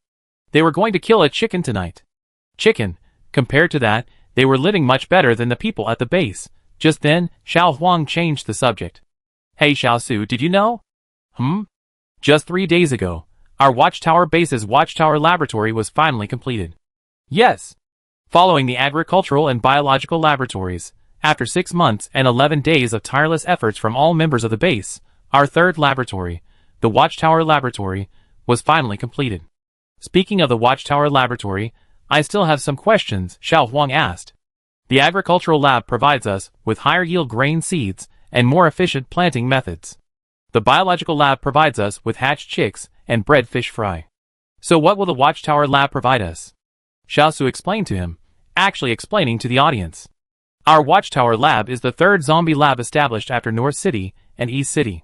The lab has first-class security facilities and complete equipment. It has already recruited 3 international scientists, more than 10 researchers, and over 50 volunteers to join the research activities. The laboratory's primary work is researching zombies. Its ultimate goal is developing a zombie vaccine, and its fundamental objective is protecting humanity. Currently, scientists are working overtime to study zombie characteristics and find a breakthrough. Xiao Huang then asked, so, can we expect the zombie virus to be eradicated one day? Xiaosu echoed, I believe that day will come. Then, the two said in unison, here, we appeal to all scientists, researchers, and university students who are currently living away from home. Join us, join the Watchers Lab. Fight alongside us. Next, Xiao Huang and Xiaosu continued their back and forth, talking about the Watchers base. For example, their agricultural lab had built plastic greenhouses and cultivated more cold-resistant potato varieties that could continue to be grown in winter. Also, their defensive fortifications were still under construction. Once completed, they would keep the zombies out. For example, they sent out several small teams to help rescue stranded survivors and bring them back to the base. The two men said in unison again, the South City Watchtower base always adheres to the principles of equality for all, caring for the old and young, upholding the principle of never abandoning, never giving up, and firmly believing in the ideal of protecting every ordinary person. Whether it's a child or an elderly person. Whether it's a farmer or a worker. Anyone who is willing can join us. Finally, they said, that concludes today's broadcast. May every survivor in the world live to see the dawn of hope. Turn on FM 78.5 on the 20th of every month to stay updated on the latest developments at the Watchtower base. Goodbye, goodbye. The voices faded, and the melodious music returned. This time, however, it wasn't instrumental music, but a song sung by multiple people. Let's look forward to a better tomorrow. Lin Zhao stood in the center of the warehouse, holding a radio in both hands. Fu Chung stood to his left, and Lin Xiaobao to his right. Everyone on Happiness Street surrounded him. When the radio uttered the word goodbye, Lin Xiaobao involuntarily raised her small hand and waved gently. The other neighbors also moved their lips, uttering dry, hoarse sounds. Goodbye, goodbye. The music gradually faded, and the crackling of electricity returned. The people of Happiness Street remained motionless, as if trapped in a dream. It turned out that, in a place they didn't know, in the southern city, thousands of miles away, There was a base, just like Happiness Street, where people could eat their fill, stay warm, and live peacefully and happily. There was a group of ordinary people like them, constantly striving for survival and a better life. Perhaps there were more than one group. And there was also the northern city, the eastern city. In every corner of the world, there are always people working tirelessly. Happiness Street was never an isolated island, nor was the small town an isolated city. They had comrades in arms. After an unknown amount of time, everyone came to their senses and turned their heads away. Some sniffed, some wiped their eyes. Grandpa Zhang reminded them, Xiao Lin, quickly turn off the radio, save some electricity. Oh good. Lin Zhao realized what was happening and quickly switched on the radio. Uncle Fatty and Aunt Fatty held each other's hands tightly. The two sisters hugged each other, and the three mouths also burst into tears. That's great. There's a base outside. There's a lab outside. The zombie vaccine will be developed. The zombie virus will be eradicated. The three mouths were so excited that they climbed onto chairs and started cheering. We still have a chance to go back to our old lives. I want to go to the internet cafe. I want to go racing. I want to meet my online lover in real life. Lin Zhao put the radio away, tucked it into its case, and looked back at Fu Cheng. Lin Xiaobao was already tightly holding her father's hand, and Lin Zhao stepped forward to stand with the father and son. That evening, everyone on Happiness Street gathered for dinner. Grandpa Zhang cooked chicken, made chicken soup, and stir-fried 2 other dishes. He was only halfway through cooking the last dish, cabbage, when Grandpa Zhang came over to listen to the radio, forgetting that there was still cabbage in the pan, and it got a little burnt. After removing the charred parts, it was still edible. They ate and chatted. They speculated about how long it would take to develop a zombie vaccine, and how long it would take to eradicate the zombie virus. They wondered if the team from the South City base would come to their location. The group discussed animatedly, but unfortunately, people only have one mouth. They can't eat and talk at the same time. Uncle Fatty, unusually, brought out his treasured rice wine and offered them a small drink. Unable to refuse his hospitality, Lin Zhao and Fu Cheng also had a drink. It wasn't until after 9 o'clock, when Lin Xiaobao and even the puppy were yawning, that the group prepared to leave. Let's go! Bye-bye! The neighbors waved goodbye at the warehouse gate and went home. Today was happier than any other day. The two sisters hugged each other, and the three of them, arms around each other's shoulders, hummed off-key songs. Everyone's steps were unsteady, walking unsteadily. Be careful, Grandpa Zhang warned, standing in front of his door, watching them all go inside safely before entering his own house. It was cold that evening, so the family of 3 had taken a bath early in the afternoon when the temperature was higher. Back home, they changed into their pajamas and went to bed. But tonight, the family of 3 had switched positions. Fu Cheng, who was always disliked for being cold and aloof, was wrapped in a blanket by Lin Zhao and Lin Xiaobao, lying in the middle of the bed. Lin Zhao and Lin Xiaobao, one on each side, hugged his arms, clinging to him. Lin Xiaobao, his eyes brimming with tears, asked, Daddy, they said they're going to eliminate the zombies, so will Big Daddy be eliminated too? His voice trembled with emotion as he spoke, I don't want Big Daddy to be eliminated. Big Daddy is my Big Daddy.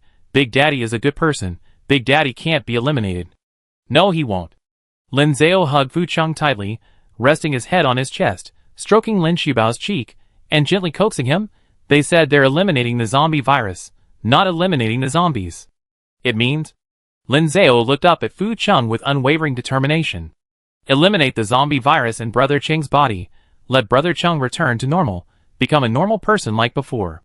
Become a normal person who can feel hot and cold, who won't bite, and who won't spread the virus. That's right, that's it. Actually, Lin Zhao himself wasn't sure.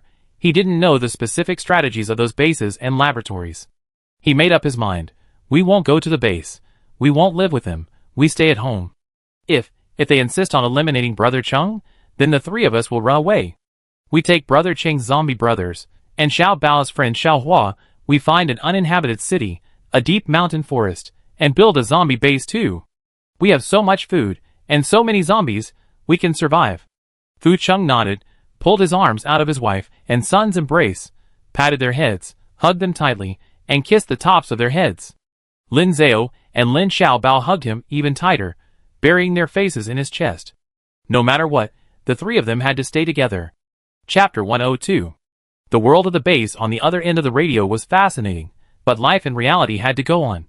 After the winter solstice, Happiness Street truly entered its hibernation period. Planting of grains and vegetables was suspended, as were expeditions to search for supplies. Only 8 or 9 chickens remained in warehouse number 4. Each household took turns feeding the chickens, cleaning up their droppings, and collecting eggs. At other times, if the weather was good, they would sit in front of their homes, knitting, washing clothes, doing their own things, and chatting. If the weather was bad, with strong winds outside, they would each retreat home and pass the time in their own way. The 10th, 20th, and 30th of each month were the days for the base's broadcasts. The North City, South City, and East City would broadcast monthly updates on the current situation, the base's status, and research progress. Thus, Happiness Street also designated these 3 days as their regular gathering days. When the time came, they would gather together, eating potatoes and listening to the radio. The radio had undoubtedly brought them great hope. Each time the broadcast ended, the group would clap their hands and sing along to the closing song. At these times, Lin Zhao and Lin Xiaobao would sit next to Fu Cheng, holding his hands tightly. Actually, Lin Zhao somewhat regretted bringing the radio back. He wasn't sure about the base's attitude towards zombies, and even less about his neighbors' attitudes. He didn't know how his neighbors viewed Fu Cheng, now a zombie. He wondered if his neighbors would despise or hate Fu Cheng. Sometimes, he wanted to ask, to have an open and honest talk with his neighbors. But the words caught in his throat, and seeing how happy and expectant they were, he felt bad about spoiling their fun. And so it went, until almost the new year. This was the first new year after the zombie outbreak, and also the first new year that everyone on Happiness Street would officially celebrate together. They had started preparing long ago. The 2 sisters gave everyone free haircuts. If the electric clippers didn't work, they cut their hair manually with scissors. Fu Cheng was back to his fierce, short-haired, rough-looking self, while Lin Zhao had finally grown his hair long. The 2 sisters circled around him, trimming the ends and bangs. So beautiful. Brother Lin, you should have grown your hair long a long time ago. A gentle, domestic beauty. A domineering zombie king, that. Brother Fu's domineering flower. The 2 sisters exchanged a glance, realizing they let something slip, and quickly shrank back, their voices growing softer and softer. That's right, that's what they talked about Brother Fu and Brother Lin behind their backs. Lin Zhao didn't seem to mind, simply shaking her head, gathering her long hair, loosely tying it with a hair tie, and smiling, I think long hair keeps me warmer. Of course. Besides that, the 2 sisters somehow found several jars of hair dye, and used them to touch up the faded color of the 3 hairdressers, and even dye Grandpa Zhang's gray hair. After cutting hair for the people on their street, Lin Zhao introduced them to a stall at the black market, where a haircut cost only 1 potato, and they were even offering a buy one get one free deal. They originally thought not many people would come, but business was surprisingly good. There was even a queue. That's right, a new year, a new look. A little tidying up and looking more energetic is always a good idea. Anyway, it's not expensive. The 2 sisters were selling potatoes at a stall outside. Grandpa Zong was worried about their safety on the way there and back, so he had the 3 mouths take turns accompanying them. One evening, when they returned, they brought back several rolls of red paper and gave them to Lin Zhao, asking her to write Spring Festival couplets. Lin Zhao was a teacher's college student and had specifically practiced calligraphy in college.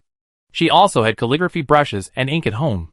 That evening, everyone sat around the large round table in the warehouse. Lin Zhao used a knife to cut the red paper into pieces. Lin Xiaobao held the ink bottle in both hands, breathing heavily on it. Ha ha ha. Fu Cheng asked him, "What are you laughing at?" Lin Xiaobao choked, turned his head away, not wanting to talk to his uncle. How annoying. Was he laughing? The ink was clearly frozen solid, and he was thawing it. Lin Xiaobao didn't laugh, but Lin Zhao laughed out loud. Since it was the first new year after the zombie outbreak, the Spring Festival couplets couldn't be the same as before, with things like "May your business prosper" and "May your wealth increase." Everyone was thinking. Suddenly Samao clapped his hands. I got it! I got it! First line, potato bread with potato filling. Second line, sweet potato leaves stir-fried with sweet potato vines. Horizontal scroll, being able to eat is a blessing. The 3 of them, one after the other, struck a pose, their movements perfectly synchronized. Everyone burst into laughter. Lin Zhao asked, "Are you really going to write this?"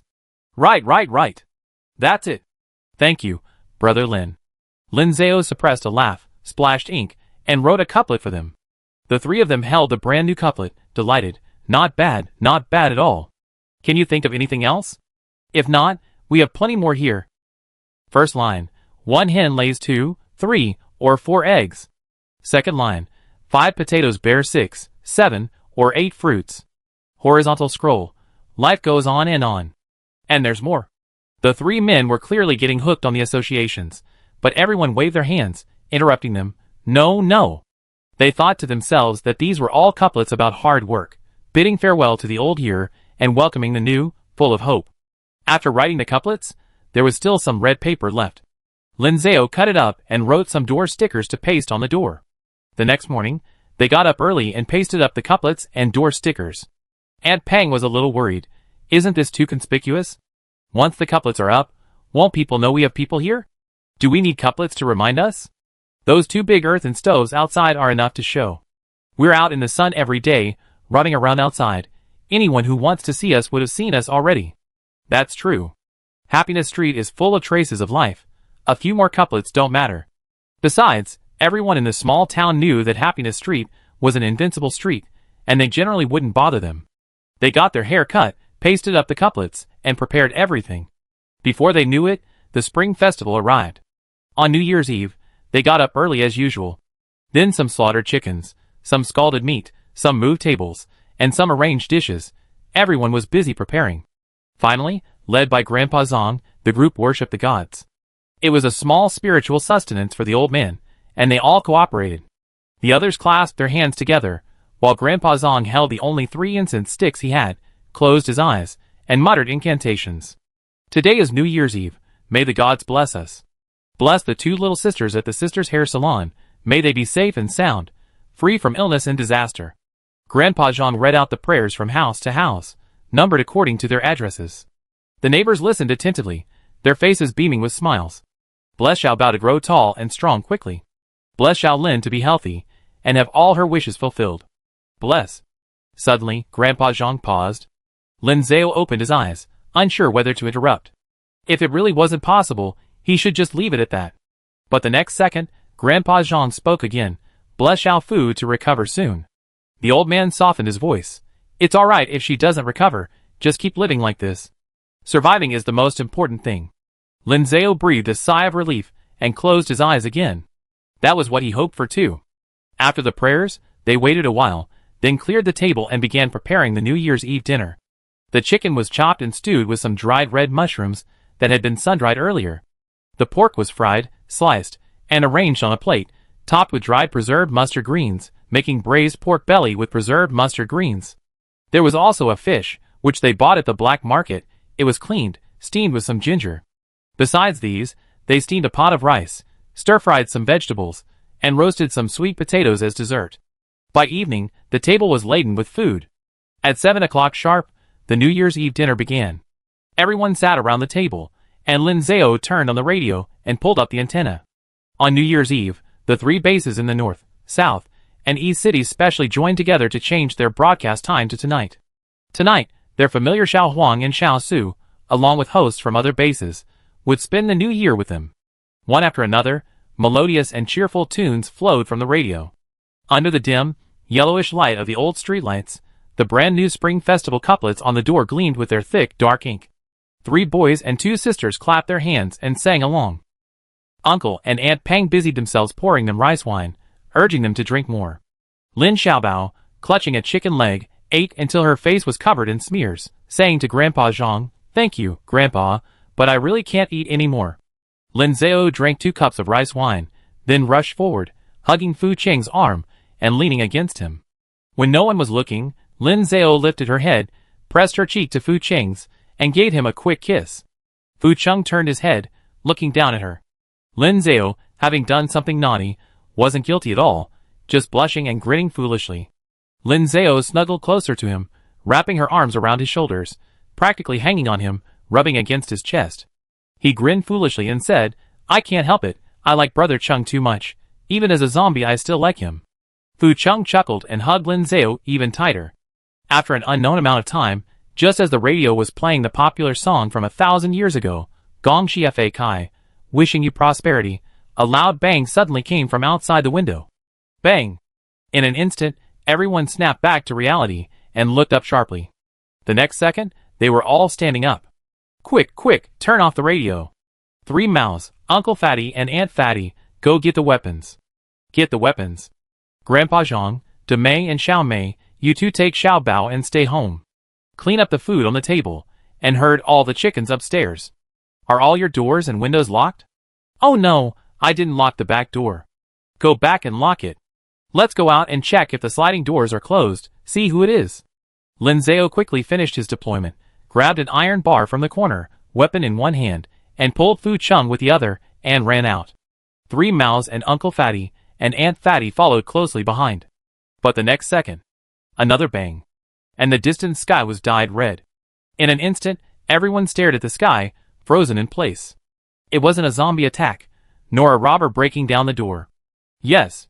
Lin Zhao snapped out of her daze, and quickly turned to call out, Xiao Bao, come quick. Fu Chung had already rushed in, and carried Lin Xiao Bao out. Lin Xiao Bao looked up, pointed at the sky, and her eyes lit up. Wow! Fireworks! Fireworks! They were the fireworks he had wanted to see and paint last year, but hadn't been able to.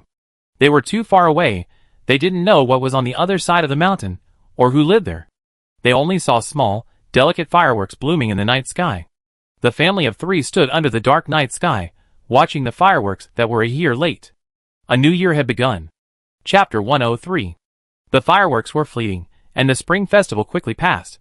The weather gradually warmed, and everyone on Happiness Street, led by Grandpa Zhang, began preparing for spring planting.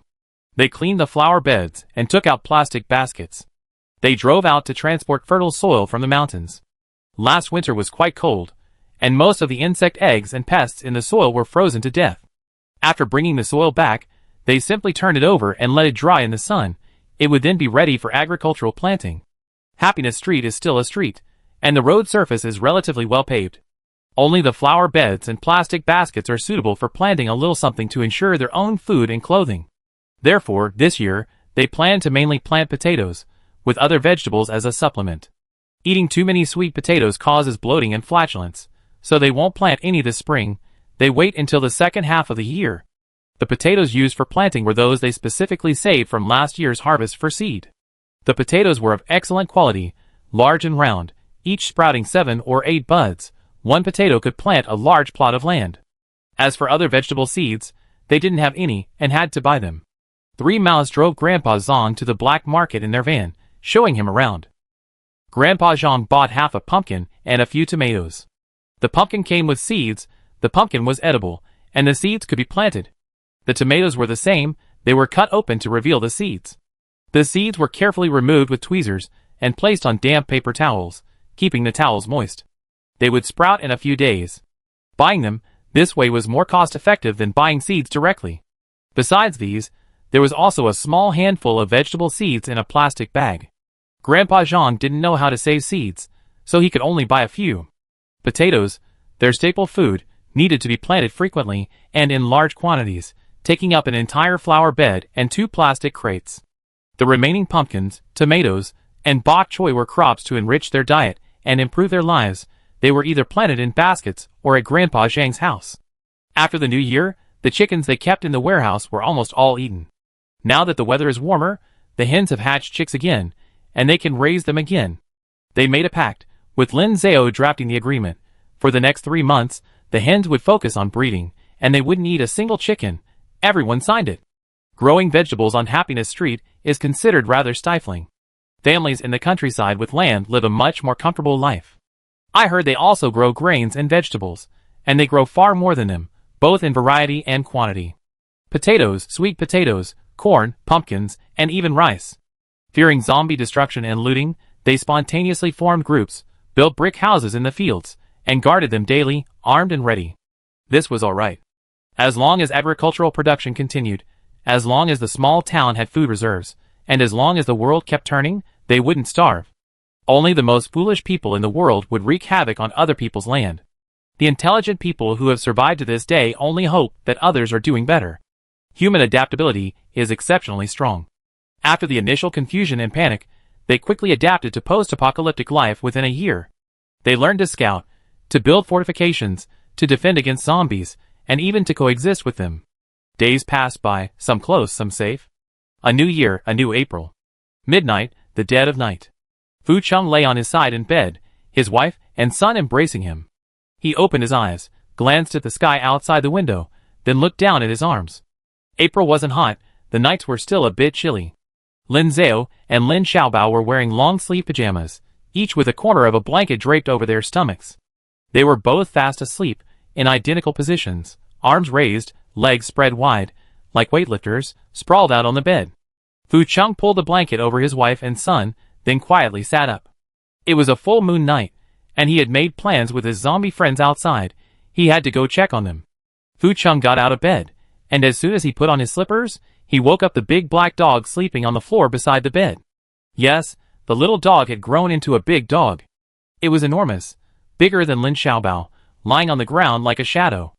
As soon as Fu Chung got up, it woke up too, its eyes gleaming a faint green in the darkness. Woof! Fu Chung lowered his eyes, and glanced at it with his own glowing red eyes. Silence. Fu Chung got up, put on his shoes, his coat, and his bite stopper and mask, and prepared to go out. The puppy got up and followed him, squeezing through the door crack. Fu Chung went downstairs, and the puppy hopped down the stairs on all fours. Reaching the back door, Fu Chung turned back and waved to the puppy, purring twice. I'm going out for a bit. You go upstairs, and watch over Xiaoao and Xiaobao. The puppy stood inside the door, wagging its tail, showing no intention of following him. Okay. The dog is used to its boss going out every month. It's just coming down to see him off. The puppy watched Fu Chung leave, then ran back upstairs, squeezed through the crack in the door to its bedroom, and slammed the door shut with its rear end. A soft click woke Lin Zhao, who groggily whimpered twice, then rolled over and patted the bed beside her. Brother Chung? He's gone out again. Xiaobao, move over a little, we won't be squeezed by Daddy anymore. He's always like this, hugging us like we're playing with clay. The puppy ran back to the bed, curled its tail, and lay down in its dog bed. Lin Zhao reached her hand over the edge of the bed, and patted its head. Good boy, little bear. Fu Chung, under the cover of night, traversed the streets and alleys, reaching the mountains outside. As people rested and recuperated, human activity increased, and correspondingly, the range of zombie activity decreased dramatically. Since the Lunar New Year, he and his zombie friends have moved several times, each time deeper into the mountains and forests. The journey has increased from half an hour to an hour, and now to 2 hours. It's getting farther and farther. When he arrived, hundreds of zombies had been waiting for a long time. They surrounded the stone stove Fu Chung had built, and the iron pot Fu Chung had left behind, imitating him as they simply processed the food they had gathered from the mountain. They knew how to process food, but Fu Chung still dared not let them use fire. He was afraid they would burn themselves, and he was also afraid they would burn down the mountain. As soon as Fu Chung appeared, they cheered and surrounded him, ushering him to the stove. Roar! Roar! Roar! Fu Chung started a fire, and cooked while scanning the area and counting the number of zombies. As expected, there were a few more. Zombies dressed in blue and white striped clothing had appeared out of nowhere. Several zombies, probably a little shy and not yet integrated into the group, squatted in a corner, watching them expectantly. The fire was lit, and Fu Chung poured spring water into the pot. While the water boiled, he began teaching the zombies to speak. He himself, in his haste, naturally learned to call Xiaozha's name. These zombies. Fu Chung casually picked up a pheasant and waved it in front of them. Chicken. The group of zombies opened their mouths wide. Awoo. Chicken. Chicken meat. Awoo. Awoo. After repeating this dozens of times, the chicken soup was ready. Only a very few exceptionally gifted zombies learned to speak. Fu Chung was tired of teaching them, and simply let them come and eat. Little Flower dug out the stainless steel bowl Lin Xiaobao had given it from the soil, washed it clean in the water, and came to line up. When it was its turn, it smiled at Fu Chung, then cleared its throat, and made a strange sound. Chicken, chicken, thank you! Younger zombies learn faster, so Fu Chung patted its head, scooped up a piece of chicken leg meat, and loudly announced, Roar! All zombies. Follow Little Flower's lead. After feeding all the hundreds of zombies on the mountain, Fu Chung trained them to line up, stand at attention, and be at ease. This was Xiao Zhao's suggestion. Xiao Zhao said that's how human military training is done. They need to be organized and discipline zombies. The sky was just beginning to lighten, and it was almost time for Fu Chung to go back. The leader's stay was too short. He had to leave, and the zombies, reluctant to let him go, chased after him. Only when they reached the foot of the mountain, almost near a nearby farm, did Fu Chung turn around, raise his hand, and let out a low growl. All the zombies turned to look around, stomped their feet, and lined up. Fu Chung stood before them and addressed them in zombie language. Roar! Roar! Roar! I'm emphasizing our discipline again. No going down the mountain. No making enemies of humans. No harming humans. No eating humans. Did you all remember that? All the zombies stomped their feet forcefully and responded in unison. Roar! Fu Chung waved his hand. Dismissed. Go home. The zombies, head held high, went home in groups. Fu Chung watched them leave and disappear into the forest before turning around. It was getting late. A faint light shone from where the eastern mountains met the sky. The wind rustled through the forest behind him, sweeping across the leaves. Fu Chung strode back. If he walked fast enough, he could go back, cuddle with his wife and son, and take a long, comfortable nap. But just as he stepped into the city street, a faint sound came from behind him, like the sound of shoes crunching on sand. Fu Chung paused, turned around, and scanned the area with his sharp, crimson eyes. The street ended empty. There was nothing there. He must have misheard. Fu Chung adjusted his mask and the anti-bite device on his face, and continued walking. He took a few steps forward, and the footsteps returned. Like a shadow, they followed him. A zombie's hearing is never wrong. This time, Fu Chung didn't turn back. Without hesitation, he turned and walked in the opposite direction from Happiness Street. He had been walking the city at night for almost a year, and knew the layout very well. He meandered around, circling here and there. Soon, Fu Chung could no longer hear the footsteps behind him. Fu Chung emerged from the corner, glanced back to make sure he had shaken off the person, and then headed home. How annoying. He wasted the time he and his wife and son would have spent sleeping in. Chapter 104. It was 5:30 in the morning, just as dawn was breaking. Happiness Street was still asleep. Fu Chung skillfully scaled the wall and tiptoed to his front door. After glancing around again, to make sure it was safe, he took out his key from his pocket and opened the door. He slipped inside and immediately locked the door again. The house was quiet and safe, just as he had left it. Fu Chung walked forward, taking off his vest as he went. He stopped in the garage on the first floor, scooped up a ladle of water, and poured it over his head. After a quick rinse to wash away the dust and zombie stench, he picked up a dry towel, dried himself, and went upstairs. Xiao Zhao was a germaphobe and wouldn't allow them to wear their outer clothes to bed. Fu Chung reached the third floor, returned to the bedroom, tossed the towel aside, changed into a clean vest, and looked at the bed. Lin Zhao and Lin Xiaobao remained in their previous sleeping positions, only now their arms and legs were spread even wider. The blanket Fu Chung had covered them with before leaving had been kicked off. The father and son lay flat on the bed, their pajamas rolled up, revealing their fair bellies. Fu Chung sighed, walked over, picked up the blanket from the floor, and shook it. Like rolling up a chicken roll, he wrapped his wife and son up. Fu Chung hugged them through the blanket and lay down beside them. He leaned closer, and a drop of water from his buzz cut, not yet wiped clean, rolled down and landed on Lin Zhao's neck. Ugh! Lin Zhao shivered, startled by the cold. He didn't open his eyes, but he sensed a familiar presence. Chung Ji, can't you just lie down quietly? Yes. Fu Chung responded, lowering his head to rub his face against Lin Zhao's neck, wiping away the water droplets. Lin Zhao shrank back, burrowing deeper into the blankets. It's even colder. I'm sorry. Fu Chung apologized sincerely, but Lin Zhao couldn't fall asleep either. He rolled over in bed, snuggling into Fu Cheng's arms, and whispered, "Why are you back so early today? Did you make them several pots of soup?" "Just one pot." "Is that enough?" "We dilute it with water." "Oh." Lin Zhao felt both annoyed and amused. "Zombie King, you're abusing the zombies. Don't they have any complaints?" "No." Fu Chung paused, then added, "I added a little too much salt, but they didn't taste it." Lin Zhao laughed out loud and playfully slapped him twice. "How can you be like this? I'm so tired from making soup all the time." "Yay!" Fu Chung added an interjection, as if he were being affectionate. Lin Zhao hugged his arm and gave it a massage. He looked at Lin Zhao, thought for a moment, and then spoke. "On my way back, someone followed me." "What?" Lin Zhao perked up immediately upon hearing this, looking up at him. "Who?" "I don't know. Such an important matter. Why are you only telling me now?" Lin Zhao was furious, climbing out of his arms and sitting down in front of him. Was it on the way there, or on the way back? Where did they start following you from? Did they attack you? Was it one person, or several? Lin Zhao looked nervous, bombarding him with questions. Fu Cheng hugged his waist, pulled him back, and patiently answered. On the way back. Near the city. They didn't attack me. There was more than one person. You're definitely being watched. Lin Zhao said without hesitation. You go up the mountain every 10 days or so. It's too regular. Too obvious. Fu Cheng explained in a low voice. I changed my route. That's still obvious. Lin Zhao continued to speculate. If someone sees you going out at night, they'd definitely be curious, wanting to know who you meet on the mountain and what you're hiding there. Lin Zhao was still shaken. It's too dangerous. Fu Cheng comforted him. I shook them off. That's still dangerous. Lin Zhao hugged Fu Cheng tightly.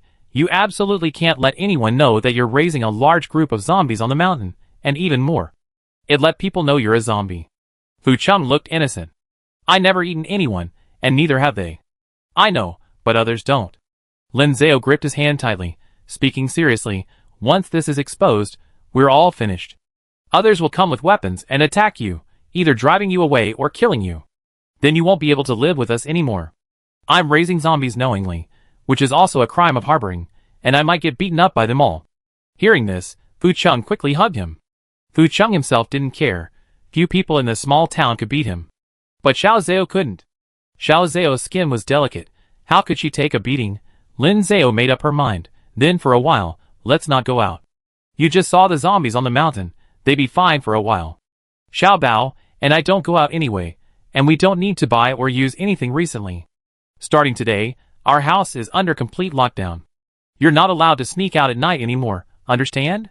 Fu Cheng nodded, understood. Lin Zhao held his hand. Swear it. Fu Cheng raised his hand. I swear, I won't go out. Lin Zhao looked at him earnestly, still a little worried, and raised her hand to cover his eyes. Don't look at people with your red eyes. Fu Cheng closed his eyes, trying hard to control himself. I should have found you a pair of sunglasses. The two hugged each other tightly, unwilling to let go. Fu Cheng gently patted Lin Zhao's back to comfort her. Xiao Zhao, it's okay, don't be afraid. For the next few days, the family of three strictly adhered to the complete lockdown rule. Stayed at home, didn't go out, didn't show their faces. They stopped going to the black market they used to frequent, and even rarely went to the rooftop for some fresh air. They were like three little turtles, huddled in their shell called home, eating 3 meals a day, sleeping late, eating and sleeping in cycles. Lin Zhao was extremely nervous, afraid that someone would suddenly appear and snatch Fu Cheng away. He clung tightly to Fu Cheng. Even while sleeping, he was like an octopus, clinging firmly to him. Lin Xiaobao didn't know what his father and uncle were doing, but he found it interesting, like a snowball. So he took the puppy and pounced on them, hugging them tightly. They huddled together like this for 3 days. According to the duty roster on Happiness Street, it was their turn to take care of the potatoes today. The family of 3 reluctantly left their home. Their job was to weed the potatoes in the flower bed and water them. The sun was blazing today. Even at 8 or 9 o'clock, the sunlight was scorching. So they could only weed first, pulling out the weeds and leaving them to dry in the sun. They would water the plants after the sun went down in the evening and the weather cooled down. Fu Cheng, wearing a vest and carrying a hoe, was weeding in the field. Lin Zhao and Lin Xiaobao, wearing straw hats and gloves, squatted beside the flower bed, pulling weeds by hand. Grandpa Zhang watched from the side, reminding them, Xiao Fu, be careful not to cut the potato sprouts. I know. Xiao Lin and Xiao Bao, are you thirsty? Do you want some water? Yes. Lin Xiaobao raised her little hand. I want sweet and sour water. The kind that's icy cold when you take a deep breath? Is it sweet water with mint leaves? Grandpa will go boil some now. Yay! Thank you, Grandpa. Grandpa Zhang is old, and the neighbors unanimously agreed not to give him separate shifts. He just provide planting technical guidance and do logistical support, like boiling water for the families working that day. That would be enough. You're welcome. Grandpa Zhang, leaning on his cane, walked steadily towards the earthen stove. Boil a lot more. The 2 sisters and the 3 mouths went to the black market. They should be back soon. They had nothing to do today, so they went to the black market to cut hair for people to earn potatoes. Before they left, they specifically came to ask if there was anything they needed help with. There was nothing lacking at home. Lin Xiaoao wanted to eat some golden yellow steamed cake, But their own pumpkins hadn't sprouted yet, so Lin Zhao had already asked them to bring back 2 pieces. That was all. Lin Zhao squatted by the flower bed, raised her hand, and wiped the sweat from her forehead with her sleeve. Lin Xiaobao squatted down beside him, deliberately asking, "Dad, are you hot?" "Yes." Lin Zhao leaned forward, pointing to himself. "Look at the sweat on Dad's face. Then you can do this." Lin Xiaobao opened his mouth, exhaled forcefully, and spoke with a slight lisp. "That way, you won't be hot anymore." Lin Zhao tilted his head, looking at him, feeling that this method of cooling off looked familiar. "Who taught you that?" The next second, the puppy, tongue lolling out, poked its head out from beside Lin Xiaobao. "Ha! Eh!" Lin Zhao was shocked. "Xiaobao, don't imitate the puppy." "Why?"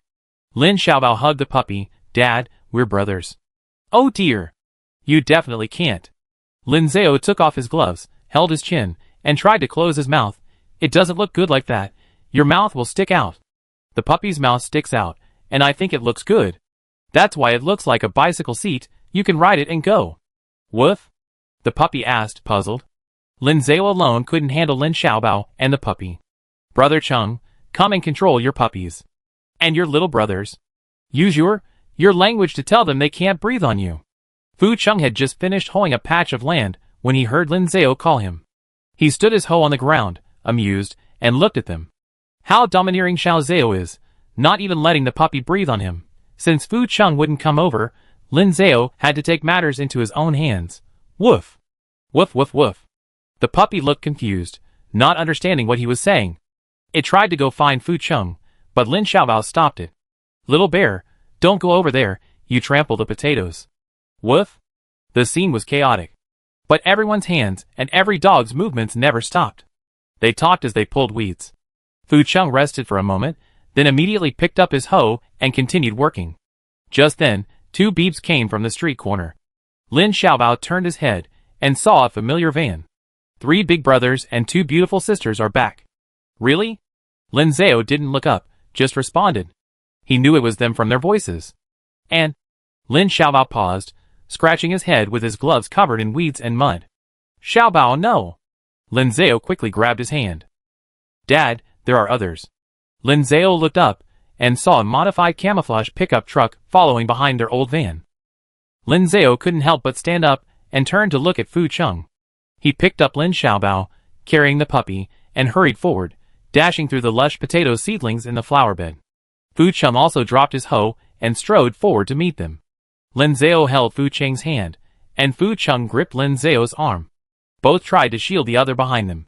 The next second, 3 men poked their heads out of the car windows and waved at them. "Brother Lin, Brother Fu, it's us. The car behind us is from the South City Watchtower base. It's the radio station we always listen to. They're good people. Just now, there was a zombie attack at the black market, and they drove the zombies away and saved everyone." The next second, the pickup truck behind them stopped, and 3 men and 2 women jumped out.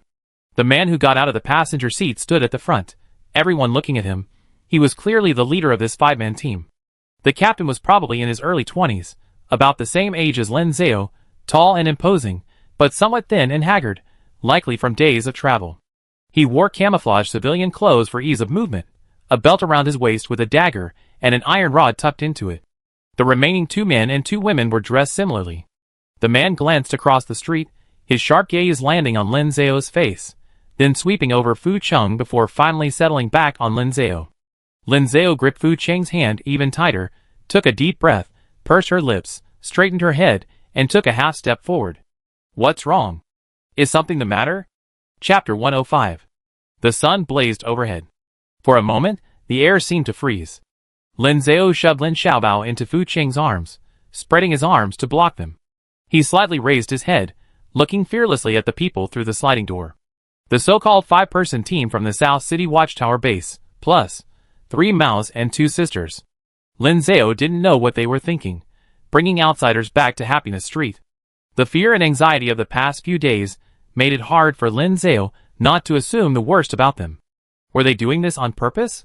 Were they starting to fear Brother Chung again? Did they want to call the army to drive Brother Chung away? Did they? Meeting Lin Zhao's wary yet probing gaze, the 3 Maos and 2 sisters finally reacted and panicked. "No! No! The group quickly explained, not caring about anything else, jumping out of the van, vaulting over the sliding door, and rushing inside. They rushed to Lin Zhao, explaining frantically with gestures and broken words in a voice only the residents of Xingfu Street could hear. Brother Lin, don't misunderstand. We went to the black market to cut hair for people today, and some zombies, dressed in clean clothes and carrying potatoes, disguised themselves as normal people and managed to sneak in. Brother Gao and Brother Lu arranged an emergency evacuation, but it was too late. Several people almost got bitten. They drove over and helped us keep the zombies out, buying us time to escape. At this moment, Grandpa Zhang and Uncle and Aunt Pang, hearing the commotion, also came over.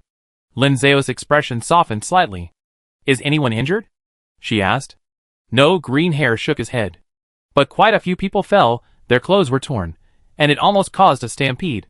Brother Gao and Brother Lu were also injured, but they apologized and gave us some potatoes and eggs as compensation, so they should be alright. That's good. Lin Zhao breathed a sigh of relief, but seeing the 5-person team waiting outside, her heart immediately tightened again. Even so, you can't. Lin Zhao hesitated, unsure how to begin. Grandpa Zhang, however, spoke bluntly, his voice low and stern. You can't bring them home. They helped out at the black market, so just leave them there. Have Xiao Gao and Xiao Lu help out, treat them well, and express our gratitude. If that doesn't work, you can drive back yourselves, we gather some potatoes and eggs, and you can go back and deliver them. That settle things, won't it? Why did we bring them back? The 3 young men and the 2 sisters blushed, too ashamed to speak. After a moment of silence, Green Hair finally spoke. They have weapons, and there are scientists and labs at the base, so we were thinking. The group looked up cautiously at Lin Zhao and Fu Cheng. If we could connect with them, that would be great. Everyone choked, surprised that they genuinely meant well. They were just young and slow-witted, hadn't thought that far ahead. These energetic young men and women were only 16 or 17, the perfect age for high school. After listening to the radio for so long, we finally encountered a regular army team. Shouldn't we hurry and bring them back? Not to mention, they weren't just thinking of themselves, they were also concerned for others. Seeing their expressions, the neighbors felt embarrassed to say anything more. Finally, Grandpa Zhang made the decision. There's some sweet soup I just made in the pot. Pour a bowl out and give it to them. I just collected some eggs yesterday. Go home and take a few, along with some potatoes, and give them to them. Meeting the clear eyes of the 3 mouths and the 2 sisters, afraid they wouldn't understand, Grandpa Zhang added, take 5 eggs and 10 potatoes, and distribute them among them. Go! Lin Zhao said softly, don't go. Cheng Ji, and I will go home and get them. The group outside was helping the black market, which belonged to him and Fu Cheng. It was their turn to provide the supplies. Grandpa Zhang stopped him. It's all right. We're always so grateful to Xiao Gao and Xiao Lu for taking care of us. We're always the first to know about anything good on the black market, and they even bring things over regularly. Let these little fools give something up so they learn they can't just bring people home.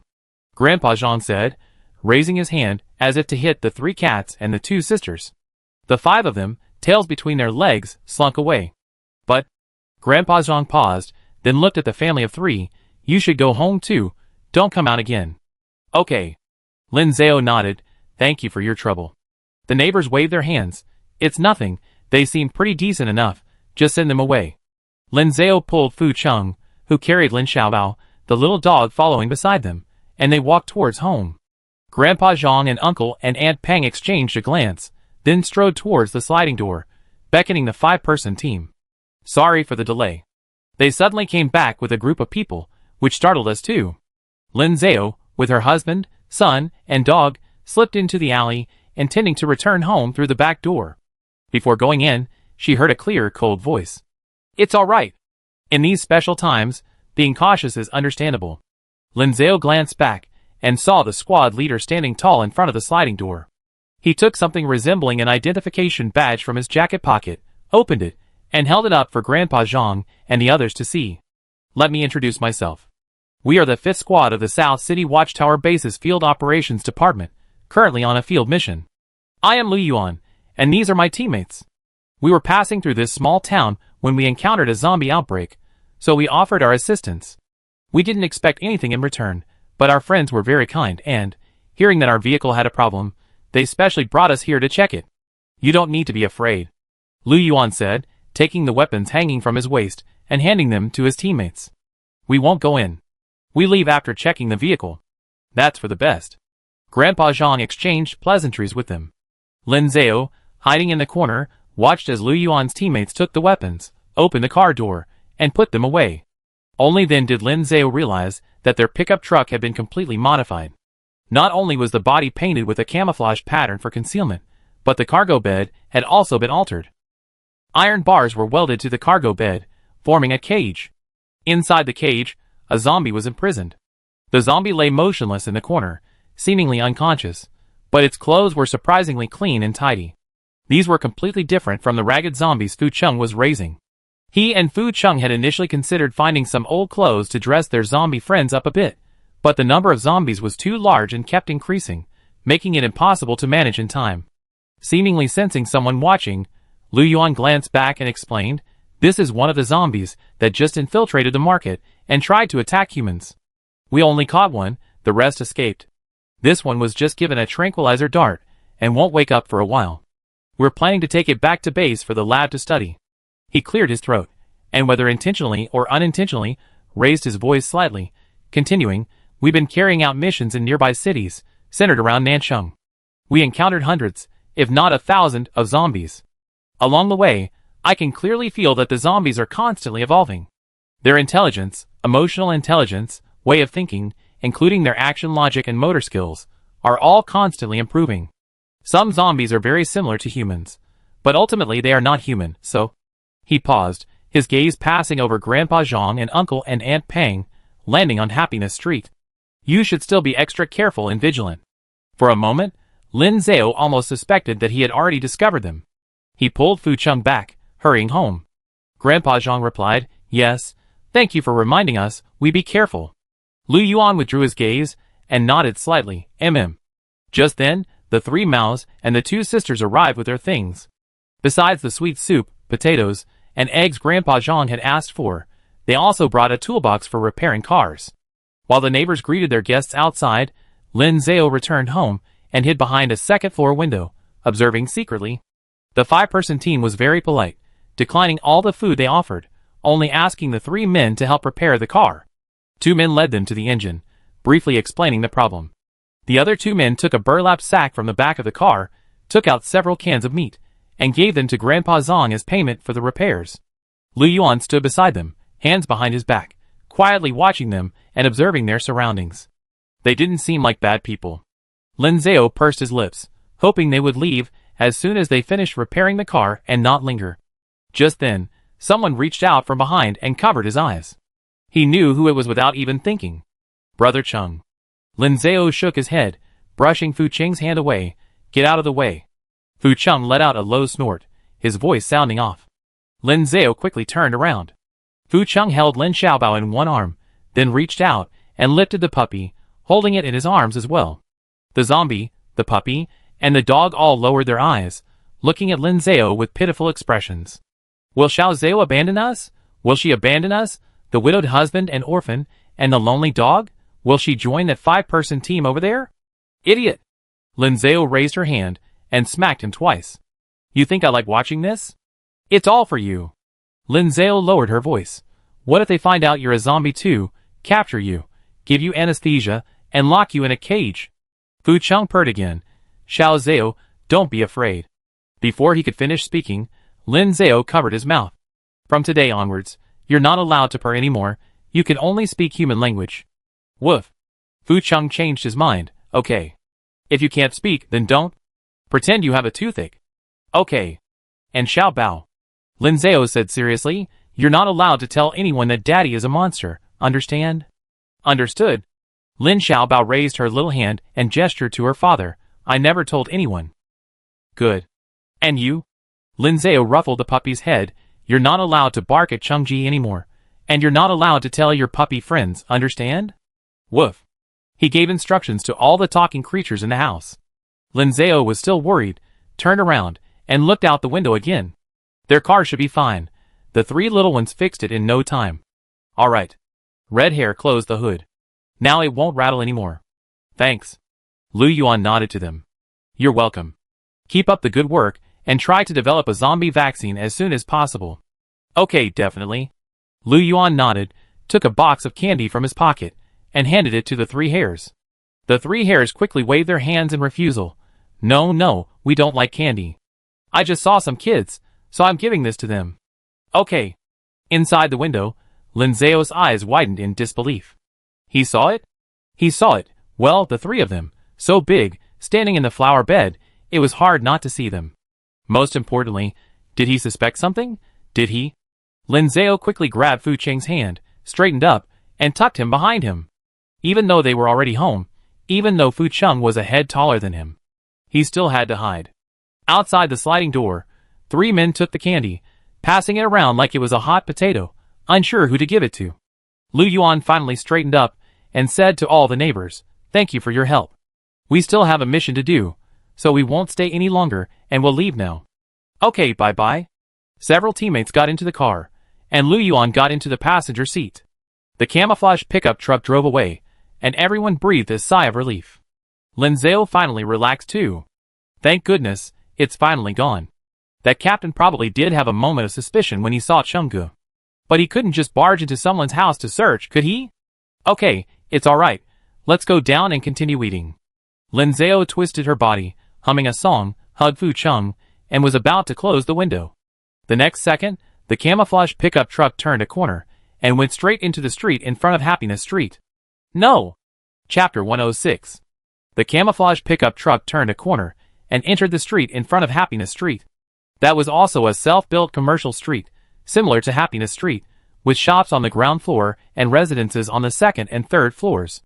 However, that street wasn't finished yet, and since the zombie outbreak last year coincided with the Lunar New Year, the few residents had all gone back to their hometowns.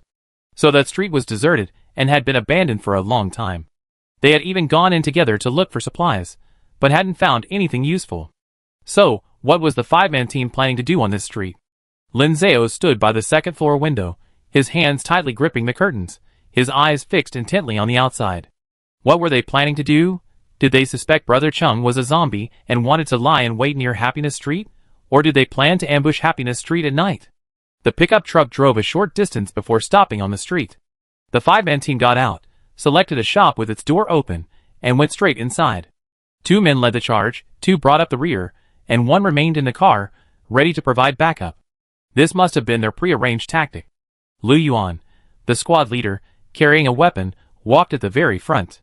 Shortly, they had searched the entire building. After confirming the area was safe, they began cleaning up, sweeping away broken glass and pebbles. It seemed they were going to stay here. Lin Zhao ground her teeth, growing angrier and angrier with each look. Did he even give permission to live on a street next to Happiness Street? Did he even agree to it? Lin Zhao turned her head, saw Fu Cheng, and instinctively slapped him. Fu Cheng, bewildered, clutched his chest, his expression innocent. He hadn't angered Xiao Zhao, so why was she hitting him again? Lin Zhao ran back to the living room, grabbed Lin Xiaobao's toy binoculars, picked up an iron rod, held it horizontally in front of him, and ran back to the window. They needed to prepare. In case of a sneak attack, they would have to fight. The five-person team moved quickly. Two people tidied the building, two took out the portable stove they carried in the car, and started a fire. The third person remained outside to keep watch, observing the surroundings and providing early warning. It seemed they were going to cook. But it couldn't be a smoke screen, deliberately lowering their guard. Lin Zhao leaned against the window, raising the binoculars, watching them intently. From now on, nothing the team did would escape his eyes. Lin Zhao observed so closely that Fu Cheng and Lin Xiaobao didn't dare disturb him, standing quietly to his side. Not only did they dare not make a sound themselves, but if they saw the puppy open its mouth, they would grab its muzzle and force it to close it. This greatly displeased the puppy, which laid down on the ground and scratched at the floor with its paws. A flickering firelight appeared, and the two people opposite placed a pot on the stove, added water, and then took out a pre-prepared lunchbox and put it in to heat. Back by the base, and out on the go, they were undoubtedly eating prepared canned food for convenience. They couldn't see exactly what it was, but Lin Zhao pursed his lips and swallowed. Just then, a soft knock came from downstairs at their apartment. Followed by, three slightly guilty and ashamed voices came from below. Brother Lin, Brother Fu, Brother Bao, lunch is ready, you can eat now. Time flew by, and before they knew it, the neighbors had finished preparing lunch. Lin Zhao heard their voices, and his anger flared. He jumped up, grabbed his iron rod, and strode off with a swagger. Fu Cheng closed and locked the window, then quickly followed with Lin Xiaobao and the dog. The three Maos and the two sisters stood in a row at their doorway, their hands either clasped in front of them or twisting their clothes. Lin Zhao, his face cold, raised the iron rod as if to strike. The children instinctively closed their eyes, but none of them flinched or moved an inch. Sorry, brother Lin, hit us. Just as the iron rod was about to fall, Lin Zhao stopped, tossing it aside. With a clang, Lin Zhao raised his hand and delivered a hard blow to each of the three Mao shoulders. You're the ones who brought them back. Brother Lin, don't be angry. We know we were wrong. We work for you, work all summer long. We take turns keeping watch at night, promising never to let anyone else near Happiness Street again. The five men clasped hands, looking at him with teary eyes. There was canned meat at noon. You can have it all. We won't eat a single bite. I'm sorry. I'm really sorry. Lin Zhao really didn't know what to say, pursed his lips, and turned to leave. Fu Cheng, on the other hand, patted their shoulders as he passed by, indicating that they were all right. The five men followed behind them listlessly, like dogs suffering from heat stroke. Lunch was simple.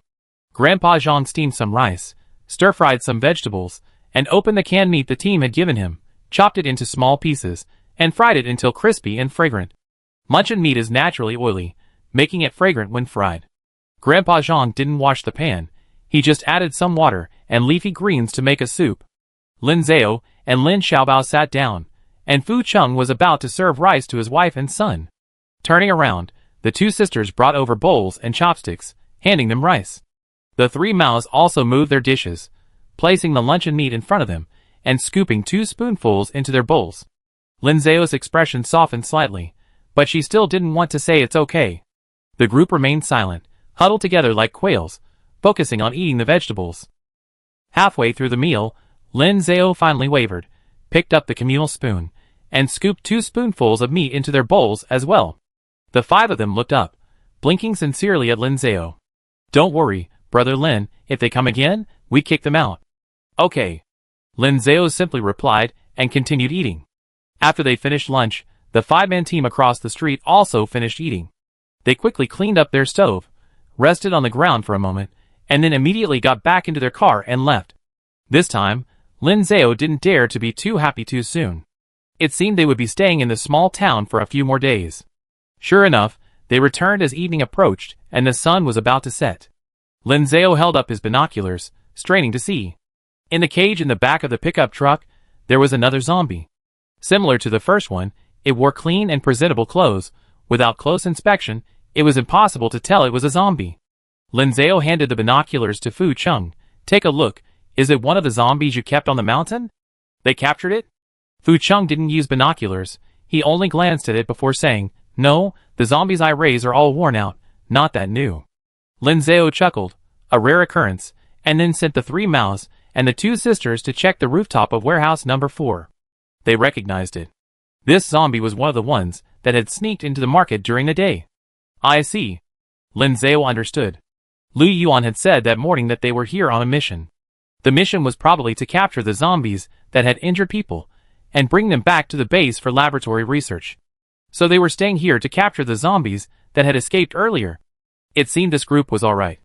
Lin Zhao breathed a slight sigh of relief, but he wasn't completely at ease. He stared for a while longer until Fu Cheng became thoroughly jealous, covered his eyes, and pulled him into his arms, preventing him from looking anymore. It was almost time, it was dark, and the surroundings were quiet. The family of 3 took a quick shower, and went to bed. The 3 men and the 2 sisters redeemed themselves by taking turns keeping watch. The night passed peacefully. Several days passed like this. The 5-man team was stationed on the street in front of Happiness Street, leaving early and returning late. They went out early in the morning to capture zombies, returning only after sunset to light a simple fire, cook some food, and sleep and rest in the building. They didn't come to Happiness Street again, and no one else came to their door. Instead, their presence there led people to mistakenly believe that Happiness Street, the town's local tyrant, had established a connection with the South City Watchtower base. A powerful alliance, their reputation spread far and wide. No one dared to approach Happiness Street anymore, a blessing in disguise. The 5-man team worked for 3 or 4 days, capturing a total of 3 zombies, and one teammate was injured. Fortunately, Fu Chung had previously established rules for the zombies on the mountain, requiring them to avoid people. The zombies the team captured were those that had previously injured people at the market. They had nothing to do with them. Lin Zhao had no objections to the base's mission, as long as they didn't disturb their home. He supported capturing zombies, conducting research, developing vaccines, and benefiting humanity. It was the 5th day. The weather was bad that day. There was no sun early in the morning, and dark clouds loomed overhead. The 2 Maos and the 2 sisters squatted in the flower bed, diligently tending to the potatoes. Another Mao had been on night watch and was catching up on sleep, so she didn't come. While they were working, the family of 3 stayed in the warehouse, supervising the work. Actually, after so many days, Lin Zhao had mostly calmed down. So he decided to talk to them later and forgive them. He talked to them after they finished their work. Young people are strong, so they should do more work. Lin Zhao sat on the stool, arms crossed, and couldn't help but cross his legs. Clever as he was. After a while, the 4 people in the flower bed stood up and wiped the sweat from their faces. Lin Zhao smiled and told Fu Chung and Lin Xiaobao to pick up the bowls, preparing to go out and bring them water. But just then, a clear, cold voice suddenly came from outside the street. "Hello!" Lin Zhao paused, quickly pulling Fu Chung and Lin Xiaobao back. It was Lu Yuan, the leader of the 5-person team. Why were they here again? Lin Zhao hid behind the warehouse door, observing carefully. After so many days, he was quite familiar with it. The 2 Maos and the 2 sisters glanced at the street corner, then turned around and shouted, "Grandpa! Godfather! Uncle Fatty and Aunt Fatty!" After what happened last time, they finally remembered. They were kids. They had to call for adults if anything happened. As soon as they called, Grandpa Zhang, Uncle Peng, Aunt Peng, and Huang Mao, who was taking a nap, immediately came out. "What's wrong? What's wrong?" The group pointed to the street corner. "Someone's coming." "Oh!" Grandpa Zhang led them forward to greet them. "Captain Lu, good morning." Lu Yuan, with his 4 teammates, stood outside the sliding door and nodded slightly to them. "We caught all 3 zombies that infiltrated the market, and we explained the situation to the black market yesterday, so you don't need to be afraid anymore. But you still need to be careful. Beware of being ambushed by zombies disguised as humans." Grandpa Zhang nodded. "We know, thank you." Lu Yuan thought for a moment, then took out a booklet and handed it to them. "This is a zombie identification and protection guide compiled by the base's scientists. You can study it when you have time." "Okay, thank you." Grandpa Zhang thanked them again, took the booklet, and handed it to Huang Mao. Lu Yuan looked at them and said, "We caught the zombies, we need to go back too." "Okay, take care, have a safe trip." Grandpa Zhang nodded again. "Would you like some potatoes?" You? Lu Yuan interrupted him, staring intently at him. "Any reports to report?" Grandpa Zhang blinked, feigning innocence. "What reports?" "The zombie situation." Lu Yuan raised his head, scanning everyone present, his eyes cold, his tone firm. Zombies disguised as humans. The 3 men and the 2 sisters turned their heads away, avoiding his gaze. Grandpa Zhang continued innocently, "No, we never seen anything that can disguise itself as a human." Suddenly, Lu Yuan interrupted sharply, "It's a zombie." "No. No matter how well it disguises itself, it's still a zombie." Finally, Lu Yuan decided to stop arguing with them. He couldn't take it anymore, grabbed the sliding door with both hands, and leaped over it. "Hey!" This time, not only the people on Happiness Street panicked, but his own teammates were also alarmed. "Hey! Are you crazy? Who let you in?" "Captain! Captain! We can't trespass on residential property." Lu Yuan climbed over the sliding door and strode inside. The 3 men, seeing the situation was bad, quickly rushed forward, trying to restrain him. His own teammates were also shocked and called out to him repeatedly. While struggling to break free, Lu Yuan said, "I go in and catch the zombies. You guys provide backup outside. I accept the punishment when we get back. I can't watch an obvious zombie escape right under my nose." After telling his teammates, Lu Yuan grabbed Green Hair by the collar and lifted him up. But now, it wasn't just the 3 green hairs, other neighbors joined in to stop him. Lu Yuan pulled one away, and another immediately rushed forward to block his way. Even Grandpa Zhang, leaning on his cane, shakily blocked him. "We don't have any zombies here. You're slandering us. Captain Lu, please leave. Otherwise, we will definitely contact the base and file a complaint against you." We reasonably suspect that you are trying to rob us. Now, immediately, get out. Lu Yuan moved them aside one by one, shouting sternly as he walked forward. I hinted at it so many times. I tolerated you for so many days. I thought you'd come to your senses and come to me. You're dancing with wolves. Sleeping with tigers. You get yourselves killed. It's a zombie. The next second, everyone roared in unison. It's not. Lu Yuan stared at them, his face grim. They admitted it. Lu Yuan broke through the encirclement and strode forward. He left the 3 mouths behind and shoved the 2 sisters aside. Grandpa Zhang couldn't catch him and could only shout, Xiao Lin, hurry! Run!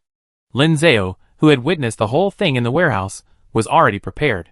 He had Fu Cheng pick up Lin Xiaobao, grabbed an iron rod, and pulled Fu Cheng, preparing to leave through the back door of the warehouse. Go! That Lu Yuan had clearly noticed from the beginning. It's a wonder he waited so long. Lin Zhao grabbed Fu Cheng and ran out quickly. They should go home now, drive out, break through the squad's encirclement, break through the sliding doors, get to the mountains to hide, and then... But then, Lin Zhao stopped. Where could they hide? Zombies could hide in the mountains, without food or water. How could he and Xiaobao do that? This Lu Yuan was obviously stubborn. He wouldn't leave until he caught Fu Cheng. Could it be that they had to hide in the mountains forever? Either they had to drive him away, or persuade him. Thoughts raced, and Lin Zhao hesitated for only 3 seconds. The next second, with a loud crash, the warehouse door was pushed open from the outside. Lin Zhao turned around, raising the iron bar in her hands to shield Fu Cheng and Lin Xiaobao behind her. Lu Yuan stood outside the door, his sharp gaze sweeping over the family of 3. You're not a zombie, you're not a zombie. Lin Zhao stood in front of Fu Cheng, and Lin Xiaobao hugged her father tightly. He's not a zombie either. Lu Yuan shouted sharply, he is a zombie. He's not. Lin Zhao shouted even louder, he's human, he's my lover. He's our family. Calm down. Lu Yuan's expression softened, his voice lowered, and he took a step forward. Xiao Lin, can I call you that? Calm down. Lin Zhao protected her husband and son, backing away, maintaining her distance from him. I'm calm. Your lover is a zombie. Lu Yuan said softly, he's been infected with the zombie virus, his eyes are red, and his canines are protruding. He's already a zombie, you and the child. Son, it'd be dangerous to stay with him. I don't need you to remind me. Lin Zhao slightly raised her chin. We've been living together for over a year. That's impossible. Lu Yuan instinctively dismissed his words as nonsense. I've been on missions for over half a year, and I met many people.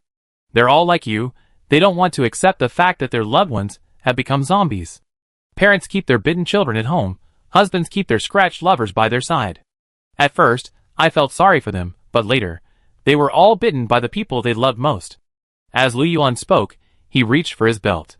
Lin Zhao instinctively thought he was going to reach for his weapon and shouted, put it down.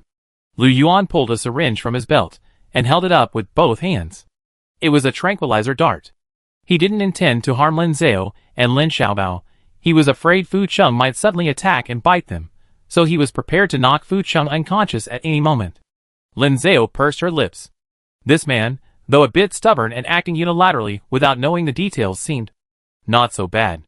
Seeing his silence, Lu Yuan continued, your lover, he was infected by zombies a few days ago. I met him when I passed through the small town. Lin Zhao's eyes widened. That night, were you following him? Yes. Lu Yuan said seriously, I saw him coming down from the mountain. I saw he had zombie characteristics. I followed him, trying to find out where he lived, but I lost him. Until a few days later, I saw you outside Happiness Street. He had been infected by the zombie virus. You can no longer live with him. Hand him over, and I take him to the base. So that's how it is. So that's how it is. Lin Zhao finally understood. He instantly gained confidence, raising his chin. Captain Lu, you're sorely mistaken. What do you mean? I'm not lying, and I haven't lost my mind. My lover didn't contract the zombie virus the day you followed him. He contracted it over a year ago. He's been living with me and our child for over a year, and he's been controlling the virus's effects. He's never harmed us. All the neighbors can testify. In an instant, everyone on Happiness Street surged forward. They stood between the family of 3 and Lu Yuan. Yes, we can all testify. Grandpa Zhang said, although Xiao Fu is infected with the virus, he has never attacked us. He can cook, he can do laundry, just like a normal human. Uncle and Aunt Pang said, Brother Fu has helped us a lot. Once, during a typhoon and torrential rain, Brother Fu drove to pick us up. The 3 colorful-haired zombies immediately chimed in, and another time, when robbers attacked Happiness Street, Brother Fu led an army of zombies to help us. The other zombies all obeyed him, and never attack humans. The 2 sisters said in unison, We cut Brother Fu's hair before, with the scissors held to his neck, and he didn't move an inch. We eat and work with Brother Fu, and he has never, ever attacked us.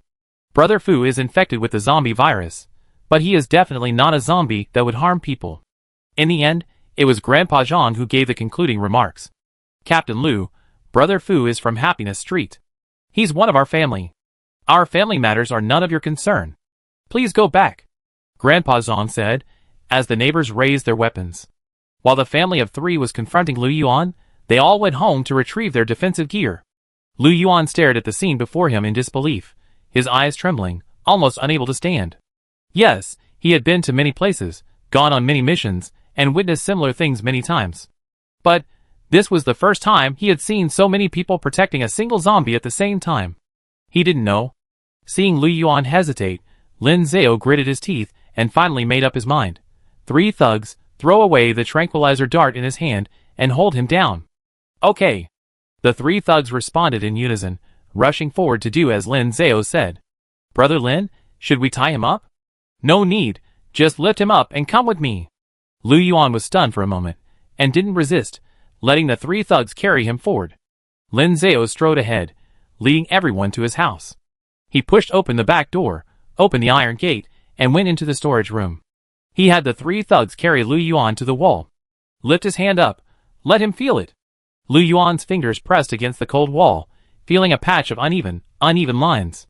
Lin Zhao also stepped forward, raised his hand, and pressed his palm against another crack in the wall. My love, he was staying here when he was first scratched by a zombie.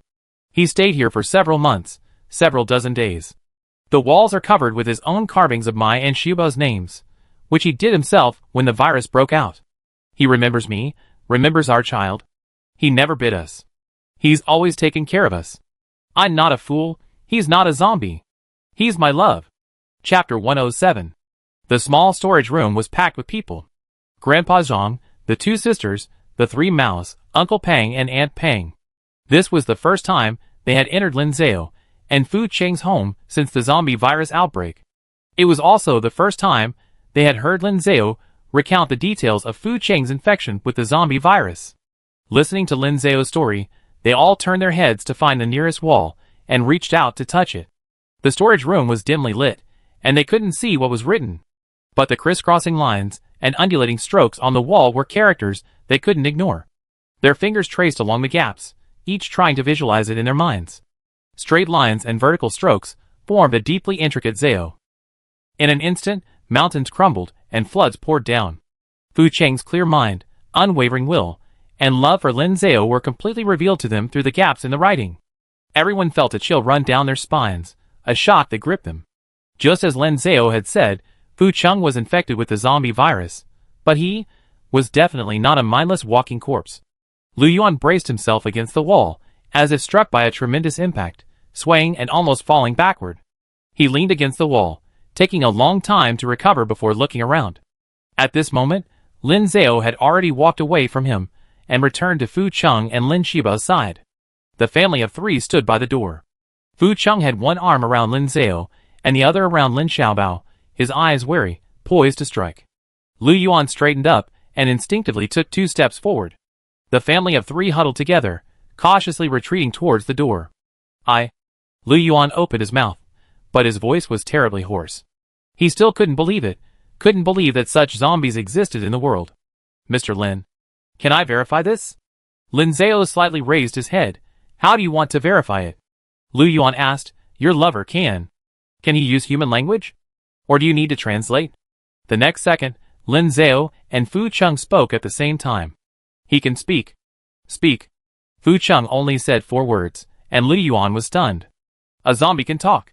Although its voice is low and hoarse, its pronunciation unclear, and it even has that characteristic zombie purring sound, it's still a rare miracle.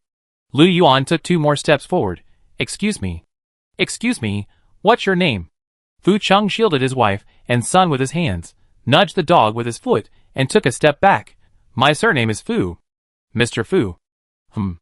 You? At first, it couldn't speak. Later, while writing Xiaozhao's name, it silently repeated in its mind, and it learned. Fu Chung could even guess what question he was going to ask. Then, Xiaozhao cupped my face, letting me see its mouth, and then held my hand, letting me touch its neck. It gradually learned. Lu Yuan's expression was shocked, his eyes filled with astonishment as he stared at him intently. Cooking, washing clothes, taking care of the child, that's how I learned. Occasionally, human memories would flash through my mind. Driving, repairing cars, that's how I remembered. It sounds simple, but the whole family of 3 had put in tremendous effort. Lu Yuan asked urgently, "Do you still remember your lover and children?" "I remember." Fu Chung nodded. Xiao Zhao and Xiao Bao were 2 people he would do anything to remember. How could he possibly forget them? Then, Lu Yuan pointed to the other neighbors. What about them? I didn't remember them at first. I only met them after Xiao Zhao introduced them to me. Lu Yuan finally asked, "You love them, right?" Fu Chung hugged his wife and son tightly. "I love them. Like this, like this." Lu Yuan leaned against the wall, his lips trembling, murmuring softly. He was completely unsteady on his feet, leaning against the wall, almost sliding down. So it can be like this. It can be like this. Everyone looked at him, somewhat puzzled. Although zombies like Fu Chung were rare, but was he really that agitated? Why did he seem about to faint? Everyone stared at him silently, unsure what to do. Just then, several chaotic sounds came from outside. "Captain! Captain!" The team members waiting outside, having waited a long time for Lu Yuan to emerge, suspected something had happened to him and rushed in to check. Lu Yuan was about to respond when he suddenly remembered they were still in someone else's house. So he straightened up, as if to leave. The neighbors, as if facing a formidable enemy, backed away, ready to fight at any moment. The family of 3 also kept their distance from him, circling around him. Lu Yuan lowered his head, bowed slightly to them, and said softly, "I'm sorry, I misunderstood. I disturbed you." After saying this, he started walking, staggering towards the door. Finally gone. But as everyone watched his departing figure, something felt off. They didn't particularly like Lu Yuan, nor did they like the team. However, from the team's perspective, their actions seemed understandable. After all, they had never seen a zombie like Fu Chung before, and they were merely carrying out a mission. Even when they collectively fought against the team, Lu Yuan hadn't intended to harm them. Instead, he was thinking of protecting them. He had just apologized. So, a sudden unease settled in everyone's hearts. Lin Zhao opened his mouth, about to speak. The next second, several people outside cried out in alarm. "Captain! Captain! Quick, quick!" Lin Zhao grabbed Fu Chung and Lin Xiaobao, hurriedly calling to the neighbors, "Go out and see." The next second, everyone sprang into action, running towards the door. Out the back door, they saw Lu Yuan with his back to them, his legs and knees buckling, collapsing to the ground. The 4 team members were frantically trying to help him up. "Captain! How could you have fainted?" Lin Zhao was shocked. He only spoken a few words to him. He hadn't done anything. Just then, several team members lifted Lu Yuan up and placed him on one of their backs. "Quick, quick!" Before leaving, they turned back to apologize to the residents of Happiness Street. Sorry, we leave now." The group helped Lu Yuan up and turned to leave. Lin Zhao watched their departing figures, exchanged glances with the neighbors, and sighed. No matter what, at least, Lu Yuan wouldn't bring anyone to capture Fu Chung again. The 3 men put the sliding door back in place, and Happiness Street returned to its usual tranquility. But, on the roof of warehouse number 4, the 3 men leaned against the wall, using Lin Xiaobao's toy binoculars to observe the situation on the opposite street. At that time, Lu Yuan was probably planning to capture Fu Chung and immediately head back to base. He had everything packed when he unexpectedly collapsed. His teammates had to carry him back to the shop where they had stayed for several days, spread his sleeping bag on the floor, lay him down, and then start a fire to boil water for him to wipe down. It was quite a chaotic scene. The 3 mouths took turns keeping an eye on things, providing real-time updates. Reporting to everyone, Lu Yuan is still unconscious. They're cooking lunch, but Lu Yuan can't eat. They put an extra layer of clothing on him. Grandpa Zhang sighed, "This captain's been working so hard. I wonder if they have any medicine." "They should have some wound medicine," Aunt Pang said. "Last time one of their team members fell and got injured, they bandaged him up, right?" I just don't know if they have any medicine for internal injuries. That Lu Yuan, he doesn't seem like someone with a weak constitution. How did he faint? He couldn't have fainted from being scared by Brother Fu, could he? But why did he faint at this particular time? It doesn't seem like it. They caught 3 zombies already. That should be enough to report back, right? The neighbors chattered amongst themselves. The family of 3 remained silent, standing in a row, arms crossed, gazing into the distance. After what seemed like an eternity, the neighbors finally stopped talking. Lin Zhao thought for a moment, then finally spoke up. If all else fails, just make some ginger soup and send it over. The neighbors all turned around, looking at him in surprise. Lin Zhao replied nonchalantly, I always hear the radio from the south of the city. I know they're working hard on a zombie vaccine. Once the misunderstanding is cleared up, everything will be fine. They're not bad people, we can't just ignore them. What do you all think? The neighbors all nodded. Okay. Then it's settled. Let's go downstairs and get ready. Okay. Lin Zhao dug 2 pieces of old ginger from her windowsill. Grandpa Jean also picked a handful of perilla leaves from his backyard. The 3 Maos added firewood, and the 2 sisters boiled water. They boiled half a pot of strong ginger soup and took it over to the 5-person team. Now that their identities were exposed, the family of 3 no longer needed to hide. So Lin Zhao, along with Fu Chung, the 3 Maos, and Uncle and Aunt Pang, all went over. They couldn't let Lu Yuan faint again, just as he was about to wake up and saw Fu Chung arrive, could they? The 3 Maos handed the ginger soup to the team members, so they could feed it to Lu Yuan. Lin Zhao and Fu Chung stood by, quietly watching Lu Yuan. Lu Yuan leaned against the wall, his face deathly pale, motionless, only his lips trembling as if he were murmuring something. His voice was too soft for Lin Zhao to hear. Lin Zhao frowned and leaned forward. Fu Chung supported his shoulder and whispered, "Ah Feng." Lin Zhao asked, puzzled. Fu Chung pointed to the opposite side. He called out. Strange. 2 teammates fed Lu Yuan's soup. The 2 teammates stood up and thanked them. We're so sorry, thank you so much. You're welcome. Lin Zhao replied politely. He thought for a moment, then asked, who is Ah Feng? This? The 2 teammates exchanged a glance, then looked back at Lu Yuan, and walked away. Lin Zhao pulled Fu Chung along, following them outside. Ah Feng is? The 2 whispered, the captain's lover. Ah? Lin Zhao exclaimed in surprise. When the zombie outbreak first occurred, the captain and Feng went out together and encountered zombies. Feng was bitten while protecting the captain. Feng knew that being bitten meant he would become a zombie and couldn't resist biting people, so he left the captain in the supply truck and went on his way. Later, the captain joined the base team, going out on missions everywhere. So Lu Yuan went crazy, capturing zombies everywhere to help advance the development of a zombie vaccine. So when Lu Yuan saw Fu Chung, infected with the zombie virus but still retaining human consciousness, and saw Lin Zhao and Lin Xiaobao, who hadn't been bitten, he was so excited that he fainted. Only at this moment did he realize that he and his lover could have been like this. Lin Zhao looked back at Lu Yuan, and didn't seem so annoying anymore. Chapter 108. Ah Feng! Lu Yuan shouted one last time. He woke with a start, his eyes snapping open, only to be met with a tiny little cub and a large country dog. The cub and the dog, like a small fish ball and a beef ball, squatted beside him. Lin Xiaobao held a towel in one hand and waved the other outstretched. Hello, Uncle Lu. You. Lu Yuan's eyes widened in disbelief, struggling to sit up in his sleeping bag. How did you get here? What are you doing here? He clearly remembered that this child was the zombie and human child from Happiness Street. What's going on? Lin Xiaobao raised the towel, but before he could speak, Lin Zhao's disgruntled voice rang out beside him. Hey! What's with that reaction? Lu Yuan turned his head, looking at him blankly. Lin Zhao grabbed Fu Cheng's hand. We're both alive.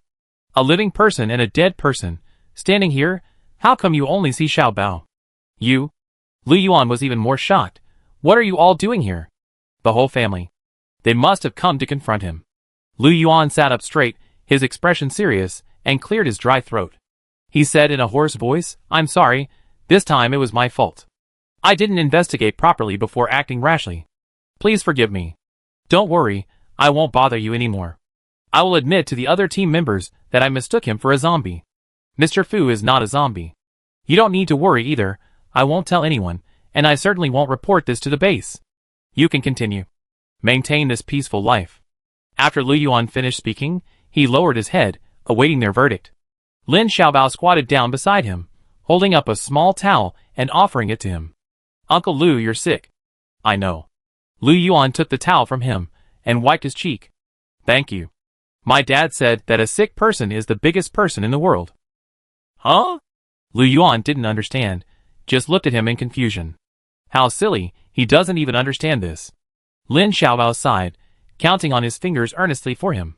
If you're sick today, then you're the biggest person in the world today. No matter what wrong you do, you can be forgiven once. Lu Yuan tentatively looked up at them. Lin Xiaobao added, except for murder, arson, and other illegal activities. So what they meant was, Lin Xiaobao raised his little hand, patted his shoulder familiarly, and spoke earnestly. Uncle Lu, my dad, my great-uncle, and I have all forgiven you. Thank you. Lu Yuan paused, his expression visibly relieved. Thank you all. Do you want some water? Lin Xiaobao asked him again, or do you want some food? Have some water first. Lu Yuan's voice sounded hoarse. Excuse me, where are my teammates? Just have them come help, no need to trouble you. Lin Xiaobao said earnestly, they took care of you all night, they all gone to sleep now. Then, Lu Yuan looked at him, then at Lin Zhao, and Fu Cheng standing beside him, and asked softly, why are you taking care of me now? Lin Xiaobao puffed out her cheeks, looking at him suspiciously. Don't you trust me? How dare you doubt Xiaobao Bao's medical skills? No, no.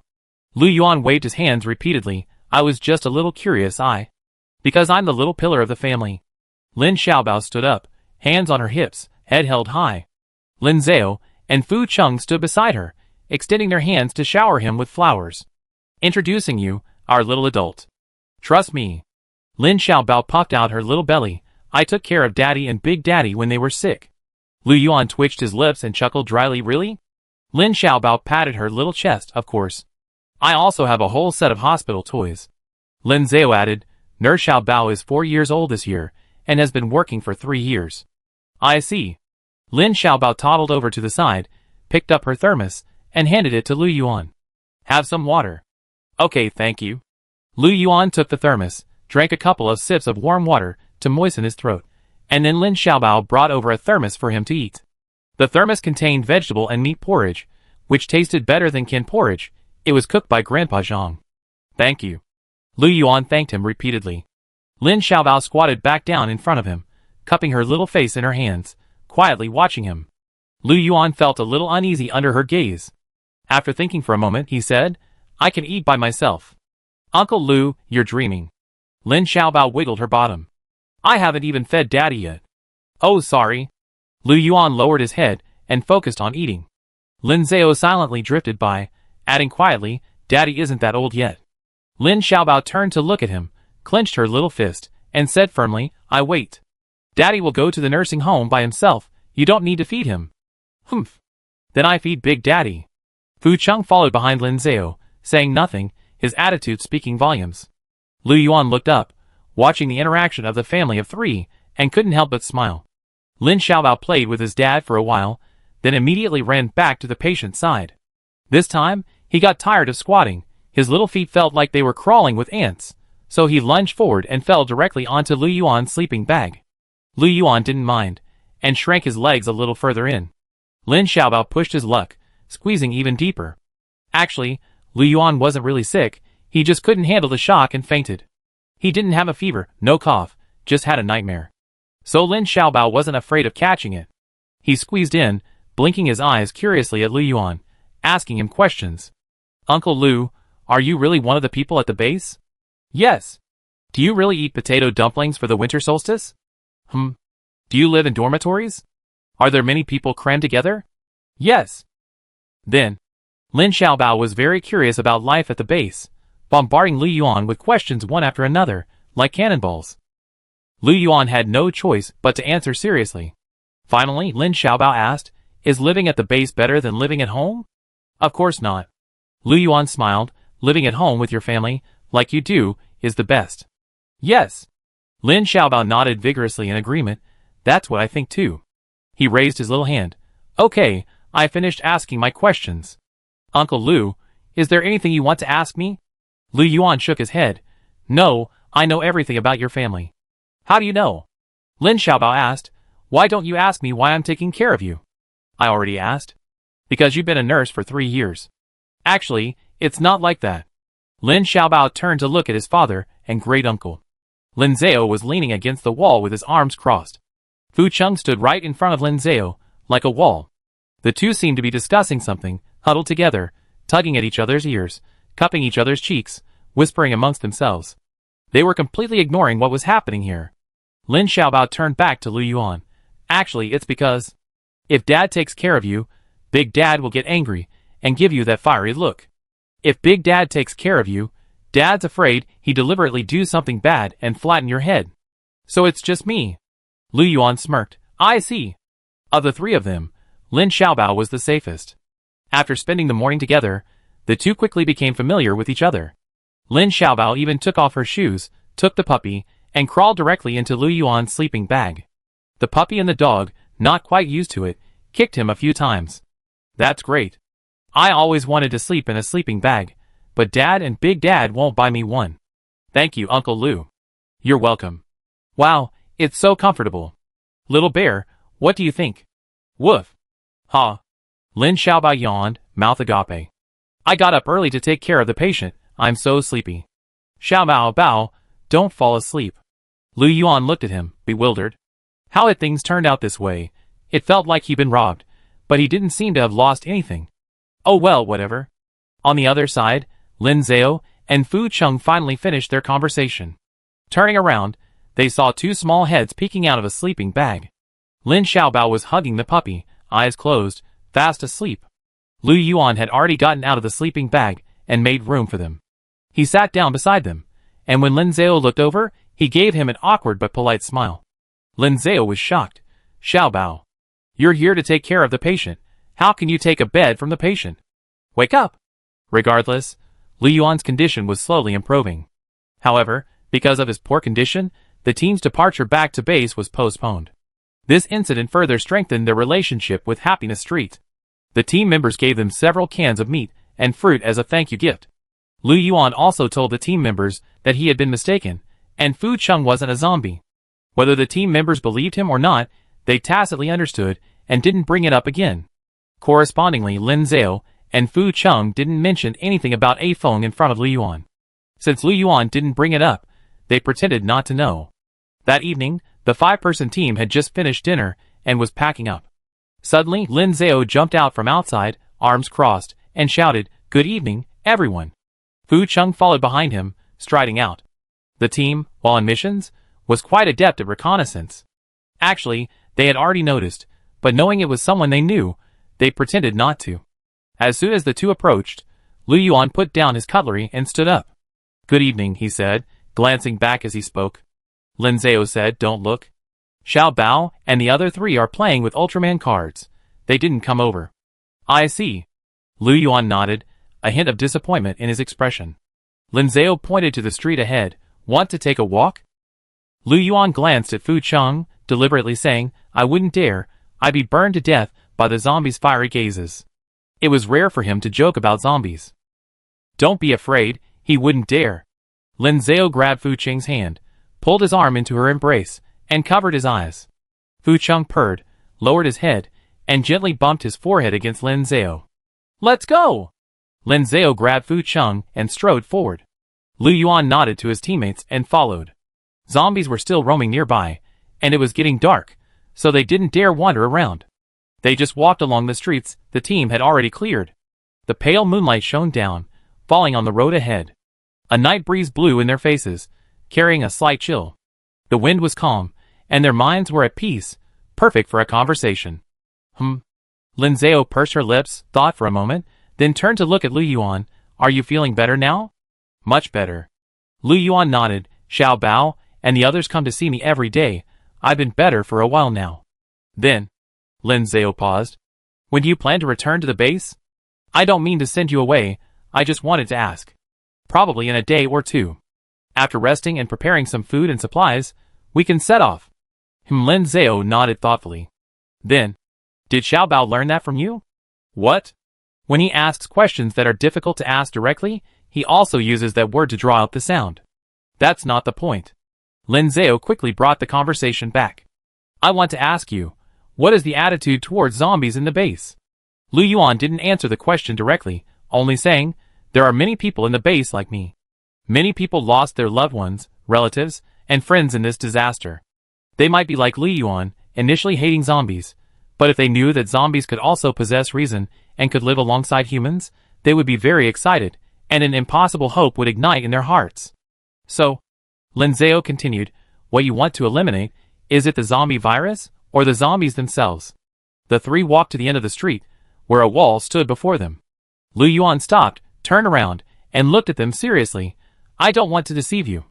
The base has been researching a vaccine that can resist the zombie virus. Injecting humans can provide immunity to the zombie virus.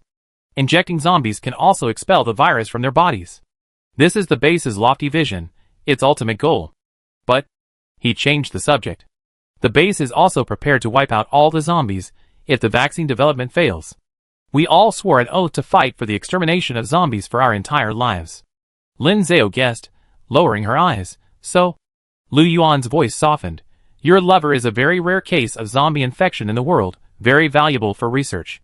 From the base's perspective, I should immediately separate you and bring him back to the base.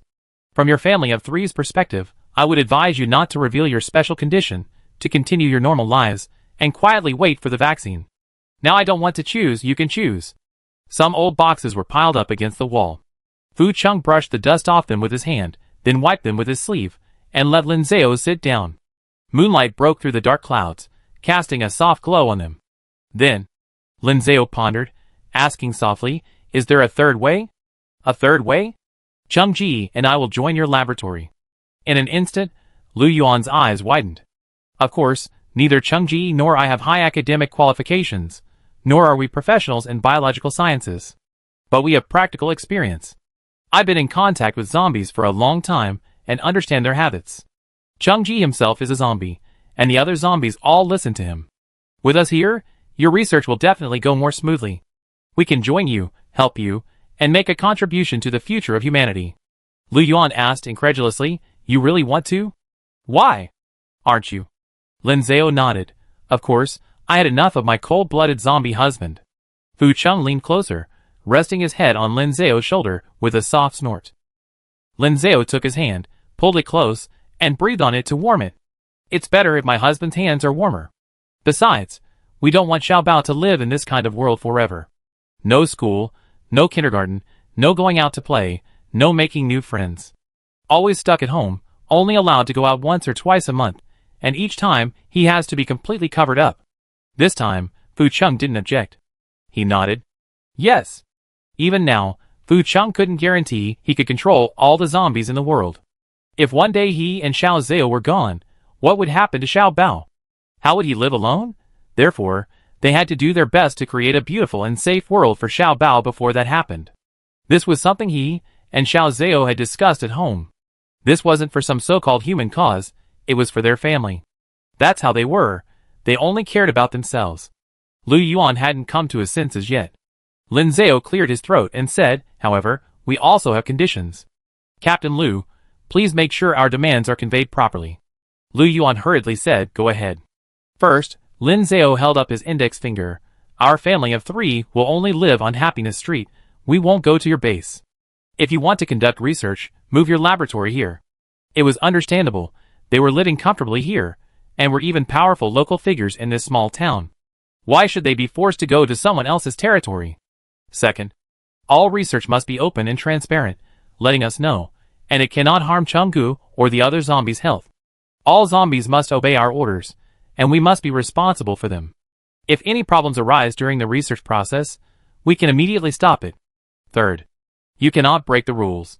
Once you break the rules, a zombie riot will break out, and no one can control it. You will also suffer. If the base can accept these conditions, then we will join. Chapter 109. That night, Lin Zhao and Lu Yuan talked a lot, for a long time. From the base's attitude towards zombies to the laboratory's research methods and progress. Out of consideration for their friendship over the past few days, Lu Yuan spoke frankly and without reservation. It went on until late at night, when the moon hung high overhead. Lu Yuan sat on an abandoned crate at the end of the street, cleared his throat, and said in a dry voice, That's all I know, all I can tell you. I written down all your requests, and I write them down when I get back. I show them to you before I leave. Don't worry, at the base, before they officially agree to your requests, my teammates and I won't reveal this address to them. Lin Zhao and Fu Chung sat side by side on another crate opposite him, both watching him quietly. Lin Zhao pursed her lips and said softly, "Thank you, Captain Liu." Even Fu Chung, who usually seemed to rage at the sight of him, echoed his wife's sentiments with a low thank you. Lu Yuan nodded frankly, "You're welcome. It's what I should do." Lin Zhao paused. "I originally thought you need a few days to consider before agreeing." The business was over. Now it was time for small talk. "There's nothing to hesitate about," Lu Yuan said. "You're doing this for Xiao Bao, and I'm doing it for all of humanity." Of course, Xiao Bao was also one of humanity. Developing a zombie vaccine as soon as possible would be good for everyone. "Okay." Lin Zhao nodded and jumped down from the box. Seeing this, Fu Chung assumed they were going back and stood up as well. But the next second, Lin Zhao raised her hand and patted his shoulder. Lin Zhao raised her chin, winked at him, and commanded, "You, go wait for me up ahead." Fu Chung frowned, staring intently at him. I still have something to say to Captain Liu." Fu Chung stood still, refusing to move an inch. Lin Zhao changed tactics, softening her tone and reaching out to push him. "Oh, Brother Chung, we just need to talk for a bit. You go ahead and keep watch, please, hurry up." Fu Chung always responded to gentle persuasion, not force. Lin Zhao's coaxing made him give in. Fu Chung grunted in response and started walking down the street. After only 10 steps he stopped, leaned against the wall, and turned back to look at them, his eyes glowing red. Lin Zhao ignored him, simply turning to look at Lu Yuan. He opened his mouth, about to speak, when Lu Yuan spoke first. "No need to pity me, no need to comfort me. I admit, I had my own selfish motives in cooperating with you and accepting your conditions. You want to protect Xiao Bao, and I want to protect mine." Lu Yuan stood up, crossed his arms, and tilted his head slightly, gazing at the deep night sky. "I also admit that my lover was bitten by a zombie a year ago, and is now missing. But I believe he is still alive, somewhere in the world, waiting for me to find him. Perhaps, like your lover, he still retains human consciousness. Therefore, I will help you. I want to facilitate your cooperation with the base more than anyone else. This matter is also in my best interest, it's my own choice. I won't scream and fight every zombie I see, nor will I be heartbroken to see you all together. You don't need to think of me like that." Lin Zhao frowned, looking at him with a puzzled expression. "No, what are you muttering about? I just wanted to ask you if your base has any children's underwear." "Ah." Lu Yuan was shocked. "Ah? Children's underwear?" Lin Zhao emphasized again, matter-of-factly, Lin Xiaobao's pants are torn by himself, and the black market clothing dealers aren't around lately. He's embarrassed to go shirtless, and he's too embarrassed to ask you, so he asked me to ask you. "Oh, I see. If your base has any, when you go back, bring us 2 pairs. We trade you potatoes, and they have to be brand new." Lu Yuan glanced at Fu Chung again. "Then why did you send him away?" Xiao Bao is embarrassed. "Last night, when I was almost asleep, he suddenly leaned close to my ear and said his pants were torn, which startled me." "Okay." Lu Yuan suppressed a laugh and nodded. "Then I go back and ask." "Thanks." Lin Zhao waved at him. "Xiao Bao will recognize you as her godfather from now on." "No need." Lu Yuan couldn't help but smile at the thought of that scene. "You're really amazing." "Thank you." Lin Zhao put her hands on her hips. "You're amazing too. You're good at making empty promises, you're amazing." Lin Zhao choked up. "I'm genuinely praising you." "I'm genuinely praising you too." Lu Yuan looked at him and said softly, "You have the determination and courage to keep your lover by your side. I always admired you, and I always thought, if only I had made that decision back then." He became serious, making Lin Zhao a little embarrassed. "You're amazing too, joining the base so quickly and becoming a squad leader. I think you find him soon." The two talked as they walked towards the street corner. Fu Chung was waiting there. As Lin Zhao passed by him, she reached out and took his hand. They walked from one end of the street to the other, and then back again. Lu Yuan waved, "See you tomorrow." Lin Zhao also took Fu Cheng's hand and waved back, "See you tomorrow." Back on Happiness Street, Lin Xiaobao was already asleep in a chair, clutching his Ultraman cards. His 3 friends were beside him, their eyes half closed, also looking drowsy. Lin Zhao woke them up, and Fu Chung picked up Lin Xiaobao. The group exchanged a few words, and then went home. Night fell, and the family of 3 walked side by side home. Lin Zhao reached out and pinched Lin Xiaobao's little cheek. "Little Bao Bao, you can go to school soon." Lin Xiaobao let out a soft woof, turned her head away, and didn't want to talk to him. The next morning, Lu Yuan indeed wrote down their requests from the previous night on a piece of paper and handed it to them. Lin Zhao read it over and, after confirming it was correct, nodded. That afternoon, the 5-person team packed up and set off. Lin Xiaobao was very reluctant to part with his patient and future godfather, and watched them leave with tears in his eyes. After the team left, Happiness Street returned to its usual tranquility. Lin Zhao took out his zombie husband feeding diary, which he had kept for over a year, and prepared to sort through it. He kept a daily record, but towards the end, his writing was so influenced by his mood that he wrote whatever came to mind. Some things were simply too sensitive for others to know. For example, last May, he wrote Fu Chung is despicable 100 times in his lesson plan notebook. And last July, he wrote I hate him 200 times. Lin Zhao deleted all of that, and instead summarized the process of Fu Cheng's infection with the virus, and the timeline of when he learned human behavior, copying it all down on paper. A month passed just like that. That morning, the family of 3 had just finished breakfast when they heard a horn blaring outside their window. Lin Zhao opened the window, and looked out to see a familiar camouflage pickup truck parked at the street corner. Lu Yuan opened the sunroof, leaned halfway out of the truck, and waved to him. Lu Yuan brought them 2 brand new pairs of children's shorts, and some good news. Back at the base, after hearing Lu Yuan's report, they were also quite surprised. After all, a zombie that doesn't attack humans, but instead obeys their commands is extremely rare in the world. The research value is immense. Even if they ultimately can't create a vaccine to eradicate the zombie virus, Fu Chung can still help them control and manage other zombies. It's always beneficial for them. Therefore, the base agreed to Lin Zhao and Fu Cheng's request after only a brief discussion. Lu Yuan came to deliver the message. As long as Lin Zhao nodded, the scientists following him could immediately come over to give Fu Chung a basic physical examination. However, Lin Zhao wasn't in a hurry for them to examine Fu Chung. Fu Cheng's health was excellent. He had already noticed this after more than a year of getting to know him. So, under Lu Yuan's arrangement, they first met with several scientists from the base on the next street. Their negotiation area was a simple, unfinished building with cement floors and walls, and 2 tables in the middle. Lin Zhao and Fu Chung stood at one table, facing 3 researchers of varying heights and builds. Lu Yuan stood between them and introduced them. "This is Mr. Fu, and this is Mr. Lin. This is Professor Wang, one of the project leaders for our Watchtower laboratory." The professor had gray hair, a slender build, and looked to be in his 50s or 60s. These 2 are Researcher Li and Researcher Chen. The 2 researchers were younger, appearing to be in their 30s or 40s. And there's Professor T. He's currently surveying sites to select a location for our new laboratory. Lin Zhao had said they wouldn't be going to Nancheng, so they requested that the laboratory be moved here. The base had no objections. Nancheng and Xiaocheng weren't far apart, and the experimental equipment was collected from various places. It wasn't very new, so they just needed to find a place to move it. Although Lin Zhao felt he was troubling them a bit, he didn't change his mind. He simply didn't want to leave the small town, didn't want to leave Happiness Street. The group exchanged brief introductions and slight nods. The next second, Professor Wang walked around the table and went straight to Lin Zhao and Fu Chung.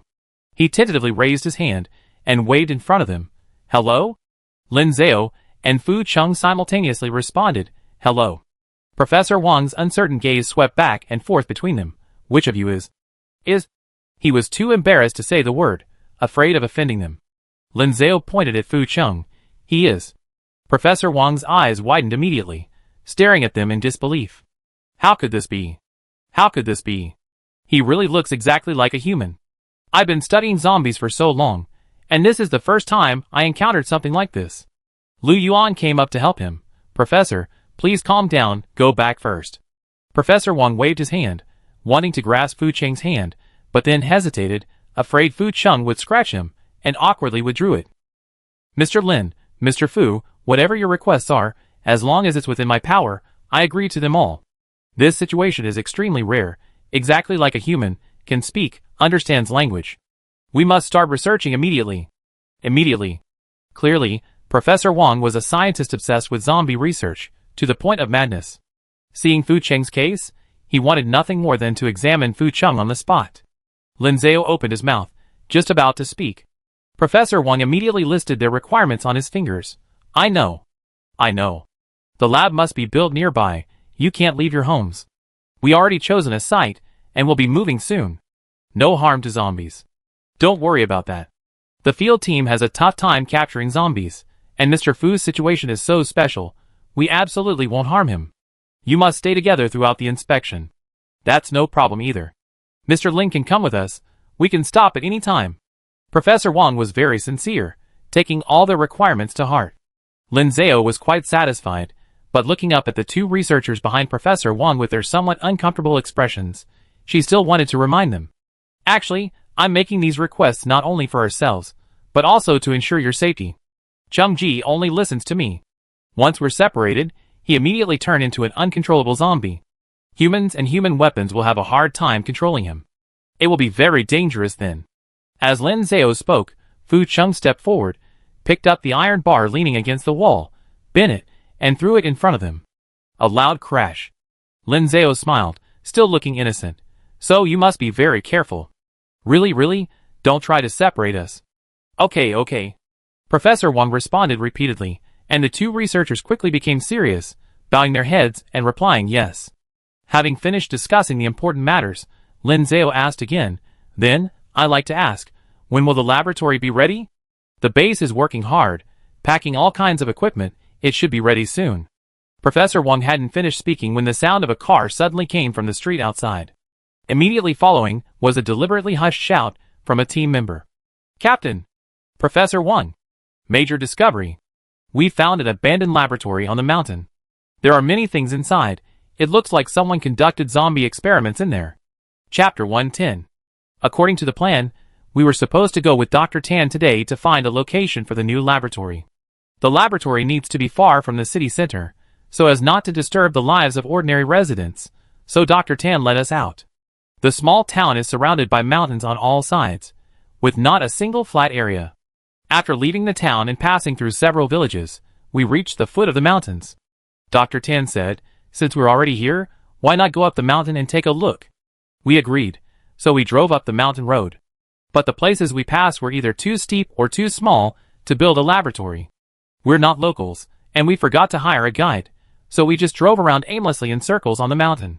After driving around twice, Dr. Tan said he needed to urinate, so we parked the car in the woods and let him relieve himself. As soon as Dr. Tan got out of the car, he took a couple of steps into the bushes, suddenly shouted, and fell to the ground.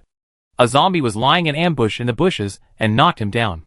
It was past 10 in the morning, and the small town was bathed in bright sunshine. Two camouflage pickup trucks sped out of the city, one after the other. The team member who had returned with the news led the way, with Lu Yuan in the passenger seat. Lin Zhao and Fu Chung sat in the back. Professor Wang and two researchers, not daring to sit with Fu Chung for the time being, got into the other vehicle and followed behind. At this moment, they were heading towards the abandoned laboratory on the mountain that the team had discovered. Lin Zhao held Fu Cheng's hand, listening intently without saying a word. Lu Yuan asked, is Dr. Tan injured? No, the team member replied. Luckily, he dodged quickly, didn't even take his pants off, just tripped and fell on his backside. That's good. And then? Then he shouted, and we heard him, so we rushed over to help. The zombie turned and ran, and Dr. Tan, focused on his research, got up and chased after it, and we chased after it as hard as we could. The team member gently pressed the accelerator, and turned the steering wheel slightly. But after chasing for a while, the zombie disappeared, and a sanatorium appeared before us. A sanatorium? Yes. The team member nodded. There was a sign hanging on the door that read Hong Kong Sanatorium. We thought, this place is quite spacious and secluded. If the people inside have left, it would be perfect as a lab. So we went in to take a look. There was indeed no one inside. The first few bungalows looked like a sanatorium. The further we went in, the more suspicious it seemed. Various medical equipment, chest X-ray machines, CT scanners, seemed normal, probably used for patient examinations. But at the very back, there was a row of labs, a jumbled mess of stuff. We were still happy, thinking that this meant we wouldn't have to bother moving equipment and could use it right away. Dr. Tan said something was wrong here. Someone might have conducted zombie experiments here, and he told us to come back and report. Xiao Zhang and I came back to report, and Dr. Tan and the others were still there watching. That's what happened. Lu Yuan nodded slightly, indicating he understood. Then he turned to look at Lin Zhao and Fu Cheng. Lin Zhao was staring out the window, lost in thought, and Fu Cheng was also staring at his wife. Neither of them noticed him. Lin Zhao didn't come to her senses until Lu Yuan clenched his fist and coughed lightly. What's wrong? Have we arrived? Not yet. Lu Yuan asked. I'm not a local. Do you know of an Onkong sanatorium on the mountain? Never heard of it. Lin Zhao shook her head, but the name sounds familiar. These days, nursing homes are all called Onkong or Anil. Maybe it's a deliberate name to avoid suspicion. Lu Yuan said, if it had a more unusual name, it would be harder to hide. True. Lin Zhao nodded, looking out the window again. Last autumn, they and their neighbors from Happiness Street spent their time picking mushrooms and chestnuts on the mountain. Fu Cheng even kept his zombie friends on the mountain, going up every 10 days or so. He thought they were familiar with the mountains near the town. Unexpectedly, there were still places they hadn't found. The three Maos had joked before that 2 zombies had run down the mountain. Could someone be conducting human experiments up there, creating zombies? Now it seems. Suddenly, a thought flashed through Lin Zhao's mind. He quickly turned back and asked, are there zombies in that sanatorium? No. The team member shook his head. I didn't see any. Did you see clearly the zombie that attacked Dr. Tan? No, it ran too fast. Then, Lin Zhao frowned, thinking for a moment, what about inside that sanatorium? There should be some bed sheets, blankets, lab coats, and things like that, right? There are some. But they've been there for too long, they're covered in dust. The team member asked again, what's wrong? Brother Lin, are you going to pick them up? No. Lin Zhao pressed, are those things blue and white striped? I didn't pay much attention. Think about it. Lin Zhao's question was unusually urgent. Lu Yuan also turned to look at him. Probably, the team member said, aren't hospital wards all equipped with sheets like this? Never mind, I see when we get there. Lin Zhao pursed his lips, lowered his eyes, and didn't speak again. Blue and white striped hospital gowns. The day Fu Cheng contracted the zombie virus, 2 zombies wearing similar clothes climbed into the back of their car, ambushed him, and scratched him.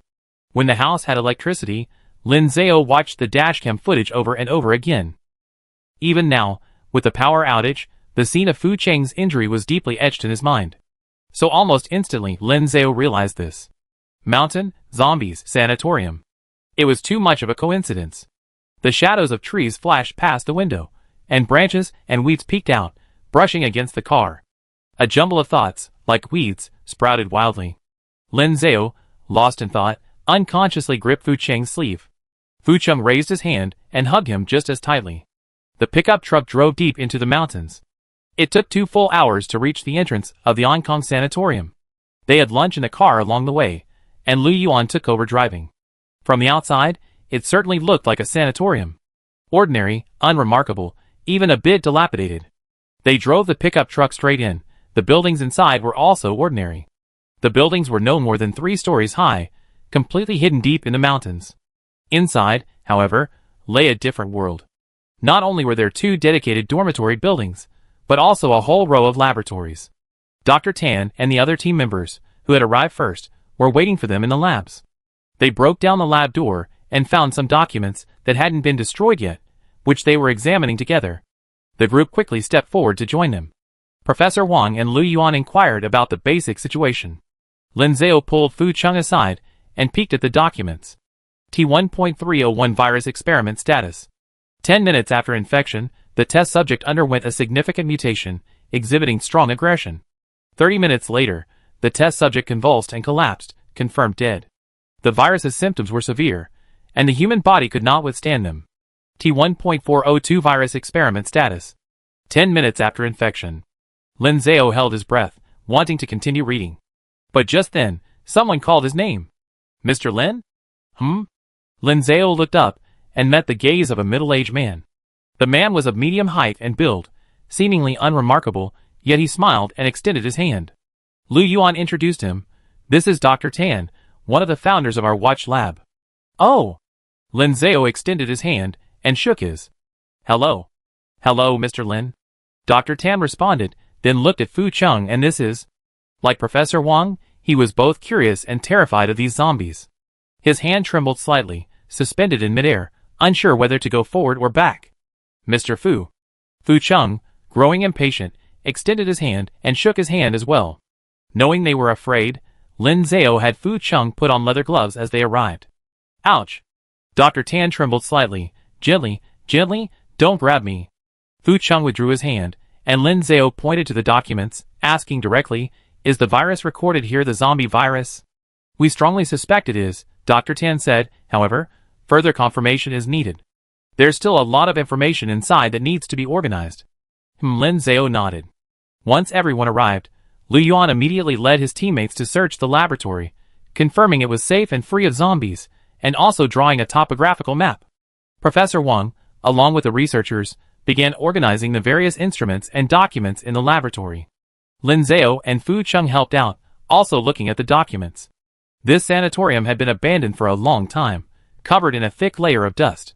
Fu Chung took off his gloves and mask, and put them on Lin Zhao to prevent him from getting his hands dirty and inhaling dust. Several researchers watched, their eyes wide. This was truly the first time they had ever seen a zombie like this. So human-like, and even caring. Lin Zhao smiled, opened the cabinet in front of him, and took out a file box. One researcher mustered his courage and asked, Mr. Lin, was your lover always like this? He loved you very much when he was human, so even after becoming, he still... I think so. Lin Zhao lowered his head, and opened the file box. Actually, he wasn't like this when he first became a zombie, he was quite fierce. Oh! The others nodded, secretly giving him a thumbs up. Truly worthy of being called the #1 zombie tamer, his skill in taming zombies is unparalleled. An afternoon passed quickly. Lu Yuan's team quickly scanned the sanatorium, and Professor Wang's files were only half organized. They didn't plan to leave, they would sleep there that night, and start work immediately the next morning. But Lin Zhao and Fu Chung had to go back. Lu Yuan drove them, picking up the supplies left next to Happiness Street. The return trip took another 2 hours. By the time they got home, it was already dark. Lin Xiaobao stood at the warehouse door, arms crossed, looking unhappy. His short legs lightly touched the ground. Seeing the car lights flash by, his father and great-father had returned. He lifted his legs higher and stomped them down heavily. Humph! Coming home now. Do you even care about your little Bao Bao? Don't be angry. Lin Zhao jumped out of the car and picked him up. Lin Xiaobao turned his head away, twisting and struggling, transforming into a stubborn little goldfish, refusing to acknowledge them. Humph. Humph humph humph. Xiaobao, why are you angry again? Didn't you say you were just going next door, and would be back soon? Lin Xiaobao turned his head, his cheeks puffed out in anger. But it's been so long. I waited for you for so long. When we left, didn't Daddy tell you we were going to the mountain and might not be back until evening? The first time you said it counts, the second time doesn't. Lin Xiaobao clenched his fists, indignant. And I can go to the mountain too. I want to go mushroom picking too. Daddy, you said it yourself, I'm Xiaobao the mushroom picking one. After confirming the mountain was safe last year, Lin Zhao had indeed taken him up the mountain a few times. Dad and Big Dad didn't go mushroom picking, they went to a haunted house. Lin Zhao's mouth dropped open. Wow! A haunted house? Are you scared? I'm not scared at all. Lin Xiaobao stood with his hands on his hips, looking confident. Big Dad is a monster, but I'm not scared. Big Dad, go! Fu Chung lowered his head obediently, and growled at him. Not scared. Not scared at all. Take me next time. Okay, next time Dad and Big Dad go, we take you with us. As the family of 3 talked, Grandpa Jean called out to them, have you 2 had dinner? And Captain Lu, have you eaten? We saved some food for you. Would you like to come in and have some? Okay. The group responded and followed him into Happiness Street. Lin Zhao handed Lin Xiaobao to Fu Chung, pinching his little cheek. Who taught you Big Daddy go? That sounds familiar. I learned it from Daddy. Lin Xiaobao snuggled in his Big Daddy's arms, raising his little hand and mimicking his father's tone. Brother Chung, go. Lin Zhao frowned, looking doubtful. Am I like that? Of course. Lin Xiaobao said confidently. Even Fu Chung nodded. Yes. Chapter 111. The next few days. Lu Yuan and Professor Wang were busy searching the abandoned laboratory. In addition to their original team, the base, having heard about the situation, sent many more people to help. A dozen or so people were stationed at the sanatorium, working from the moment they opened their eyes each morning. This meant they couldn't keep an eye on Happiness Street. They could only occasionally send a team member by car to inform Lin Zhao and Fu Chung of the progress of the laboratory's cleanup and ask them to wait a little longer. Lin Zhao and Fu Chung didn't mind and weren't in a hurry, letting them take their time. The cleaned up equipment was also beneficial to them. Neither of them went back to the sanatorium. The 2-hour mountain road trip would take most of the day. They couldn't spend the night on the mountain, rushing there, taking a quick look, and then immediately rushing back was pointless. Lin Zhao believed that Lu Yuan and Professor Wang would eventually share the cleaned up materials with them. After all, they were now comrades in arms. So these past few days, Lin Zhao and Fu Chung stayed home, spending time with Lin Xiaoman and their dog, and doing some farm work. The potatoes planted in early spring would be ready for harvest by the end of May. They could change the soil immediately and plant a second crop in time. There wasn't much to do on Happiness Street now. Besides planting potatoes, everyone had free time. The 3 Maos and the 2 sisters still went to the black market to cut hair, but they were more careful and dared not bring strangers back. Uncle Pang, Aunt Pang, and Grandpa Zhang continued to research various crops. They even planned to pry up the paved area at the end of Happiness Street, knock off the cement, and plant things on it. About 2 weeks later, early in the morning, the family of 3 was still having breakfast. Lu Yuan drove up to pick them up. Beep beep. Lu Yuan leaned back in the driver's seat. The car window rolled down. Lin Zhao pushed open the door and peeked out. Fu Chung, carrying Lin Xiaobao, followed behind him. Lin Xiaobao held half a peeled steamed egg in his hand, dried yolk crumbs still clinging to his mouth. He raised his little hand and waved to Lu Yuan. "Hello, Uncle Lu." Lu Yuan waved back, then looked around to make sure it was safe before getting out of the car. The family of 3 locked the door and walked forward. As they passed Grandpa Zhang's house, Lin Zhao called out, "Grandpa Zhang, we're leaving. We'd probably be back tonight." "Okay," Grandpa Zhang replied, "I remember." Lu Yuan got out of the car and opened the back door. "Get in." Lin Zhao smiled at him. "I'm so sorry, Xiao Bao insisted on coming with us, and we couldn't persuade him otherwise, so—" "I understand." Lu Yuan widened the gap in the car door so Fu Chung could put Lin Xiao Bao in. "I specially prepared a child safety seat for you." "The base has these things?" "Yes." Fu Chung placed Lin Xiaobao in the seat and fastened the seatbelt. He turned back, leaned to the side, and supported Lin Zhao's waist, letting him get in first. Lin Zhao had just lifted his foot, ready to get in the car. The next second, a dark figure darted out from behind him. "Hey!" Lin Zhao instinctively reached out, trying to stop him. But the thing was slippery and slipped right out of his hand, heading straight for Lin Xiaobao. "Brother Chung. Brother Chung." Fu Chung responded and grabbed it. "This thing is a teddy bear." Lin Xiaobao's eyes lit up, and she stretched out her little hand towards it. Lin Zhao was shocked. "Didn't I lock you at home? How did you escape?" The puppy wagged its tail. "Woof." Fu Chung translated. When Xiaozao closed the door, it squeezed out through the crack. Lin Zhao took a deep breath, then asked it if it wants to come with us or stay at home. "Woof woof." Together. Lin Zhao turned to look at Lu Yuan. Lu Yuan didn't care. "Then let's go together." And so, the family of 3, plus the dog, got into the car. Lu Yuan drove, while explaining some basic information to them. The sanatorium is almost all packed up. It's basically confirmed that it's a hidden laboratory. Someone conducted zombie experiments there, and the initial zombie virus originated from there. I'm not entirely familiar with the specifics or the technical terms. Professor Wang and Dr. Tan will tell you when you arrive. The laboratory is currently under wraps, mainly to avoid causing panic among the residents down the mountain, so please keep today's events a secret for now. Okay. Lin Zhao nodded, and made a should gesture to Fu Chung. Fu Chung nodded, and Lin Xiaobao obediently covered his mouth.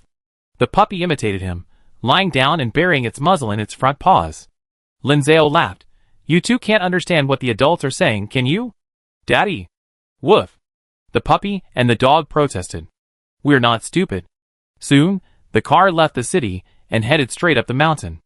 A little while later, the little dog, who had insisted on coming along, couldn't keep its mouth shut any longer. The car window was open, and the little dog was leaning out, foaming at the mouth, its eyes glazed over.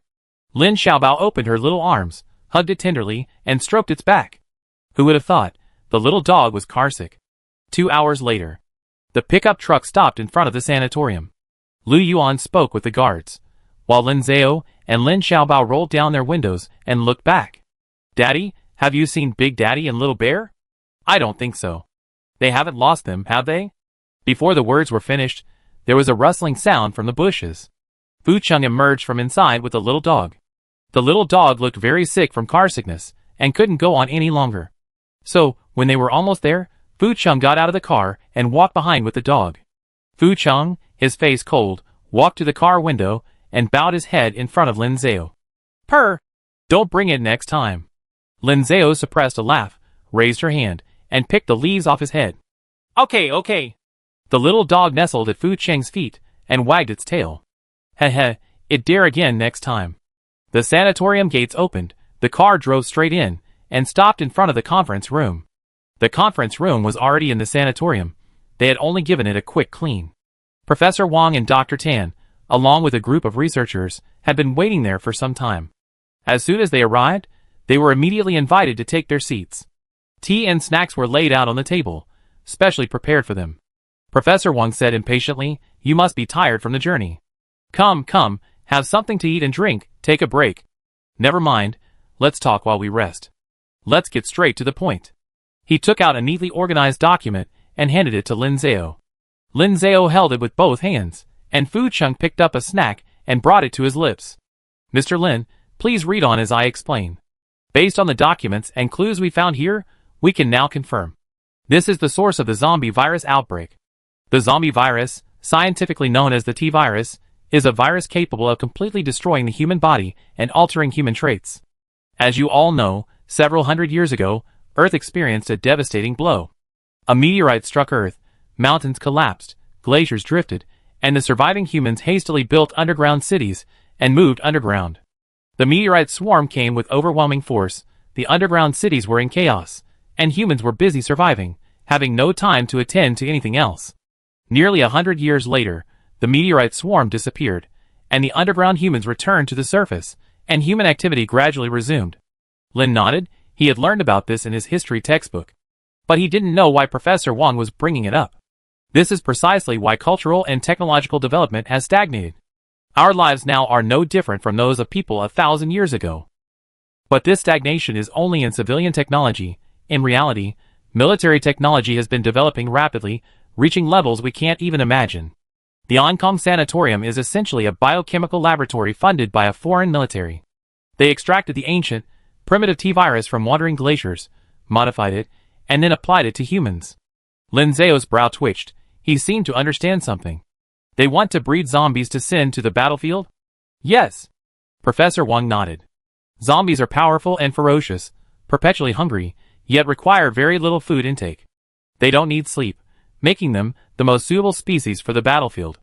But, Lin Zhao thought for a moment, they are slow-moving, lack reason, and are completely uncontrollable. That's precisely the problem they're trying to solve. Professor Wang sat down beside him and flipped through a few pages of the documents in his hand. According to the records, they conducted many experiments, but the viruses can be broadly divided into two types. The first virus is T1, extracted directly from glaciers, and is the most common zombie virus. People infected with this virus lose their sanity and become mindless zombies. Based on this, they recombine the viral sequence to create T2. People infected with the T2 virus retain some sanity, can understand the internal language of zombies, and possess learning abilities. Lin Zhao asked, "So Fu Chung is infected with the T2 virus?" "Possibly." "Why possibly? Can't you be sure?" "Because..." Professor Wang paused. "According to the records, they recruited a group of highly intelligent and skilled individuals, such as professors and military officers, to experiment with the T2 virus on them, but all attempts failed. Before the T2 virus could fully recombine, a virus leak occurred in the lab. Everyone here hurriedly left, leaving behind a mess and a world teeming with zombies. Currently, only Mr. Fu has become the leader of the zombies." Lin Zhao pursed her lips and looked at Fu Chung. Lin Xiaobao only half understood. He only knew that his great-uncle, this illiterate man, had actually defeated the professor and the military officer. No wonder he was Lin Xiaobao's great-uncle. "We were also very surprised, so we quickly invited you over, wanting to seize the time to study you. What do you need us to do?" "First, give a full physical examination." At Professor Wang's command, Dr. Tan and several researchers, their eyes shining, rushed forward. "Mr. Fu, Mr. Lin, this way please." Do I need a physical examination too? Lin Zhao asked in surprise. Yes, your whole family, and this puppy, need to undergo a full medical checkup. In addition, we have sent people to collect soil, water, and air samples from your neighborhood. We must find the root cause of Mr. Fu's mutation. Chapter 112. Normal height and weight, low body fat percentage. Based on the current sample data, this is a very strong and robust zombie. Exceptional vision and hearing, exceptional strength test results, but X-ray, blood routine, and all indicators are normal. Low body temperature, fluctuating between 0 and 5 degrees Celsius. Heart rate is very low, averaging 30 beats per minute. The lab worked quickly. In less than 2 hours, the complete medical reports for the family of 3, along with their dog, were ready. Lin Zhao, Lin Xiaobao, and the dog were all fine and healthy. However, Fu Cheng's situation seemed more complicated. Professor Wang held a thick stack of reports, surrounded by a group of researchers, all intently watching the various charts and data. The family of 3 sat opposite them. Lin Zhao held Fu Cheng's hand, leaned forward, and asked, "What's wrong? Is his heartbeat abnormal? Too fast or too slow?" He had never raised other zombies, but Fu Cheng had, and was still raising some. However, he didn't dare lean on him to listen. Fu Cheng would get angry. The base's field team often captured zombies outside, and brought them back for Professor Wang and his team to study. They definitely had more data and intelligence than he did. Lin Zhao pursed his lips, looking at them intently. Professor Wang was engrossed in reading the report. Dr. Tan looked up and explained, "Soon, or rather, there is." "Huh?" Lin Zhao asked, puzzled. "Normal zombies don't have a heartbeat. Then, normal zombies also don't have blood. How could that be?" Lin Zhao was even more puzzled. Weren't all the zombies we saw outside covered in blood? The previous group of zombies was filthy. Fu Cheng even taught them to wash themselves with water. "I'm sorry, my wording wasn't precise," Dr. Tan said. "To be clear, normal zombies don't have the ability to regenerate blood. After the zombie virus enters the human body, it invades various systems within a short period. Within half an hour, the virus enters the bloodstream. Within 3 to 4 hours, the virus circulates throughout the body via the blood. Because all systems are destroyed, all bodily functions cease, the heart stops beating, organs stop operating, and of course, blood cannot regenerate. What we see, zombies covered in blood, is blood from injuries they sustained while alive. Once the remaining human blood is drained, it's gone." "I see." Lin Zhao nodded thoughtfully. The group of zombies Fu Cheng kept on the mountain, after being cleaned up, indeed stopped bleeding. Suddenly, he remembered something and quickly said, "Before last March, Brother Cheng was injured. He cut his shoulder and arm, and bled a lot. He should be alright, right? Mr. Fu has blood regeneration capabilities. The physical examination results show that his blood and energy are sufficient. He should be fine." "I see." Lin Zhao continued to nod. Fu Cheng is different from other zombies. On the surface, he is rational and has the ability to learn. Judging from the results of this physical examination, the underlying reason is very likely. Most zombies, after being infected with the virus, gradually shut down their bodily functions. This is also why zombies can survive with little food and water, or even without them. The virus shuts down the body's organs, only activating them upon receiving external signals, such as the smell of blood or loud noises.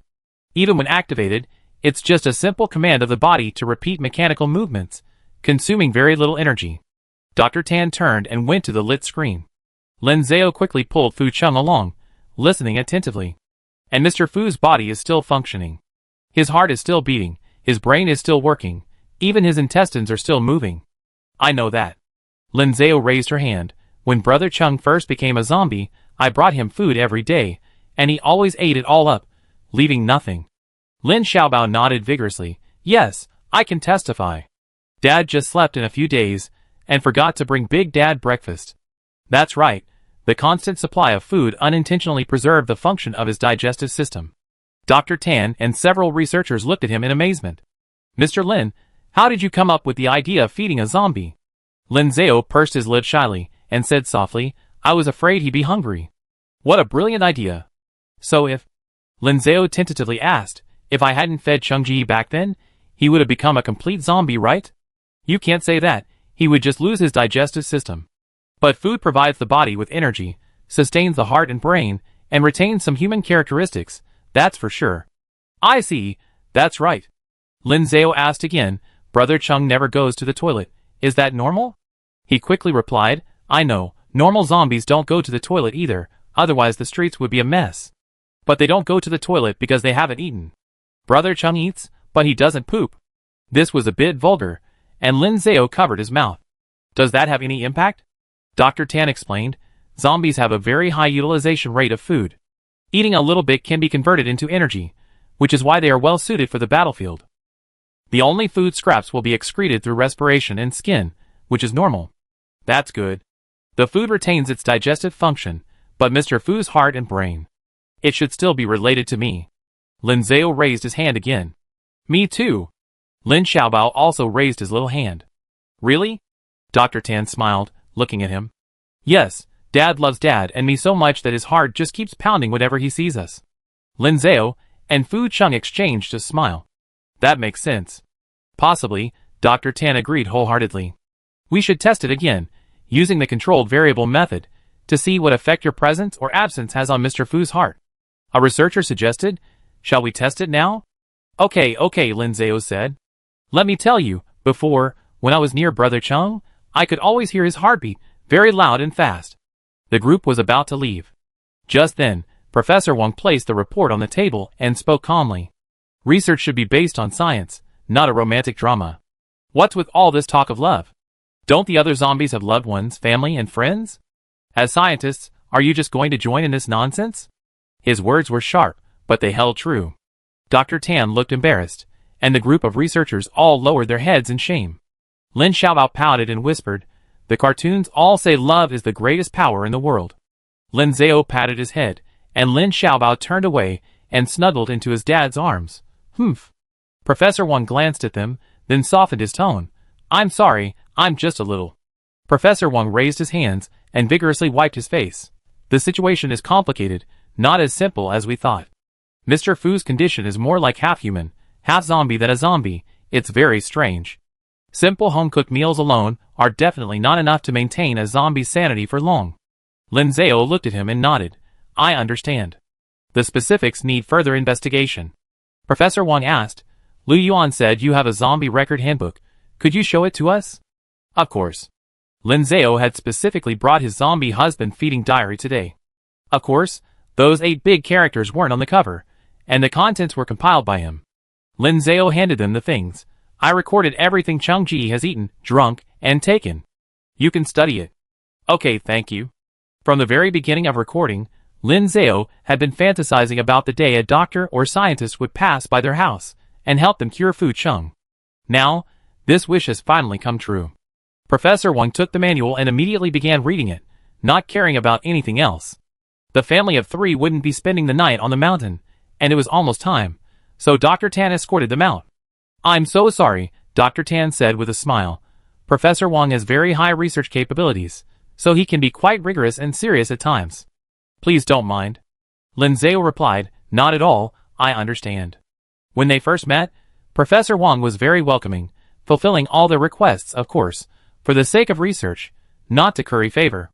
Dr. Tan then looked at Lin Xiaobao. Little one, are you not angry? Of course not.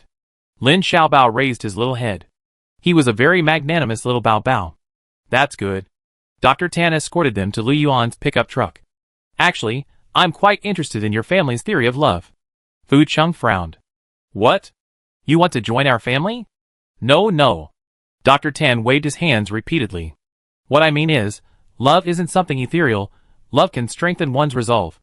The people who were inoculated with the virus before, the professor was knowledgeable, the officer was resolute, but that wasn't enough. It's very possible that your family's love is that exception. Professor Wang doesn't like us mentioning this possibility, but several other researchers and I are very interested. If there's an opportunity, we can study it together. After a few simple words, Lu Yuan came over. The family of 3 was also heading back. It was still a long drive. The car stereo was on, soft instrumental music flowing from it.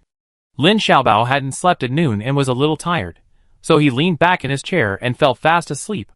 The puppy, whether tired like him or carsick, lay motionless at his feet.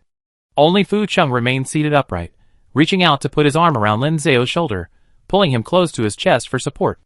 Suddenly Lin Zhao called out, Lu Yuan. Professor Wang and Dr. Tan, are they the founders of your base's laboratory? Yes, they joined the base a long time ago. How are they? Both are great, very capable researchers, and leaders in their labs. I think they... Lin Zhao paused, seemed to have somewhat different philosophies. Differences of opinion are common in scientific research. Dr. Tan is more easygoing and imaginative, while Professor Wang is a bit serious. I was a little surprised when he was all smiles with you guys before. Lin Zhao puffed out his cheeks. He tricked us into coming here, and then he became so fierce. He can be a bit impatient sometimes. I often hear him scolding his students. Is that so? If you feel uncomfortable, I talk to him next time and ask him to be gentler. It's okay. They chatted idly. Fu Cheng put his arm around Lin Zhao, occasionally pinching his cheek. Not long after, the car passed a familiar hillside. Fu Cheng glanced out the window and, unusually, spoke up. Could we stop for a bit? Huh? Lin Zhao peeked out from his arms, looking around groggily. Here? Yes. Lu Yuan didn't understand. What's that? It's just... Lin Zhao didn't know what to say. Then go down and take a look. We wait for you here. Okay. Fu Cheng slowly removed the bite stopper from his face and the leather gloves from his hands, handing them to Lin Zhao. Lin Zhao put them away, and Fu Cheng opened the door and got out of the car. Lu Yuan locked the car doors.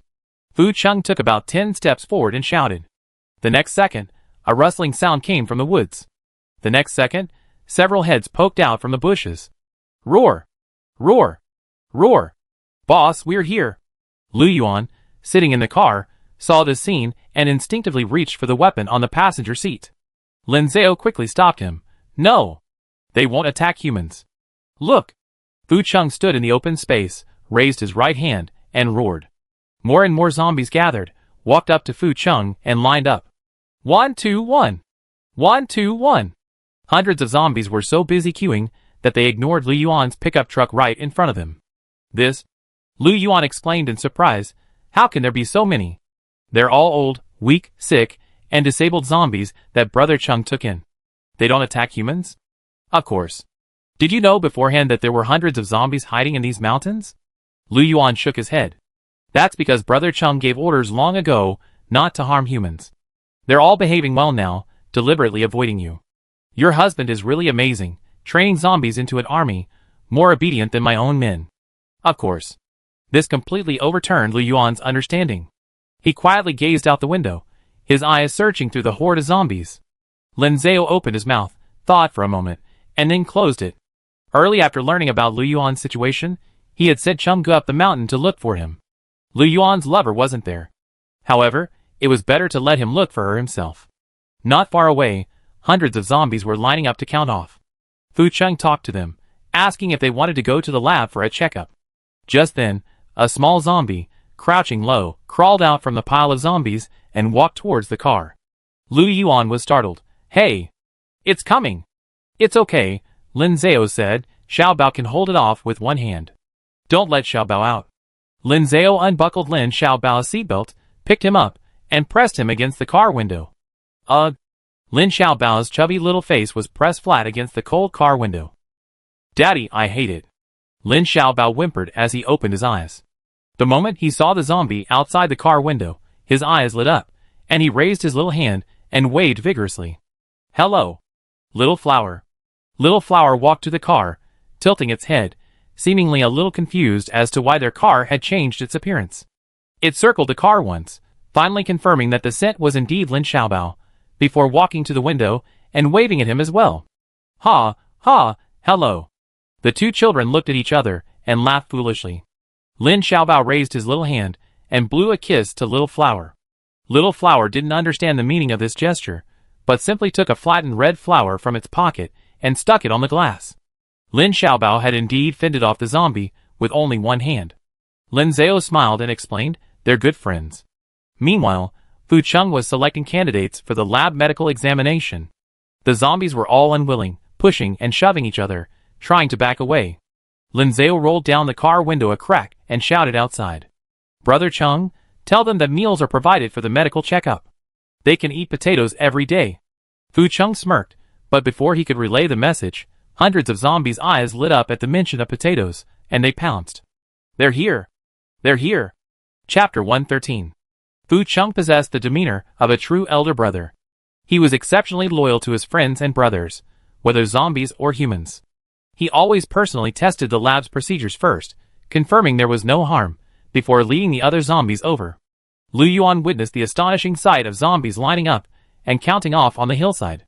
That evening, he returned to the lab and immediately reported to Professor Wang. Professor Wang was also amazed by this, wishing he could immediately rush over and give all the zombies a full checkup.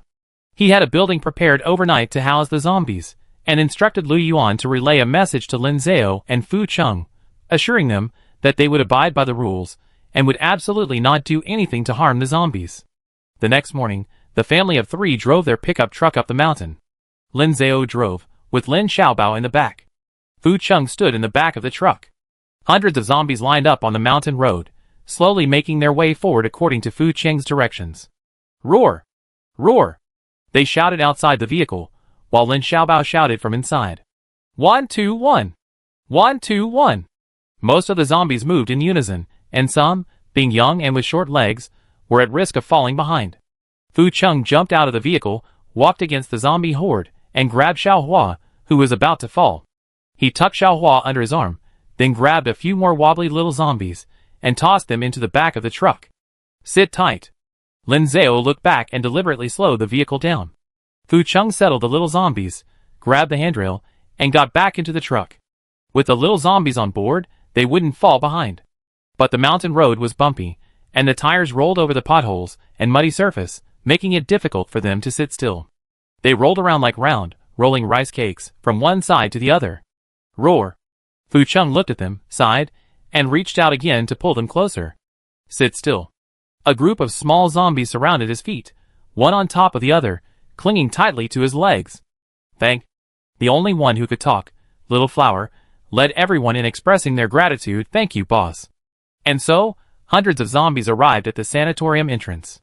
The lab team had been waiting outside for a long time. Lu Yuan led dozens of team members, each carrying a riot shield and weapons. Professor Wang, with a group of researchers, stood behind them, receiving their protection while craning their necks to see. When they saw the long line of zombies following behind the vehicle, everyone was stunned. My God! It really is. So many zombies. I never seen so many. Be careful, don't get too close.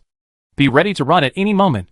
They had never seen anything like this before, and they were still afraid, which Lin Zhao could understand. He slammed on the brakes, rolled down the window, and waved outside. Hello. Where's the dormitory for our zombies? The dormitory. The group hesitated for a moment, but Dr. Tan was the first to recover. Over here. Over here.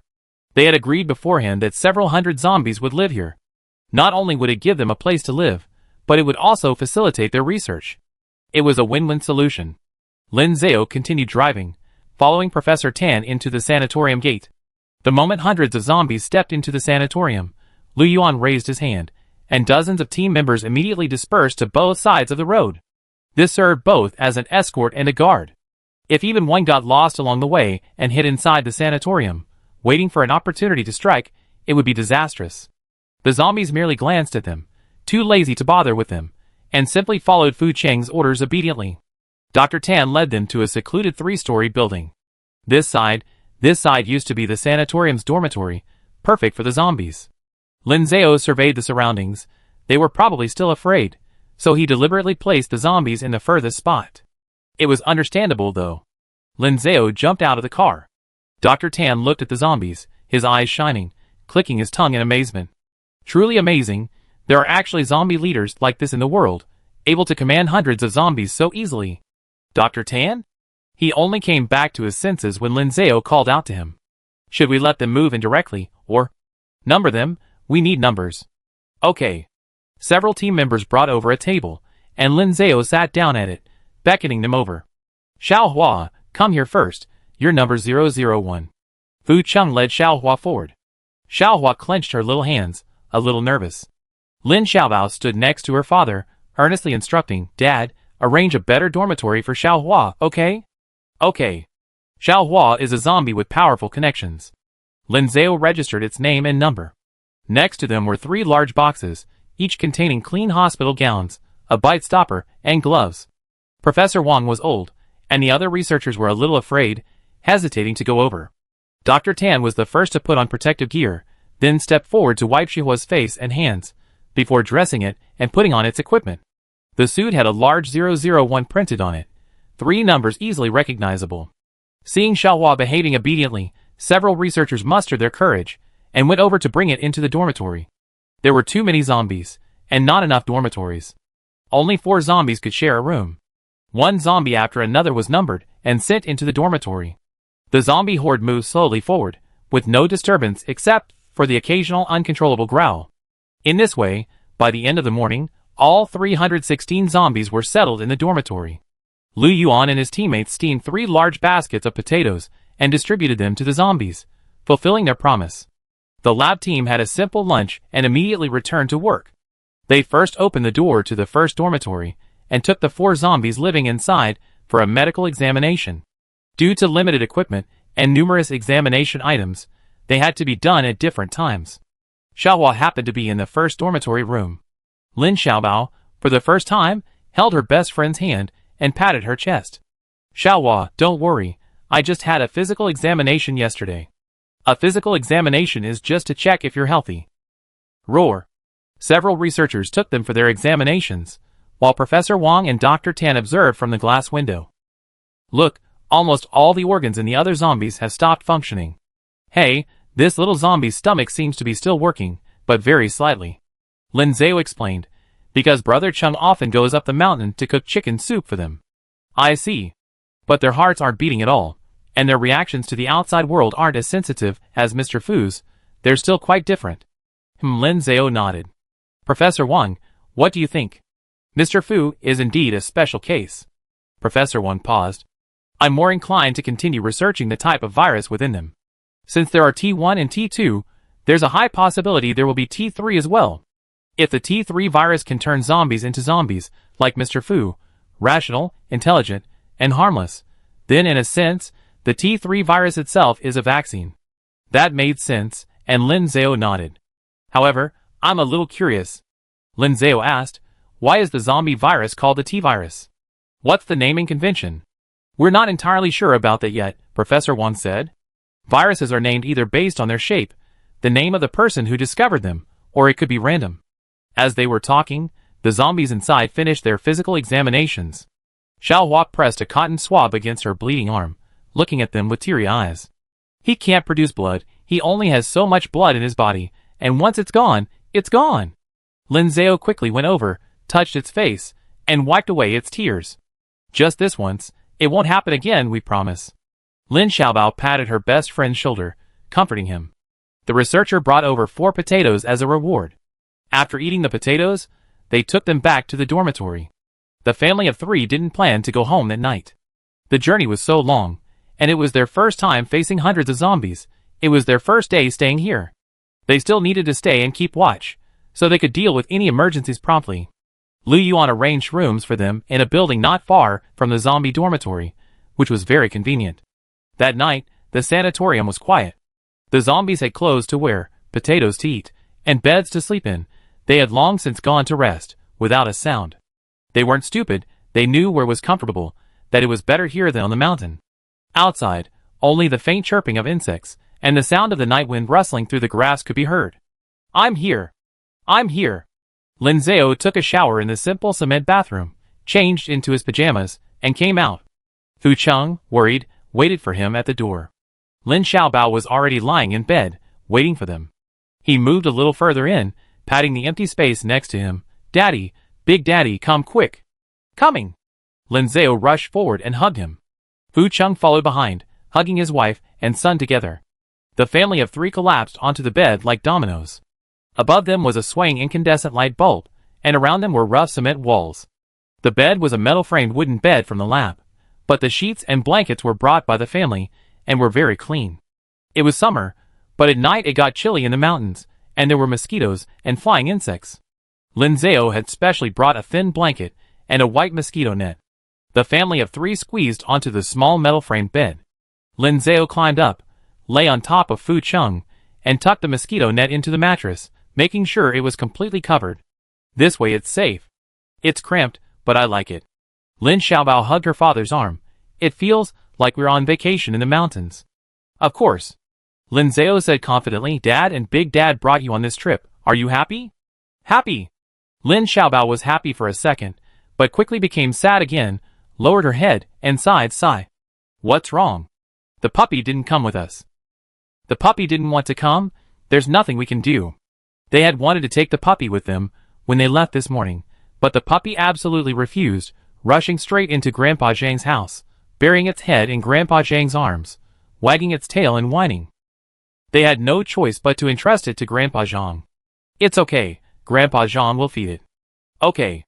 Lin Zhao smiled and took out a stack of documents from under his pillow. Lin Xiaobao asked curiously, Dad, what's this? Professor Wang gave it to us, saying it's photocopies of documents he found here. They were comrades now, so of course they had to share any information. Lin Zhao had given them the zombie husband feeding diary and the dashcam video, and had even brought them so many zombies. Of course, they also had to organize the documents and bring them over. Lin Zhao held the documents, leaning against the headboard, thinking he would take a quick look before going to sleep. Fu Cheng and Lin Xiaobao sat quietly on either side of him. T1 virus experiment records. T2 virus experiments. There were many files, but many were incomplete, scattered from one page to another. Lin Xiaobao tilted her head and held up a little finger. Daddy, there's an E written in every blank space. Lin Zhao exclaimed in surprise. You can recognize the English alphabet? Of course I can. Daddy has been teaching me for ages.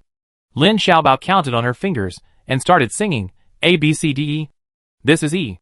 Yes, this is E. Lin Zhao frowned, also looking at the letter. This was a handwritten letter, usually found at the end of a document. It looked like someone's signature after reading the document, or perhaps an approval signature. E. Could it be the owner of this lab, the one who orchestrated the zombie experiments? So, who exactly is this E? Lin Zhao felt a chill run down her spine, growing increasingly frightened as she looked. She quickly closed the document and tucked it under Fu Cheng's pillow. Sleep. Just then, Fu Cheng suddenly pointed at Lin Xiaobao. E is him. What? Lin Zhao frowned in confusion, and Lin Xiaobao was also shocked. Daddy, you framed me. I didn't scribble anything on this. Lin Zhao suspected he had some kind of intuition, so she said seriously, explain yourself clearly. Fu Cheng's expression was serious. E, the Naoe son, Lin Xiaobao. Lin Zhao remained silent, took a deep breath, slapped her forehead, and turned away. She didn't really want to talk to him. Fu Cheng said seriously, Xiao Zhao, you're right. My reasoning is correct. Lin Zhao raised her hand and smacked him in the chest. Shut up. You illiterate, a complete illiterate, who can't even distinguish between pinyin and letters. Oh! From now on, we have an educational requirement. People who haven't been to school aren't allowed to join the discussion. Zombie Fu Cheng couldn't remember if he ever been to school, but given his stupidity, he probably hadn't. He pointed at Lin Xiaobao, wanting to say that Lin Xiaobao hadn't been to school either. But Lin Zhao said seriously, Xiaobao went to kindergarten, he even knows the letter E, go to sleep. Fu Cheng pouted pitifully, turned on the light, and Lin Zhao, holding Lin Xiaobao in one arm and tugging at Fu Cheng's clothes with the other, said, Brother Cheng, come here quickly, don't stray too far from us.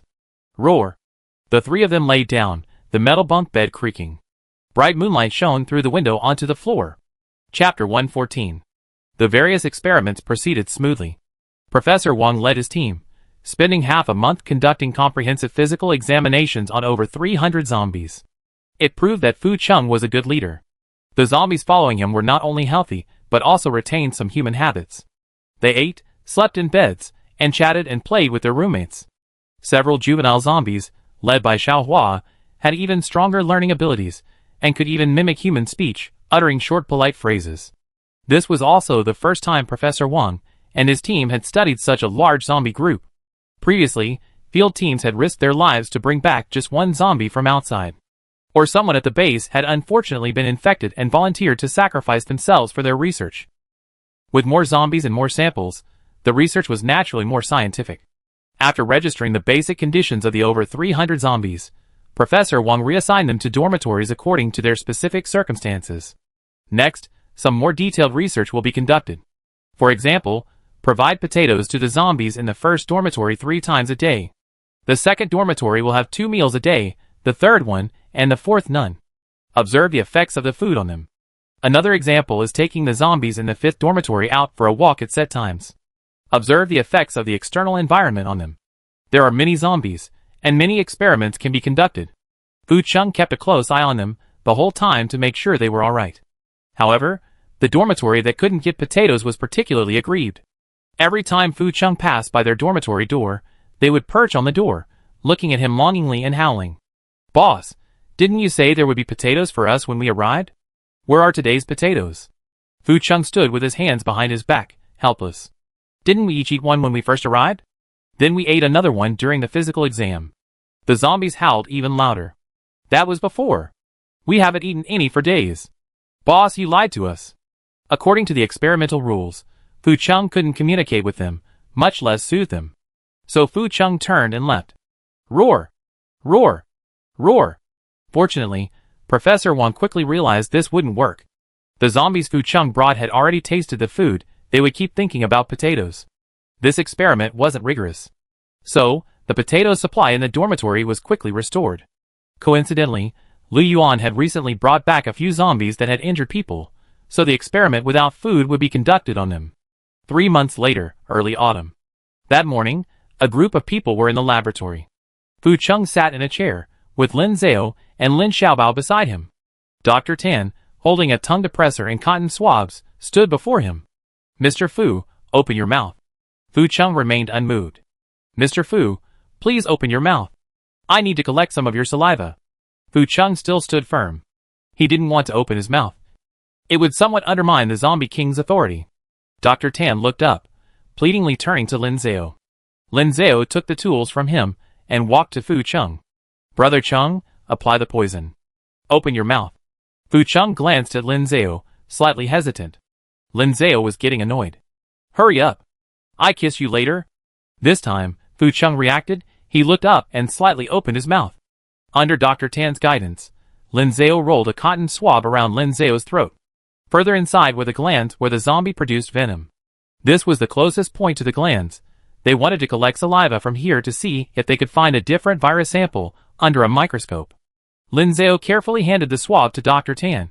"If all else fails, just throw him a piece of pork teat and extract the virus from it." Dr. Tan's eyes lit up. "Good idea. Mr. Lin, you have a real talent for research." Lin Zhao waved his hand confidently. "SOSO, third in the world."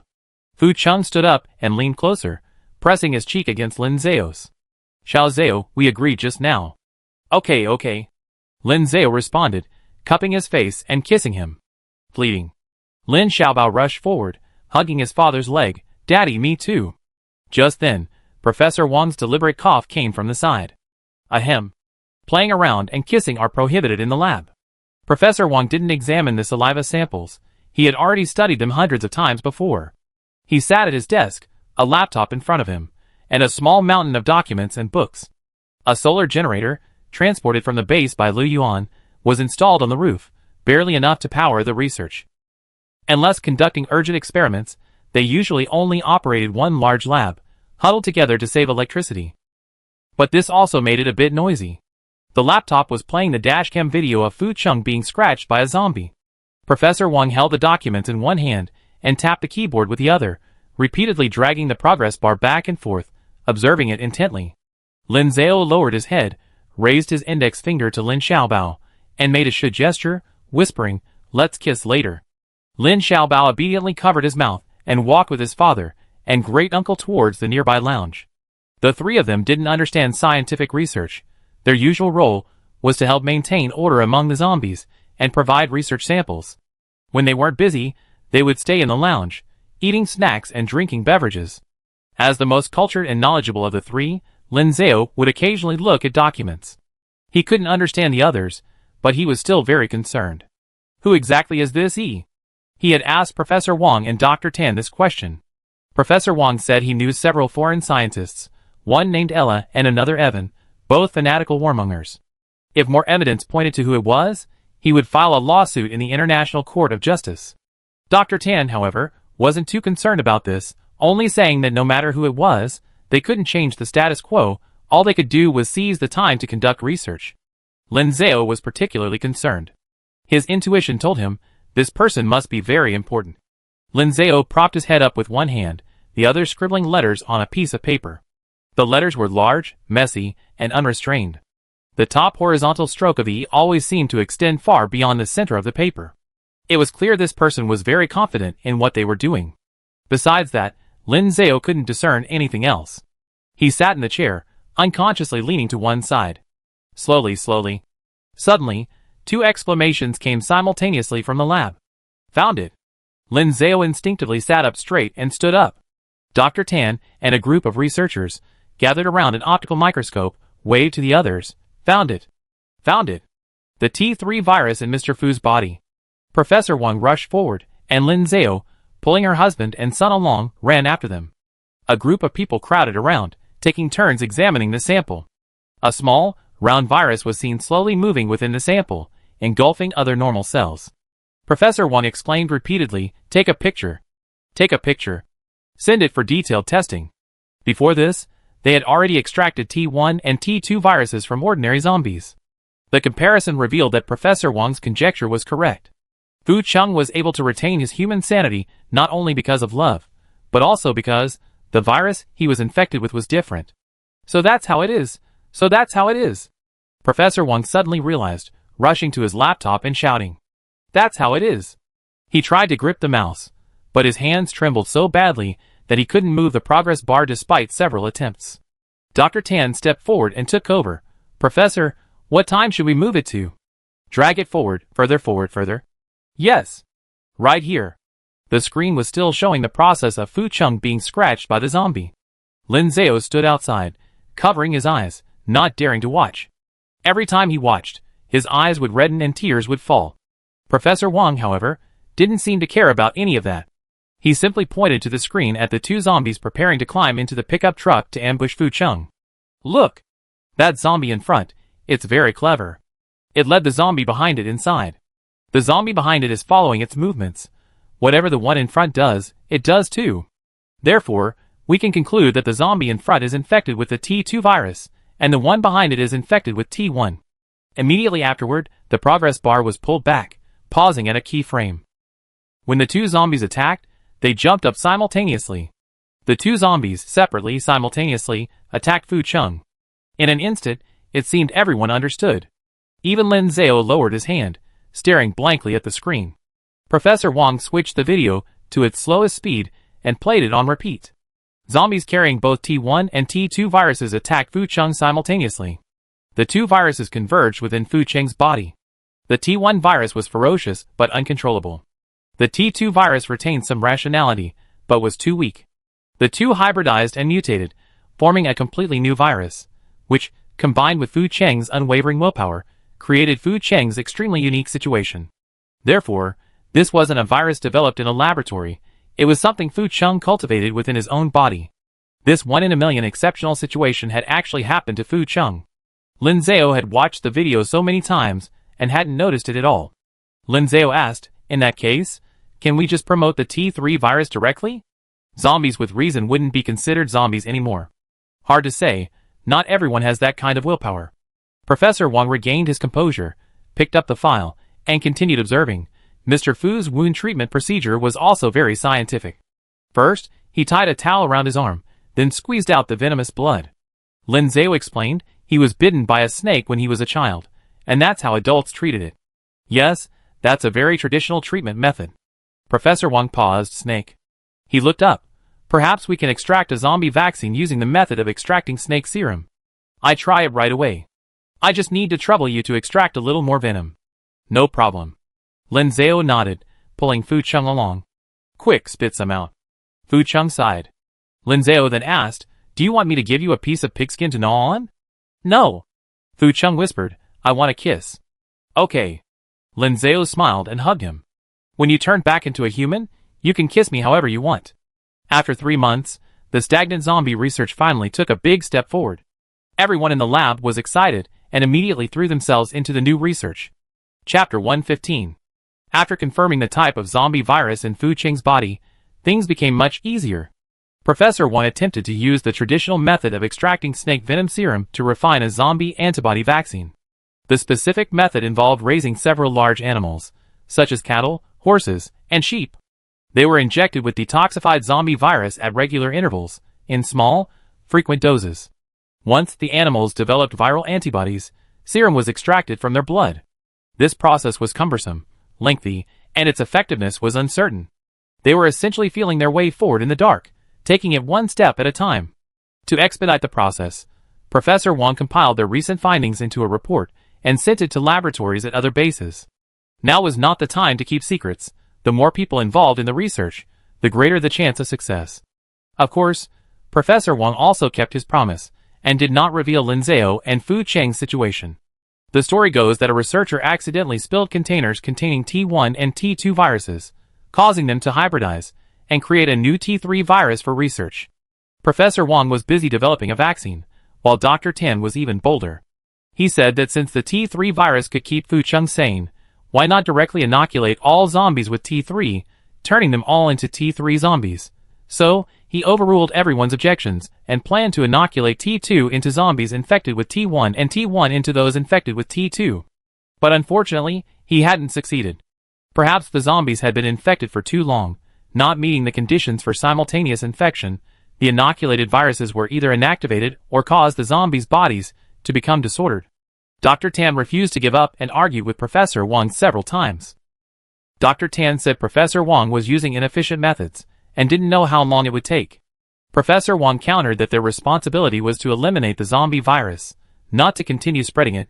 Dr. Tan was creating zombies, killing people. Everyone wanted to concentrate all the lab's resources on their own projects, and no one dared to intervene due to their differing research philosophies.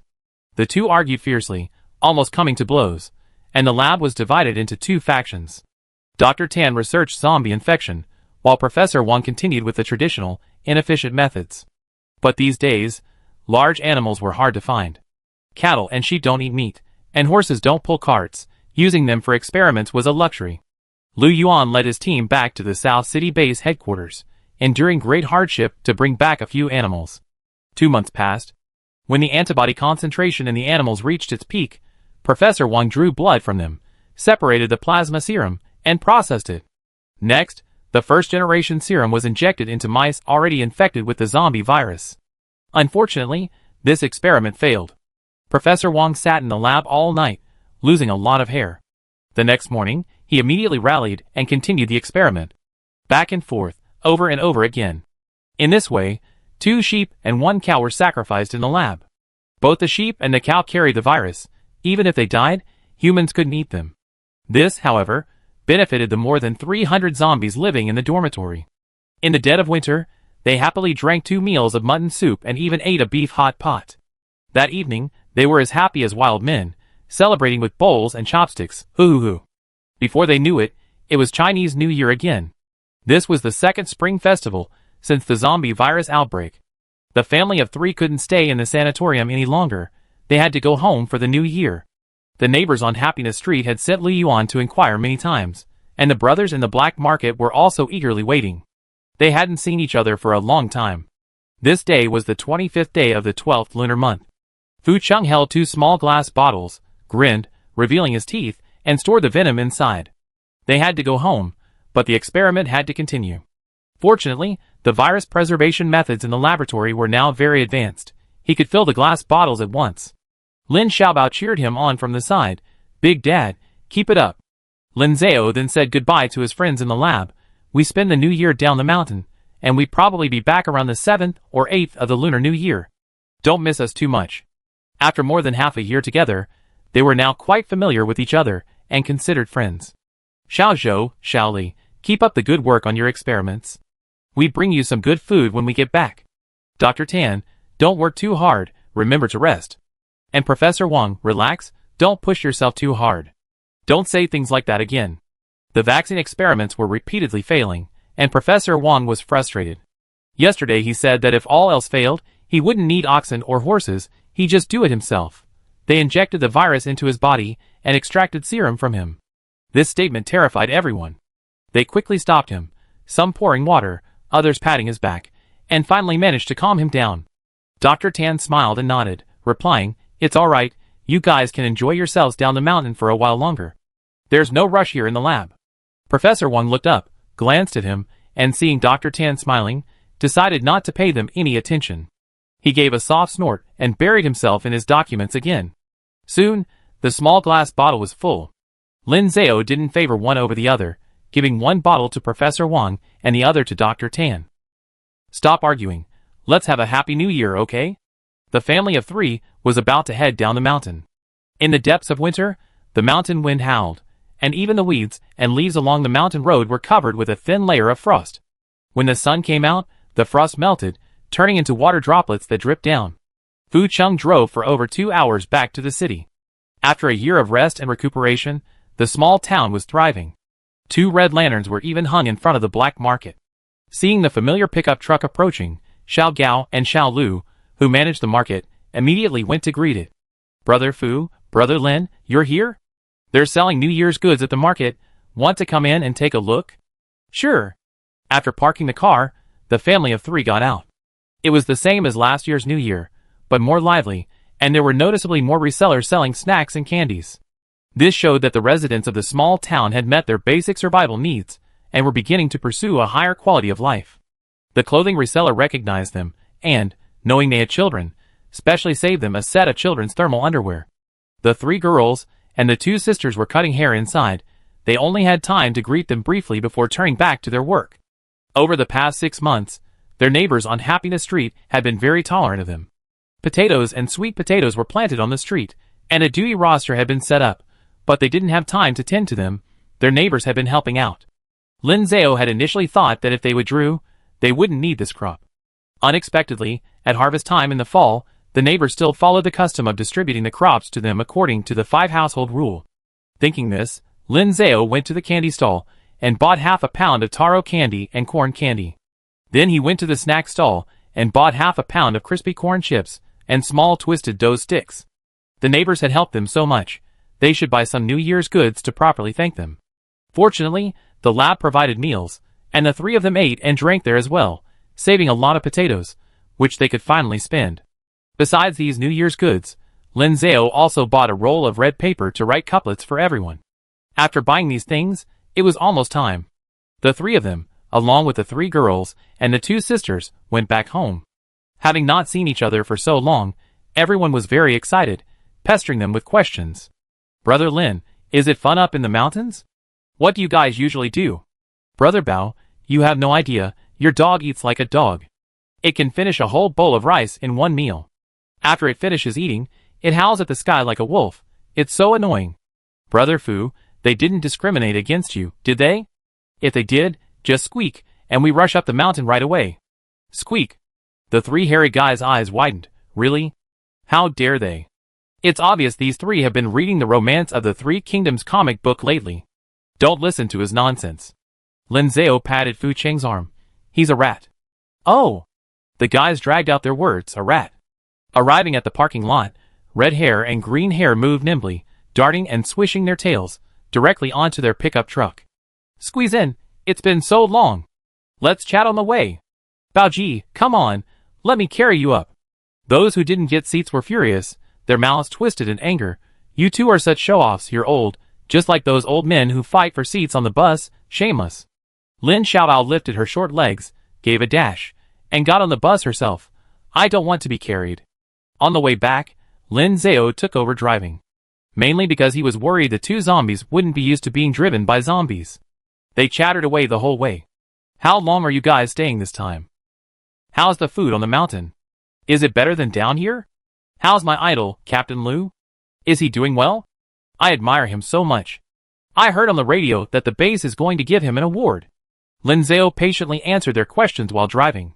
You can stay a few more days after the new year, and spend more time with you lonely elderly people and left behind children. The 2 boys retorted loudly, who are you talking about?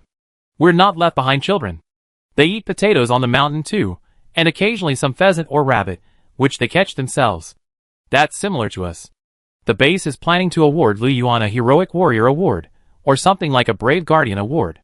Lin Xiaobao corrected, Dad, it's a Brave Little Dog, Fearless of Difficulties Award. It's definitely not that. Lin Zhao said, anyway, he went back to Nancheng a few days ago. As they were talking, they arrived at a familiar street. Grandpa Zhang and Uncle and Aunt Peng were already waiting at the street corner. Seeing them return together, They quickly went forward and opened the sliding door. Grandpa Zhang. I'm back.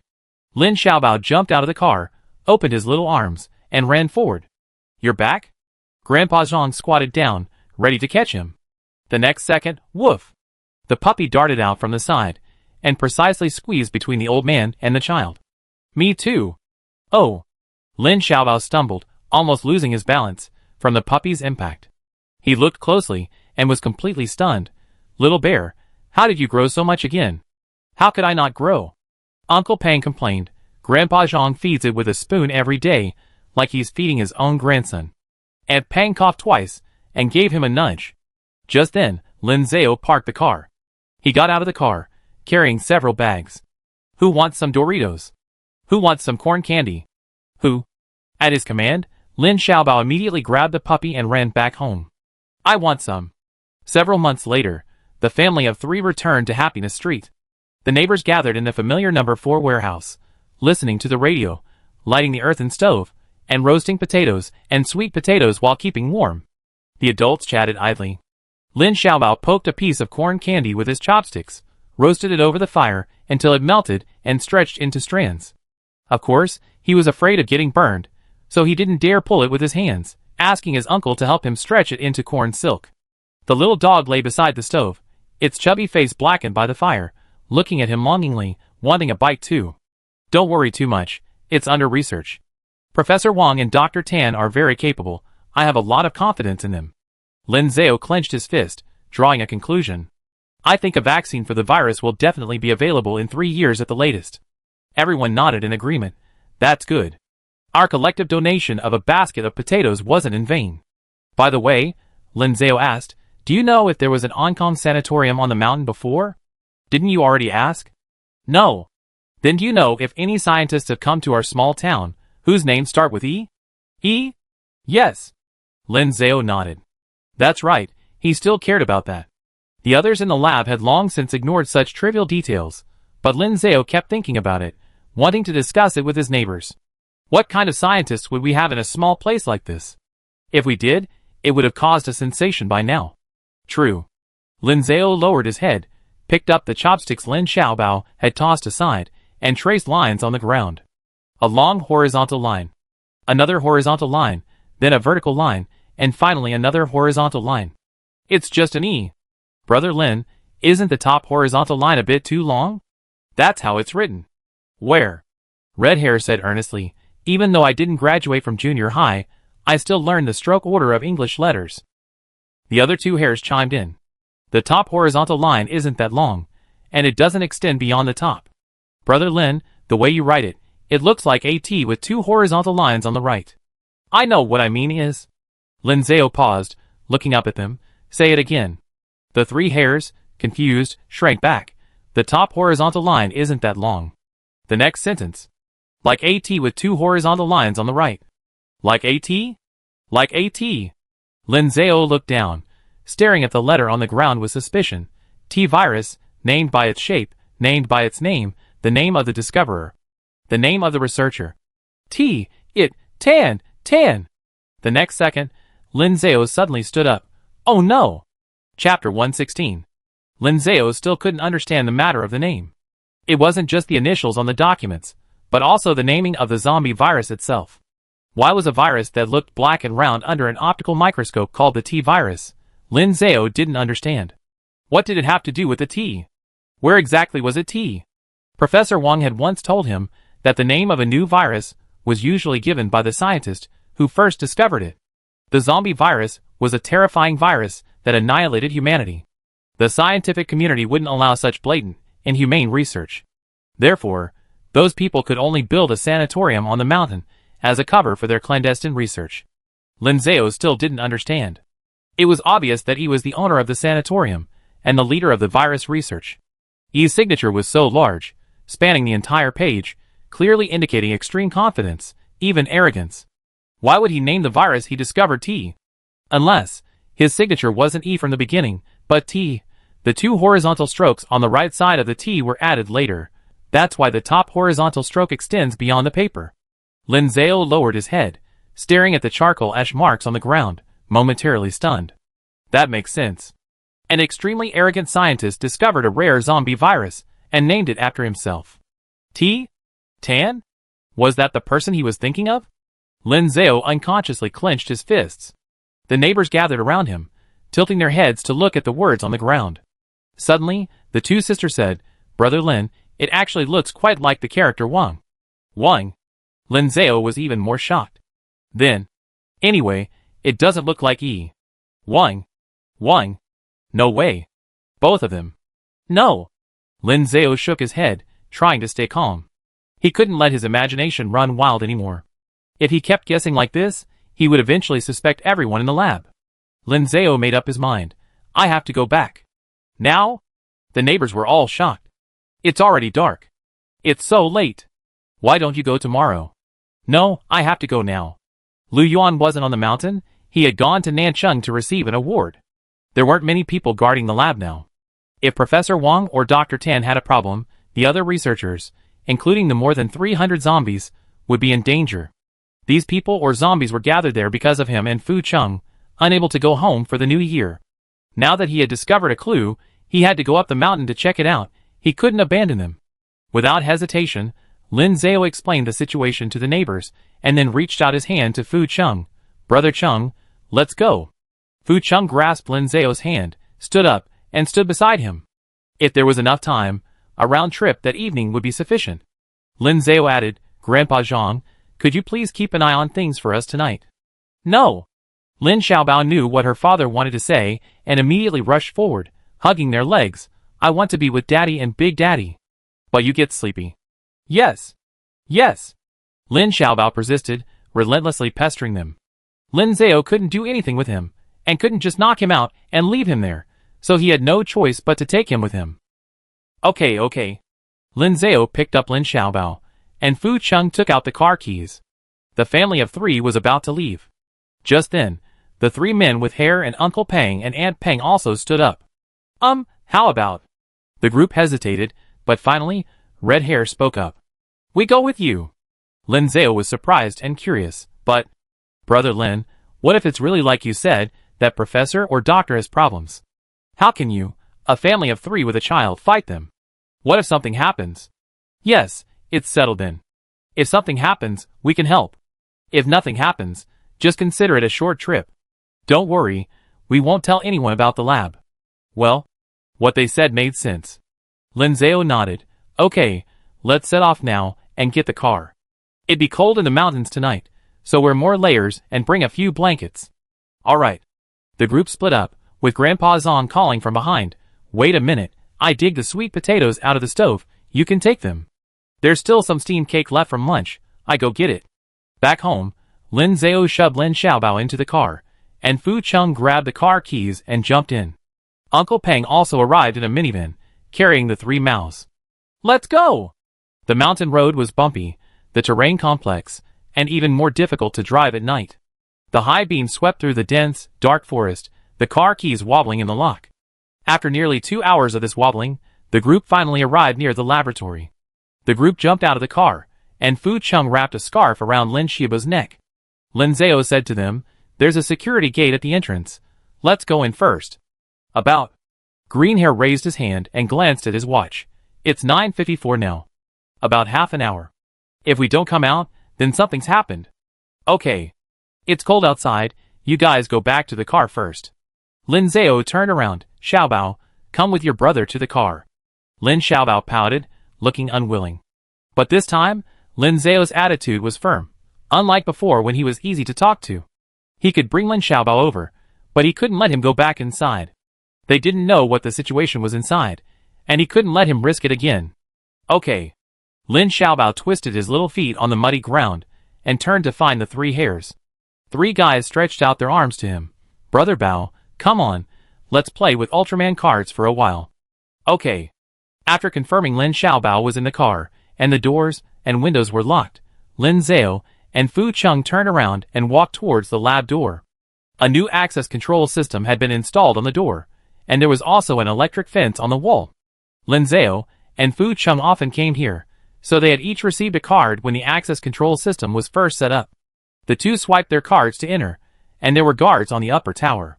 However, There weren't many guards, only 2, and both were Liu Yuan's team members, whom they recognized. Lin Zhao thought for a moment, and called them along as well. The 4 of them walked towards the lab. The 2 team members didn't understand what was going on, only saying, "It's almost New Year's, everyone in the lab is resting in the dorms." Lin Zhao shushed them. They exchanged a glance and said nothing more. All right. They arrived at the lab entrance, but the 2 team members didn't have authorization, only Lin Zhao and Fu Chung could enter using facial recognition. Lin Zhao told him to wait outside while he and Fu Chung went in. The lab wasn't large. Due to a power shortage, the corridor was dark and dimly lit, with only 2 faint blue lights overhead providing barely any illumination.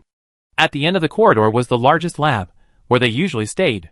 Just then, the lab door shook twice, and light shone through the glass, indicating that someone had entered before them. Lin Zhao and Fu Chung approached the door. The next second, a familiar voice came from inside. "Professor Wang, you reported me?"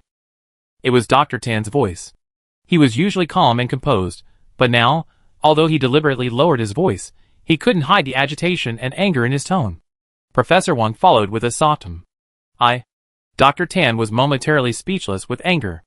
"I thought we could understand each other. You researched zombie vaccines, injected the zombie virus into cattle and sheep, and I never said anything. I researched the T3 virus. What business is it of yours?" Professor Wang's tone remained calm. "You're trying to inject more virus into already infected zombies. That's wrong. I want to turn them into T3 zombies, to make them like Fu Chung, rational and intelligent zombies." Dr. Tan was furious. The T3 virus is a special zombie virus. If everyone becomes that kind of zombie, then it's the same as everyone not being infected. Why can't you see that? Lin Zhao stood outside the door, slightly relieved. The 2 of them were discussing the same old problem, repeating the same old arguments. It seemed fine. Professor Wang said seriously, "The T3 virus is very unstable. Fu Chung is an exceptional case. Your experiment is currently only being conducted on zombies. But if it continues, it will inevitably turn into human experimentation. I can't stand idly by." He took out a document and placed it on the table. "This is your experimental application, isn't it? Recruiting volunteers at the base to inject them with the zombie virus. What's the difference between what you're doing and what those people researched the virus in the sanatorium did before?" After Professor Wang finished speaking, Dr. Tan fell completely silent. Lin Zhao stood on tiptoe and peered inside through the glass in the door. Professor Wang was still sitting at the table, his usual laptop on top. Dr. Tan stood in the shadows in the corner, his expression unreadable. Neither of them spoke again, and eerie silence fell between them. It felt like an eternity. Lin Zhao's legs were aching from standing. Dr. Tan finally spoke again. "So you're not only stopping my experiments, but also kicking me out?" "Not kicking me out, but temporarily suspending me for investigation. I emailed the International Association a few days ago. They arrested a scholar who participated in zombie experiments. This scholar admitted to participating in zombie experiments at the Oncom Sanatorium in the small town. Next, he goes to laboratories at various bases to identify those who participated in the experiments. According to him, the lab leader's code name is T."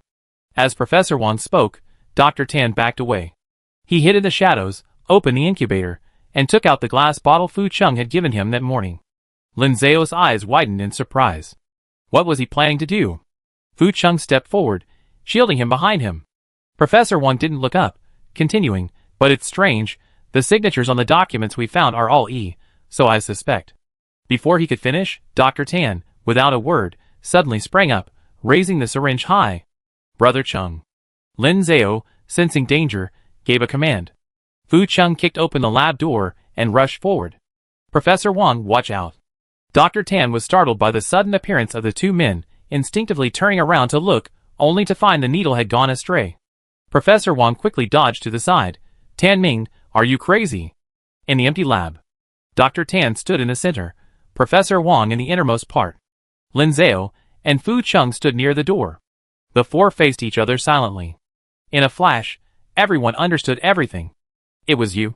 This lab, from the very beginning, was yours. Your goal, from the very beginning, was the T3 virus. What vaccine development, what saving humanity, it was all a lie. E is T, T is Tan. It's Dr. Tan Ming. Dr. Tan wiped his face, silently watching them, but said nothing. Even without him speaking, Professor Wang understood. He discovered the zombie virus and, with funding from foreign military forces, came to this small town to secretly research it. He studied the T1 virus and improved the T2 virus. Unexpectedly, an accident occurred, the virus leaked, and he abandoned the mess and fled. Immediately afterward, he transformed himself into the seemingly innocent Dr. Tan, arrived in Nanchung, joined the base, and, leveraging his understanding of the zombie virus, became the founder of the laboratory, researching the virus alongside Professor Wang. Not long after, he heard from Lu Yuan that a rational and intelligent zombie had appeared in the small town. This was precisely the goal of his lifelong research, so he came.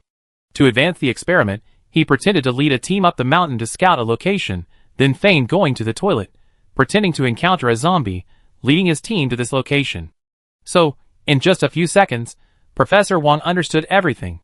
He simply asked, "Back then, you were relieving yourself on the mountain. You didn't encounter any zombies, right?" Dr. Tan remained silent. But his silence spoke volumes. Back in the old laboratory, he could continue his research on the zombie virus. "Hey, Yu Xiaoyan." Fearing exposure, he added 2 strokes to the undestroyed document, changing the T to an E. That made sense. Finally, Dr. Tan turned to Lin Zhao and Fu Cheng. "Why are you back?" Lin Zhao remained silent. Dr. Tan, finally enraged, cursed, "Damn it! Weren't they supposed to go down the mountain for the new year? Didn't they say they wouldn't be back until the 8th day? If it weren't for the 2 of them tonight, Professor Wang would have been infected long ago." Professor Wang had just said yesterday that he wanted to inject himself with the zombie virus to extract serum. He could easily cover up the truth, saying that Professor Wang injected himself. Lin Zhao didn't give him another chance, untying a rope from his waist and tossing it to Fu Cheng. "Tie him up." Fu Cheng turned around and caught the rope. But just then, Dr. Tan lunged to the side, crashing heavily into a metal cabinet leaning against the wall. The cabinet fell, revealing a tunnel entrance. Dr. Tan lunged forward and immediately jumped inside. "He's run! Chase him!" Professor Wang rolled up his sleeves, about to slip inside, when Fu Cheng grabbed him by the collar and pulled him out. The old man stayed behind. Fu Cheng took the lead, with Lin Zhao close behind. The 2 gave chase. "Stop! Stop!" The dark, damp tunnels were interconnected. It must have been planned from the very beginning of the sanatorium's construction. Dr. Tan ran desperately forward, turning left and right, trying to shake off the person behind him. Fortunately, Fu Cheng had good eyesight and ran fast, and Lin Zhao had brought a flashlight, so they could keep up. "Stop! Cheng Ji, hold him down!" Lin Zhao shouted, and Fu Cheng lunged forward. With a loud bang, Dr. Tan was pinned down from behind and fell heavily to the ground. Ugh! The fall was quite hard.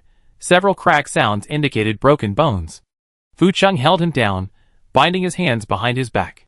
Lin Zhao caught up and handed him a rope. "Tie him up." Just then, Dr. Tan turned around, looking at Fu Cheng with a strange, overly clingy gaze. Lin Zhao shone a flashlight on him, his eyes widening in disbelief, and quickly stepped in front of Fu Cheng. "What are you looking at?" "Don't look." Dr. Tan smirked, "Looking at my most perfect work." "You?" Lin Zhao choked. "Dr. Tan, I thought." Dr. Tan continued, "I really didn't expect it to be you in the end. Xiao Lin, Xiao Fu, you know, I conducted many experiments. Those who participated included highly educated professors, highly intelligent scholars, and officers with high combat skills and strong willpower. They were utterly powerless against the zombie virus." He looked at Fu Cheng, "And in the end, it was you, an ordinary mechanic, who completed my experiment. The brand new T3 virus, the perfect T3 zombie. If we cooperate, the whole world will be ours. How about it?" Fu Cheng's hands didn't stop moving.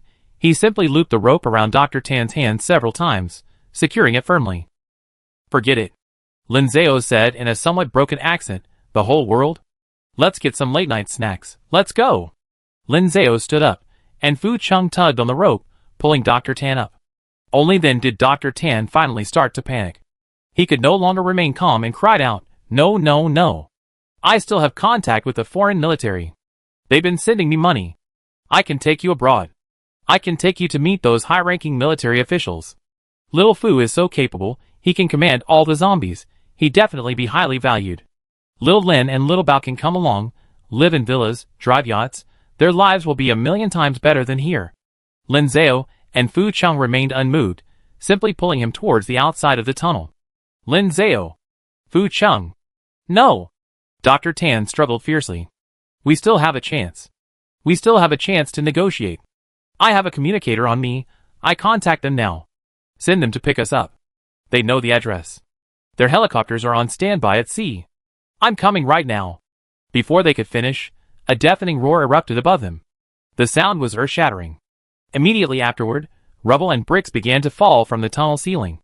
Professor Wang's voice came from the tunnel entrance. Xiao Lin. Xiao Fu. Get out. Get out. Unidentified group attacking. Quick. Don't worry about them. Lin Zhao and Fu Cheng turned around and saw the tunnel collapsing from a distance. Without hesitation, the two abandoned Dr. Tan and ran for their lives. Dr. Tan had already fallen and couldn't walk fast. In an instant, he was buried under the falling rubble and bricks, and soon fell silent. It seemed that those he spoke of didn't intend to let him live. Sensing that their operation might be exposed and Dr. Tan might be identified, they immediately decided to kill him. Cheng Ji. Run ahead. I can't see the road. Lin Zhao ran ahead, and in his panic, he dropped his flashlight. He didn't have time to pick it up, only managed to shout. Fu Cheng didn't listen to him. Gritting his teeth, he picked Lin Zhao up and carried him protectively forward.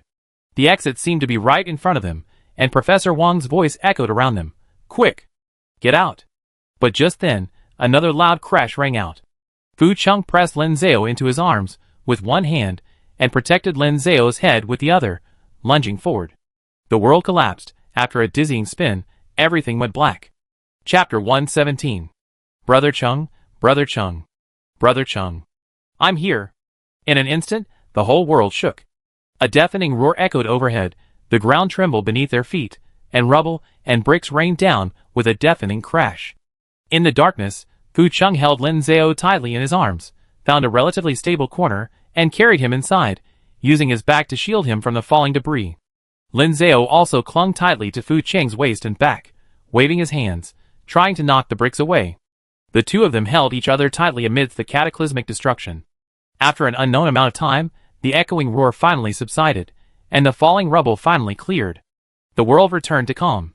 Lin Zhao breathed heavily, holding Fu Cheng, first checking his back to make sure he wasn't injured, then moving his hands to the front. Thankfully, it was winter, and they were both wearing thick military overcoats, which provided some protection. Lin Zhao grabbed Fu Cheng's collar, haphazardly feeling his chest, then his hands moved upwards to cup his face. Brother Cheng, are you hurt? No. Fu Cheng lowered his head, pressing his cheek against Lin Zhao's palm. Lin Zhao finally breathed a sigh of relief. Fu Cheng wasn't in a hurry, he didn't ask or touch him, his hands remaining firmly around Lin Zhao.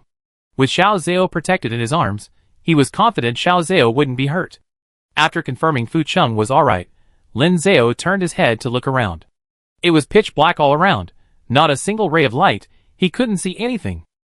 It must have been an attack by an unknown group that collapsed the laboratory building. They were still buried underground. Lin Zhao tried to raise his hand, wanting to feel around. But as soon as he reached out, he was pricked by something and quickly pulled his hand back. He dared not touch it again, and tried to lean back, only to bump into something metal with a loud clang. Metal? Was there metal in the tunnel? Fu Cheng whispered. A cabinet. Lin Zhao remembered. There was a metal cabinet at the tunnel entrance. Dr. Tan had broken it open to jump in. It seemed they had almost escaped. But it was precisely because the cabinet had fallen that it provided them with shelter. Thank goodness. Lin Zhao turned back and touched Fu Cheng's face again.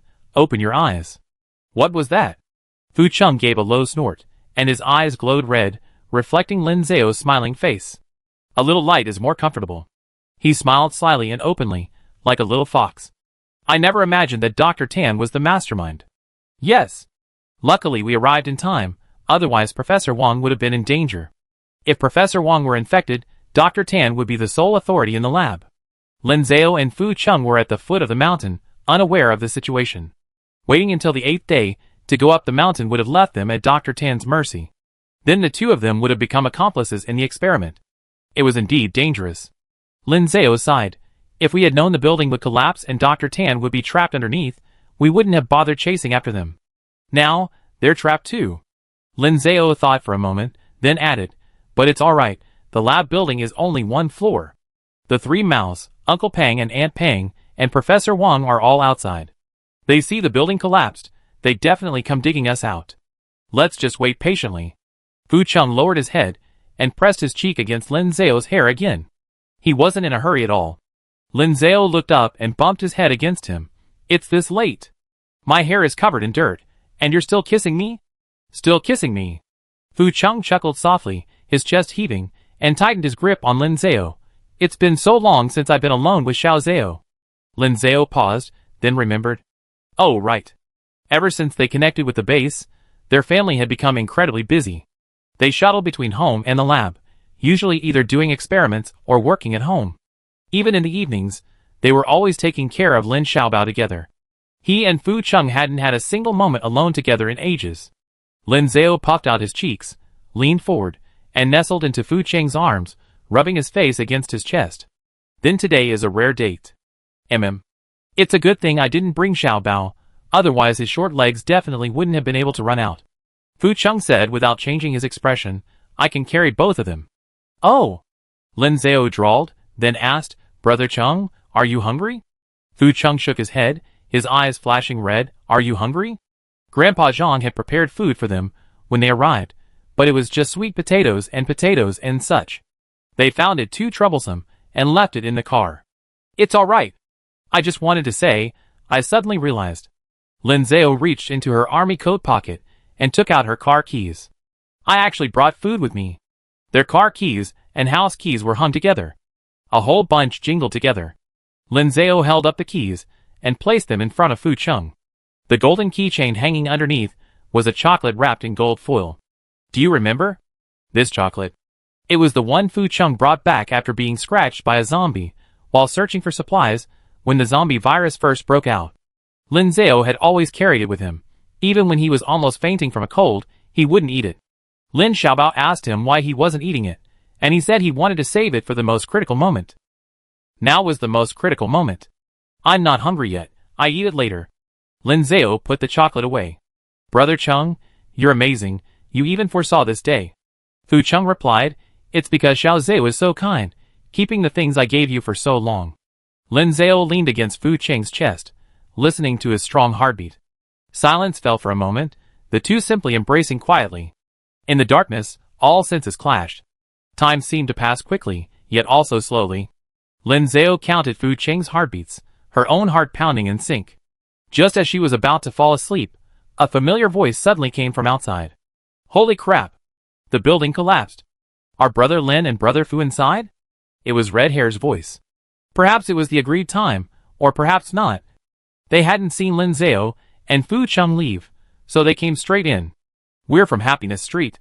We came with Lin Zhao and Fu Cheng, and we came to check after hearing the commotion.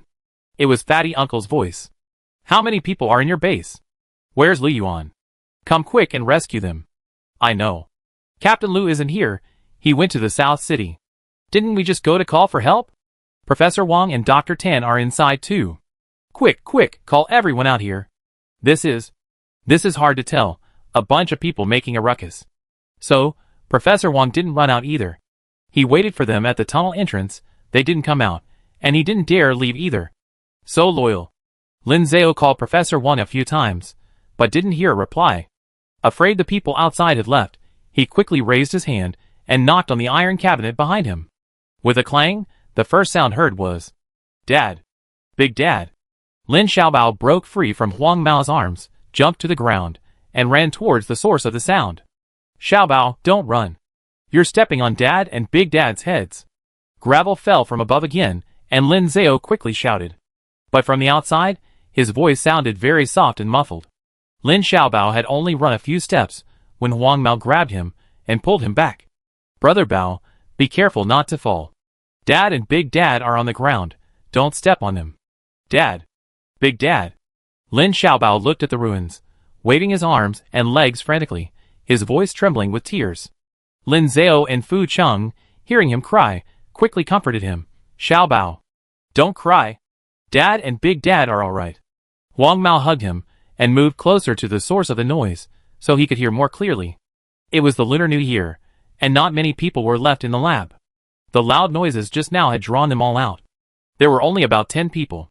That was definitely not enough to dig through the rubble. So the people outside immediately changed their minds. The others stayed behind to clear the rubble and try to rescue people. Red Hair immediately drove down the mountain to find help. Anyway, he was small and thin, and staying here wouldn't seem like much help. Uncle Fatty instructed, go to the black market first and find Xiao Gao and Xiao Lu. They have more than 10 brothers under them, all of whom know Xiao Lin and Xiao Fu. Find as many people as you can. Saving people is the priority. Don't worry about their secrecy rules. Okay. Only now did Lin Zhao realize with a start. The place they were in seemed to be deeper than he had imagined.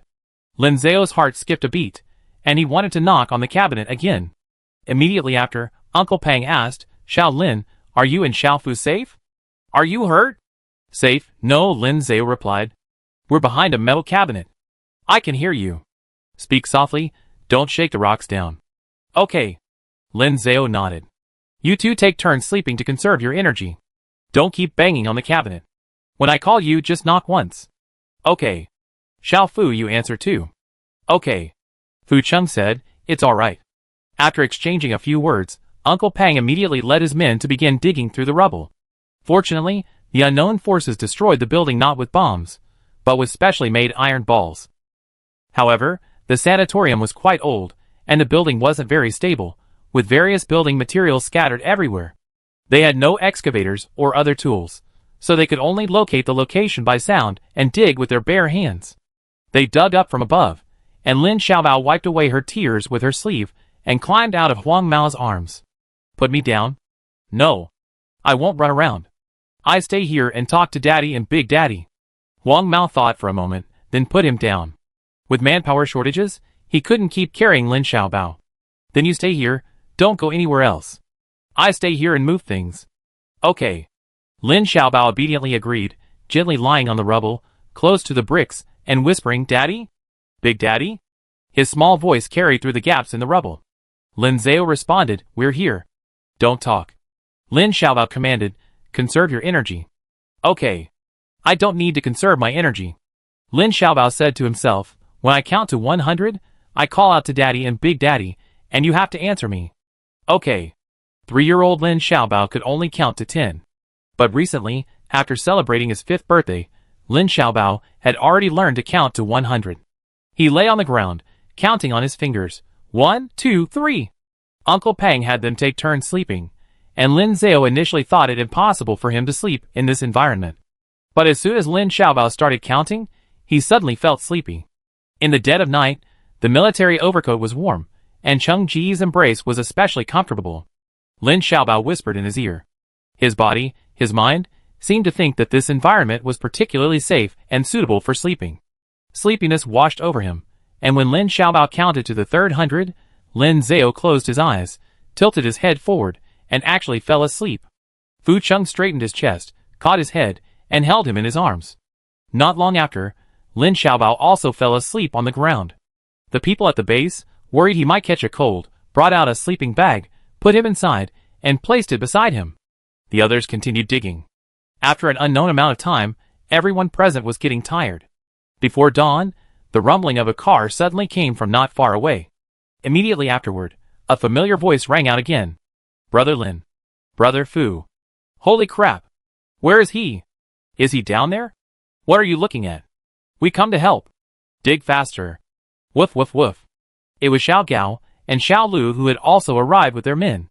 Lin Xiaobao was groggily awakened. He looked up but didn't see anyone, only heard voices, and then lay back down to sleep. Fu Chung protected his head, covered his ears, and knocked on the metal cabinet again. The people outside brought shovels, hoes, and various tools, digging enthusiastically. They were completely unaware that someone had cautiously approached in the darkness, clumsily joining them. They couldn't speak or see people very well yet. They were just strong and would help move things.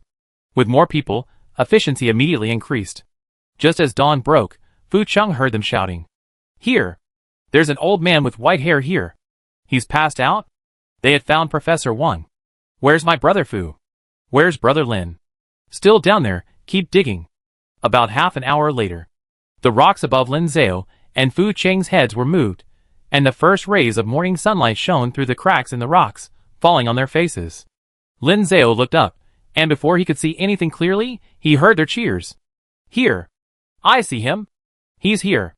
Immediately afterward, Lin Xiaobao, Uncle Pang and Aunt Pang, the 3 Maos, Xiao Gao and Xiao Lu, and the little dog took turns appearing on the other side of the crack. The little dog clearly gets carsick. It's unclear how it survived. Daddy. Big Daddy. We're here, we're alright. How are you two? Are you hurt? No. Lin Zhao shook her head. Are you hungry? Do you still have energy? Do you have any food? I have a piece of chocolate. Eat quickly, we throw some food down too. You eat first, having energy will make carrying and climbing easier. Okay.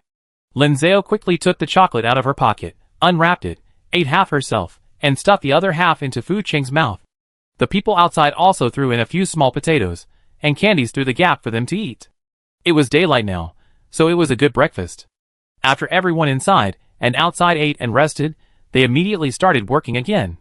The place where Lin Zhao and Fu Cheng were located was a small space. They were afraid that if they moved even slightly, they would break the support, causing the stones to fall and injure them. So a group of people gathered around, first clearing away the surrounding debris, and then working together to move the metal cabinet. At this moment, the sun slowly emerged. Everyone stood outside, reaching out their hands. Fu Cheng lifted Lin Zhao, and Lin Zhao grasped their hands. With everyone's help, they pulled them out of the tunnel. We're out. We're out. Lin Xiaobao rushed forward, hugging their legs. Daddy. Big Daddy. Thank you. Thank you everyone. Thank you all so much. Having been in the darkness for so long, he was still a little dizzy from being outside. Lin Zhao lost his balance, swaying twice, and Fu Cheng steadied him. The crowd quickly shouted, Quick, quick! Bring the stretcher over. Lin Zhao covered his head, shaking his head. It's okay, I'm okay. Thank you. Thank you. He straightened up, saw a group of people standing in the distance, waved to his neighbors and friends, and then walked towards them. Lin Zhao walked up to them, squatted down, and hugged Xiao Hua. Thank you too. The zombies were preparing to return to their dormitory. Xiao Hua nestled in his arms, the other zombies surrounding him, all excitedly whimpering and lunging to hug him. Just then, Fu Cheng also came forward with Lin Xiaobao, and gently hugged them as well. The crowd stood a short distance away, quietly watching this scene. They are. Brother Lin and Brother Fu have a lot of friends, so they're their friends. The sun came out. Chapter 118. 1 year later. Happy Street was bathed in sunshine under a clear blue sky. Fu Cheng, hoe in hand, was weeding the potatoes in the flower bed. Lin Zhao and Lin Xiaobao squatted beside him, waving wildflowers. Brother Cheng. Daddy. Go for it. Try harder. Pooping. Wrong, Xiaobao, its weeding requires effort.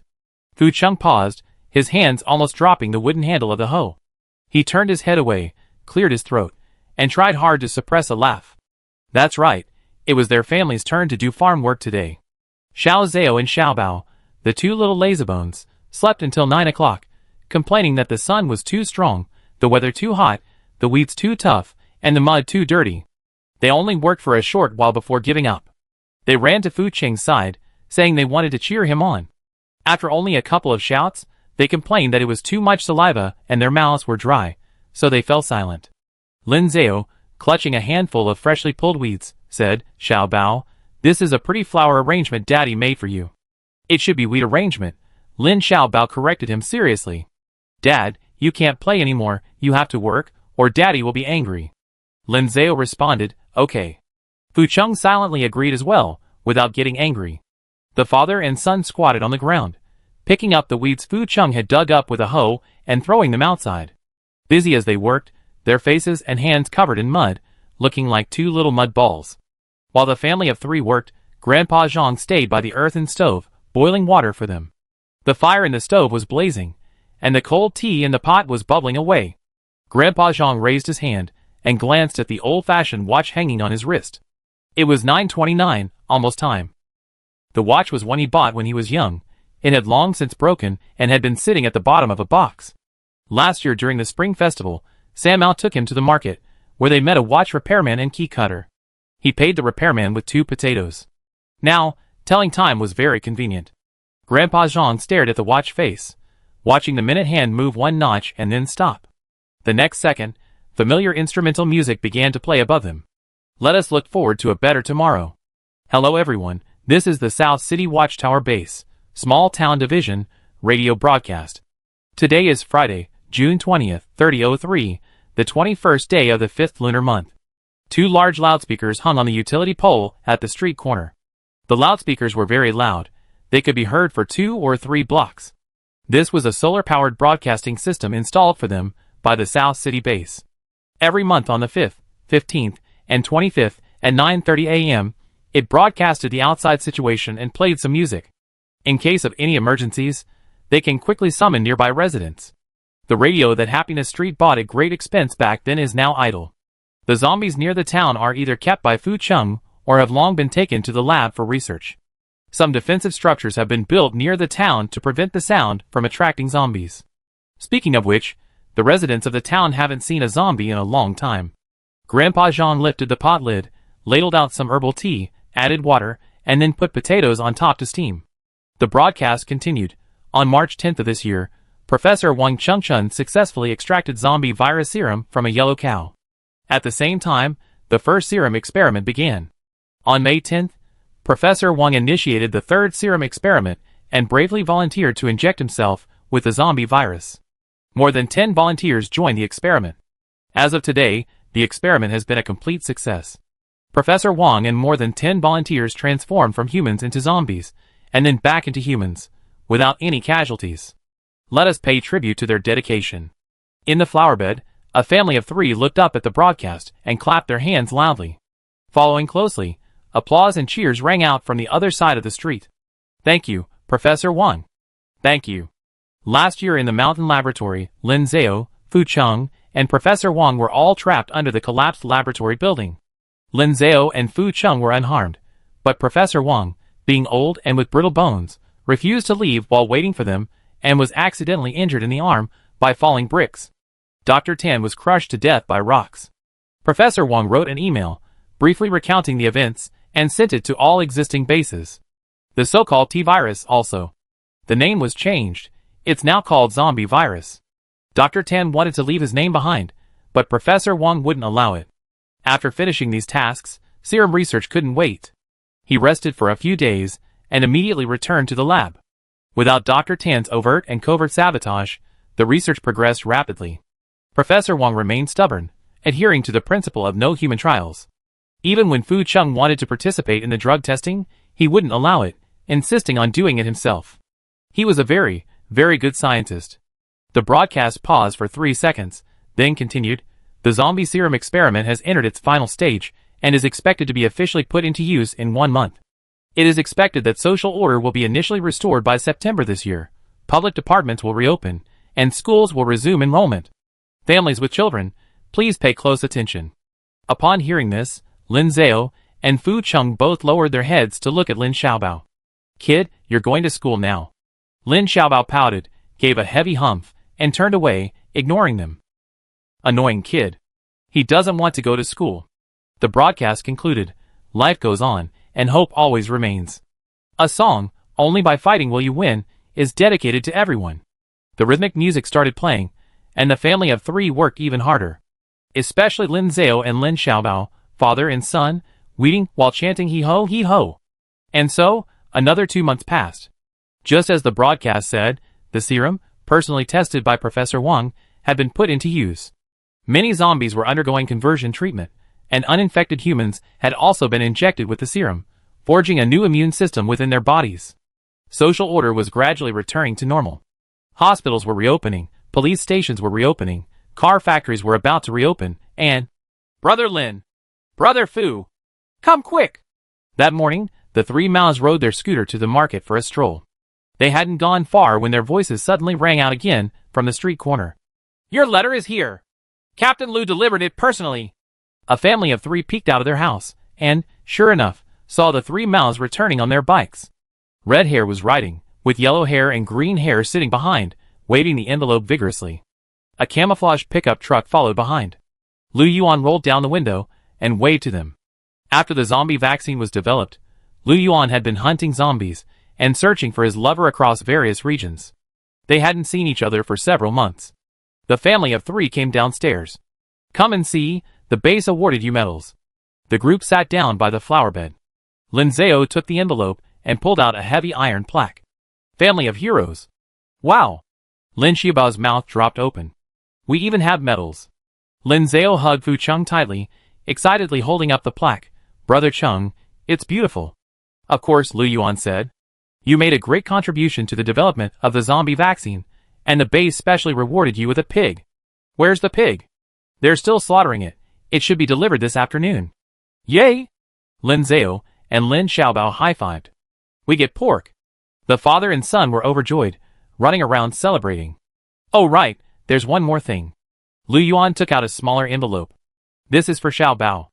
Lin Xiaobao's eyes lit up. Do you also want a metal piece? He pointed to the heroic family sign, deciphering each character. I want brave little kid to hang on my door. This? Lu Yuan paused, handing the envelope to Lin Zhao and Fu Chung. You two should read it. The two took the envelope. Lu Yuan explained, school's about to start, this is the application form. They're handing them out, so I just grabbed it. Lin Xiaobao was shocked, his eyes widening. What? The sky had fallen. Lin Zhao comforted him. Xiaobao, it's okay, all children have to go to school. Fu Chung nodded. Yes, studying makes you cultured, don't be like your dad. Lin Zhao nodded. Exactly, and you're only going to kindergarten, it's okay if you go with dad. Fu Chung opened the envelope, and Lin Zhao took out a thin piece of paper inside. But after just one glance, Lin Zhao's voice stopped abruptly. Ah, this? Lin Zhao's eyes widened in disbelief, her hand holding the paper trembling slightly. Oh no! Xiaobao. Lin Xiaobao, with a serious face and her hands clasped together, pretended to be mature. Could it get any worse? Yes. Lin Zhao nodded, a slight smile playing on her lips, and whispered, Dad made a mistake, you're 6 years old this year, you can't go to kindergarten, you have to go straight to elementary school. Fu Chung pointed to the words on the application form, reading them out slowly and deliberately. Elementary school. What? In an instant, the ground shook. Lin Xiaobao couldn't accept this reality, stomping her feet and spinning around in circles. The puppy, thinking he was joking, circled around him. No! I just started kindergarten. I only been in kindergarten for half a year. How can I go to elementary school? I don't want to. I don't want to go to elementary school. Where's Xiaohua? I want to go to school with Xiaohua. Lin Xiaobao howled to the sky. But it was too late. On September 1st, he could only sadly sling his school bag over his shoulder. Lin Xiaobao had to go to school, and Lin Zhao had to go to work. Fu Cheng's repair shop, due to popular demand, reopened. Early that morning, Fu Chung rode his motorcycle. Lin Xiaobao leaned against him, and Lin Zhao sat behind him, hugging his waist. The motorcycle roared, Fu Chung carrying his wife and son, passing through familiar streets and alleys. He dropped his wife off at kindergarten first, then his son at elementary school. Finally, he went home alone, stopping at the market to buy some groceries. When he got home, customers were already waiting at the door. A customer, pushing a worn-out motorcycle, saw him return and quickly went to greet him. Xiaolin's repair shop. You must be Xiaolin? Please take a look at this. I haven't ridden this bike in ages. It was fine at first, but then it suddenly stopped halfway through. Fu Chung parked the bike, unlocked the shop's roller shutter door with his key, slammed it shut, raised an eyebrow, and curled his lips into a smug smile. Xiaolin isn't home. I'm Xiaolin's husband, Xiao Fu. The sunlight shone brightly on the 5 large characters of Xiaolin's repair shop. Today is another beautiful day. Every day is a beautiful day.